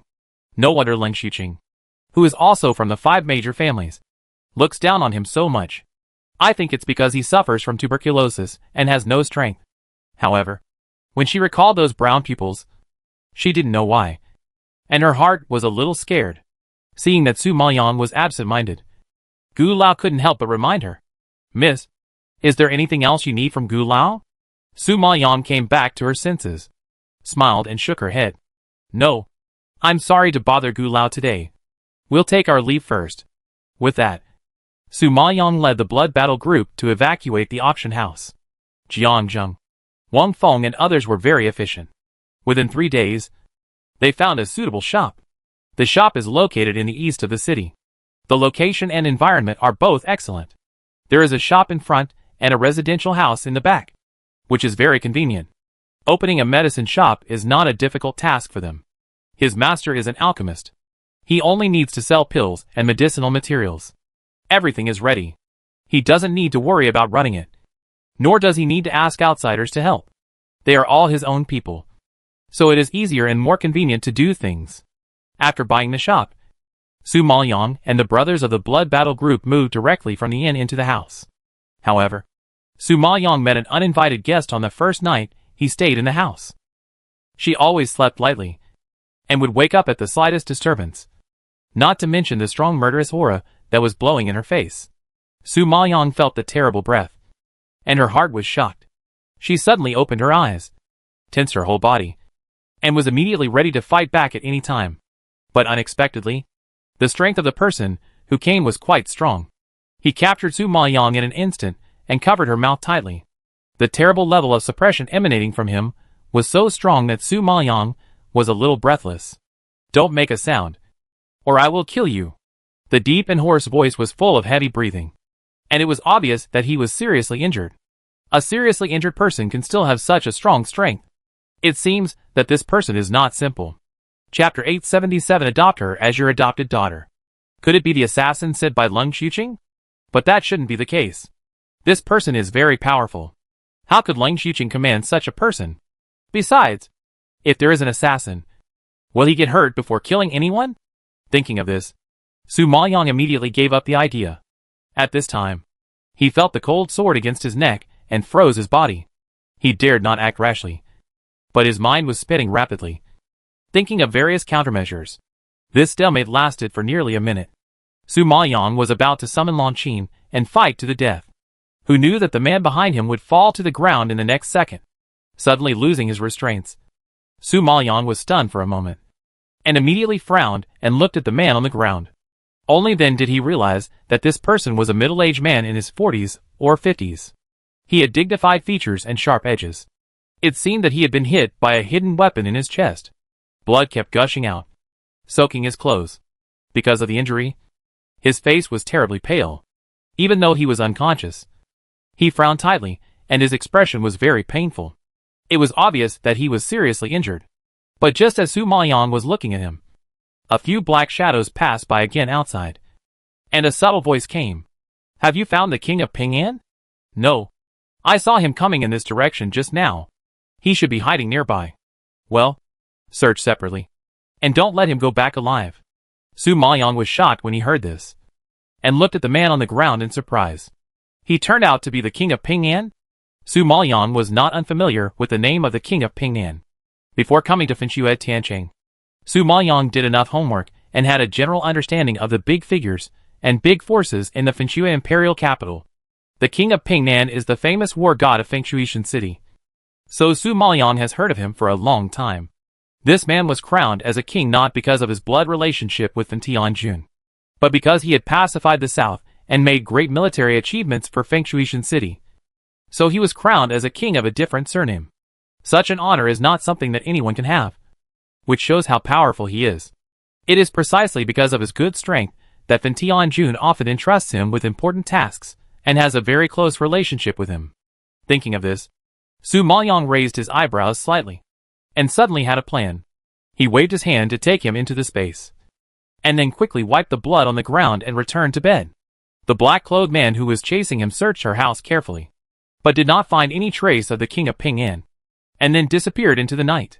Seeing that the danger was lifted, Su Maoyang released this man again. At this time, the prince of Ping'an was unconscious and dying. The wound on his chest was faintly purple, which was a sign of severe pain. Judging from his condition, he would not survive for half an hour, and would die of poisoning. The situation was very critical. Su Maoyang didn't want to care about this matter, but because he was a prince, he took out the Qingling pill of the middle-level grade and stuffed it into his mouth. Qingling pill is a good medicine for detoxification. Within an hour, the unconscious prince of Ping'an's complexion eased and gradually woke up. He didn't expect that he was still sleeping in the bed. He immediately covered his injured chest, but who knew that the wound on his chest had been bandaged? Although he still felt a dull pain, he was extremely awake and seemed to have eliminated the poison. Don't worry. The poison has been eliminated. You won't die. Su Maoyang, who was sitting on the chair, saw that he had woken up, and explained kindly, with a confused look on his face. Upon hearing this, King Ping'an immediately looked up at Su Maoyang, his pupils filled with shock. You cured me of the poison? Su Maoyang nodded slightly. That's right. But King Ping'an frowned in disbelief. Impossible. I was poisoned by the 7-star crow. How could it be cured so easily? Su Maoyang nodded in agreement. Yes. This poison is quite powerful, and ordinary pills really can't cure it. I just happen to have a Qingling pill on me. So you are lucky. Qingling pill. Hearing these 3 words, King Ping'an's eyes widened in shock. You know, Qingling pill is a middle-level pill, and I didn't expect that the little girl in front of him actually had such a precious pill. Are you an alchemist? He looked at Su Maoyang in surprise. Su Maoyang shook his head. No. This Qingling pill was fortunately obtained by my father, and he asked me to keep it on me for self-defense. Hearing this, King Ping'an was even more surprised. Her father must have spent a lot of effort to get such a precious treasure, and she actually used it to save a stranger who almost killed her. This move really touched him. Thinking of this, the cold and hard outline of King Ping'an softened a lot, and his sharp eyes softened. He looked at Su Maoyang and asked in a low voice, Little girl, you saved my life. What do you want? Just ask. I will satisfy you. Su Maoyang smiled and refused. Senior, you are welcome. It's just a little effort. King Ping'an was quite shocked to see that she was unmoved by the interests. Using such a precious elixir to save his life. How could this be a little effort? She was modest, although he disagreed with her words. His favorable impression of the girl in front of him rose sharply. If your father knew that you used such a precious elixir to save people, he would probably be mad at you. Su Maoyang shook his head slightly. My parents are dead. King Ping'an obviously did not expect this result. His face was slightly stiff. Then you are alone? There are several brothers and sisters. Because their parents died, and their family fell into poverty, they had no choice but to come to the imperial capital to make a living. Su Maoyang saw that he was confused and couldn't help but explain a little more. His tone was sad and sad. Upon hearing this, the king of Ping'an just thought of her as a poor child and nodded slightly in sympathy. Then he suddenly thought of something and suggested, Girl, you saved my life, and I also like you. It just so happens that I have no children. Since you don't want any reward, I will adopt you as my daughter. If you don't mind, follow me back to the mansion, and you won't have to work hard to make a living in the future. Hearing this, Su Maoyang was naturally grateful and hurriedly said modestly, Senior, what are you talking about? I am a country girl from the border. How could I possibly despise you? I am afraid that you will. The king of Ping'an smiled and waved his hand. You are my lifesaver. If it weren't for you, I would have died long ago. How can I despise you? Since you don't object, it's settled. I'll go back and make arrangements and pick you up in 2 days. Su Maoyang stood up and kowtowed to the king of Ping'an. My daughter is here to greet her father. Seeing her so well behaved, the king of Ping'an nodded happily and raised his hand immediately. Don't make such a big gesture to me. We will be a family in the future. Su Maoyong heard this, and a dark look flashed across her eyes. She never thought that she had made such great progress in just a few days in Fengshuishan City. As long as she became the daughter of the prince, she would be one step closer to Fentianjun. The days passed quickly, and 2 days later, the king of Pingnan did not break his promise and really sent a sedan chair to the medicine shop to pick up Su Maoyong and take him back to the mansion. Chapter 878 Entering the Prince's Mansion. Su Maoyong knew that by going to the prince's mansion and becoming the daughter of the prince, she would indeed have an identity close to Lord Finchen. But at the same time, she would be exposed to everyone, which would be inconvenient for her to do things. So she still needed to leave some people outside to do things for her and help her get information. Now that they have also bought the medicine shop, the people of the Blood Battle Group can stay here and continue to manage the medicine shop. These are some ordinary pills and medicinal materials, not of high grade, very common in Fengshuishan City. And I think every medicine shop here should have them. You don't have to sell them too high. Just sell them the same as other medicine shops. Su Maoyong took out a pile of medicine bottles and gave detailed instructions. Xiao Linshan nodded solemnly. Don't worry. I'm also an alchemist. I know these pills and herbs. You don't have to worry. The main thing is you. You have to be very careful in such an environment this time. Just tell us if you have anything. Su Maoyong nodded. Well, you should also be more careful. It's getting late. I'm leaving first. After Su Maoyong explained clearly, he walked out of the room, followed the servants waiting outside, and got on the sedan chair, and drove all the way to the Pingnan Palace. The Pingnan Palace is located in the south of the city, covering a very wide area. Behind the towering high walls are buildings of various shapes, all of which are covered with a layer of glazed tiles. Under the sunlight, they glow with a faint golden light. Just standing outside and looking at it, you feel majestic and magnificent. Su Maoyong followed the servants into the palace and saw towering ancient trees, surrounding mountains and water, pavilions, terraces, winding corridors, a unique layout, an exquisite landscape. It was extraordinary and gave the entire courtyard a unique flavor. Even Su Maoyong had to sigh that the status of King Pingnan in the heart of Lord Finchen was indeed extraordinary. Miss, please come this way. The hall of the palace is in front. Butler Song, who was walking in front and leading the way, suddenly stopped and pointed in the direction of the hall, explaining to Su Maoyong with a smile on his face. Su Maoyong nodded slightly politely and followed him to the hall. At this time, King Pingnan and the princess had already sat in the upper seats in the hall waiting for her. When they saw her come in, they immediately smiled. Seeing this, Su Maoyong walked to the center of the hall with lotus steps and bowed respectfully to the two of them. I bow to the prince and princess. When King Pingnan and the princess saw Su Maoyong doing such a great courtesy, they quickly stood up and greeted her cordially. Girl. I told you not to do such a great courtesy. I can't afford the courtesy of a lifesaver. King Pingnan quickly helped her up and said with a smile. Su Maoyong stood up, her face a little panicked, still lowered her head and dared not be presumptuous. I dare not. I did not know the prince's identity at that time. I am very offended. I hope the prince will forgive me. Seeing Su Maoyong trembling and really scared, King Pingnan was relieved and nodded with satisfaction. What are you talking about? You saved my life? How can it be called an offense? I can't thank you enough. The situation was critical at that time. I did not reveal my identity, and now I suddenly scared you. It is my fault. Su Maoyong heard this and remained silent. She knew very well why he did not reveal his identity. At that time, King Pingnan had concerns. Although he was grateful for her life-saving grace, he still had many doubts about her. These 2 days, he said he was going back to the mansion to prepare. But in fact, he was just investigating her identity. Fortunately, she passed Pingshui City on the way to Fengshuishan City. She met refugees on the way and had a general understanding of the situation in Pingshui City. There was indeed a Xiao family doing business in this city. The family had a large population and was considered a wealthy family of upper middle level. Unfortunately, due to natural disasters and man-made disasters and frequent wars, they gradually declined. Some died and some fled, and they had long since dispersed. Therefore, Su Maoyong was relieved to use this identity to disguise herself. After all, It was basically impossible to verify the family that had long been dispersed, and there were so many people. I think King Pingnan also investigated her identity before he was relieved to take her into the palace. The princess standing beside the king of Pingnan also nodded with a kind smile, stretched out her hand to grab Su Maoyang's hand, patted it gratefully, and her eyes were a little wet. Girl, I really want to thank you. If it weren't for you, if the king had any trouble, I really don't know what to do.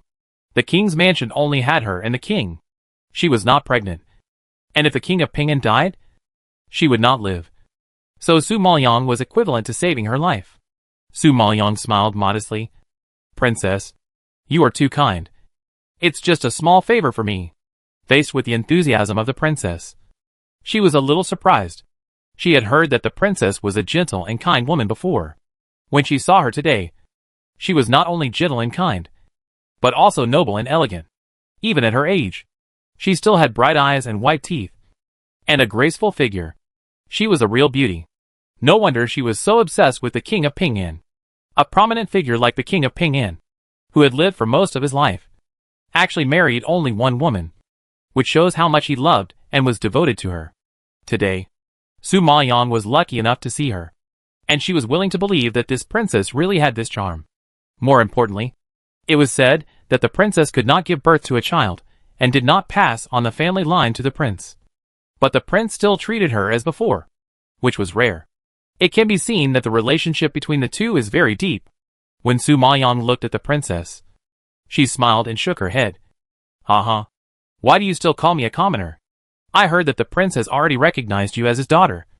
And you are still so polite. Don't you mean that you don't want to recognize us? The princess was not arrogant at all, and her expression and tone really treated her as a daughter. Su Maoyang felt her kindness, and her heart was warmed. Like an ordinary little girl, she saluted with a moved face. My daughter greets my father and mother. Hearing this, the king of Pingnan and the princess nodded with satisfaction. The smile on their faces was real, and when Su Maoyang saw it, he suddenly felt a little guilty in his heart. If they knew that she approached them with a purpose, they would be sad. Thinking of this, Su Maoyang lowered her eyelids, hiding the haze in her eyes. By the way, I forgot to ask your name. The princess was so happy that she forgot to understand even the most basic things, and couldn't help but laugh and shook her head. Su Maoyang curled her lips and smiled lightly. Since I have become the daughter of the prince and the princess, it is impossible for me to use my previous identity. Please give me a name. Princess. She entered the palace, but she was not like other families. Even if the king of Pingnan was a king of the opposite sex, the royal bloodline could not be confused. If she still used her previous surname, it would be indecent. Seeing that she was so sensible, the king of Pingnan nodded with more satisfaction. His princess had always hoped to have a well-behaved daughter, and now she really got it. When the princess heard Su Maoyang's words, her face was happy, and she said excitedly, Then call her Lu Lin. This name was given to my daughter when I was young. Unfortunately, she died before she was born, and I have no chance to be a mother in the future. If you don't mind, this name will be given to you. Chapter 879, Conferring the Title of Princess. The name is just a code name. No matter what it is, Su Maoyang will accept it happily. Princess, you are joking. How can you dislike such a nice name? When the princess saw her agree, she seemed to have fulfilled her dream of this life. She was in a good mood, and the smile on her face became deeper and deeper. When she heard Su Maoyang calling her princess, she reminded her unsatisfiedly, Why do you still call her princess? Su Maoyang was amused by her enthusiasm, and smiled, and changed the name to Mother. This mother made the princess very happy, and she couldn't stop laughing. It can be seen that the princess has never given birth in her life. In fact, she has always wanted to have a child in her heart. Now she has transferred her feelings for the unborn child to her, which suddenly made Su Maoyang feel a little sad. Seeing her happy, the Prince of Pingnan was also very relieved. He looked at Su Maoyang in a good mood and asked, Ener, where are your brothers and sisters? He had heard that she had brothers and sisters who came to the imperial capital together, but now they were nowhere to be seen. So he couldn't help but ask curiously. Su Maoyang explained, They are used to living a free life and don't like the rules of the royal family. They just opened a medicine shop, which is a good opportunity for them to do business. So they don't bother the prince and the princess. The Prince of Pingnan nodded in understanding. Everyone has their own aspirations, and he didn't force them. If they have any difficulties, just tell me, and I will help you if I can. Thank you, Dad. Su Maoyong bowed slightly in gratitude. Seeing the two of them talking, the princess next to them was anxious, and couldn't help but remind them, Husband, don't talk nonsense anymore. My daughter has just entered the mansion, and is not familiar with the mansion.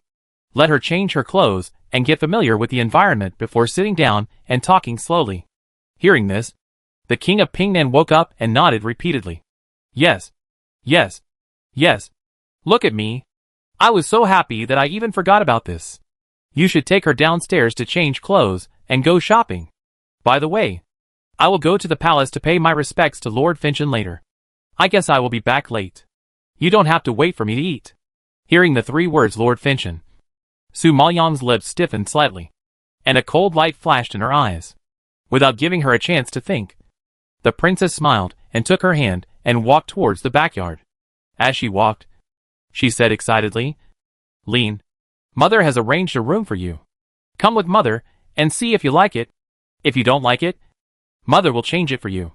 Su Maoyong was pulled by her all the way, turning a deaf ear to her excited chattering voice. And now her mind was full of thoughts about how to get close to Lord Finchen.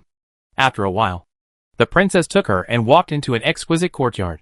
This is Jiue Pavilion. The environment is quiet. The layout is exquisite. It is a good place to live. Do you like it? After hearing her question, Su Maoyong came back to his senses and nodded with a smile.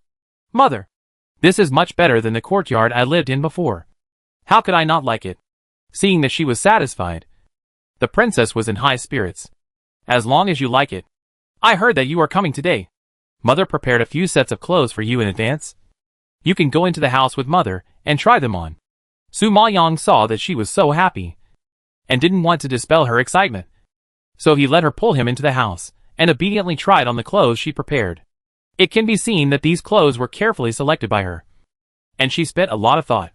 Su Maoyong looked at her happily busying herself for him, and his heart was also moved. She suddenly envied the unborn child in the princess' belly. He had a gentle and kind mother, and a father of noble status and strong power. It can be seen that they were parents who loved their children very much. How happy this child would be if he could survive. Unlike her, she was an orphan in her previous life. In this life, the mother of the owner of the body died early, and her father was an executioner who only pushed her into prison and took the blame for his other daughters. In comparison, her life experience was much more miserable. After Su Maoyong put on her clothes, she was dragged by her to wander around the surrounding courtyards. The princess introduced the palace while talking about family matters. Once the chatterbox was opened, she couldn't stop at all. However, taking this opportunity, Su Maoyong also got a deeper understanding of the palace. In this way, she was dragged by the princess for a day, and it was night before she knew it. The two were having dinner, when they heard that the prince had returned to the palace. They all stood up to greet him. The king of Pingnan walked in quickly from outside, followed by a eunuch. The eunuch's face was full of smiles. He slowly unfolded the imperial edict in his hand and shouted, Pingnan King's adopted daughter, Lu Lining, received the edict. Su Maoyong was stunned when she heard her name being called. She quickly stepped forward and knelt down to salute. Your servant receives the edict. Seeing this, the eunuch announced loudly, Pingnan King's adopted daughter, smart and brave, dignified and virtuous, with a kind heart, deeply loved by the king. From now on, she will be named Princess Qin. So ordered. Su Maoyong was quite surprised when she heard this. After a moment of stunness, she immediately kowtowed to thank him. Your servant thanks the king for his grace. The eunuch smiled and handed over the imperial edict. Congratulations to the king, the princess, and the princess. After hearing this, the Prince of Pingnan said in a good mood, Eunuch Chen has been tired from the journey. Come and give me a reward. Eunuch Chen was so happy to receive the reward that his mouth was almost grinning to his ears. I will not disturb the prince and the princess from enjoying their family happiness. I will take my leave first. After saying this, Eunuch Chen called the team to return the same way and left. After seeing the people leave, the princess came forward excitedly and asked, My husband? Why did the king suddenly give a title to Ener?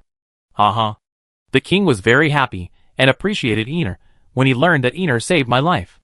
This time, I just completed the task he asked me to do. In order to reward me, the king gave Einar a title. The Prince of Pingnan explained with a smile. The princess nodded in sudden realization. So that's how it is. Einar has now been named a princess by the king. So she is our legitimate daughter. I have to quickly hold a banquet to announce it to the world and introduce Einar to everyone. Yes, it's time to hold a banquet so that everyone can get to know Einar. We can't let Einar down. The king of Pingnan nodded in agreement. Since he recognized her as his adopted daughter, he still had to give her a title. The princess was in high spirits and took over with a smile.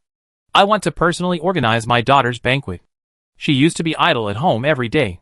The prince didn't let her do any work in the mansion. But she felt bored.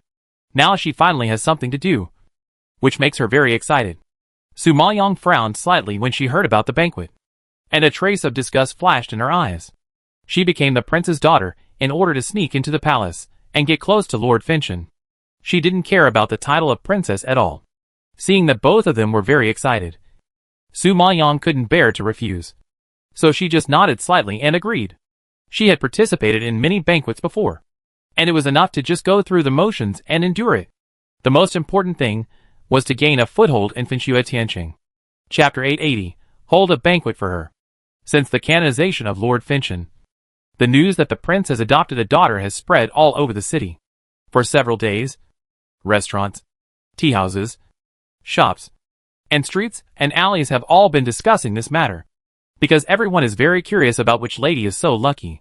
Not only did she become the daughter of the prince, but she was also canonized as a princess by Lord Finchen.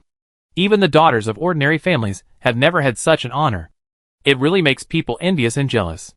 However, once a person becomes famous, his background will naturally be exposed to everyone.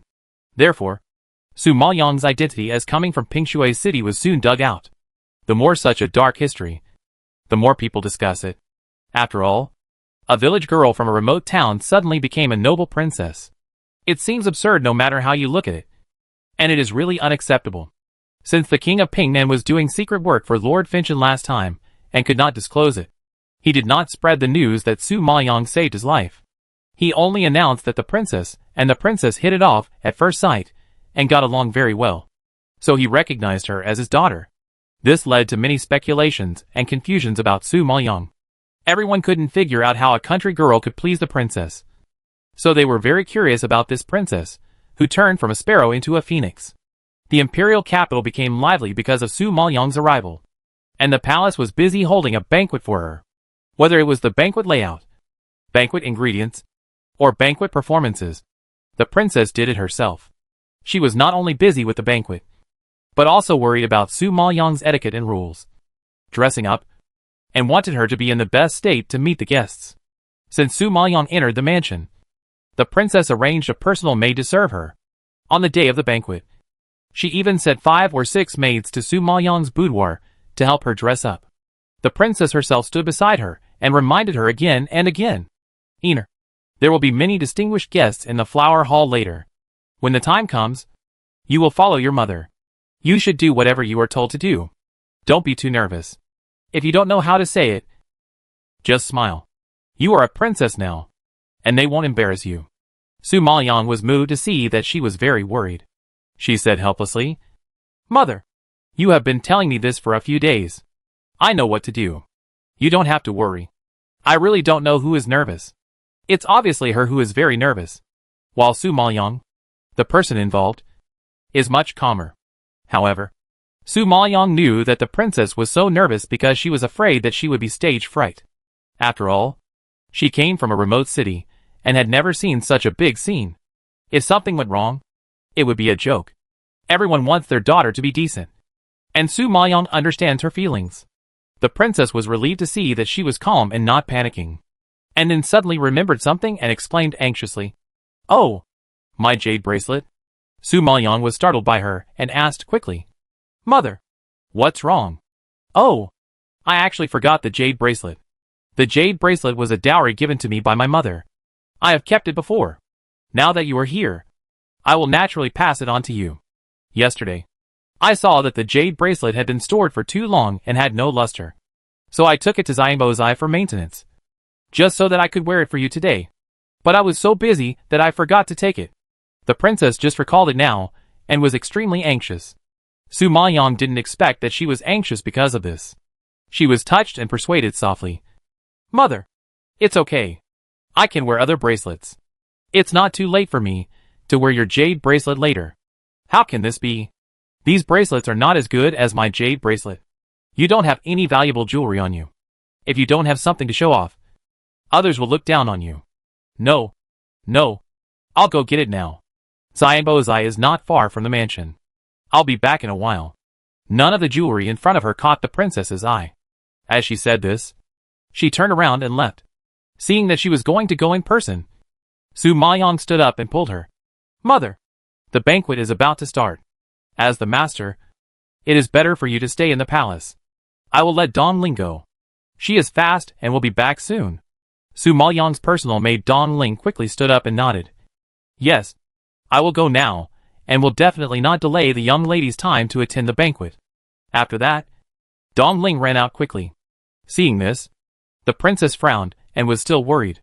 Mother, now the guests are coming one after another. You should go outside to entertain the guests quickly.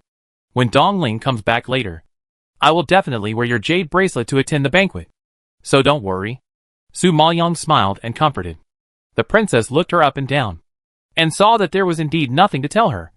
So she nodded with relief, walked out with the help of the maid, and rushed to the front yard. Su Maoyang sat in her boudoir, waiting for Dong Ling to come back. She waited and waited, but she didn't see her. She couldn't help but ask Pan Yin beside her. Pan Yin, how far is Xiang Bao Gai from the palace? Pan Yin shook her head. It's not far. Turn left and walk a short distance. Su Maoyang frowned. It had been a while. Logically, she should have arrived long ago, thinking that she was the protagonist today. If she was late, it would definitely cause gossip. Su Maoyang told the maids. I'll go to the flower hall first. You wait for Dong Ling to come back, and ask her to find me in the flower hall. Got it? Su Maoyang stood up and walked out. However, just as she walked to the garden and before entering the flower hall, she heard vicious curses from the front. You blind dog. You actually bumped into this lady. You're looking for death. The curse fell, followed by a strong slap. Dong Ling was slapped in the face and knelt on the ground in fear. She was holding a plate in her hand, so it was inconvenient to kowtow. She could only keep admitting her fault. I deserve to die. I deserve to die. Please forgive me. Miss Lung, I will never dare to do it again. She had just returned from Xianbozai, and she was in a hurry to attend the banquet. Lung Xuqing and Ling Shuyue just came out from the side road, so she accidentally bumped into Ling Xuqing. Although it was just a slight bump, Ling Xuqing was a well-known unruly daughter. How could she let her go easily? She would not give up until Ling Xuqing peeled off her skin today. Humph. Since you know you deserve to die, then go and die. Ling Xuqing snorted coldly, and immediately raised her hand with spiritual power, intending to slap Dong Ling's chest. Su Maoyang saw the scene, frowned, and suddenly yelled, Stop! This is the palace.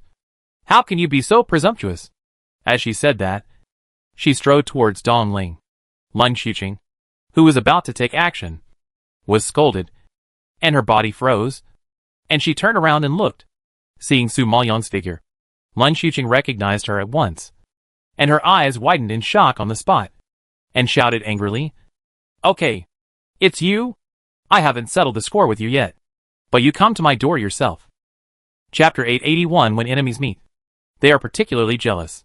Sister, it's her. It's this bitch who deliberately messed with me at the auction house last time and cheated me of 20 million Xin crystals. Ling Xuqing recognized Su Maoyang and quickly complained to Ling Shuyue beside her. Ling Shuyue's face darkened when she heard it, and she looked at Su Maoyang with a cold look. Seeing that the other party was an ordinary-looking woman, a trace of contempt flashed across her eyes. Since you cheated my sister of 20 million Xin crystals, hand it over as soon as possible. Otherwise don't blame me for being rude. Su Maoyang had seen Ling Shuyue in Tianyan City before. At that time, she was already a beauty. I didn't expect that after not seeing her for so long, she became more beautiful and charming. But her cold and arrogant, overbearing personality remained unchanged. Still annoying. Su Maoyang sneered at the corner of his lips and said coldly, Miss Lung, You may have made a mistake. The price your sister called out at the auction house that day was heard by countless people. She has her own mouth, and I can't control it. Besides, the 20 million was also earned by the auction house. If you want to find it, you should go to the auction house. Why do you want to find me? How unreasonable. You deliberately set a trap for me, and you still have the nerve to shirk responsibility. If it weren't for you, how could I spend so much money? Lung Xiqing gritted her teeth and roared angrily. This roar immediately alarmed Lung Machin and the other two young masters who were rushing over here. Lung Machin saw Lung Xiqing's face full of anger, and she was very angry. There was a maid kneeling on the ground. He immediately guessed that it was his unruly sister who was making trouble again. He couldn't help but frown, walked over quickly, and scolded in a deep voice. Xiqing, this is the palace. How can you yell here? Lung Xiqing was scolded and immediately looked sideways, seeing the two men following behind Lung Machin. Her ferocious expression immediately became extremely aggrieved. She said to Lung Machin innocently, Brother, it's this woman. She deliberately raised the price at the auction house last time and played a trick on me, causing me to waste 20 million Xian crystals. I was so angry that I argued with her for a few words. Who knew that she would refuse to admit it? Lung Machin and the other two men looked in the direction of Lung Xiqing's finger when they heard this, and their eyes immediately fell on Su Maoyang. Su Maoyang received their gazes and raised his eyebrows to look at them. She knew Lung Machin. She had a battle of wits and courage with him in Tianyan City. She would never forget it even if she was beaten to death. But she was a little unfamiliar with the two men around him. One of the men was wearing an ink-colored brocade robe. Although his appearance was not handsome, he had fair skin, a tall stature, and a dignified bearing. He exuded the aura of a nobleman from head to toe, and he looked extraordinary. The other man's appearance was much more outstanding. Even Lung Machin was outshined by him. He was wearing a blue brocade robe with a cloud-flying pattern embroidered on it, and a white jade pendant was adorned around his waist, which made him look tall and unrestrained. His fair and delicate face was as crystal clear as jade, with handsome features, revealing a cold and handsome look with clear edges and corners. Under his handsome eyebrows, he had a pair of charming peach blossom eyes, which could make women's hearts flutter with just one look.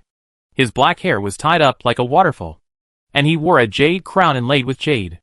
He was extremely handsome and exuded an innate nobility. However, the peach blossom eyes that were looking at Su Maoyang were full of disdain at this time. It was obvious that a woman with ordinary looks was not in his eyes at all. The man in the ink-colored brocade robe saw Lung Xiqing's face full of grievances, and immediately felt sympathy. He couldn't help but say, It's too much that there is such a thing. Mo Chen, your sister was bullied. Why don't you help her get justice? Lung Machin frowned more tightly when he heard it, stared at Su Maoyang, and asked coldly, Miss, is what my sister said true? Sir, I have made it very clear just now. It was your sister who called the price herself. It has nothing to do with me.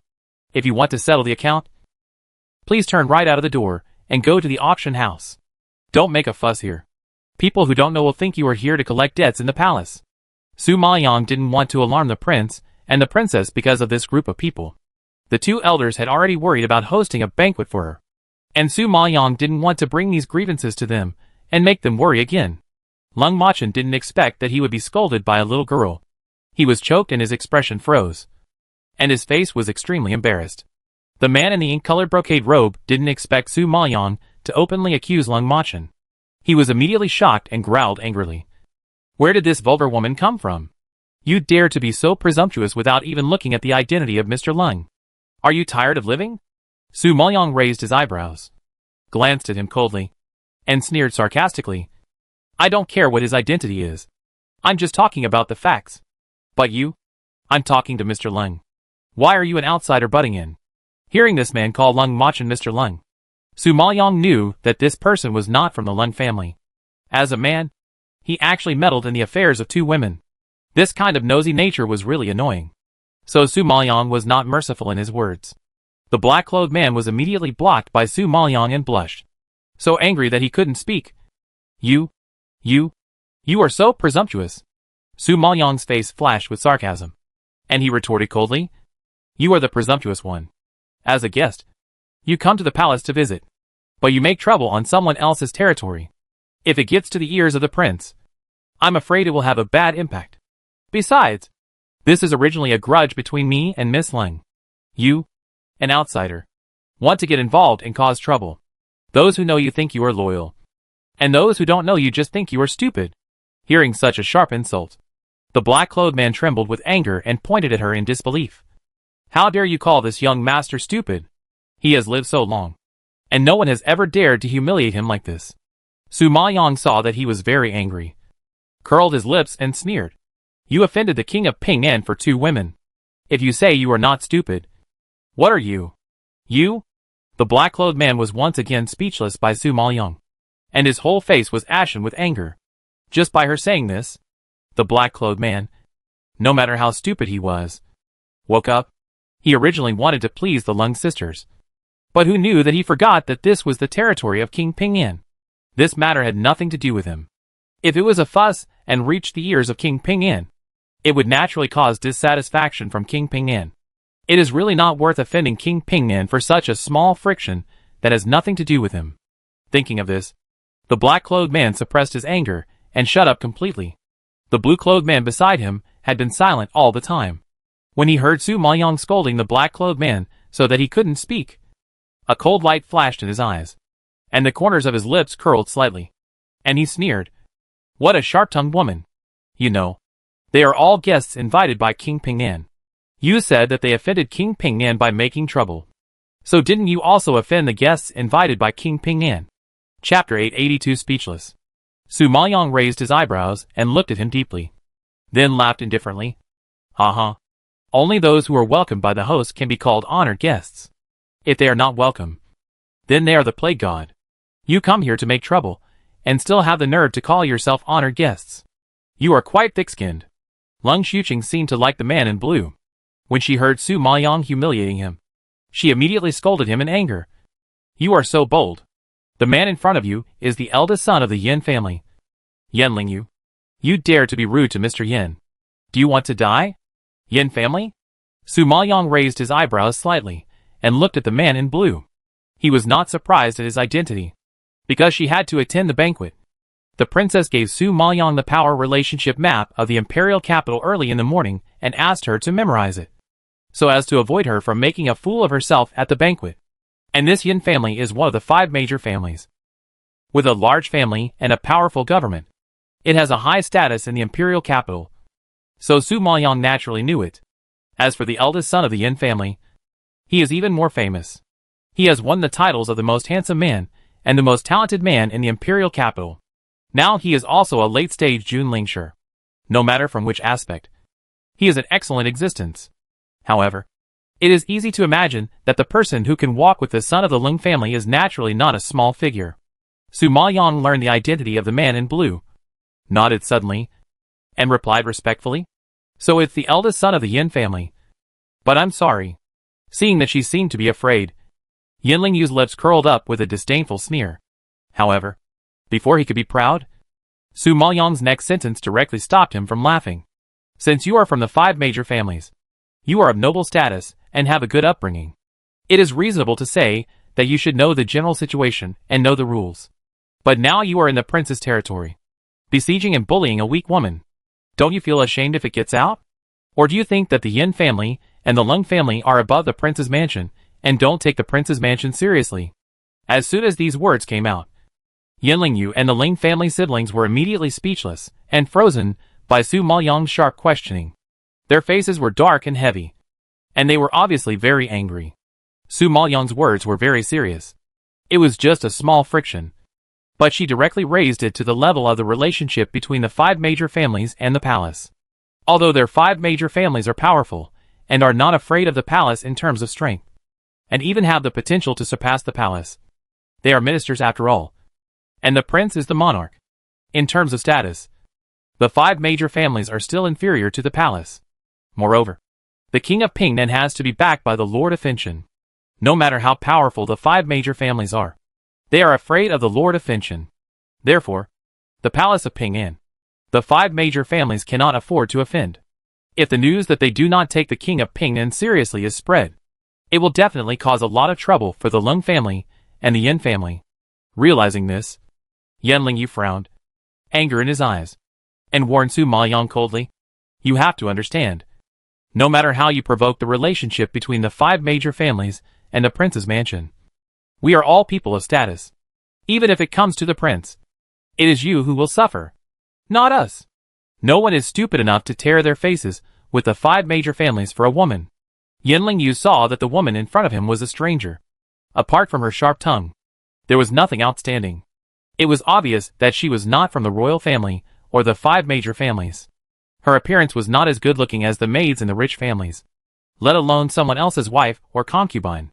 So, he guessed that this woman was probably a rough maid who didn't know the rules and had never seen much of the world. She was a little arrogant because she worked in the prince's mansion. You have to know that the people of their 5 major families have been in the imperial capital for many years. And the people in the imperial capital all recognize them. Unlike this woman in front of her, she doesn't even recognize people. What else can she be except that she has never seen the world? Su Maoyang heard this, smiled and nodded slightly. Yes, Master Yin is right. But I am a woman, and I offended the prince.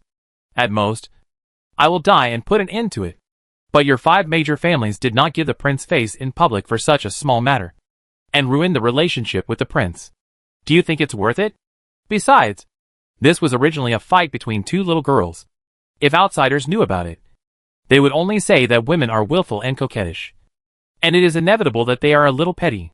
But when you men get involved, it changes the taste. I believe Master Yin is a smart man and can understand what the little girl means. Hearing this, Yanling Yu was actually choked by Su Maoyang and was speechless. His face was gloomy, as if it was going to thunder and rain, which showed that he was very angry. Lung Mochen was also awakened by Su Maoyang's words. It was just 20 million Shin crystals. His sister was willful and petty. As a brother, he couldn't let her do whatever she wanted. Their Lung family really didn't need to annoy the prince for such a small profit. Besides, today was a festive day to celebrate the prince's daughter being canonized as a princess. If they made trouble, it would really ruin the atmosphere and embarrass the prince. Their Lung family was one of the 5 major families after all. If they wanted to teach someone a lesson, there were plenty of opportunities. Why rush? Thinking of this, Lung Machen restrained his arrogance and said to his sister, Okay, our Lung family is not short of these 20 million Shin crystals. There is no need to make a fuss here. It's already late. Hurry up and take your seats. Lung Xiqing didn't expect that this woman would make Lung Machen give up the idea of pursuing the matter with just a few words. And she was so angry that she gnashed her teeth.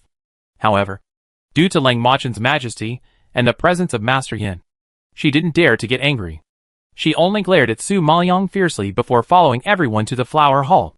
Seeing that the people had gone far away, Su Maoyang helped Dong Ling up from the ground, looked at her red and swollen face, frowned and asked, Are you okay?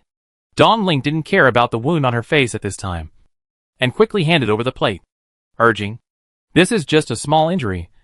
I'm fine. This is the jade bracelet that the princess asked for. Miss, put it on quickly.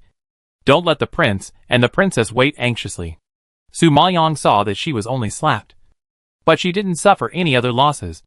So she took the bracelet and put it on her hand, turned around and walked towards the flower hall. She really delayed too long. At this time, the flower hall was already full of people. The guests present were led by the 5 major families. They sat together in 2s and 3s, talking and laughing, and the atmosphere was quite harmonious. The black-clothed man who was choked by Su Maoyang sat next to Yanling Yu by virtue of his relationship. He looked around and saw that the banquet was extremely lively. He couldn't help but lean into Yanling Yu's ear and jokingly said, It seems that the prince loves this princess very much. However, a daughter of an adopted daughter actually has such a big show.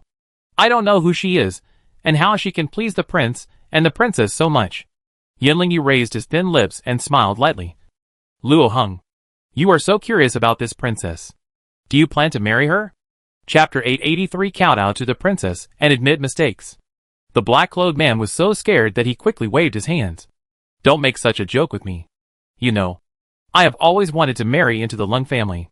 Yanling Yu heard this and slightly side-glanced, staring at him coldly. Feeling his cold gaze, the black-clothed man said speechlessly, Don't worry. I won't compete with you for Lung Xiyue. That girl has too high standards. She even looks down on the children of the 5 major families. Not to mention me, who is not from the 5 major families. If I can marry her sister Leng Xuqing, I will be satisfied. The family forces in the imperial capital all want to cling to the 5 major families. And their Shao family is no exception. Although Leng Xuqing is unruly, she is at least pretty and charming. And she is the daughter of the Leng family. She can also help their Shao family when necessary. And that Leng Shuyue is a genius alchemist. Very popular in the imperial capital. With many suitors. Even the excellent Yan Lingyu fell at her feet. So he has no chance. However, Leng Shuyue's standards are too high. She doesn't like anyone but Fan Tianjun. Fan Tianjun doesn't know what's going on. He doesn't care about Leng Shuyue's persistence. The Ling family has proposed many times to let Leng Shuyue enter the palace to serve him. But he rejected them all. Xiao Luoheng couldn't understand why such a beautiful woman was chasing him every day. Was he mentally ill or had a problem with his lower body? He was indifferent. It was really hard to understand. Yan Lingyu knew what Xiao Luoheng was thinking. He raised his eyebrows slightly and said lightly, "The status of this princess is higher than that of the daughter of the Ling family. Are you sure you don't want to consider it?" Xiao Luoheng suddenly showed a look of disgust. "Forget it. I am not worthy of this princess. I heard that she is a village girl from a remote town. Such a woman must be vulgar and uneducated. I am afraid she is not even as good as the maids in my house. How could I possibly marry a village girl? I feel sick just thinking about it." Seeing Xiao Luoheng's excitement, Yan Lingyu laughed and looked up at Leng Shuyue opposite him. At this time, Leng Shuyue sat upright in her seat with a cold expression. Her gesture showed the elegance and beauty of a noble daughter. On the contrary, Leng Xuqing beside her kept chattering. "This princess is so arrogant. She hasn't shown up yet so late. I heard that she is just a woman from a remote city. But she really thinks she is a big shot." Although Leng Shuyue agreed with her words in her heart, she still reminded her seriously. "Speak softly. If the prince hears it, you will suffer. TSK. The prince is talking and laughing with the guests now. And he is very happy. He won't hear what I say." Leng Xuqing pouted. "It is precisely because the prince is very happy that he values his daughter very much. It is not easy for a country girl to climb to this position today." Leng Shuyue looked up at the prince and princess sitting in the main seat. Their eyes slightly fixed. And they pondered. "Hey, how powerful can a woman from the countryside be? I want to see if she has 3 heads and 6 arms." Leng Xuqing obviously didn't take Leng Shuyue's words to heart, and snorted disdainfully. Just as the two were whispering, Su Maoyang and Dong Ling came late. Leng Xuqing, who was sitting in the seat, didn't expect to see Su Maoyang's figure in the flower hall again. She stood up in shock and scolded. "You bitch. I have let you go. But you are still haunting me, and even chased me to the flower hall. Do you think you can come to this place?" Hearing Leng Xuqing's scolding, the whole flower hall fell silent, and everyone cast strange eyes at Su Maoyang, the head of the Leng family, who was sitting in the seat, did not expect his daughter to react so strongly, and immediately frowned and said in a low voice, "Xuqing, why are you yelling here?" Leng Xuqing knew that Leng Machan would not make the decision for her, so she could only pin her hopes on her father, and hurriedly explained, "Dad, it was this bitch who cheated me of 20 million Xian crystals and almost offended Shengtian auction house. She just insulted me, Mr. Yan, and Mr. Shao in the yard. It's really hateful." When the head of the Ling family heard this, his face sank, and his eyes stared at Su Maoyang like a torch. However, before he could investigate, he heard a loud roar from the main seat. "How dare you!" Everyone present was frightened by the roar of King Ping'an, and looked at him with astonishment. Leng Xuqing raised a smug smile on her face, and looked at Su Maoyang provocatively. Now that the king of Ping'an knew about this, he would definitely not let her go. Leng Xuqing was not as cautious as Leng Machan. She would not stop until she stepped on the people who opposed her. Just as Leng Xuqing was waiting for Su Maoyang to be punished, she saw that the king of Ping'an actually stared at her, and scolded her with anger on his face. "You are so bold that you dare to insult my daughter. No matter what. I am the prince canonized by the previous king. And my daughter is the princess canonized by Fan Jun himself. What do you mean by humiliating my daughter in front of so many people?" Leng Xuqing was stunned by the roar of the king of Ping'an. Not to mention her. The others present were also stunned. Especially the few people who had a verbal dispute with Su Maoyang just now. All of them were dumbfounded and froze in place. Their eyes fell on Su Maoyang, and they were suddenly shocked. They didn't expect that the woman who had just clashed with them was the newly canonized Princess Qin. With this realization, the Lung family brothers and sisters turned pale and looked very ugly. They never thought that they would offend the protagonist of today's banquet as soon as they entered the palace. And now they have even angered the prince. Their Lung family has caused a big disaster. When the head of the Lung family saw this scene, he quickly stood up and clasped his fists to the prince to apologize. Prince, please calm down. I have not taught my daughter well, and I have cultivated her willful character. I will definitely punish her when I go back so that she dare not do it again. As he said this, the head of the Lung family yelled at Lung Xuqing angrily. Why don't you kowtow to the princess and apologize? Kowtow to apologize? When Lung Xuqing heard these words, her eyes widened in shock and her face changed. She hated this woman so much. And now she was asked to kowtow and apologize to this woman. No, I did nothing wrong. It was obviously she who deliberately bullied me. She was the one who scolded me first. Why should I apologize to her? Lung Xuqing loudly refuted, unconvinced. The head of the Lung family was furious when he heard this. Just as he was about to scold her, Su Maoyong took over and gently advised the king of Ping'an. Father, Miss Lung is young and ignorant. She speaks directly, but she has no ill will towards my daughter. The head of the Lung family kindly came to congratulate my daughter. Please don't pursue the rudeness of the daughter of the Lung family, so as not to offend the good intentions of the head of the Lung family.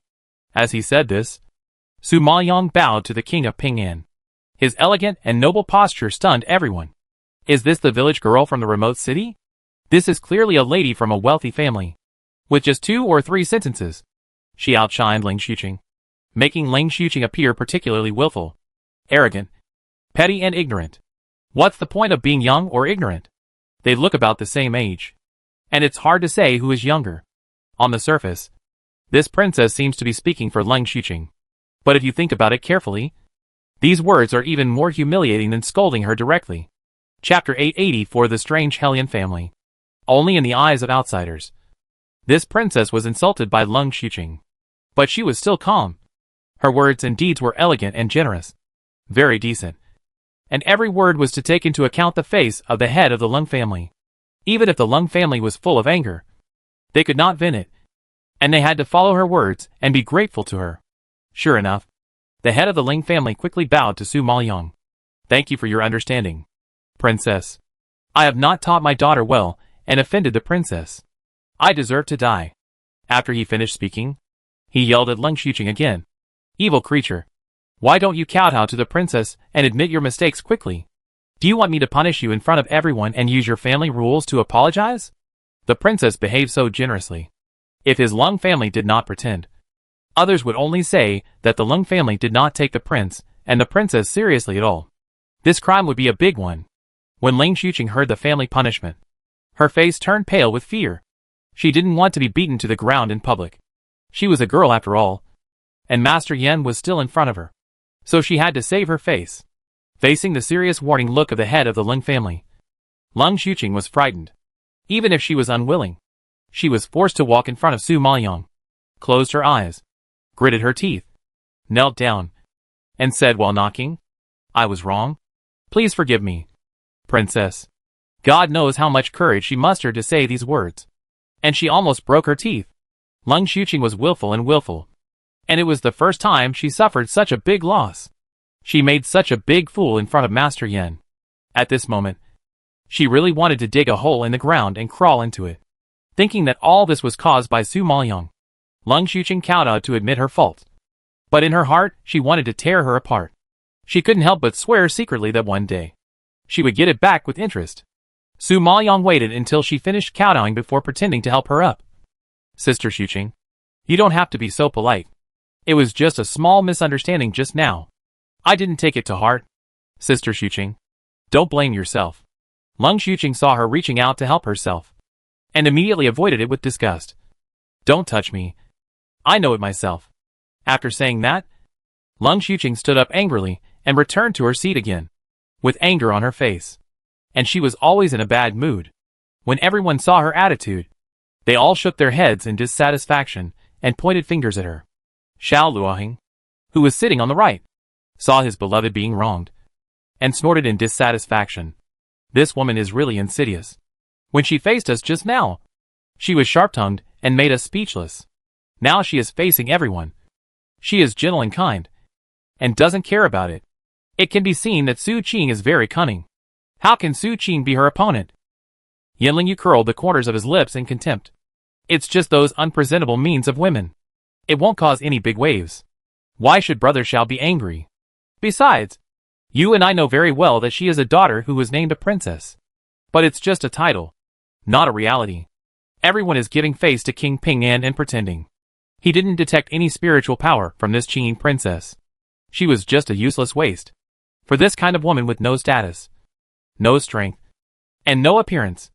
Yanling Yu felt disgusted even if he looked at her for a second. However, just as the two were talking in a low voice, a clear and gentle voice suddenly interrupted from the left. "Uh-huh. This princess is not as bad as you say. At least she is smart. Isn't she?" Hearing this, Xiao Luoheng and Yanling Yu turned their heads and looked over. On the left, Helian Yufeng, dressed in white, was staring at them, with a faint smile on his slightly pale lips, and his haggard face seemed a little transparent under the moonlight. Yanling Yu and Xiao Luoheng didn't expect that the person who spoke was the sickly man of the Helian family, and a trace of surprise suddenly flashed across their eyes. Helian Yufeng has been ill for many years, and usually has no energy to participate in these mundane things. In public, he has always been humble and low-key, and doesn't like to join in the fun, due to his poor health and low status. People often humiliate him and look down on him, but he can always laugh it off. And he is famous for his good temper. Now he suddenly made a comment, which surprised the two of them. However, Yanling Yu disagreed with what he said. It's just a little cleverness, not worthy of being in a high-class place. Helian Yufeng smiled, but did not respond. Then his eyes turned to Su Maoyang, who was standing not far away, and a hidden light flashed under his brown pupils. Clever? Not entirely. At this time, the king of Ping'an saw that Lang Xuqing had kowtowed and admitted his mistake, and he calmed down a little. According to Su Maoyang's words, he did not pursue it, in order to ease the stiff atmosphere in the audience. The princess of Ping'an changed the topic, pointed at Su Maoyang, and introduced to everyone with a smile. As you can see, she is the daughter of the prince and this concubine, Lu Lin. Hearing this, everyone stood up and clasped their fists to congratulate the prince and the princess. Congratulations, prince, princess. Having such a sensible daughter is really enviable.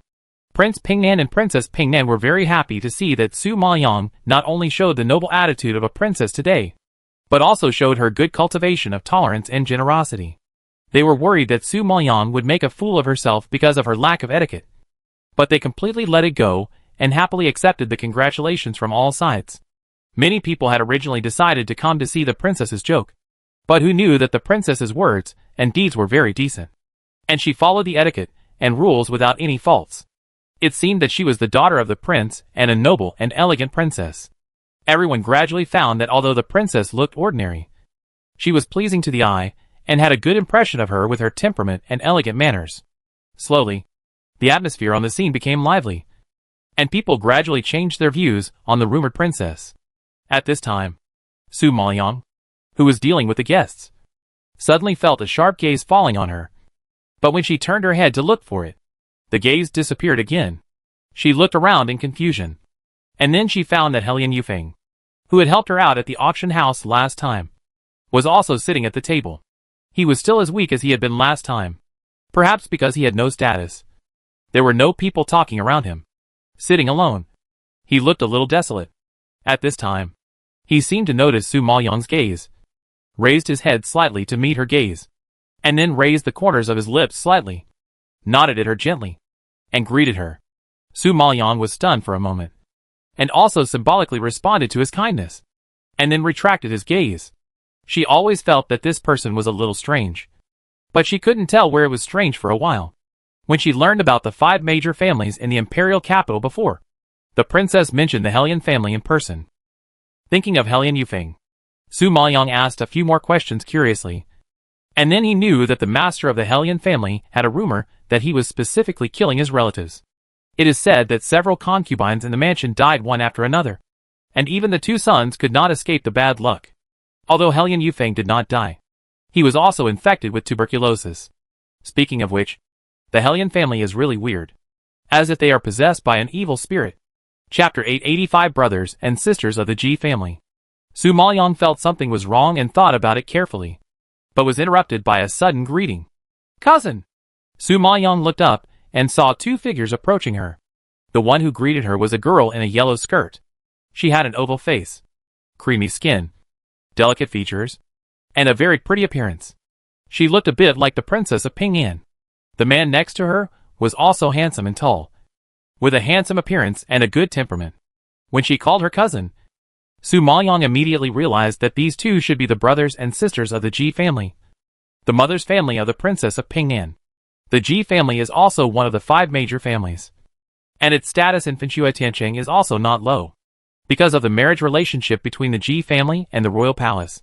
The two families usually get along well, now that they know that the princess has a daughter. The younger generation of the Ji family came forward to greet them, kissing their identities. Su Maoyang was about to speak, but the handsome man spoke first. I really didn't expect that the daughter adopted by my aunt is so well educated and has an extraordinary temperament. Those who were ready to laugh at her are very disappointed. The girl in the yellow skirt also covered her mouth and chuckled twice. She pulled Su Maoyang up and said excitedly, Yes, cousin, you helped us vent our anger today. Lung Xuqing relied on herself as the daughter of the 5 major families, and had a sister who was a genius alchemist. She often bullied many people in the imperial capital. It was so embarrassing today. It was really gratifying. Su Maoyang saw their gloating look and knew that they must have suffered a lot from Lung Xuqing.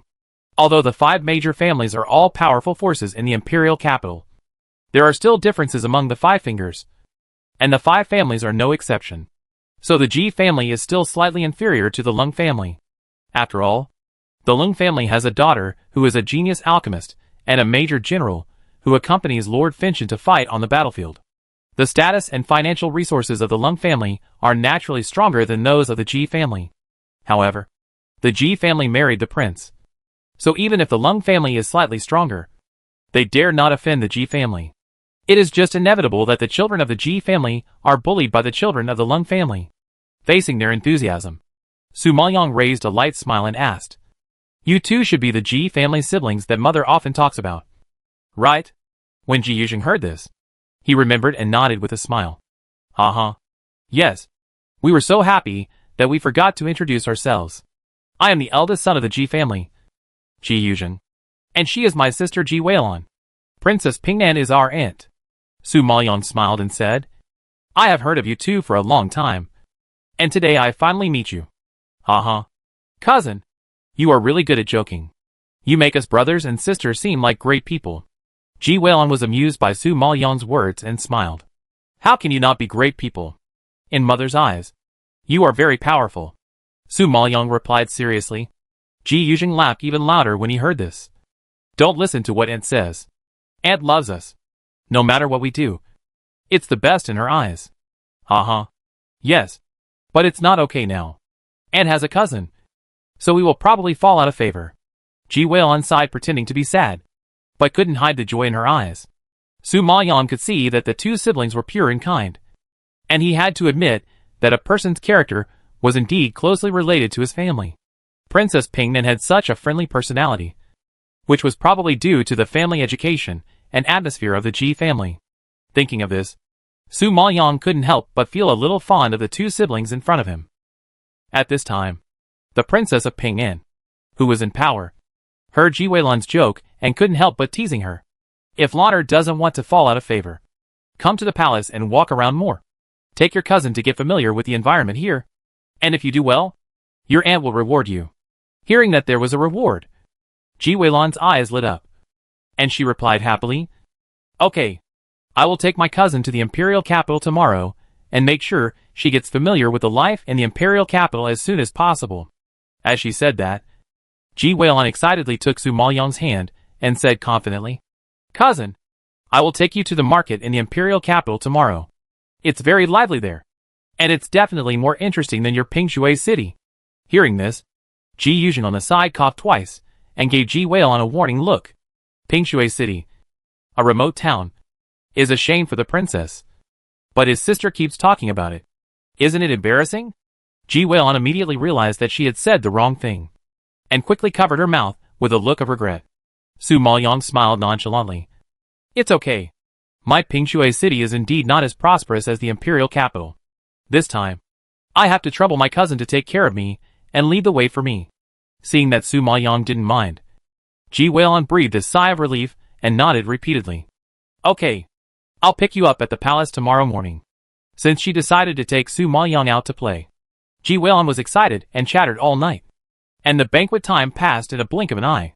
Seeing that it was getting late, everyone left the palace one after another after congratulating each other. The prince and the princess saw that Su Maoyang had been disturbed by Ji Weilun all night and her face was tired. So they considerately let her go down to rest.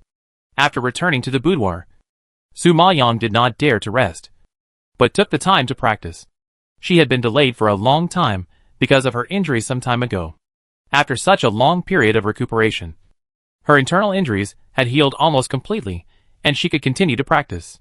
This time she went to Burning Blood Sky City, and there were dangers everywhere. Once her identity was discovered, the consequences would be disastrous. Therefore, in order to be on the safe side, she must quickly improve her strength. She had already reached the peak of the Venerable Spiritual Master before, and now there were signs of entering the initial stage of the Lord Spiritual Master. It was not difficult to advance to the initial stage of the Lord Spiritual Master. Thinking of this, Su Maoyang did not delay, and immediately closed her eyes and meditated, trying to expand her pores as much as possible to absorb the spiritual power from the outside world. After absorbing for almost an hour, earth-shaking changes began to take place in her body. At this moment, the spiritual power was violently colliding in her body, and waves of tearing pain spread throughout her limbs. And soon she broke out in a thin sweat. The pain became more and more intense. Su Maoyang gritted her teeth and resisted it with a strong will.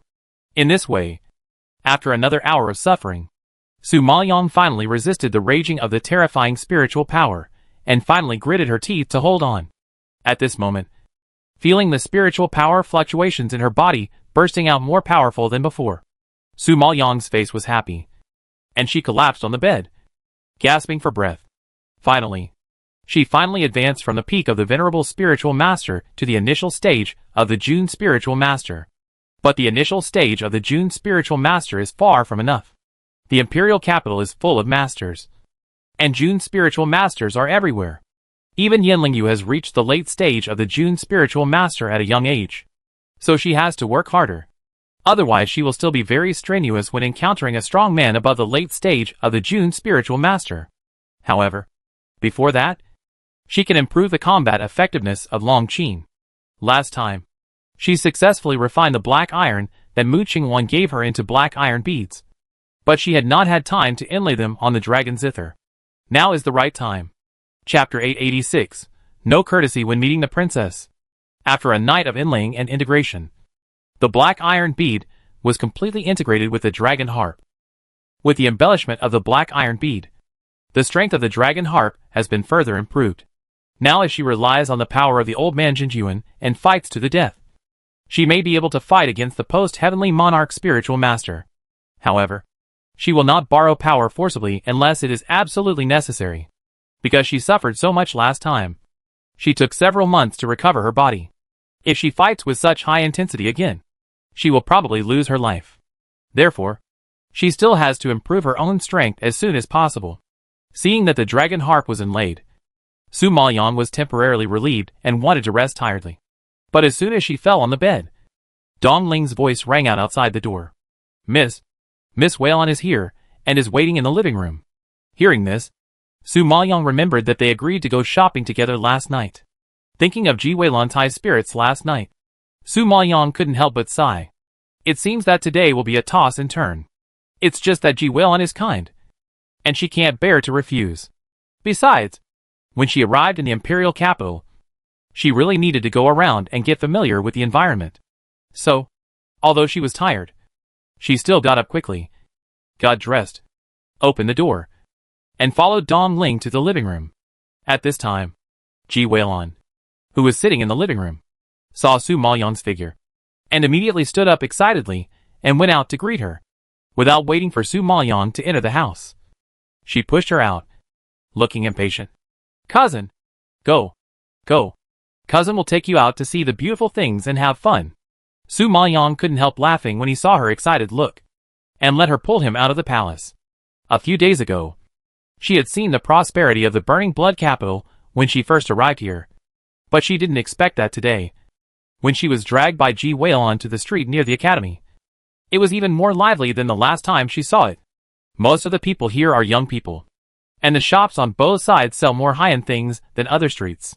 Looking around, in addition to restaurants, pharmacies, jewelry and clothing shops, there are also treasure pavilions, arenas and casinos. It really has everything. And it's dazzling. Ji Weilon pulled her away, pointing around and carefully explaining.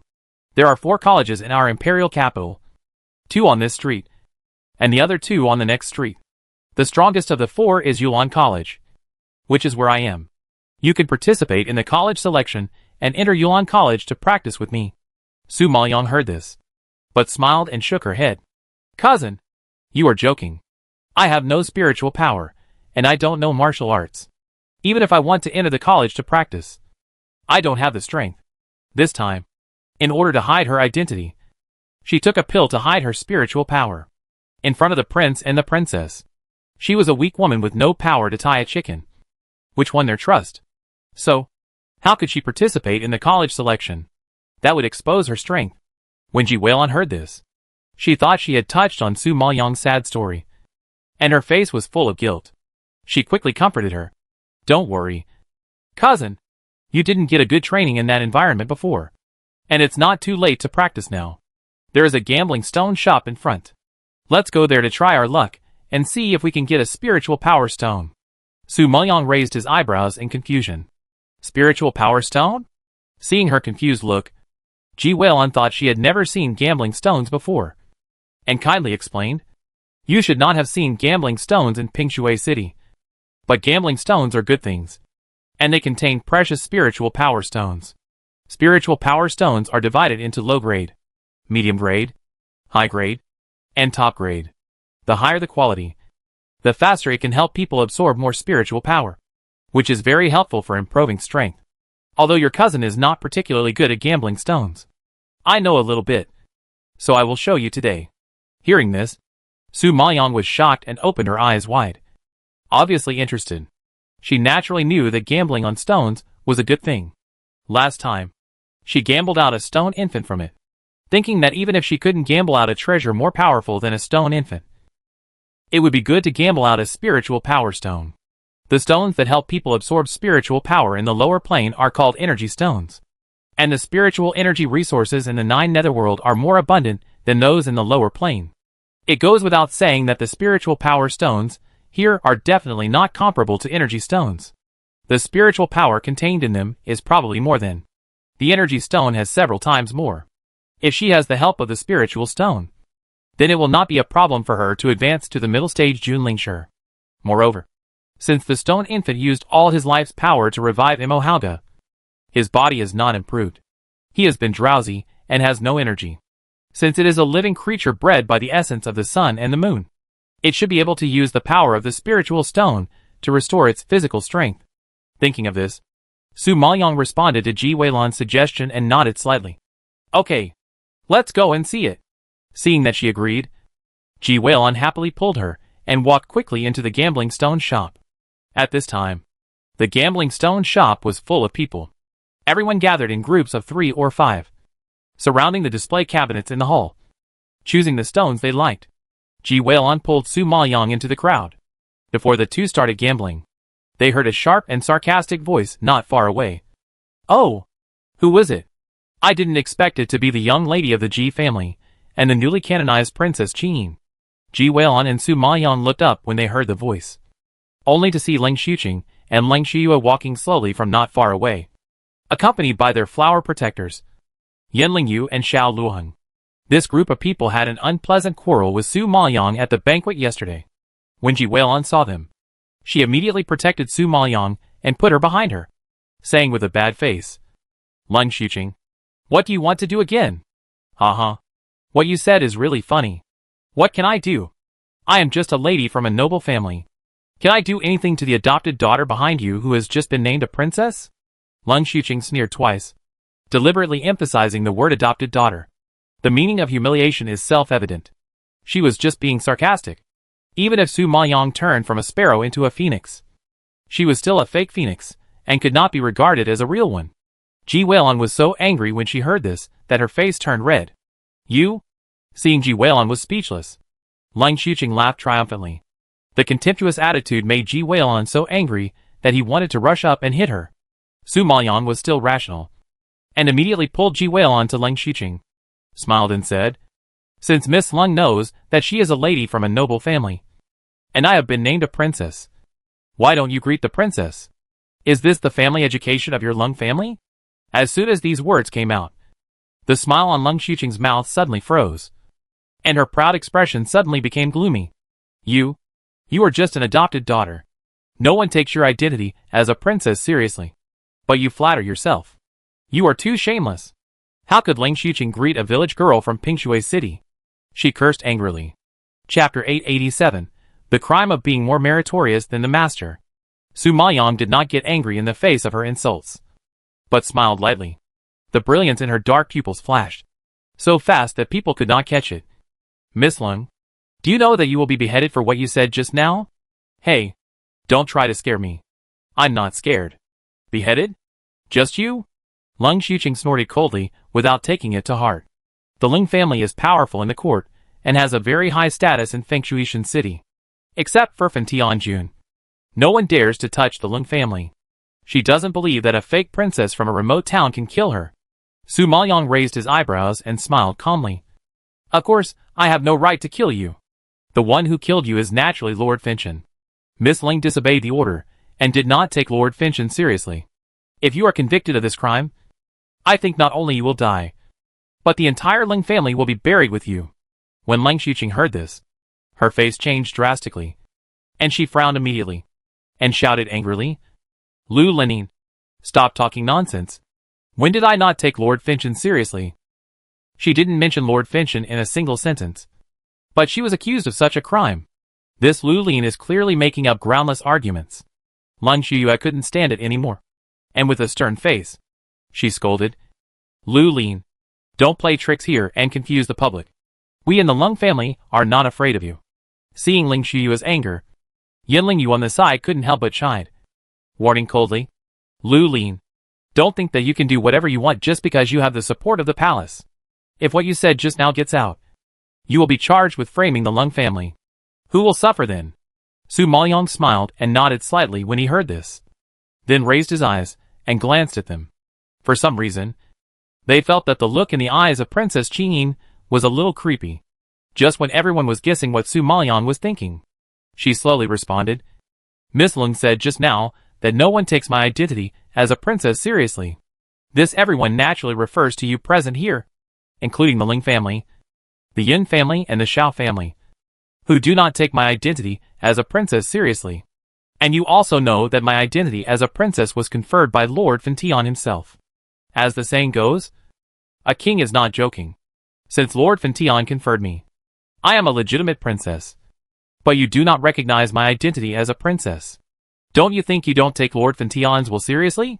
It seems that your Lung family, the Yin family, and the Xiao family all think that they are so powerful that they can overshadow Lord Fantian."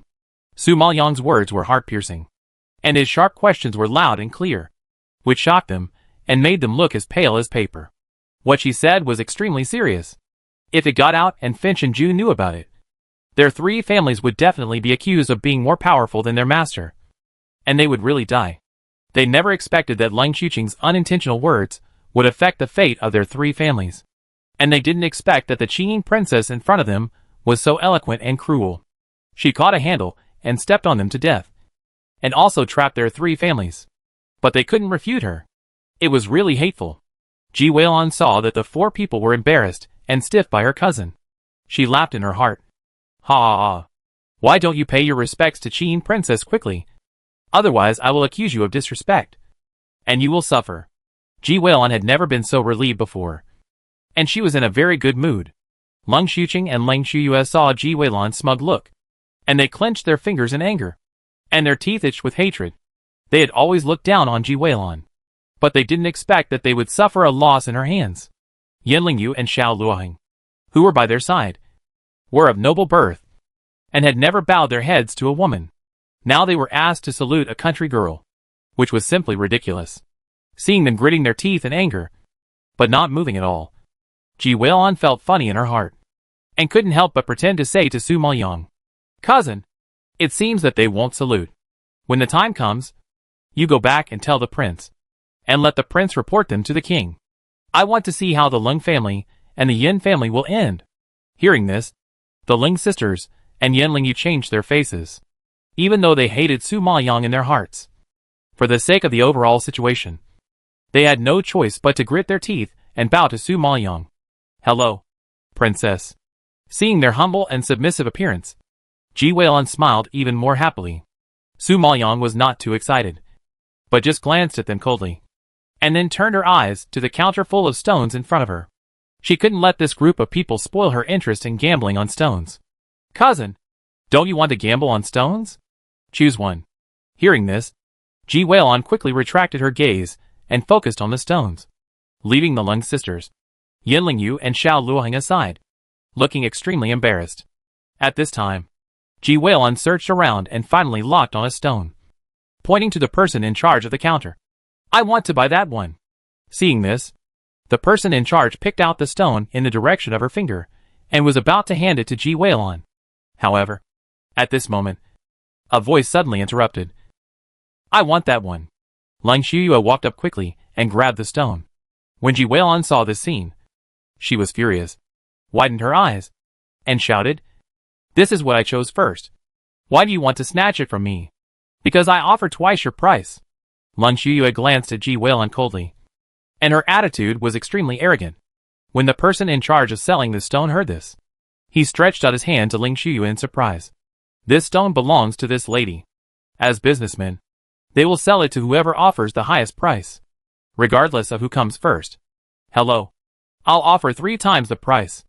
Ji Weilon gritted her teeth in anger and bid again, unconvinced.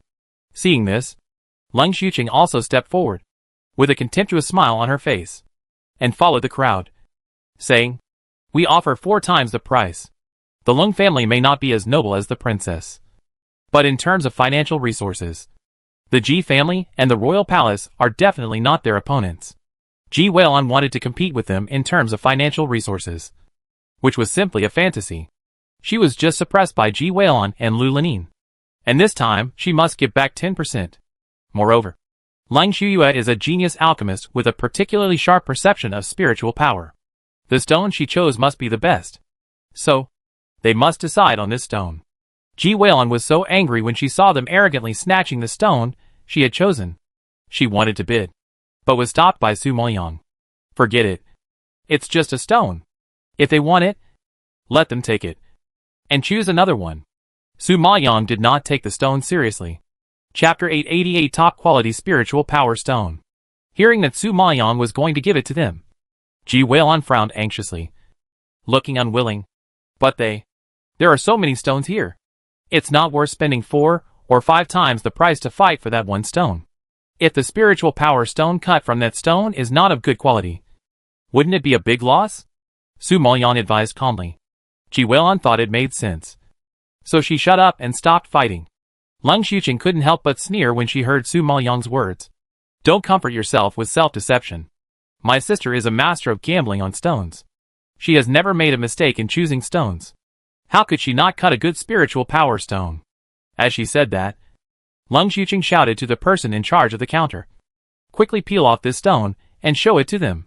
The person in charge immediately took the stone, picked up a small knife, and began to peel it skillfully and meticulously. After a while, the stone was peeled off, and a pentagonal stone with a faint glow came into everyone's sight. When Xiao Luoheng saw this scene, he was surprised and couldn't help but sigh. "It's actually a top-grade spiritual power stone. Sister, you are really amazing. These low-grade spiritual power stones are generally triangular. Medium-grade ones are quadrilateral. High-grade ones are pentagonal. And top-grade ones are hexagonal. Everyone uses the shape and the luster of the stone to evaluate the quality of spiritual power stones. This one in front of him is a top-grade spiritual power stone not only in terms of shape and luster." Seeing this, Yin Lingyu also nodded in appreciation. It is usually very good to be able to open a mid-grade spiritual power stone. Unexpectedly, Leng Shuyue opened a top grade one at a time. She is worthy of being the woman he likes. Such a talent for gambling on stones is really rare. Not only the two of them were surprised, but even the guests around were attracted by the top-grade spiritual power stone and cast envious eyes. Leng Xuqing received envious eyes from all directions and was proud in her heart. She showed off to Ji Weilan. How about it? Let me tell you, my sister is a master of gambling stones. She has never made a mistake in the stone she chose. Ji Weilan couldn't stand her pride and snorted in dissatisfaction. TSK. Your stone was snatched from me. If I hadn't given it to you, it would be me who opened the top-grade spiritual power stone now. Not your sister? Leng Xuqing sneered. Even if it was snatched, it was my sister's ability to sense which stone was good. Unlike you, you don't know how to gamble on stones. And it all depends on luck. If you have the ability, you can also choose one by intuition. Humph. Choose it. I don't believe I can't choose a good one. Ji Weilan was stimulated by her, and she also opened her eyes unconvinced and carefully selected the stones on the counter. Just when her eyes were about to be dazzled, a stone was suddenly handed to her. Take this one. Ji Weilan looked up at Su Maoyang in surprise and reminded her seriously. Cousin, you don't know how to gamble on stones, so you can't just pick it randomly. Although I don't know how to gamble on stones, this stone seems to be better looking than other stones. So let's take it. Su Maoyang explained lightly, and Ji Weilan didn't know whether to laugh or cry. Other people gamble on stones. They are very careful and pick carefully. But she just picked one that looks good, without any skills. It's really too careless. Leng Xuqing and Leng Shuyue couldn't help laughing when they heard Su Maoyang's words. Haha. It's the first time I've heard of this saying that because it looks good, it's better than other stones. How can you tell the quality of these stones by their appearance? You're really from the countryside. You haven't seen much of the world. You're really superficial. Leng Xuqing said sarcastically and mercilessly. And everyone around laughed. This was the first time they heard such a ridiculous statement. And they knew without a doubt that this person was a complete layman who didn't understand gambling on stones. However, Su Maoyang ignored the mocking eyes around him and insisted on picking this one. Without waiting for Ji Weilan's reaction, he handed it to the person in charge. Just peel this one. Ji Weilan was so anxious that she quickly grabbed Su Maoyang's hand and persuaded in a low voice. Cousin, this is not the way to gamble on stones. You have to use your mental power to perceive. Alas, you don't have mental power, so it's useless to tell you. Don't peel this one. I will help you choose another one. Ji Weilan knew that she was from Pingshui City, and it was very likely that she had never come into contact with gambling stones in her life. Now she chose a stone without any basis, and there was probably no spiritual power stone in it. The Ling sisters were waiting to see their jokes. If nothing was peeled out, it would only encourage the arrogance of the Ling sisters. Ji Weilan didn't want to lose face in front of them. Su Maoyang shook his head and said firmly, It doesn't matter. The key to gambling on stones is gambling. Since it is gambling, there is a certain element of luck in it. I will choose this one. Boss, you can peel it. Seeing Su Maoyang's stubbornness, Ji Weilan was so anxious that she jumped up and down and wanted to stop him. But the person in charge had already picked up the knife and started peeling it. According to the rules of the gambling stone industry, the peeled stone cannot be returned. When Ji Weilan saw this scene, her pretty face wrinkled into a ball, and she was tangled in her heart. But she could only watch. Leng Xuqing and Leng Shuyue saw that Ji Weilan looked ugly and anxious, and they couldn't help but sneered and shook their heads. They didn't believe that a village girl who didn't know how to gamble with stones could open any spiritual power stone. Yin Lingyu and Xiao Luoheng on the side also looked coldly, waiting to see Lu Linyin make a fool of herself. At this time, seeing that the stone was about to be peeled off, a dazzling golden light suddenly bloomed. What was exposed in front of everyone was a hexagonal spiritual power stone, and the luster on it was even more dazzling than the top-grade spiritual power stone opened by Leng Shuyue. Seeing this scene, not to mention the Leng sisters, Yin Lingyu and Xiao Luoheng were shocked, and even the people around them gasped in shock, which immediately caused a sensation in the entire gambling stone industry. Look! That's a top-grade spiritual power stone. Yes, someone actually opened a top-grade spiritual power stone. This talent for gambling on stones is too amazing. I haven't seen a top-grade one for a long time. Today, a little girl opened one. It's really not easy. What little girl? That girl is the prince's new adopted daughter. She was just canonized as a princess. Oh my god. Is she the Princess Qingyin who has a lot of face? Recognizing Su Maoyang's identity, the surroundings were even more disgusted. They heard that Princess Qingyin came from Pingshui City and was a country girl. They didn't expect that she could have such a good talent for gambling on stones. It was really shocking. Leng Shuyue was shocked when she saw the top-grade spiritual power stone. Her face turned pale, and her pupils were filled with disbelief. Just now, she clearly used her mental power to sense the stones on the counter. Only the stone she snatched from Ji Weilan was of the best quality. How could there be a top-grade one? Chapter 889, Give as a Gift. Leng Xuqing widened her eyes in shock, staring at the spiritual power stone that was more dazzling than the one in her hand, and shook her head in disbelief. How is it possible? Impossible. How could this unsophisticated person pick out a top-grade spiritual power stone at random? This probability has never appeared in her sister, who is a genius alchemist. How did this fake princess do it? It's too weird. Ji Weilan was also stunned by this scene. It took her a long time to react. Her face suddenly showed ecstasy, and her voice became trembling. Top grade? Am I seeing wrong? It's top grade. As she said, Ji Weilan immediately took the top grade spiritual power stone carefully, held it in her hand, and couldn't let it go. She felt the spiritual power that permeated from it. It was indeed extraordinary. She was about to smile. Ha ha ha. Cousin, if you don't make a move, it's fine. Once you make a move, it's a top-grade spiritual power stone. Your talent for gambling on stones has surpassed other genius alchemists by several streets. You are too amazing. Ji Weilan smiled and looked at Leng Xuqing and Leng Shuyue opposite. Seeing their expressions that were uglier than eating shit, she was even more happy in her heart and almost laughed to the ground. Her cousin's move really made her feel so relieved. Leng Shuyue heard the sarcastic laughter and clenched her fingers in anger, while Leng Xuqing directly retorted unconvincingly, "Bah! What kind of talent is it for gambling on stones? It's obviously a blind cat meeting a dead mouse. Just good luck. What's there to be proud of? Ha. Your elder sister knows so much about gambling on stones, and you praised her so much. But in the end, she lost to our cousin who knows nothing about gambling on stones and relies entirely on luck. How can I not be proud?" Ji Weilan laughed so hard that her body shook with laughter. Her mocking voice was heard in the gambling stone shop, and the onlookers around also covered their mouths and laughed secretly.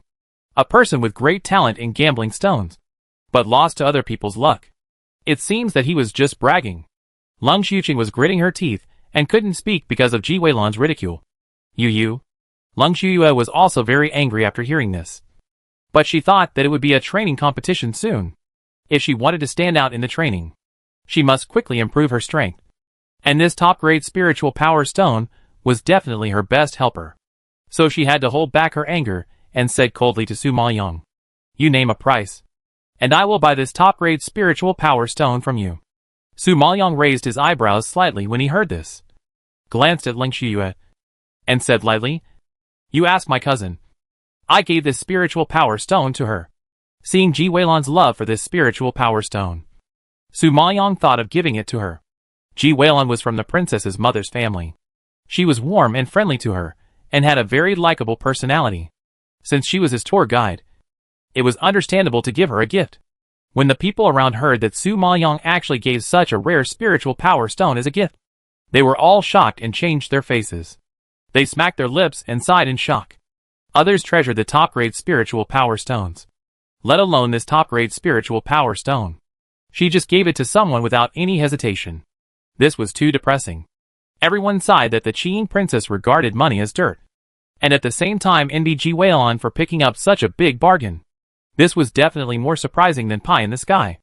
Ji Weilan was also startled by Su Maoyang.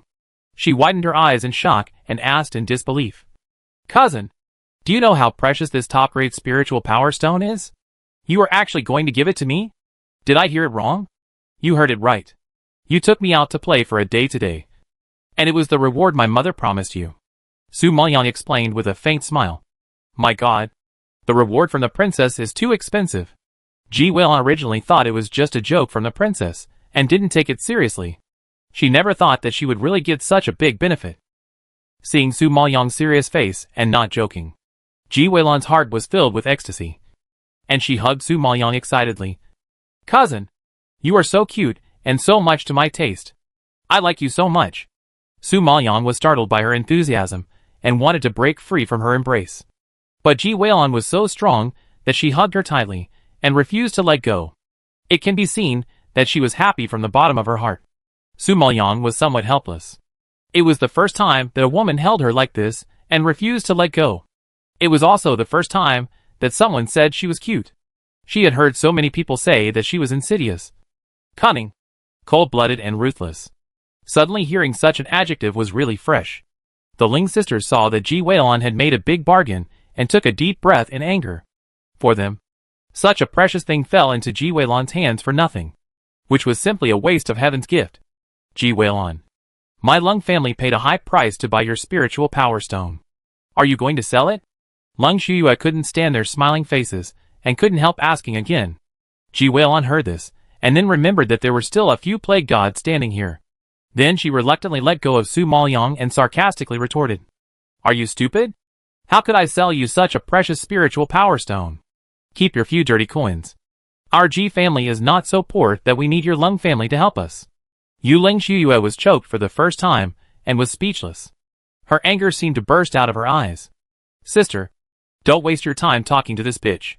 The training competition will start soon. There will be plenty of opportunities to teach her a lesson." Lung Xuqing leaned close to her ear and said viciously. Yinling Yu saw that Lung Shuyue was unhappy and persuaded her. "If you want the spiritual power stone, I will buy it for you. You can peel as much as you want. Why bother with her?" Lung Shuyue glared at him in dissatisfaction. "Who asked you to buy it? My Lung family doesn't need that little money. Besides, can you open a top-grade spiritual power stone?" Yinling Yu was immediately speechless. He cultivated spiritual power and was not proficient in mental power. So he was also a layman in gambling stones. It was really difficult for him to open a top-grade spiritual power stone. Ji Weilan saw that Ling Shuyue was very angry with her, and she felt happy and had a happy smile on her face. But Su Maoyang was too lazy to pay attention to the group of boring people. He picked a pile of stones on the counter and ordered the person in charge. "I want all of them. No need to peel them. Pick them all up for me." When the person in charge heard this, his face jumped into shock. His eyes widened, and he asked in disbelief, "Princess, are you sure you want all of them?" Su Maoyang nodded slightly. "Well, what's wrong? Is there any problem?" Lung Xuqing couldn't stand it anymore, and snorted disdainfully. "Lu Lin, you are really a bumpkin. You don't understand the market. The stones in the gambling stone shop are worth 300,000 black crystals each. You have at least 50 or 60 of them here. It would cost you at least 20 million black crystals. Can you afford it?" Chapter 890 Terrible Nightmare.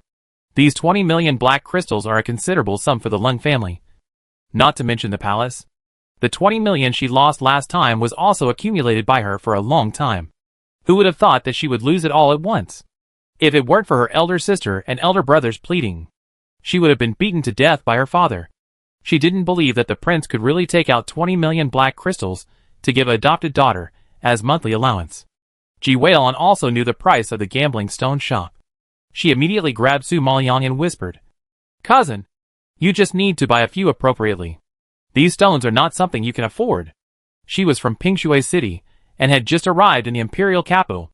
How could she come up with so much money? Su Maoyang didn't take it to heart and whispered to comfort him, "Don't worry. I can still afford this little money. Last time she auctioned the elixir, she made a fortune from Ling Xuqing."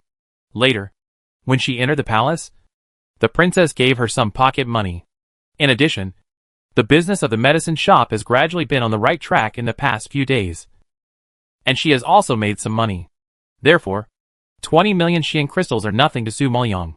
Just when Ji Weilan was shocked, Su Maoyang had already taken out a black card and handed it to the boss. "Pack up all the stones I selected for me. These stones were all selected by Xianyan Silver Snake, and the level of the stones must not be low.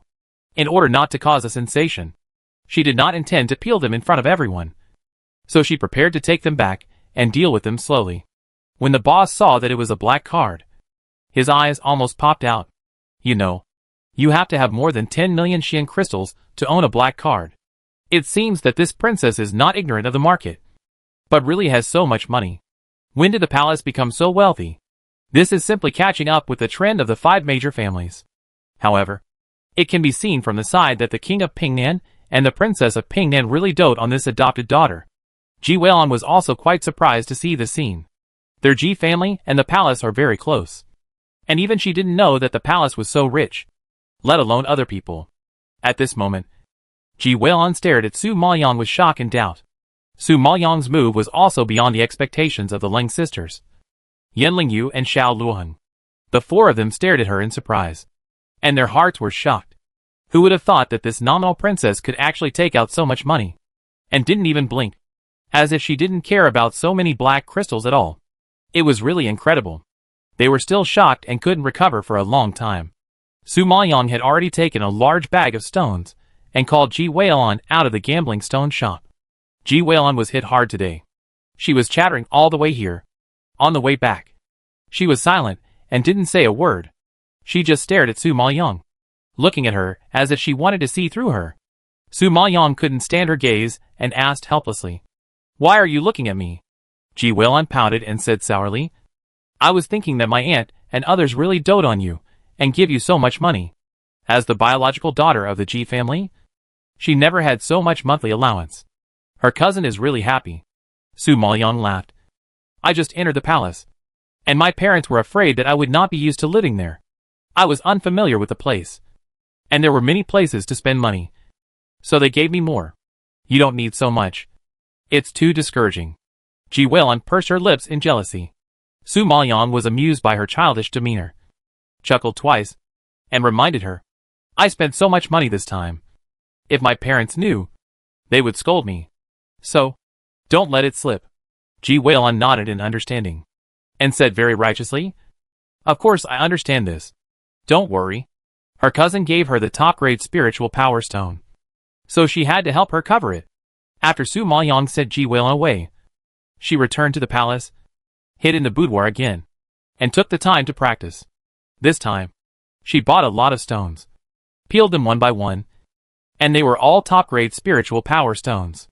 Although there were no top-grade stones, due to the large number, it was enough for Su Maoyang to absorb for a while. It must be said that the spiritual power contained in the spiritual power stone is indeed much more powerful than the energy stone. Su Maoyang only absorbed it for 2 hours, and he felt that his body was full of spiritual power and full of energy. It is estimated that if he persists for a few more days, it will not be difficult to advance to the middle stage Jun Lingshi. The dark night pressed down heavily, as if the thick ink that could not be dissolved covered the entire sky. The night fog slowly seeped into the air, emitting bursts of damp cool air. At this time, the burning blood palace was quiet and cold. The night wind blew into the bedroom, gently stirring the crystal-clear crystal bead curtain, making a subtle and crisp sound. The moonlight poured down from the window, reflected on the ground paved with white jade, reflecting a faint silver light, as if the cold water rippled on the ground, combined with the crystal bead light, ethereal and picturesque, making it difficult to distinguish where the virtual scene is and where the real scene is, making the already quiet bedroom look a bit cold. Behind the beaded curtain, red candles flickered, incense curled, and from time to time, there were bursts of low mumblings coming from inside. "No, no, it's not me." At this time, the person on the bed suddenly opened his eyes and sat up from the bed. He was sweating profusely. His face was pale, and his purple eyes, as bright as the stars, were actually surging with fear. When he woke up, he saw that he was in the bedroom, empty everywhere. The scene just now had disappeared, and only the flickering candlelight and the incense lingering in the bedroom were left in front of him. Seeing this scene, he was relieved and his nervous spirit gradually relaxed. I don't know what happened. Since he came back from Tianyan City, he has had the same nightmare every night. The person in the dream grabbed his heart tightly and made him feel miserable. He didn't know why he had a nightmare, and he didn't know who the person in the dream was, why he dreamed of it every day and night, making him uneasy. You have to know that Lord Fan Tian has killed so many people, stained so much blood, and committed so many evils, but he has never been afraid or guilty. Now he is actually palpitating because of a nightmare. It is really absurd. The secret guard Yifeng, who was guarding outside the bedroom, heard a lot of noise coming from inside. His expression changed drastically, and he rushed in suddenly. As soon as he entered the bedroom, he saw Lord Fentian kneading his eyebrows with a painful expression. His face was frighteningly pale. He was shocked and immediately stepped forward and asked worriedly, "Master, are you having a nightmare again? Do you want to ask the imperial physician to take a look?" Feng Emosia raised his hand slightly, frowned and refused. "No. Go down." He didn't know how many times he had asked the imperial physician to come and see him. All the imperial physicians were helpless, not to mention curing the disease. They didn't even know the cause. This kind of symptom has been dragging on for several months. All kinds of medicines and folk remedies have been used up, but there is no improvement. Asking the imperial physician to come again is just a waste of energy. Chapter 891: The Marriage Between the Yin Family and the Wang Mansion. "Master, why don't you ask a doctor from outside to take a look? Maybe." Yifeng was unwilling to give up any hope and suggested again. Feng Moxie was in a bad mood and obviously didn't want to talk nonsense. A layer of coldness appeared on his slightly pale handsome face. He interrupted him sternly. "I know my own limits for my own health. Go down." Seeing him angry, Yifeng was worried in his heart, but he still obediently restrained himself and dared not say much. After respectfully clasping his fists, he wanted to turn around and leave. "By the way, come back." At this moment, Feng Moxie suddenly thought of something and called him coldly. Yifeng obeyed the order, stopped, and clasped his fists again. "Master, do you have any other instructions?" Feng Moxie looked up in the dark and glanced at him. His handsome face was enlarged by the firelight, and it was so beautiful that it was shocking. "How is the investigation going?" Yifeng naturally knew what he was asking about, and hurried to report. "The Lung family and the Yin family have been interacting very closely recently. It seems that they are indeed planning to marry. 5 days later is the festival of burning blood to worship the ancestors. If nothing unexpected happens, the Yin family should ask the master for a marriage at the palace banquet." Feng Moxie nodded in thought, and his charming purple eyes seemed to be covered with a layer of ice crystals, which made people feel cold. "In this case, then grant the marriage." When Yifeng heard this, surprise surged in his eyes, and he asked in disbelief, "Grant a marriage? Didn't the master always disapprove of their marriage? How could it be? The Lung family and the Yin family are too powerful. If they join forces, it will be difficult to control them in the future. Even he knows this truth, and it is impossible for Fentianjin not to know it." Feng Emosia raised his eyebrows, his enchanting pupils flashing a strange cold light in the darkness. He curled his lips slightly and said faintly, "It is to grant a marriage, but not to the Lung family and the Yin family." Yifeng was startled, frowning in confusion. What does the master mean? After following Fentianjin for so many years, he still couldn't figure out his thoughts. It must be said that his master's mind was really unfathomable. "I heard that the palace has been very lively recently." Feng Moxie's low voice carried some inexplicable meaning, which made Yifeng confused, unable to understand his intention in time. Yifeng nodded honestly. "Yes, the adopted daughter of the king of Nan was canonized as a princess by the master, and many families in the imperial capital came to visit and congratulate. It was indeed very lively." Speaking of this, Yifeng suddenly realized something, and couldn't help but open his eyes wide, and had a guess in his heart. Could it be that the master wants to make that princess? Feng Mox's lips curled up a charming smile, and under the light of the fire, he looked evil and charming. Facing Yifeng's question, he did not speak, but he had already tacitly agreed to his guess in disguise. Seeing this scene, Yifeng suddenly realized and sighed in a low voice. No wonder the master would confer a title on a country girl. It turns out that the real intention is here. If the master gave a country girl to marry the eldest son of the Yin family, the Yin family would definitely not agree. But if it is as a princess, it would be different. Even if the master of the Yin family is not satisfied, Lu Lin is at least the princess conferred by the master. No matter how brave he is, he dare not refuse the princess. Hearing this, Feng Emosia raised a cold arc at the corner of his lips and murmured meaningfully, "I heard that the woman is now favored by the king of Pingnan and the princess of Ping'an." This seemingly unintentional sigh made Yifeng's eyes light up, and he immediately understood it, and his pupils jumped with surprise. "Master, this move of yours can be said to kill 2 birds with 1 stone. The king of Pingnan and the princess depend on each other for survival and have no children. Although this woman is adopted, she has saved his life. The king of Pingnan has always valued friendship and loyalty, and will definitely love this Princess Qingyin as his own daughter. The most important thing is that the princess's beloved daughter has established a deep relationship with this princess. When this princess marries into the Yin family, not only will there be a gap between the Lung family and the Yin family, but also the Yin family will hold the lifeblood of the king of Pingnan and the princess. Yifeng was shocked when he thought of the layers of relationships here and the intentions of Fentianjin, and his face was filled with admiration. The king of Pingnan is brave and powerful, and there must be a large number of supporters behind him. However, such a powerful person has no weaknesses except the princess of Pingnan. Such a person is the most terrifying. His only weakness is the princess of Pingnan. But the princess is the daughter of the Ji family. The Ji family is one of the 5 major families with deep roots and cannot be easily moved. It is still very difficult to use her to contain the king of Pingnan. However, now that there is an adopted daughter, it is different. Even if the king of Pingnan is ruthless, the princess cannot be ruthless. As everyone knows, the king of Pingnan is an infatuated man. He obeys the princess and dotes on her. If the princess can't let go of her daughter, he will naturally be restrained.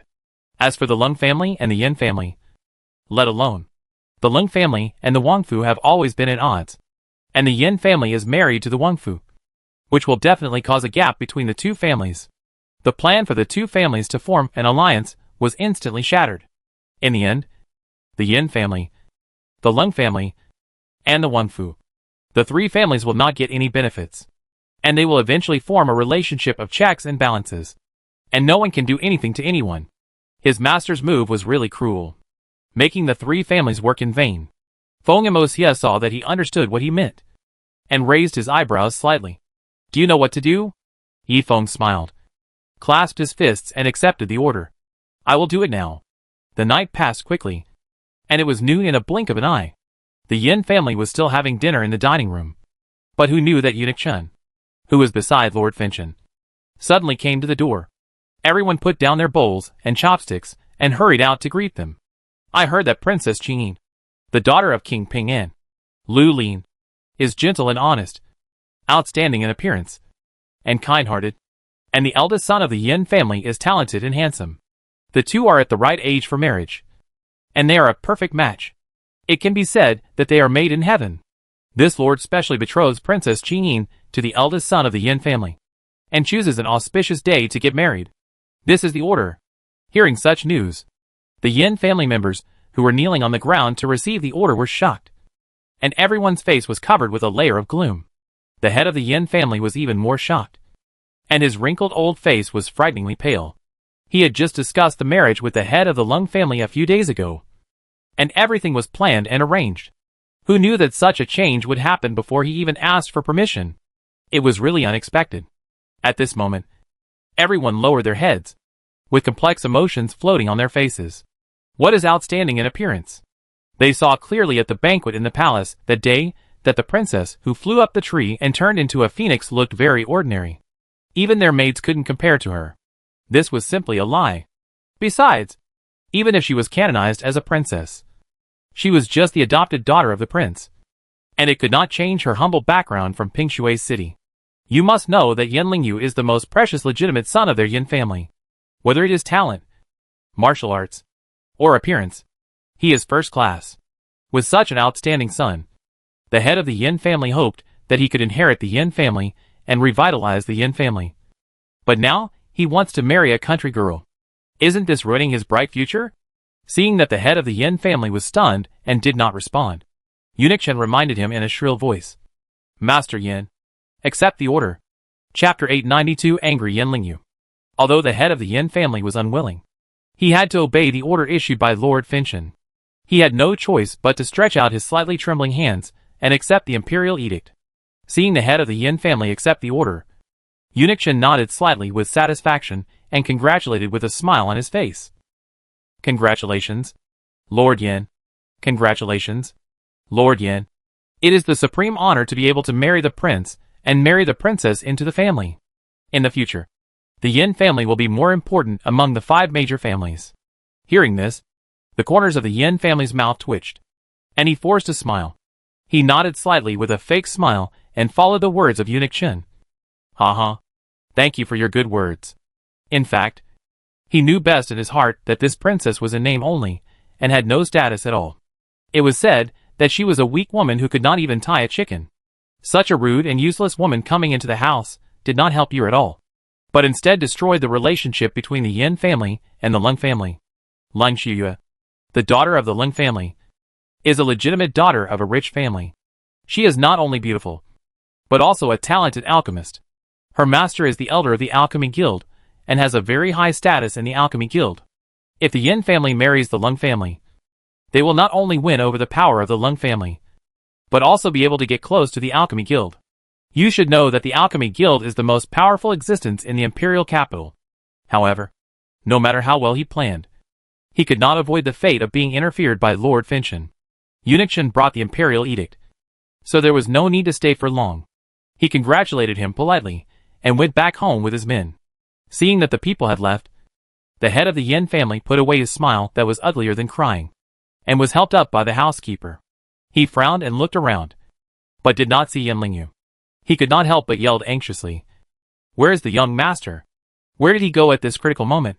The eldest lady was startled by his anger, and quickly replied, "Yu went out early this morning.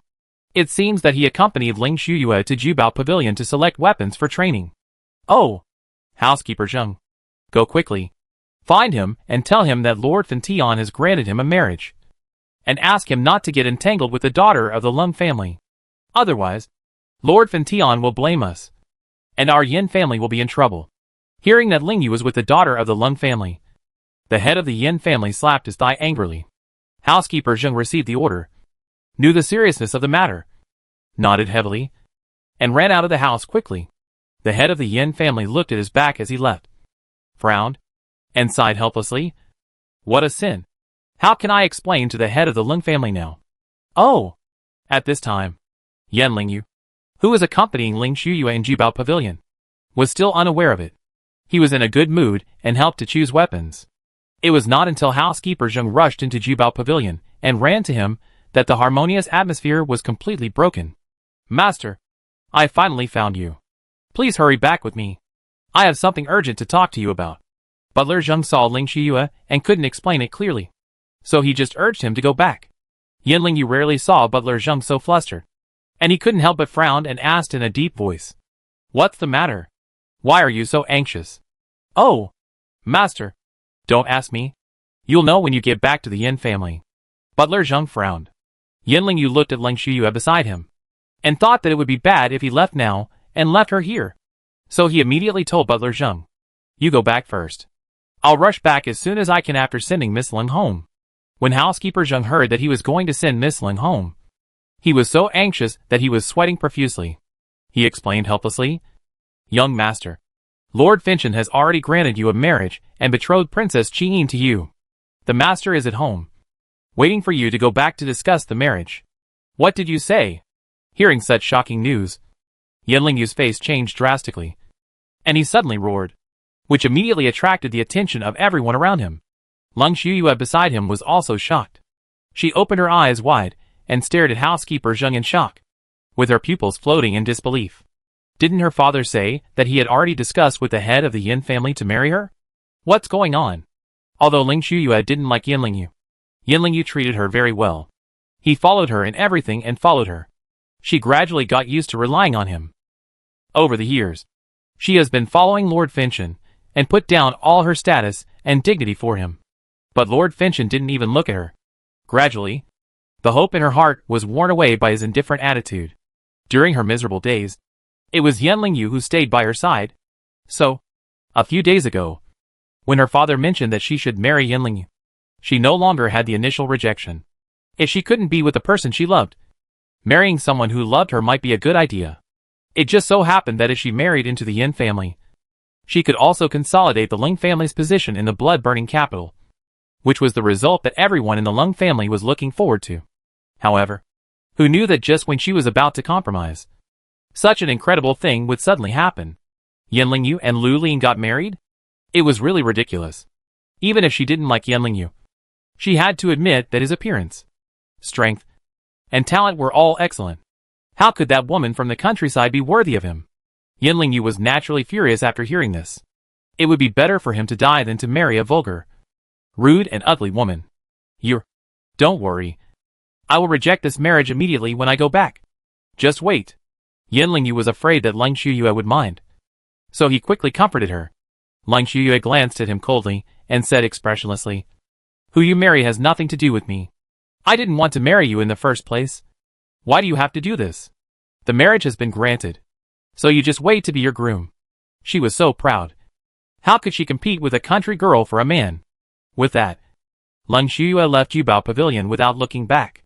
Seeing her leave, Yin Lingyu was furious. He saw that his relationship with Lang Shuyue had become much closer in recent days. As long as he made a little effort, he could get the beauty back. But Cheng Yaojin suddenly appeared and ruined his good fortune. Thinking of this, Yin Lingyu hated Lu Linin. "Young master, go back quickly. The master is waiting for you at home." Butler Zheng saw that he was still unmoved, and couldn't help urging him. Yin Lingyu was so angry that he shook his sleeves, sternly strode out of the Jubao Pavilion, and headed straight for the Yin family. At the same time, in the palace, Eunuch Shen had not yet arrived, and the prince, the princess, and Su Maoyong were still kept in the dark. After Su Maoyong had lunch, she applied to the prince and the princess to leave the house and go to the medicine shop. The prince knew that she was worried about her brothers and sisters, so he agreed without saying a word. But he was worried that she would go out alone, so he asked Dongling to follow and serve her all the way. After Su Maoyong arrived at the medicine shop run by the Blood Battle Group, he coldly ordered Dongling, "I'll go in to see the medicinal materials. You stay outside. I'll come out in a while." Dongling nodded obediently and stood guard at the door. Su Maoyong walked into the private room that had been prepared by the pharmacy. Seeing that Wang Feng and Jiang Zheng had been waiting for her, Su Maoyong did not waste any time. After sitting down, she asked directly, "How is the investigation going?" Chapter 893 Misunderstanding Su Maoyong. Wang Feng frowned. His expression was not very good, and he shook his head solemnly. "Jiang Zheng and I have been investigating for so many days, and there is no clue. It is said that the last time Fan Tianjun kidnapped the master, after the incident was exposed, he returned to the Fanchua imperial capital and stayed in the palace all the time. He never showed up, and there was nothing unusual at all." Su Maoyong snorted coldly. "Never showing up does not mean that he has been staying in the palace all the time. Who is Fan Tianjun? As the king of Fanchua Tianqing, he can run to the Dark Domain City to kidnap her. What else can he not do?" Jiang Zheng nodded. "Yes, I also suspect that he is staying in the palace on the surface and making moves in secret. But now there is no evidence. Everything is our guess. Keep investigating. I don't believe there is no clue at all." Su Maoyong narrowed his eyes slightly, and his pupils leaked a bit of coldness. "Yes." Hearing this, Wang Feng and Jiang Zheng both clasped their fists and accepted the order. As soon as he finished speaking, Wang Feng added solemnly, "However, Master, there is something strange recently, and I have to report it to you." Su Maoyong looked at his serious face and added a bit of doubt on his face. "What is it?" "We recently discovered that while we were investigating Lord Finchen, it seemed that someone was also investigating us." Wang Feng lowered his voice and said in a deep voice. Su Maoyong was slightly surprised when he heard this, and asked in a low voice, "Is it Lord Finchen's people?" "It doesn't look like Lord Finchen's people. It looks more like the group that chased the prince last time."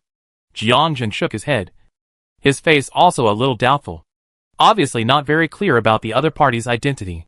Su Maoyong suddenly remembered when he heard this.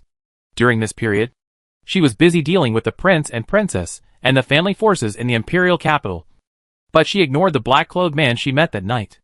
As far as she knew, the king of Pingnan had reached the level of Xiantianjun Lingshi and was very powerful. But he was chased by the black-clothed man and was in a mess. If he hadn't met her, he would have almost died. The black-clothed man was not only powerful, but also had a great background to be able to chase the high-ranking king of Pingnan so rampantly in the burning blood imperial capital. The master behind them was probably even more terrifying. "What do you think about the identity of the black-clothed man?" Wang Feng wanted to hear her opinion. Su Maoyong raised his eyebrows slightly and said thoughtfully, "This group of people can wander around in the burning blood imperial capital without restraint. It seems that the master behind this is probably someone from the Burning Blood imperial capital.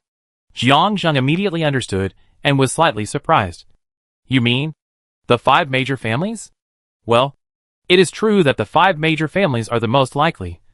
But it is still surprising that the 5 major families can send so many masters. Su Maoyang frowned and shook his head slightly in doubt. Even if the 5 major families are slightly stronger than this sparsely populated royal palace in terms of strength, they are not that powerful. So, even if the 5 major families are the most suspicious, Su Maoyang still feels that something is wrong. Perhaps there is an existence in the dark that she has not even noticed, spying on them. Just as Su Maoyang was lost in thought, an angry roar suddenly sounded outside the medicine shop. Where's your mistress? Tell her to get out.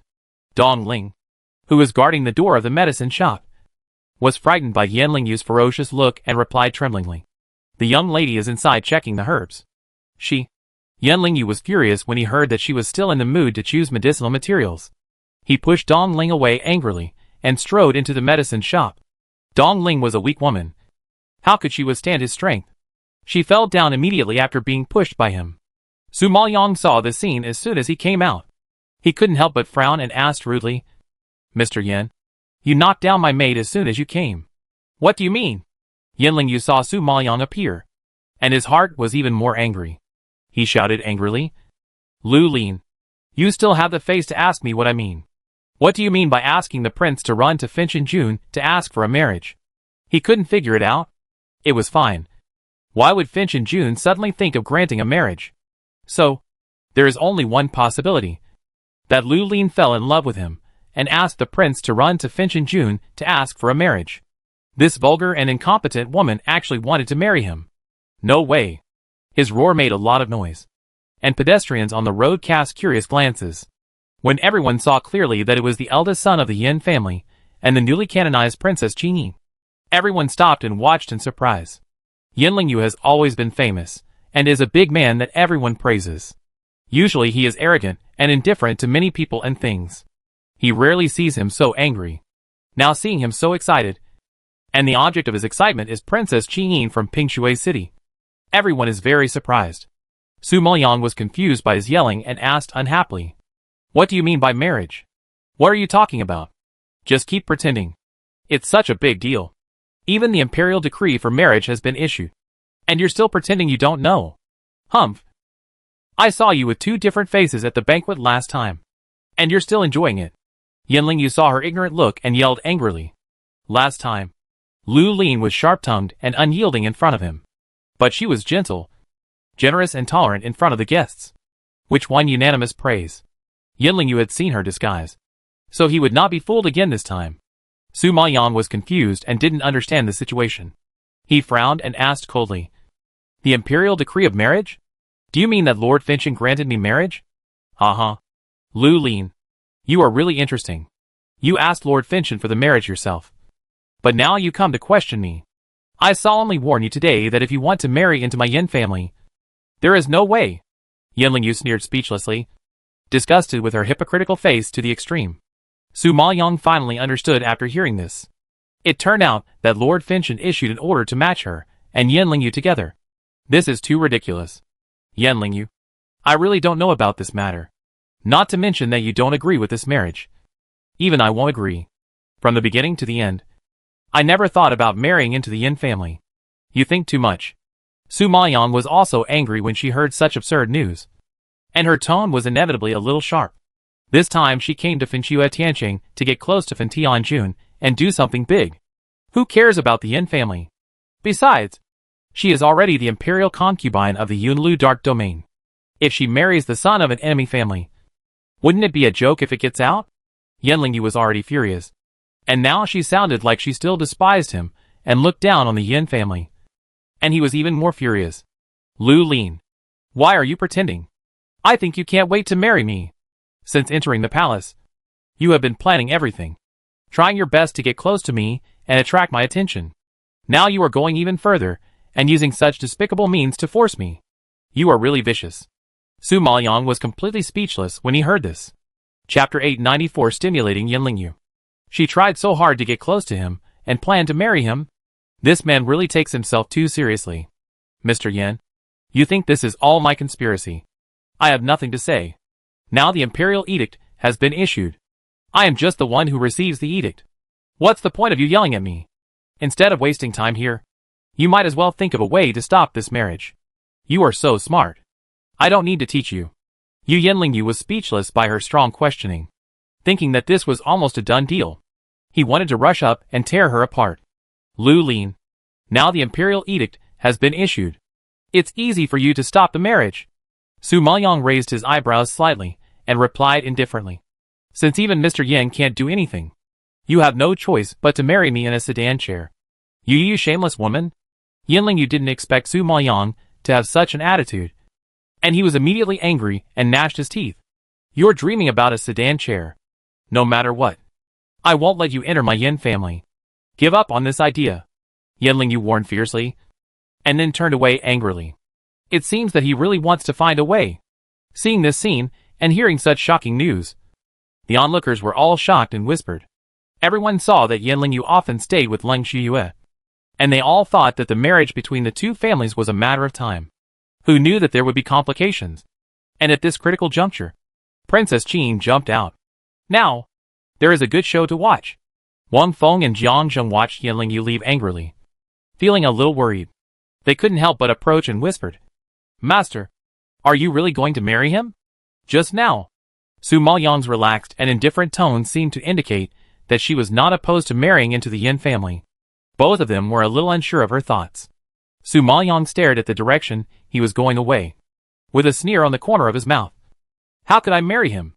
What I said just now was just to stimulate him and make him go to Finchenzhun to make trouble.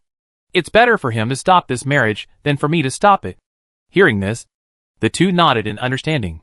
Yes, if Su Maoyang came out to refuse the marriage, it would definitely annoy Finchenzhun and make people think she was ungrateful. After all, a country girl from Pingshui City married the first young talent in the imperial capital. How many women envy her? If she refused, it would definitely cause dissatisfaction and criticism from others. But it would be different if Yanling Yu came out to refuse. Everyone would only think that Yanling Yu was arrogant and willful, not only disobeying the order, but also embarrassing the palace and the princess. And Su Maoyang naturally became the victim of this incident. This marriage was ordered by Lord Fentian. The palace was broken off, and the princess was humiliated. Lord Fentian would definitely suppress the Yin family and appease and compensate the palace. Therefore, Yanling Yu's intervention was not a bad thing for the palace.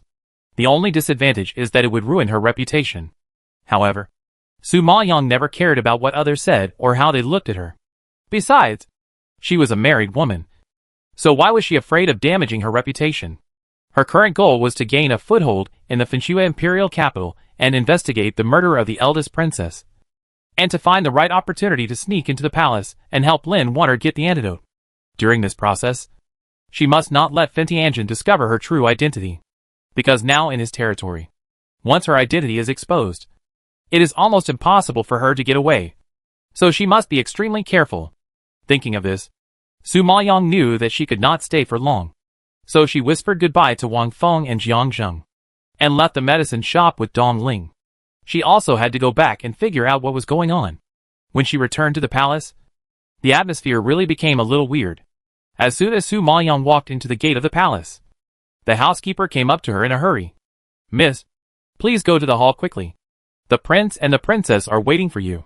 Su Maoyang expected it, nodded slightly, and walked quickly to the hall. At this time, the prince and the princess were frowning, with a complicated expression. When they saw Su Maoyang coming in, they waited and asked her to sit down. Father and mother, are you worried about my marriage? Su Maoyang asked straight to the point as soon as she sat down. Hearing this, the princess sighed softly. It seems that you know everything. Alas, I am so miserable. I just had a daughter. And soon, I will face separation again. The princess choked up halfway through her words, and couldn't help wiping the tears from the corners of her eyes. The prince saw that she was sad, reached out to hug her, and patted her shoulders. My daughter is grown up.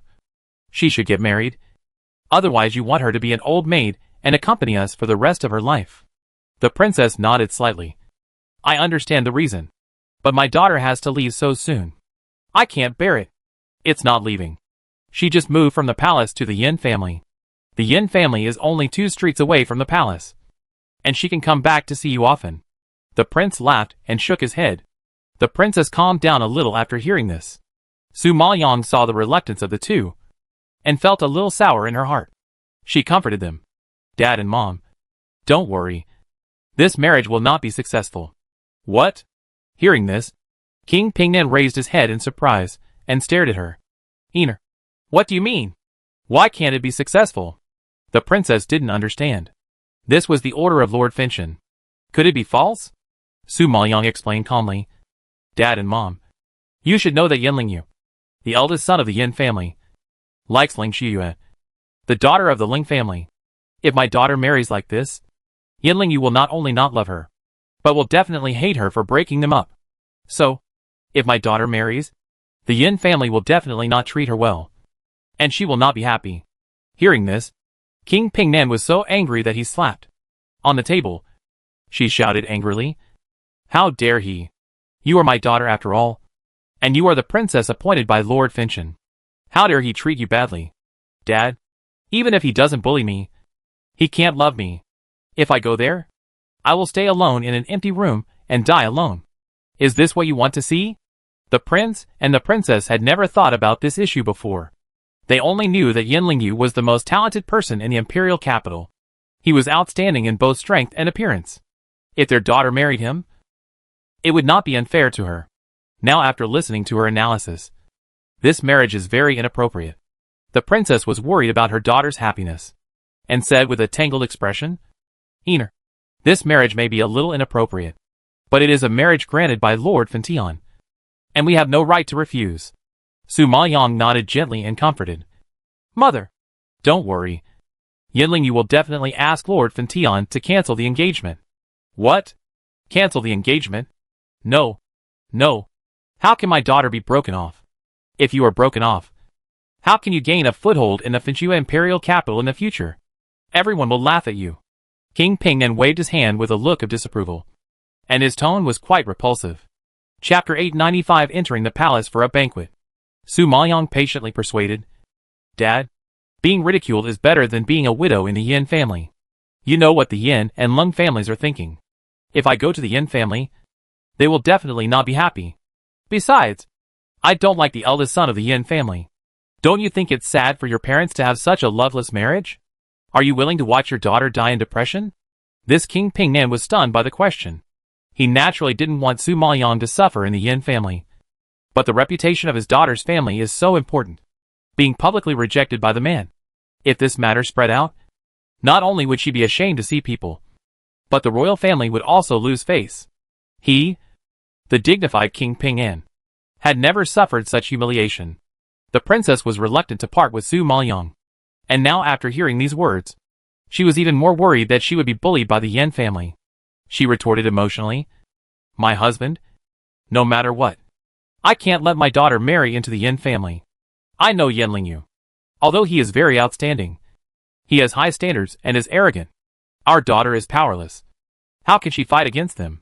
She will definitely be bullied in the past. Madam, I also want Einer to be happy. But the reputation of a daughter's family is so important. If Einer is rejected, she will become a laughing stock in the imperial capital. Who will marry her in the future? Everyone will definitely say that she is a money-losing commodity that no one wants. Pingnan Wang sighed in embarrassment. And he couldn't bear this bad breath no matter what. Su Maoyong didn't care at all, and smiled and comforted. Dad, you don't have to worry at all. From another perspective, it's actually a good thing that I was rejected. What?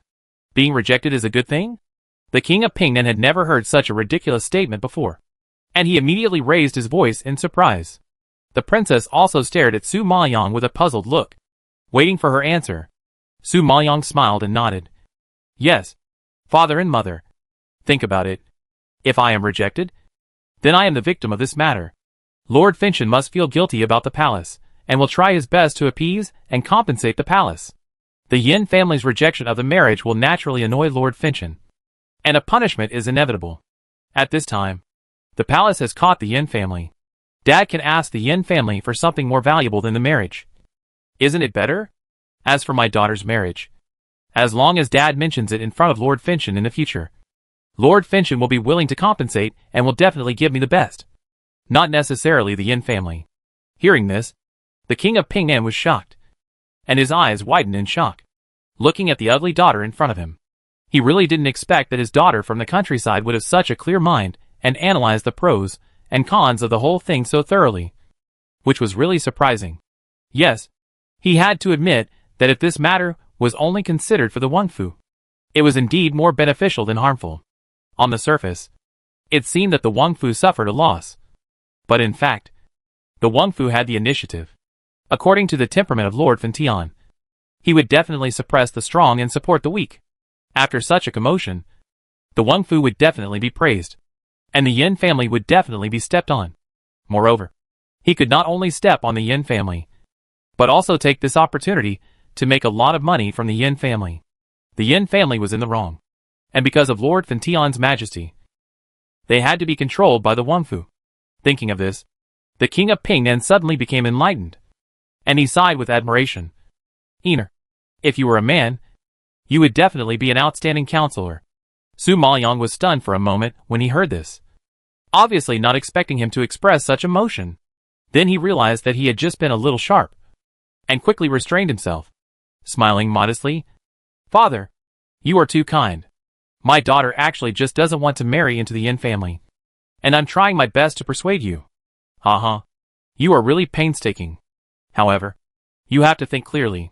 Although being rejected by the Yin family is beneficial to the struggle of the palace and the court, it is not conducive to the reputation of your daughter's family. I, the king of Ping'an, can't do such a despicable thing as sacrificing my daughter's happiness to seek benefits. What's more, you are my lifesaver. How can I put your benefactor in an unjust position? Hearing what the king of Ping'an said, Su Maoyang felt warm in his heart, and it would be a lie to say that he was not moved. In many families, even their own daughters can be used. They become political victims as soon as they are born. Sacrificing themselves for the interests of the family seems to be their mission. She is just an adopted daughter to King Ping'an. King Ping'an can do this. As rumored, he is a man who values love and righteousness. Dad, I am already a princess appointed by the king himself. Am I still afraid of those rumors? Once the power of the palace is lifted up, the families in the imperial capital will definitely judge the situation and curry favor with the palace. The marriage of my daughter will naturally not be a problem. Su Maoyang analyzed with a chuckle.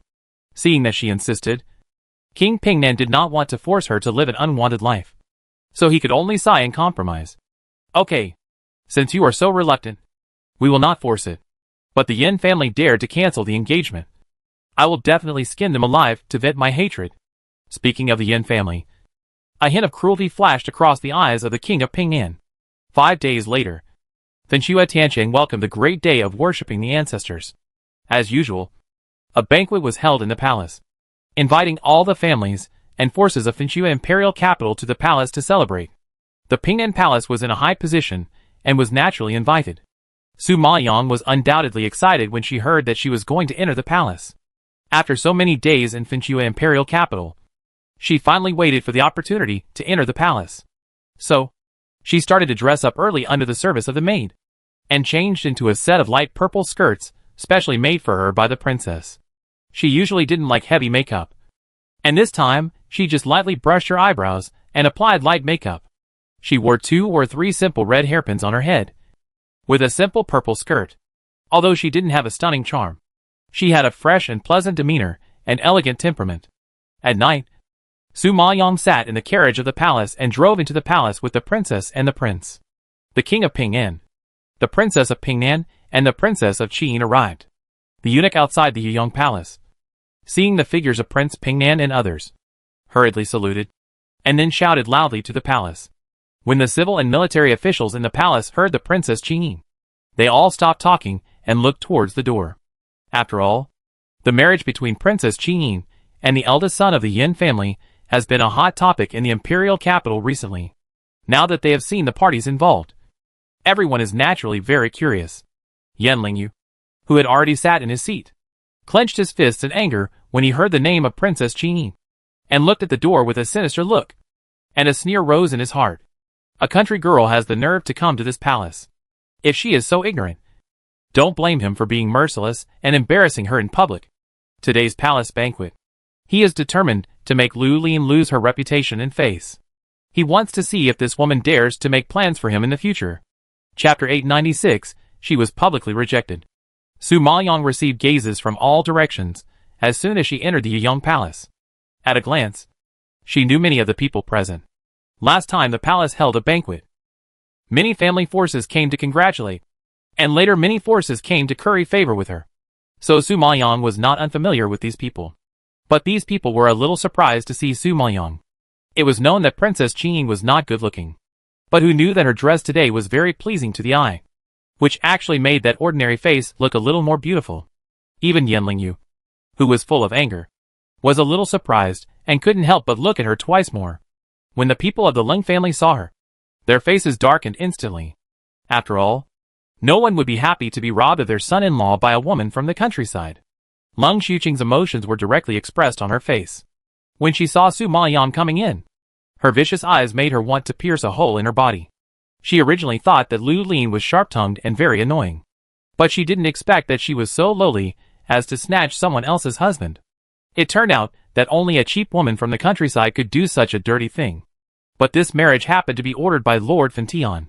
Even if she wanted to make trouble for Lu Lin, she had to consider Lord Fentian, which was really frustrating. At this time, Su Maoyang ignored the eyes around her, lowered her head throughout the whole process, and followed the prince and the princess to the center of the hall obediently, and saluted Lord Fentian in a proper manner. When she knelt down, she felt a cold and piercing gaze falling on her. She knew that this was the aura that only Lord Fentian had. He was examining her, evaluating her, and even doubting her. Faced with such a sharp look, she did not dare to cross the line in the slightest, and tried to show panic. When she stood up, her legs and feet softened, and she almost fell to the ground. Seeing this, the princess on the side was frightened and immediately reached out to support her, and asked in a low voice with a worried face, "Iner, are you okay?" The princess couldn't figure it out.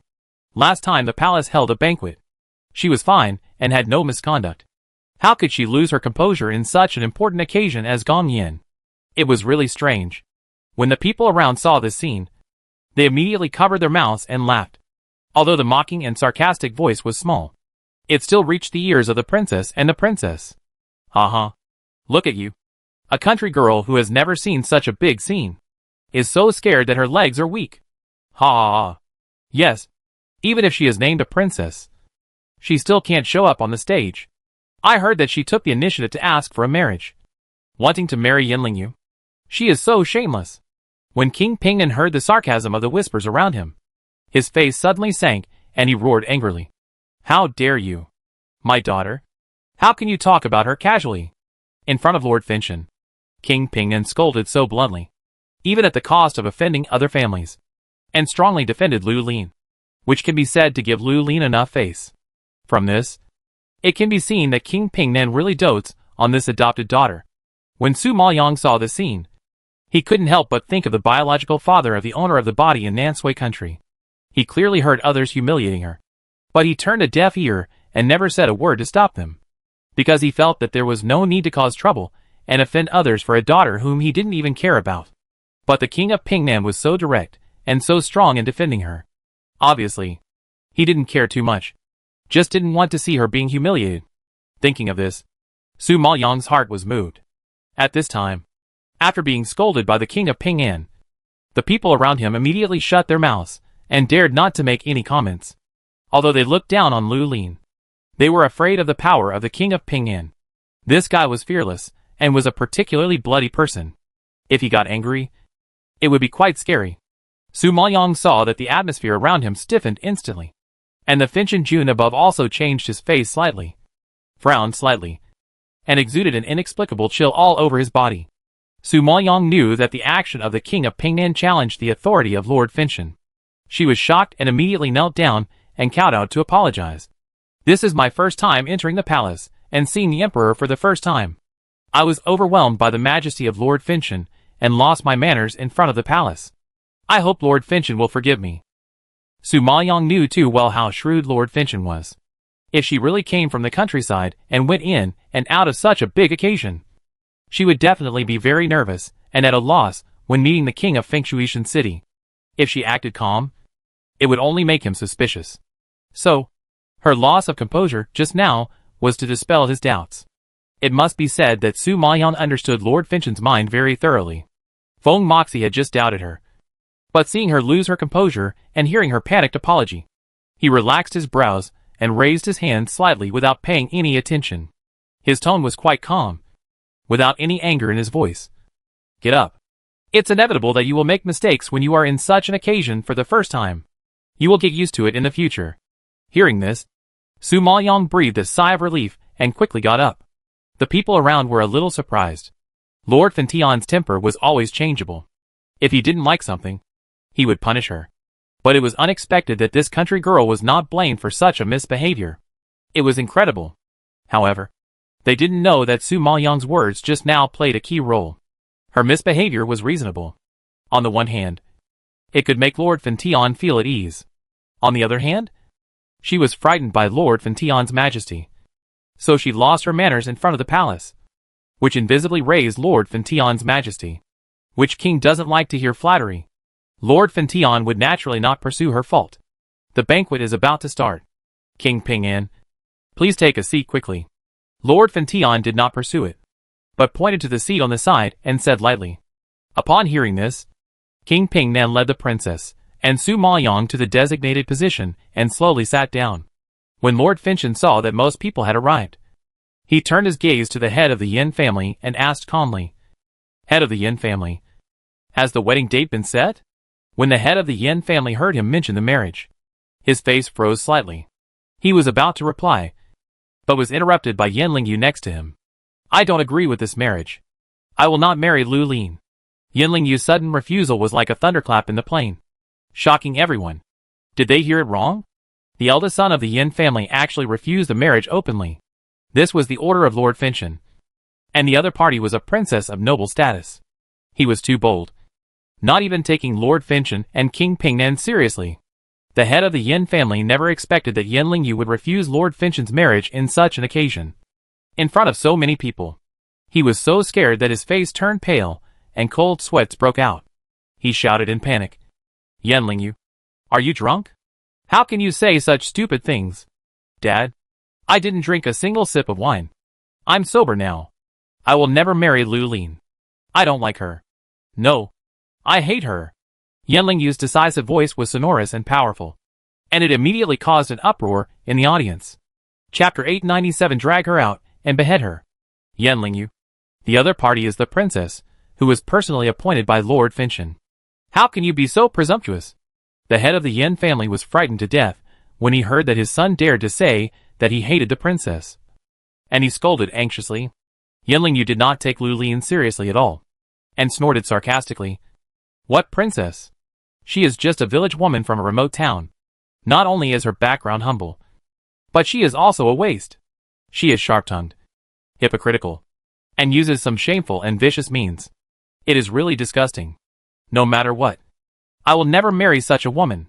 Hearing these lawless words, everyone present gasped in shock and suddenly became noisy. The hall soon became a mess, and all kinds of surprised and suspicious voices were heard. Although King Ping'an had expected this, he still couldn't control his temper after hearing Yin Lingyu's humiliation. He immediately stood up and roared angrily. You are so good, Yin Lingyu. I kindly arranged a marriage with your Yin family for the sake of Lord Finchen. I didn't expect that you would not only refuse the marriage in public, but also humiliate my daughter with rude words. The reputation of a daughter is so important. How can you trample on it at will? The angry roar of King Ping'an was deafening, and the head of the Yin family opposite was terrified. Seeing the cold-faced Lord Finchen above, his heart was beating like a drum. He wiped the cold sweat from his forehead and apologized repeatedly. Ping'an King, I am the one who failed to educate my son. I will definitely teach him a lesson and punish him so that he will not dare to do it again. I apologize to the prince and the princess on his behalf. As he said this, the head of the Yin family clasped his fists and bowed to the king of Ping'an, and then yelled at Yin Lingyu fiercely. You rebellious son. Why don't you kowtow to the princess and apologize? How could Yin Lingyu apologize to a country girl? He was originally a proud and arrogant person. Knowledgeable, handsome, and a talented late-stage Jun Lingshi. Among the younger generation, he was considered a dragon and phoenix among men, and a leader among them. Therefore, according to his conditions, he had to be matched with a woman as talented as him. And Ling Shuyue was an alchemist with a high talent in alchemy, so she was the most worthy woman for him. Even if the marriage partner was not Ling Shuyue, no matter how he pointed, he could not point to a waist. What's more, this waist was not only ugly, but also came from a poor and remote place like Pingshui City. If he married this woman, wouldn't he, the first son, become a laughing stock in Fengshuishan City? Thinking of this, Yinling Yu did not compromise and retorted with great backbone. Dad, I did nothing wrong. Why should I apologize? I don't have any good feelings for her. You forced us to get together. I'm sorry I can't accept this marriage. You bastard. This marriage is the order of Lord Finchin. How can you refuse it? Shut up quickly. If you say one more word, I will beat you to death. Seeing that Yinling Yu was still stubborn and refused to give in at this critical moment, the head of the Yin family was so angry that he trembled all over. After all, Yinling Yu was a young man with a proud temperament. No matter what, he was unwilling to compromise. He answered firmly, If you want me to marry this woman, I must die. Hearing this, the head of the Yin family was so angry that his eyes rolled up, and he almost fainted. Upon hearing this, Lord Finchin's beautiful face was covered with frost. His brows knitted slightly, and his deep voice, which was colder than a snowstorm, suddenly exploded in the hall. Since you want to die, I will grant your wish. Come on. Drag Yinling Yu out and execute him. The cold command was like a bolt from the blue, frightening the head of the Yin family. He knelt on the ground with a thud, and cowed out repeatedly in fear, begging for mercy. Lord Finchin, spare my life. Lord Finchin, spare my life. My son is young and ignorant, and likes to act on impulse. I beg Lord Finchin to spare his life for his young age. In the future, I will keep a close eye on him and prevent him from doing anything beyond the rules. Humph. He is old enough to start a family. Is he still young and ignorant? Lord Yin, I think he doesn't have the courage to say these words. But someone is behind him. Ping Nan King snorted coldly, and the meaning of his words was meaningful. The head of the Yin family was not a fool, so he naturally understood his insinuations. He was so angry that his face turned blue, and he angrily asked, Your Majesty, from what you said, are you saying that I was behind him and told him to say these things? When the king of Pingnan saw him expose him, he couldn't help but sneer. You said this yourself? I didn't say it. You, Your Majesty, you are slandering me. How could I have taught him to say these things? Faced with the king of Pingnan's questioning, the head of the Yin family was even more furious. Of course it's impossible. Your Yin family and Lung family have long wanted to marry each other. Now Lord Fintian ordered a marriage with the royal palace, which ruined your plan with the Lung family. So you hold a grudge and openly refuse the marriage to retaliate. On the surface, you use your son's ignorance as a cover. But in fact, you refuse the marriage to achieve your goal of marrying the Yin family and the Lung family. You just guessed that Lord Fintian would not do anything to him and the Yin family because of the young people's impulsiveness. So you specially planned the scene. Don't think that you can hide your thoughts from me and Lord Finchin. The head of the Yin family was immediately shocked by his questioning and turned pale. The king of Pingnan said this very seriously. It was just the impulse of a young man. But after he said that, it became a conspiracy between the Yin family and the Leng family. If it is said that Yinling Yu is young and ignorant, it can be understood and justified. But if it rises to the entire family, it will be different. Lord Finchin will definitely think that the Yin family disobeyed the order. Not only did they not take him seriously, but they also designed to fool him. If this crime is charged, it will be a death sentence for the 9 clans. Realizing this, the head of the Yin family seemed to have his heart dropped into his crotch, and he cowed out again in horror. Lord Finchin is wise. I absolutely do not have such thoughts. This is a marriage granted by Lord Finchin. Even if the Yin family has 100 courage, they dare not disobey the order. Lord Finchin glanced at him coldly, and his low voice was without any emotion. What on earth is this? Whether there is such a thought or not, I will investigate it thoroughly. But Yinling Yu refused the marriage, embarrassed the Pingnan Palace, and humiliated Princess Qin. His crime is unforgivable. Drag him out and behead him. The head of the Yin family and the First Lady did not expect that Lord Finchen really had the idea of beheading Yin Lingyu. They cowered hard in fear, begging for mercy and crying. Everyone had never seen the Yin family in such a miserable state. But everyone can understand that Yin Lingyu is the pride of the Yin family, the most valued and precious legitimate son of the Yin family. And the Yin family is still waiting for him to inherit. If he died, it would undoubtedly be a huge blow to the Yin family. Seeing this, everyone shook their heads and sighed with regret. It was really not worth it for such a good seedling to die because of the marriage. But they knew Lord Finchen's temperament. No one could disobey his orders. Once someone challenged his authority, the only outcome was death. Chapter 898 He actually pleaded for him. However, just as everyone was sighing, Su Maoyang suddenly stood up, walked to the center of the hall with lotus steps, and respectfully saluted Lord Finchen. Lord Finchen, I know that I was born in a humble family and have an ugly appearance. I am not worthy of Master Yin. Please take back your order and spare Master Yin's life. Everyone was shocked when they heard this. They didn't expect that Yin Lingyu humiliated her like this, but she was kind enough to plead for him. This Princess Qingyin is really kind. Finchen Jun was obviously a little surprised when he heard this. He frowned and said in a deep voice, Princess Qingyin, Yin Lingyu openly disobeyed the order and refused to marry, embarrassing you in the palace. Don't you want to hold him responsible? Su Maoyang shook his head slightly and pretended to be generous. Princess Finchen, Master Yin is a child of destiny. Whether it is appearance, talent, status or martial arts, he is outstanding. Although I am a princess, I can't compare with Master Yin in everything. Even if I marry into the Yin family, the gap between me and Master Yin is too big. I can't live in harmony with him. Instead, I will only drag him back. I will live in self-blame and inferiority every day. How sad it is. Su Maoyang's words were very well handled. It seemed that she was speaking for Yin Lingyu, but in fact her purpose was also to refuse the marriage. Her refusal was passive because Yin Lingyu didn't want her. Not only did she seem to be very righteous, but she was also gentle and considerate, which won the favor of everyone in Finchen Jun. At this moment, everyone present cast admiring glances at Su Maoyang and quietly condemned the Yin family. In comparison, the eldest son of the Yin family was too arrogant and willful, and he thought highly of himself. You are the princess appointed by me. Your status is higher than his. How can you be inferior to him? You don't have to worry about these. I will make the decision for you. Finchen Jun did not give up the idea of granting marriage, and refuted coldly.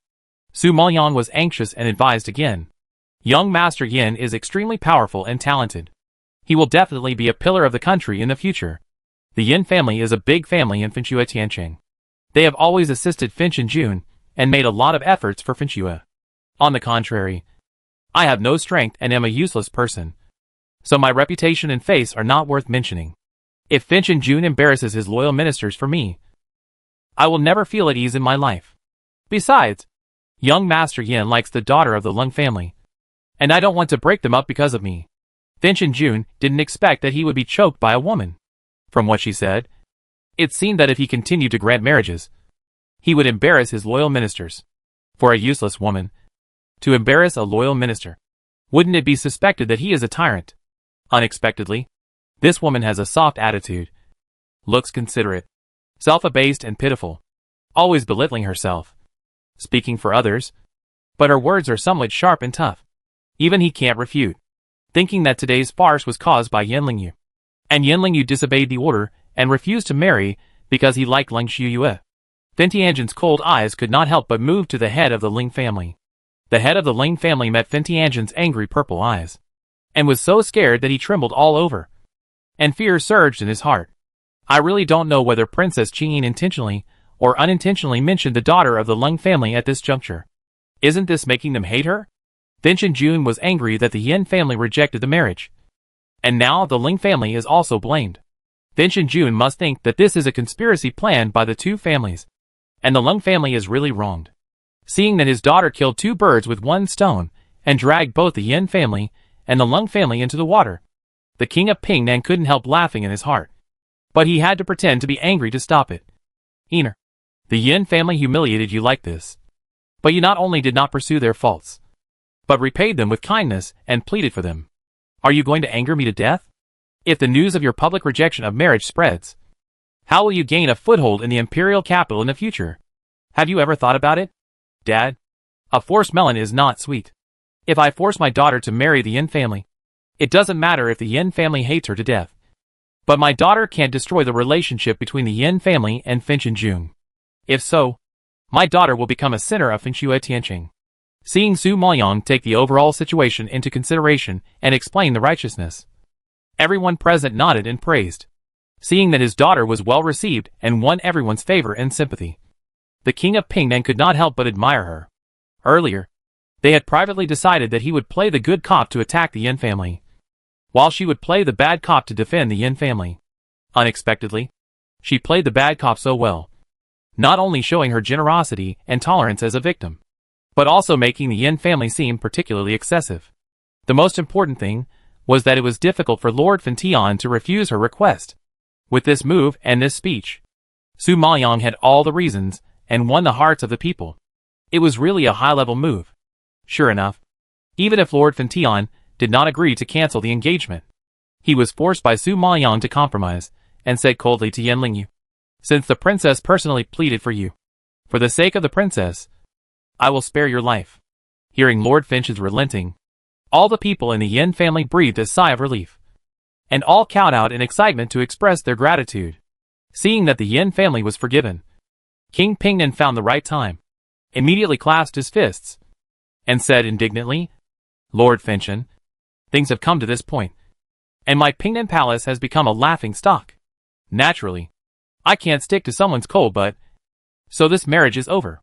However, I, the king of Pingnan, have fought on the battlefield for Fengshuishan City, and have been humiliated like this all my life. The Yin family is really bullying me too much. Please, Lord Finchen, give me justice. The Pingnan Palace suffered such a great humiliation today, and naturally it couldn't swallow this bad breath. And everyone could understand it. Finchen Jun knew that he owed the Pingnan Palace, and nodded slightly with a little apology. Today, the Yin family openly refused the marriage, which humiliated the Pingnan Palace and made it lose face.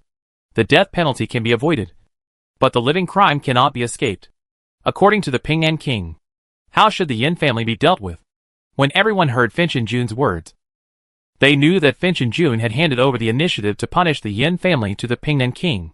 After all, the Pingnan Palace was the victim of such a thing, and Finchen Jun had to comfort it no matter what. The Pingnan king was waiting for this sentence, and he couldn't help but feel happy in his heart. But his face was cold, and he clasped his fists and replied, "I can spare the torture because the head of the Yin family is old and can't stand the torture, and Yan Lingyu is young and ignorant. As long as the Yin family compensates 80 million Xian crystals and the 5 restaurant properties under their name, I can forgive the past." Hearing this, everyone gasped in shock. As soon as the head of the Yin family stood up, he was frightened by the lion-like mouth of the king of Pingnan. If it weren't for the quick support of the eldest lady beside him, he would have fainted on the ground. 80 million black crystals are almost all the savings of the Yin family, and the 5 restaurants are the main industries of the Yin family. The king of Pingnan's move not only emptied the Yin family, but also cut off their source of income. It was really cruel. Chapter 899. I am your lifesaver. The head of the Yin family would rather be tortured than suffer such a big loss in silence. Prince, you are too treacherous. You can even say 80 million and 5 restaurants. Do you want to kill our Yin family? The head of the Yin family was so angry that he was panting heavily, and his hand trembled as he pointed at the Prince of Pingnan. The Prince of Pingnan, however, had a gloomy face and angrily snorted. "Master Yin, you rejected the marriage and humiliated my Prince of Pingnan's mansion. Do you have the nerve to say that I am a bad person? You and the Lung family colluded with each other to ruin the reputation of my daughter, and made me, and the princess, a laughing stock in the imperial capital. No amount of money or restaurants can make up for this. I am only asking you to claim 80 million Xian crystals and 5 restaurants. I have not extended it to your other industries. I have done my best." You. Master Yin was so angry that his heart ached. Because of the pain, his old face wrinkled together, and he couldn't breathe for a while. "What do you mean? Those 5 restaurants are his main industries." Seeing that the head of the Yin family was furious but refused to give in, the king of Pingnan could only clasp his fists towards Lord Finchen with a cold face. "Your Majesty, since the head of the Yin family is unwilling to compensate the palace, it seems that he has no regrets. I beg you to execute the eldest son of the Yin family, and give me and the princess justice. The people of the Yin family just breathed a sigh of relief because they saved Yanling Yu. And now they heard that he was going to be beheaded. Their hearts were raised to their throats again, and they panicked immediately. The eldest lady was a woman after all, and she cared most about her son. When she heard that Yanling Yu was going to be executed, she burst into tears and advised sadly, "Master, just give him the 80 million and the restaurant. He can earn money slowly. But I only have this one son. If he dies, he will never come back. If anything happens to him, I will die." The head of the Yin family was overwhelmed by the crying of the eldest lady, the blackmail of King Ping Nan, and the pressure of Lord Finchen. He felt that he was about to be torn apart by them. He knew very well that Yanling Yu was the hope of their Yin family. As long as he was alive, the Yin family would have a chance to get back on their feet. But if he died, the Yin family would lose a genius. In this society where the strong are respected and strength is the most important, genius is more important than money. Thinking of this, the head of the Yin family had no choice but to swallow his anger and close his eyes, nodding in great pain. My Yin family is willing to compensate the palace with 80 million Xian crystals and 5 restaurants to make amends to the prince and the princess. Who knows? He almost used up all his life's energy to say this. Only after hearing this did the king of Pingnan restrain his momentum and stop being aggressive. When the farce ended, Fin Tianjin obviously had no mood to continue the dinner. He glanced at the Yin family and said coldly, "The palace banquet has been messed up by you. It's really not decent. Let's stop here tonight." As he said this, Fin Tianjin had a cold face and waved his hand, signaling everyone to disperse. The head of the Yin family suffered such a big loss and was already half dead. He couldn't stay for a moment. After a hurried salute, he walked out of the hall quickly.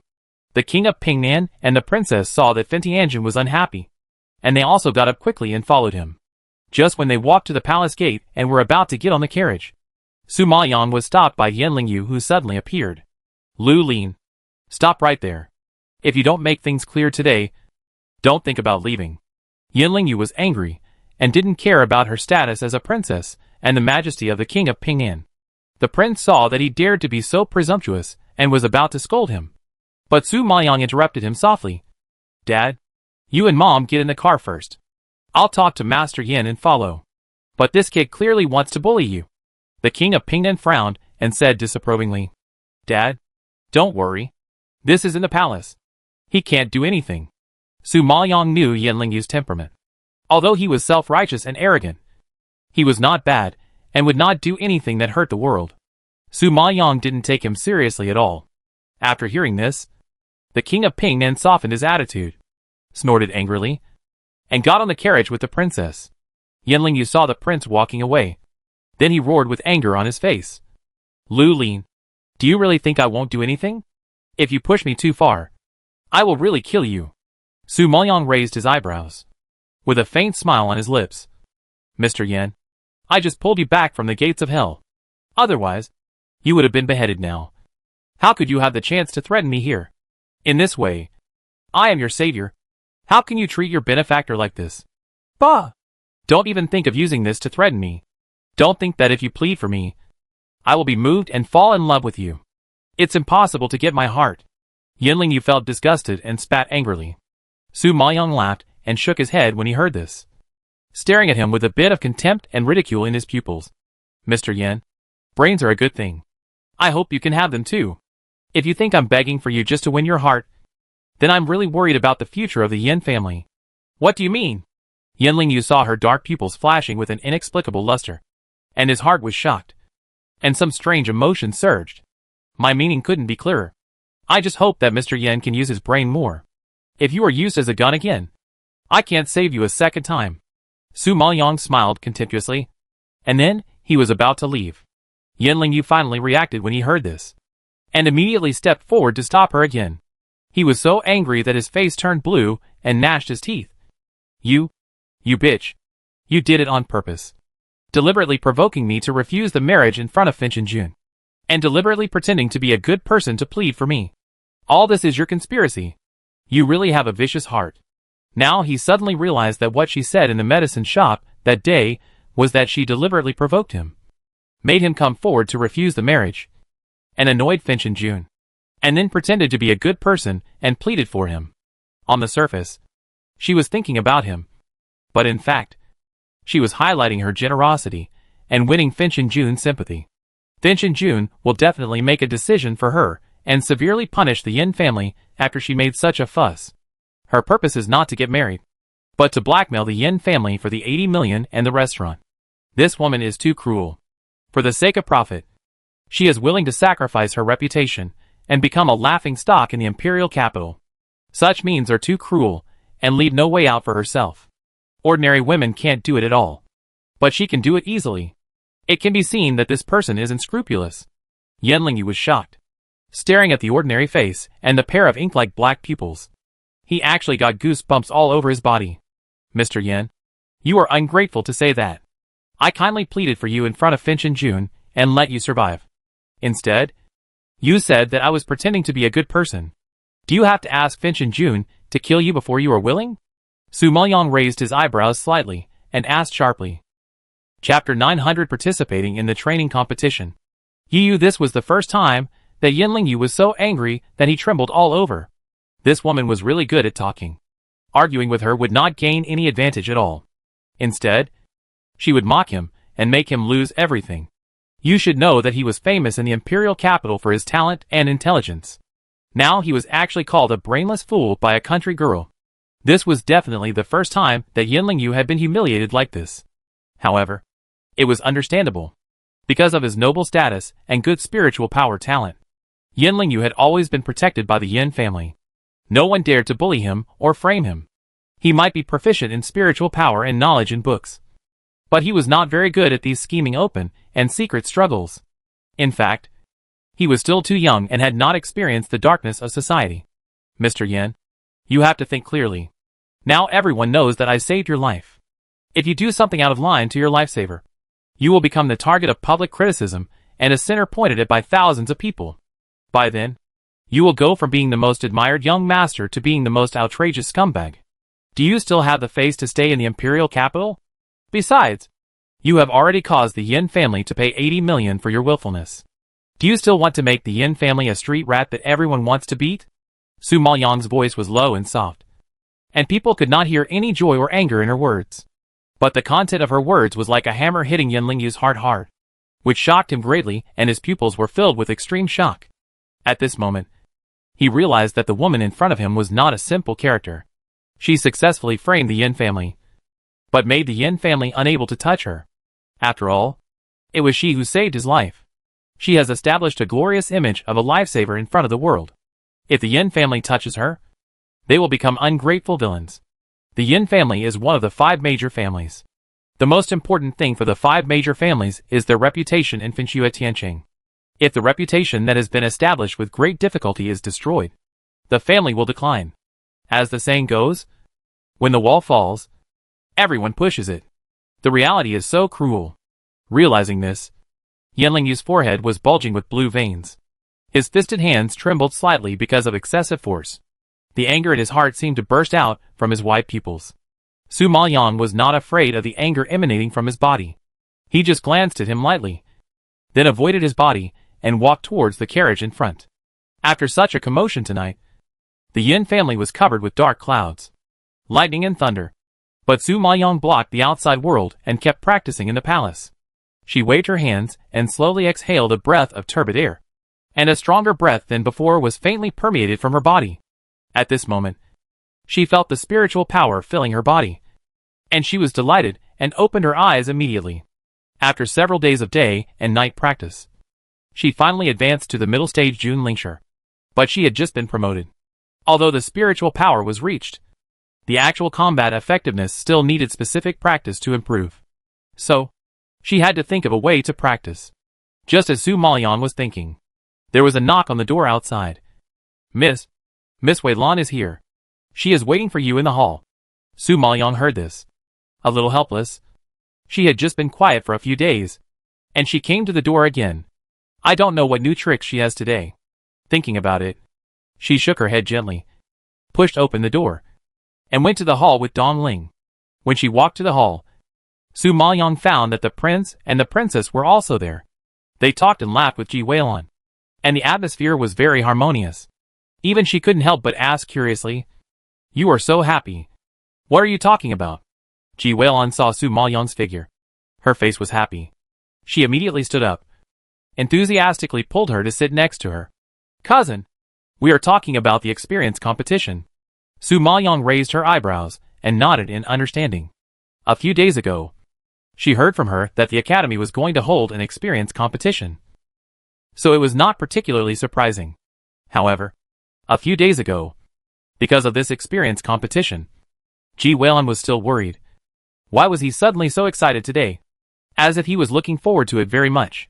However, before Su Maoyang could ask, Ji Weilun spoke excitedly. "Cousin, this experience is not simple. I heard that the elders of the academy found the tomb of a super strong man. So this time is not only to practice skills and compete, but most importantly, you can get a lot of treasures. This is a once-in-a-lifetime opportunity. You can't miss this experience." "Me?" Su Maoyang was a little surprised. "Yes. I want you to go to the Black Sand Forest with me for experience." Ji Weilun nodded expectantly. "Cousin, you are joking, right? I am not a student of the academy. How can I participate in the experience with you?" Su Maoyang was surprised. But she was interested in the tomb of the super strong man. She was just worried about having no place to practice. But she didn't expect Ji Weilun to bring her such great news. "You don't have to worry about this. When the time comes, you will follow me, and no one will dare to say anything," Ji Weilun assured confidently. After all, she is also a lady of the Ji family. It is harmless to bring a friend with her for training. Who would offend a lady of the Ji family for such a small matter? Besides, the friend she brought is Princess Qingyi, who is in the limelight in the imperial capital. Pingnan Palace and Ji family are not something that anyone can afford to offend. When the king of Pingnan heard this, he also smiled and nodded. Very supportive. "Ener, this opportunity is indeed rare. Even if you can't grab any treasures, you can at least experience it. You are too thin and weak. You must exercise, so that you won't be bullied by others." From this marriage refusal incident, the prince and the princess saw it very clearly. If they want others not to dislike their Ener, the only way is to improve Ener's own strength. In this world where the strong are respected and the weak are preyed upon by the strong, only strength can stand firm. Now, even though she has the support of the Pingnan Palace, she will still be humiliated by others. If they are gone, she dare not imagine what the consequences will be. Su Maoyang is of course eager to go to the tomb of the super strong man. Now, hearing the words of the Pingnan king with a bitter conscience, she nodded gratefully. "Dad has considered so carefully for his daughter.